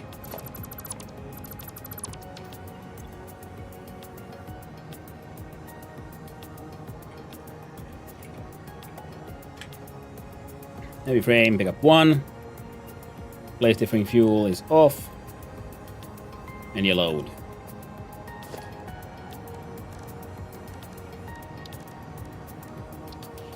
No tractors, straight up truck, please.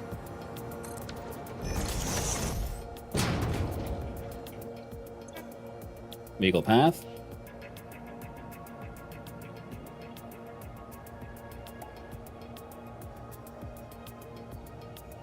Pick up 1 Merat Ball. Enable autopilot. Yep, and we'll give you fuel at some point. Ooh. Mild crashing, but only mild. Nothing too serious, thankfully.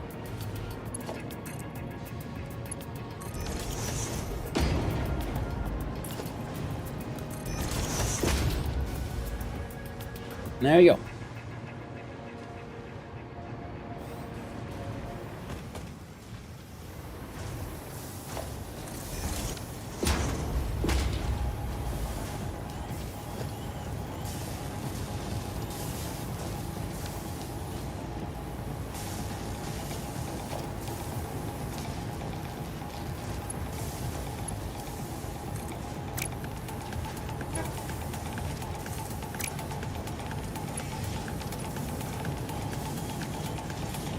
Well, that's all fine then, I guess. You're not running out of anything just yet. And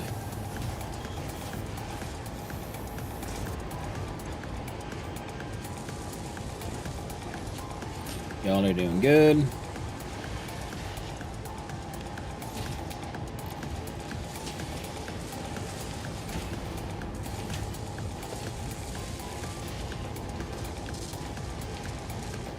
Up production by 50%.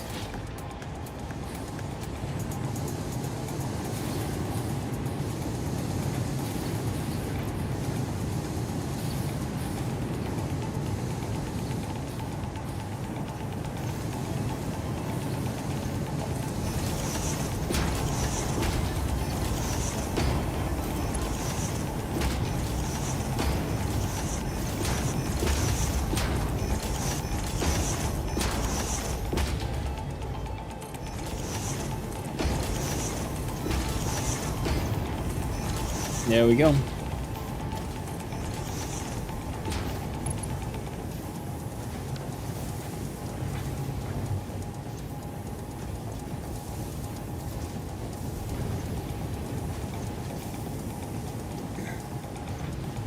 Concrete seems to be flowing just fine.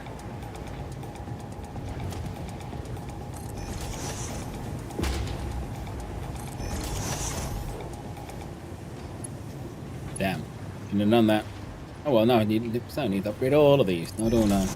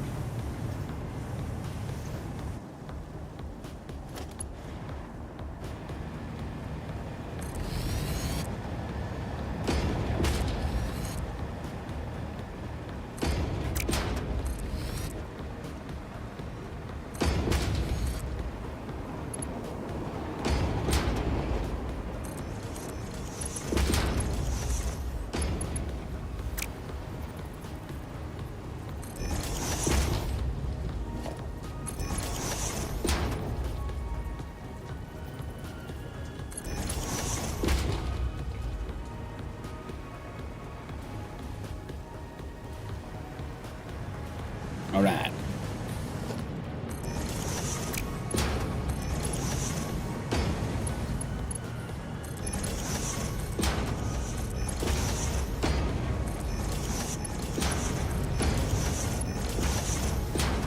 And ultimately they seem to be doing just fine here. They don't need my help.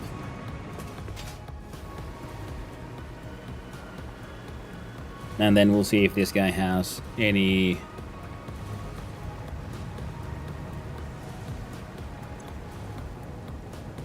acceptable amount of exports. Answer is kinda.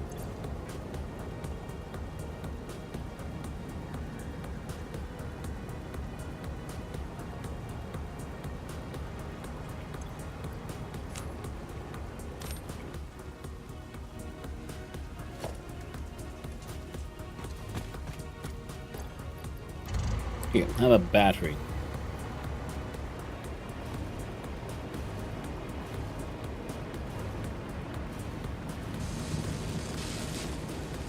Now we making more than 8. In theory. 4.5-ish. 8.5-ish. Now these are consuming a grand total of 3. Meaning... yeah. And the exports are doing a-okay.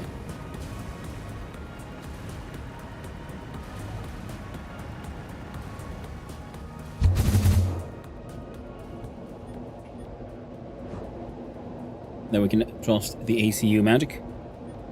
Oh yeah, we're gonna take that lift. Have that drink.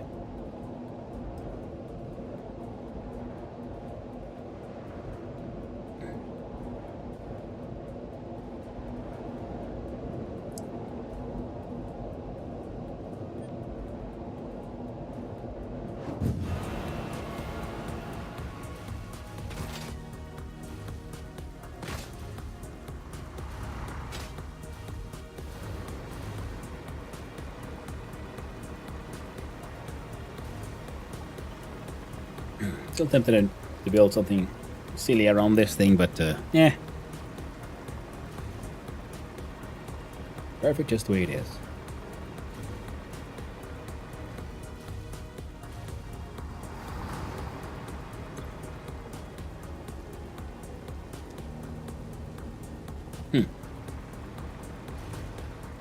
Well, we got the things done though. Something just...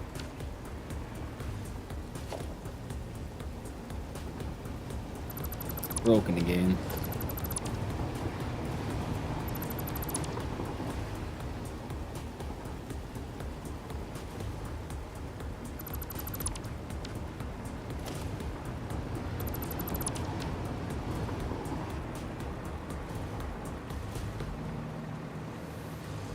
Alright, so now you have imports of and locally produced all the things.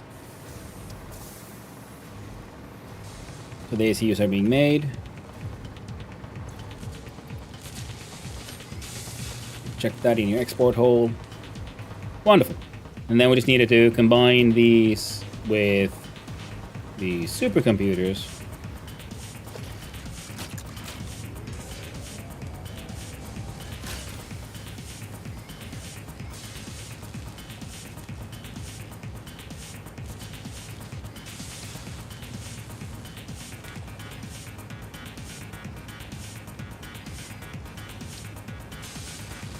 To make the assembly director system. They're making just straight up assemblers. And these are then used to make the biochemical sculptor, which is the meatball in the meatball factory. I want to do Satisfactory again, but I broke my brain and I need to let it rest. But I've been on a Project Zomboid stint and I'm loving the new update. Yeah, I played the 42 on when it was in the beta branch, and it seems super cool. And I'm looking forward to giving it another go now that it's on the stable branch. Alright, so 1.5 a minute. We're making 4, so we can't.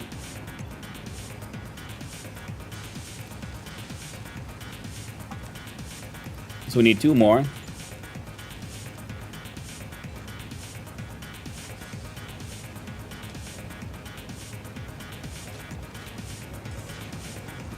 Huh. To make 4 into 6. And then they'll fit perfectly with 1-to-1 with the assemblers. Now we only have the 3 assemblers. 3 times 105 is what? 4 and a half?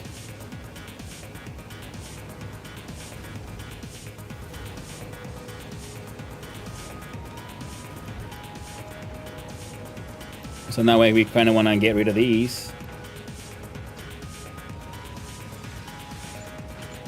But this is 1, 2, and 3. Yeah, perfect. Now your outputs then goes into an assembler for the meatball factory machine, and we'll just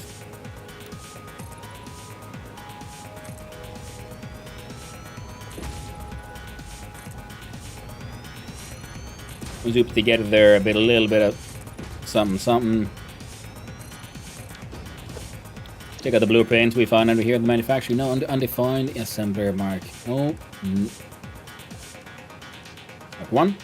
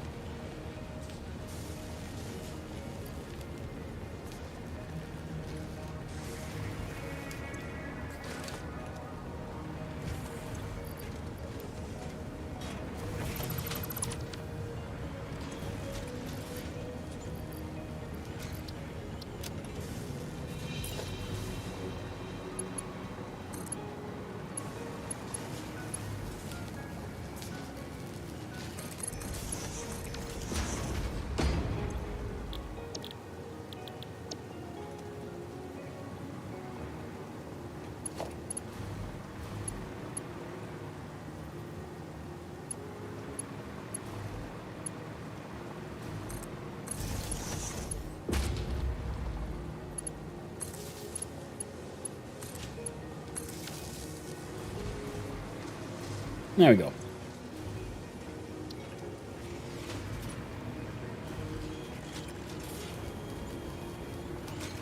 We can of course ramp up production if we feel like it.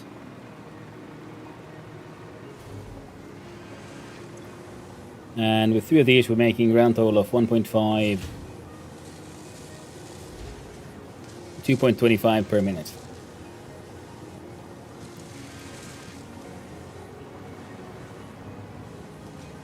And if we speed it up, then need 3.75. Okay, 3 per. It'll be 9. And 9 divided by 4. 9 divided by 4 equals grand total of 2.225.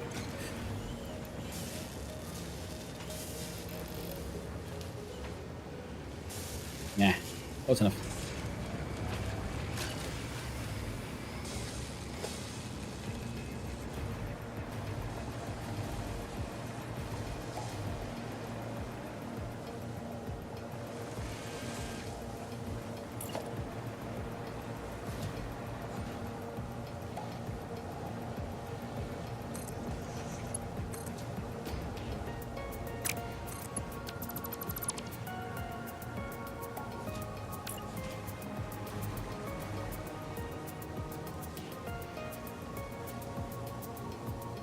Think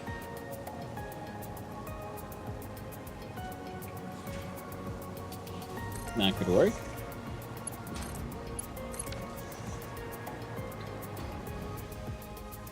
And they slowly but surely start making these funny little thingies. Now this means we then need the supercomputer import as well. Now your import being fuel based, meaning we could probably use the same one and the same sort of like in spot of inputs that we have here, and you go further this way, and then we have another drone port here. Yeah, and then we'll have a wall down here. Okay, yeah, I'm seeing it. Kind of means we need you to be flush here.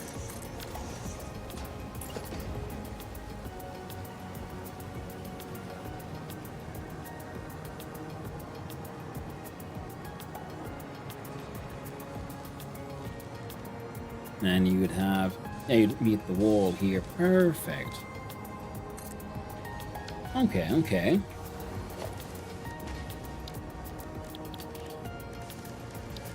Logistics, and we do the floor hole.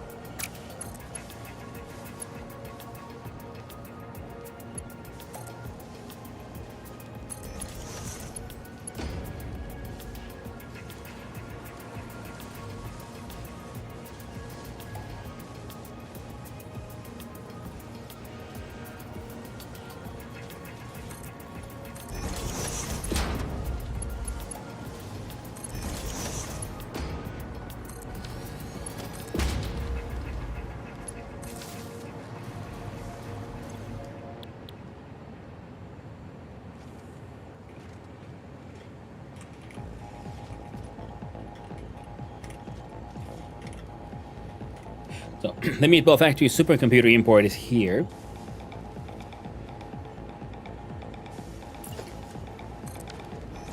Need the drone and this port connects to.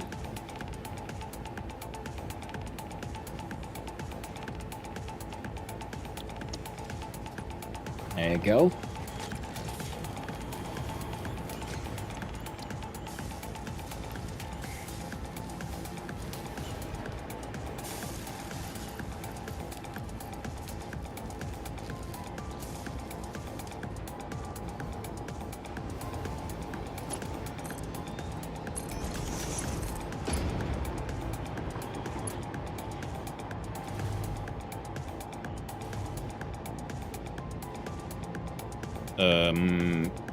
There. And then we find from here the conveyor splitter.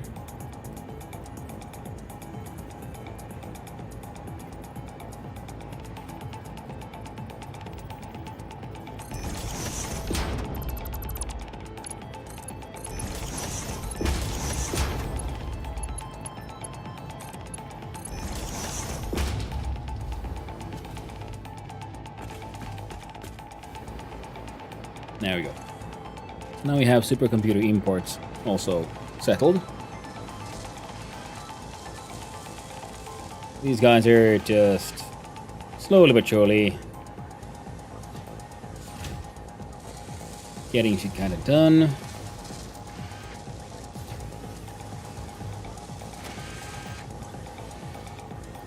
Hail. Grab all of it. And then we're gonna go and manually pick up some of those ACUs, but first we go check if we have any supercomputers left over at the old spaghetti factory, and we'll see what we can, if we should do something about those.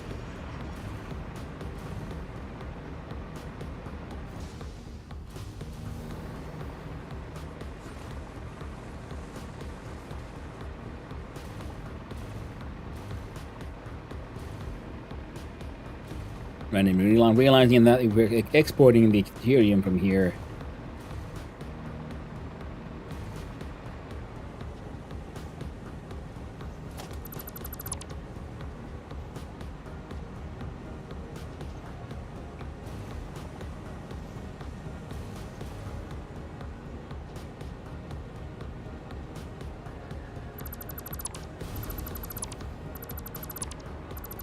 Kinda means we don't need to do that anymore now, doesn't it?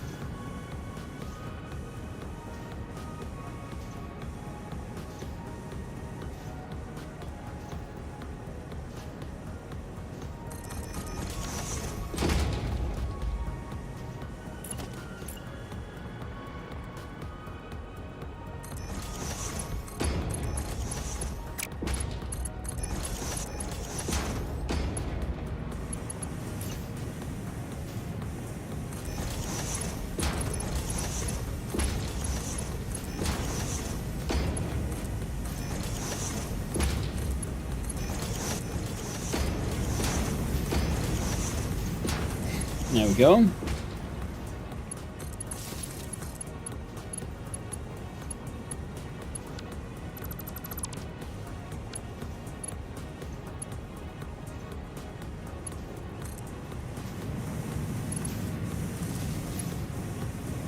There we go.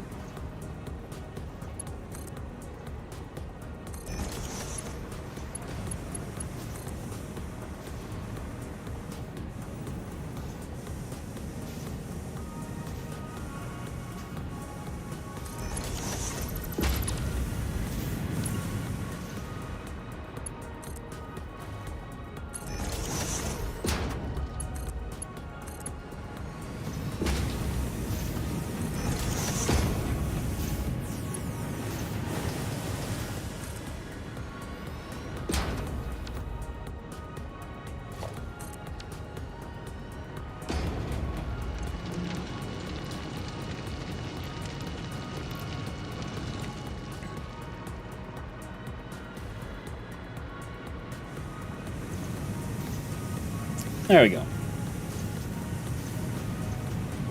Trying to get blacksmithing done, but that requires carving and masonry and a lot of clay, sand, and scrap. Actually, been collecting basically every metal I can. Yeah, I really wanted to get into blacksmithing within, you know, the Project Zomboid, but yeah, I also was having like difficulty in getting all the work.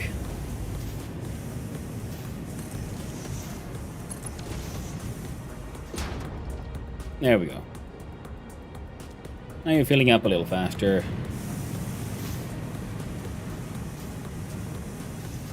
Not the most efficient spot, but you know, they're doing their best and all that. Now, let's see if we can actually find those supercomputers we sort of were supposed to come here for.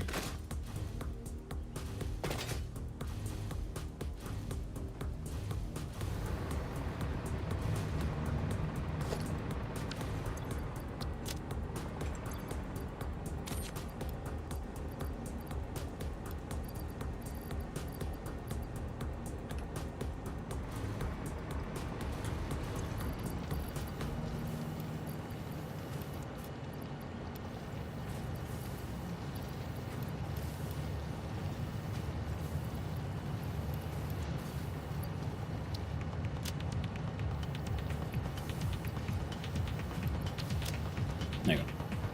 All the stuff we can just chuck.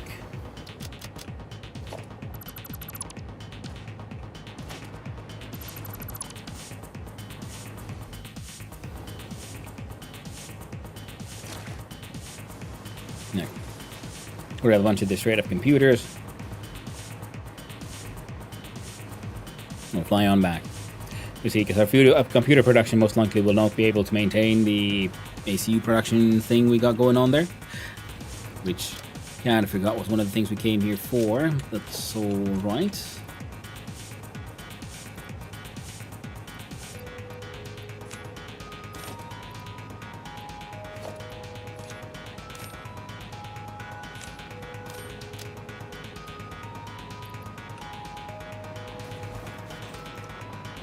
All right, all right, all right.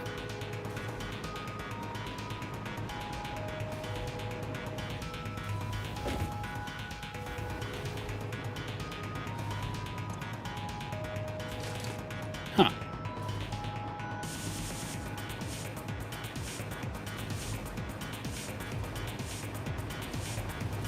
Somehow I thought there would be more of them, but, oh well.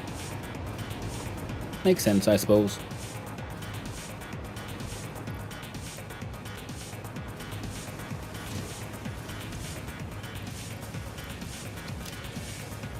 ACUs, supercomputers.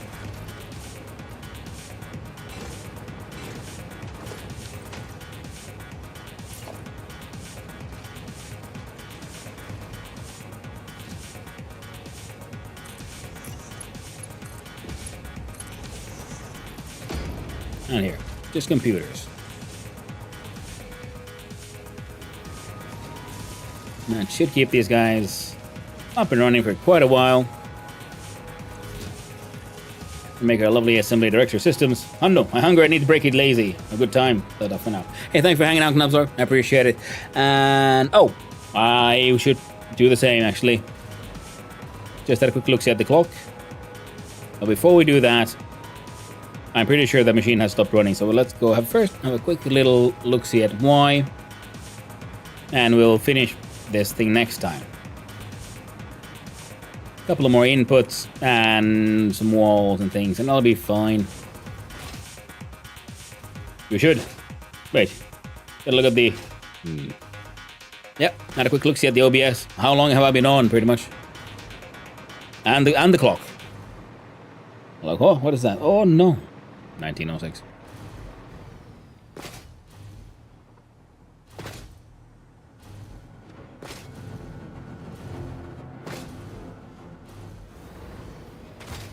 And I'm starting to notice that I'm having a lot of dry throat issues. So another thing I really need to do is ask for some help from an old friend of mine who actually teaches singing. I'm thinking like, hey, yo, do you have any good ideas for how to, like, you know, maintain voice? Other than actually remembering to drink. Hydration that you forget to imbibe isn't very useful in the end.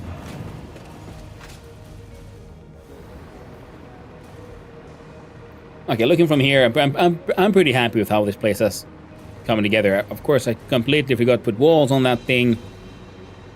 But, oops. Why are you not on? You're not on because...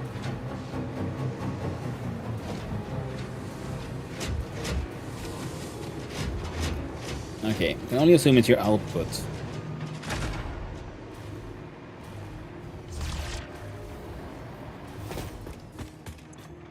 No, it is the superposition oscillators.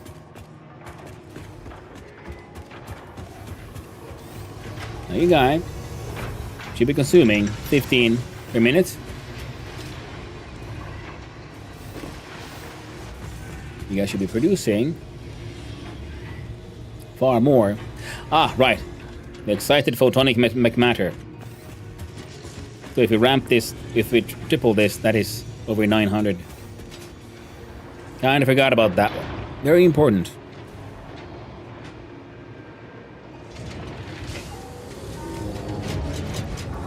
So if you ramp you up to 500 and 500.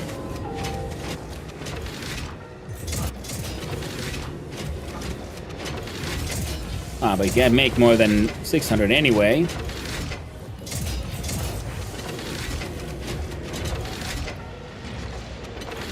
If you do 400,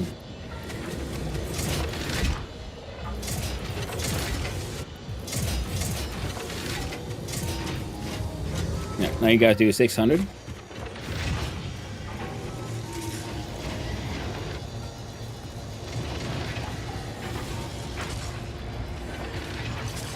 And there's 3 machines.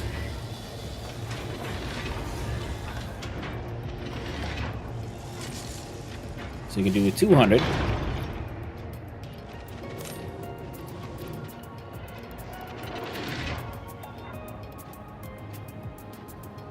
And the limit is there.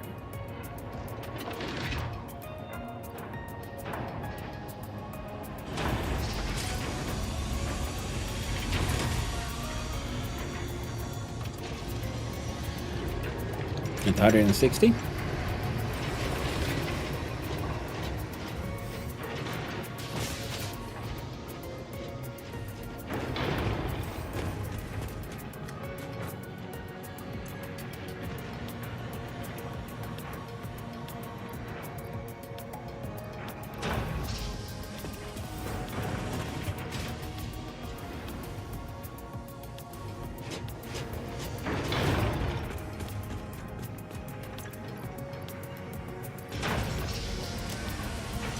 Yeah, so the outclad is a problem because the aluminum production is a problem. I've been meaning to now for weeks to deal with the whole aluminum problem. But I guess I've just been too lazy. So we need to make a better new aluminum production facility. Boo. Playing with the refiners isn't quite as fun as playing with these. Now you're full because your output is full. Okay, that's okay then.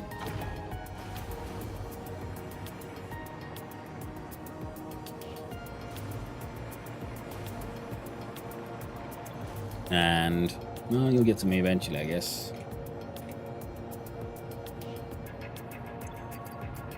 Here, have a stack.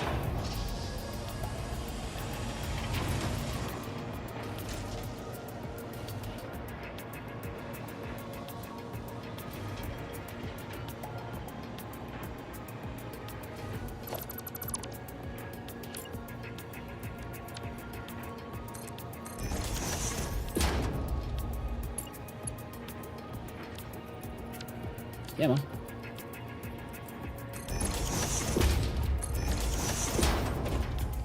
Ah, wrong one.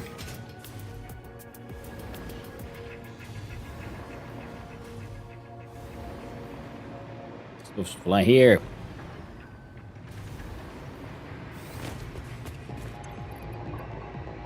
Here. Now the full stack. There we go. So, the aluminum production must grow, and I think the easiest way to do that would be to do it. Well, the old aluminum production is already happening, and see if we can just feed that train extra hard. I'll be Raspberry Pi 5 when I get final pay. Oh, nice. The Raspberry Pi is one of those things that I just really like as an idea, and I would love to be smart enough to know what to do with one.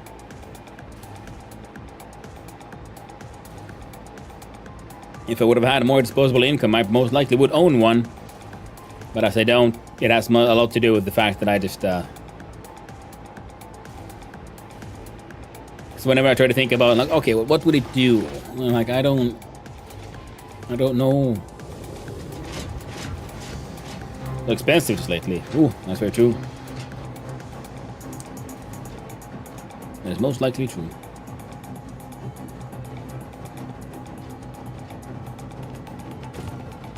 Well, that's a good nice view, isn't it? The factory has grown nicely. Just don't look too close at the factory on the left. It's not that it lacks walls, it's just that it has really good ventilation. Ah, it's for real. Fair enough. Well, while the ads are happening, we're gonna build some walls then, eh? See if we can hide our shame.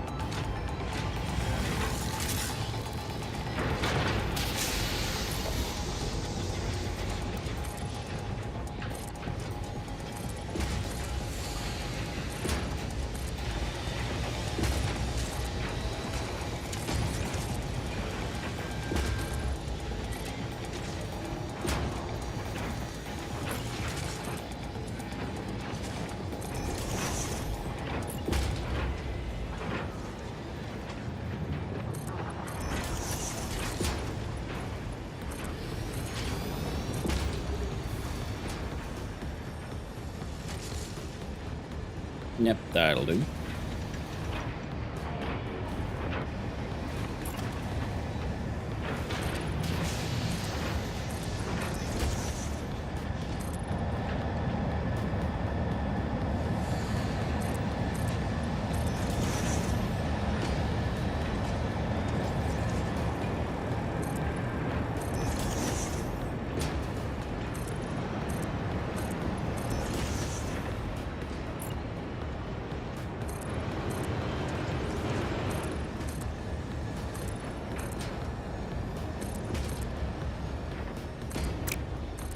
There we go.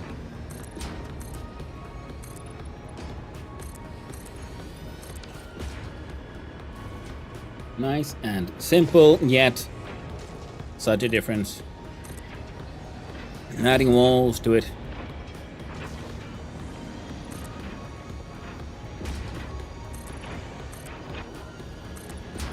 Sawed off and embargo. Exactly. I need probably some more doors and things, but at least we have it a bit enclosed now. From the beams, we see that all the machines are on. And if we look at our power pole, we see that we are desperately in need of more power. Well, good thing we have our battery tower. We could probably build that one to be even taller. Oh, we started claiming. They're tapping into the power. All right, because the the Matrix production stopped for a little bit. Sheesh. Goddamn right. But hey, where was it parked? Here. Try it again. There we go. So, now it looks slightly more cohesive. The walls there, no roof stuff yet, and no real doors, so that's properly like walled-in box right now. Well, we got that the factory done. We have exports happening via cart. We have now 2 of the 4 of the phase 5 the project parts done. Next will be the meatball, the biochemical, the bioprinter. That one's going to take 1,000, so that's why I thought, well, that'll be a good idea to start making that one, so it'll have some time to run. But that, my friends, will be next time. I shall be back tomorrow, same time, same content. We'll build a little bit on the factory, and then we'll cry as we realize that I have to build a giant factory for rocket fuel. Now, the thing is, I do have one source of inspiration. Thanks to the wonderful people in chat, they shared pictures with from their own saves, and they're like this massive high-rise building, and I realized, like, yes, that's what I must do. A massive high-rise building that is only filled with those petroleum burners, right? Generators. Because they're either going to... otherwise, they take over a massive field, so we're going to have a building where we have, like, the lower level does fuel, essentially. Then we do the turbo fuel, the rocket fuel, and then large of the structure going up, filled with petroleum generators. It's going to be grand. Yeah, thanks for hanging out. And another Jamie. The beams. I know, right? The beams are cool. Because it's fun and all, because... Okay, these aren't on right now, for whatever reason. Okay, now they're on. Because the machines are on top of each other, so the beams become, like, extra powerful. And I think it looks pretty neat. But it is time for me to shave the game, my friends. I'll shave away. Shave away, save away, save away. Exit to the top of the desks. Change the scene to the end of streams. And find the song. Yes, you know what song it is. It is, of course, the song of Drink and Industry. And then we shall see who is out and who is about. And where, my friends, where do we raid? What are people doing? What are they up to? Oh, yeah.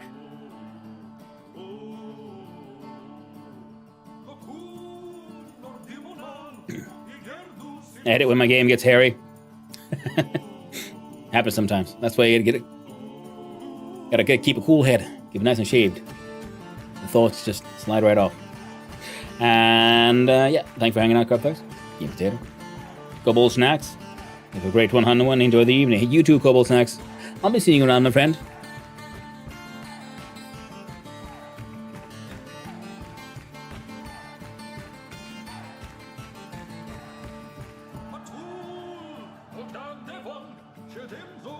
And... wait. That wouldn't have to be on.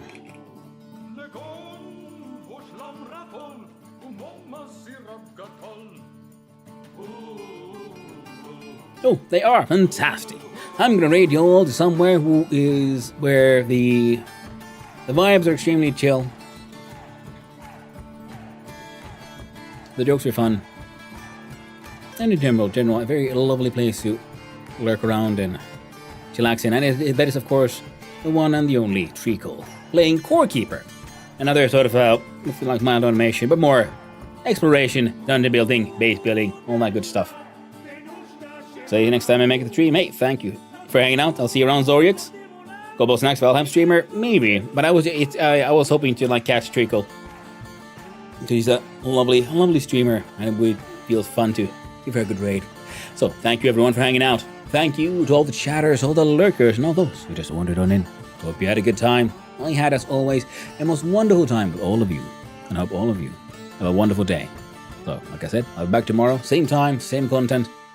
Thank you everyone on the Twitch side. Thank you everyone on the YouTube side. It's been a blast. I'll be seeing you around. But I gotta go. So, stay awesome. Ta-ta.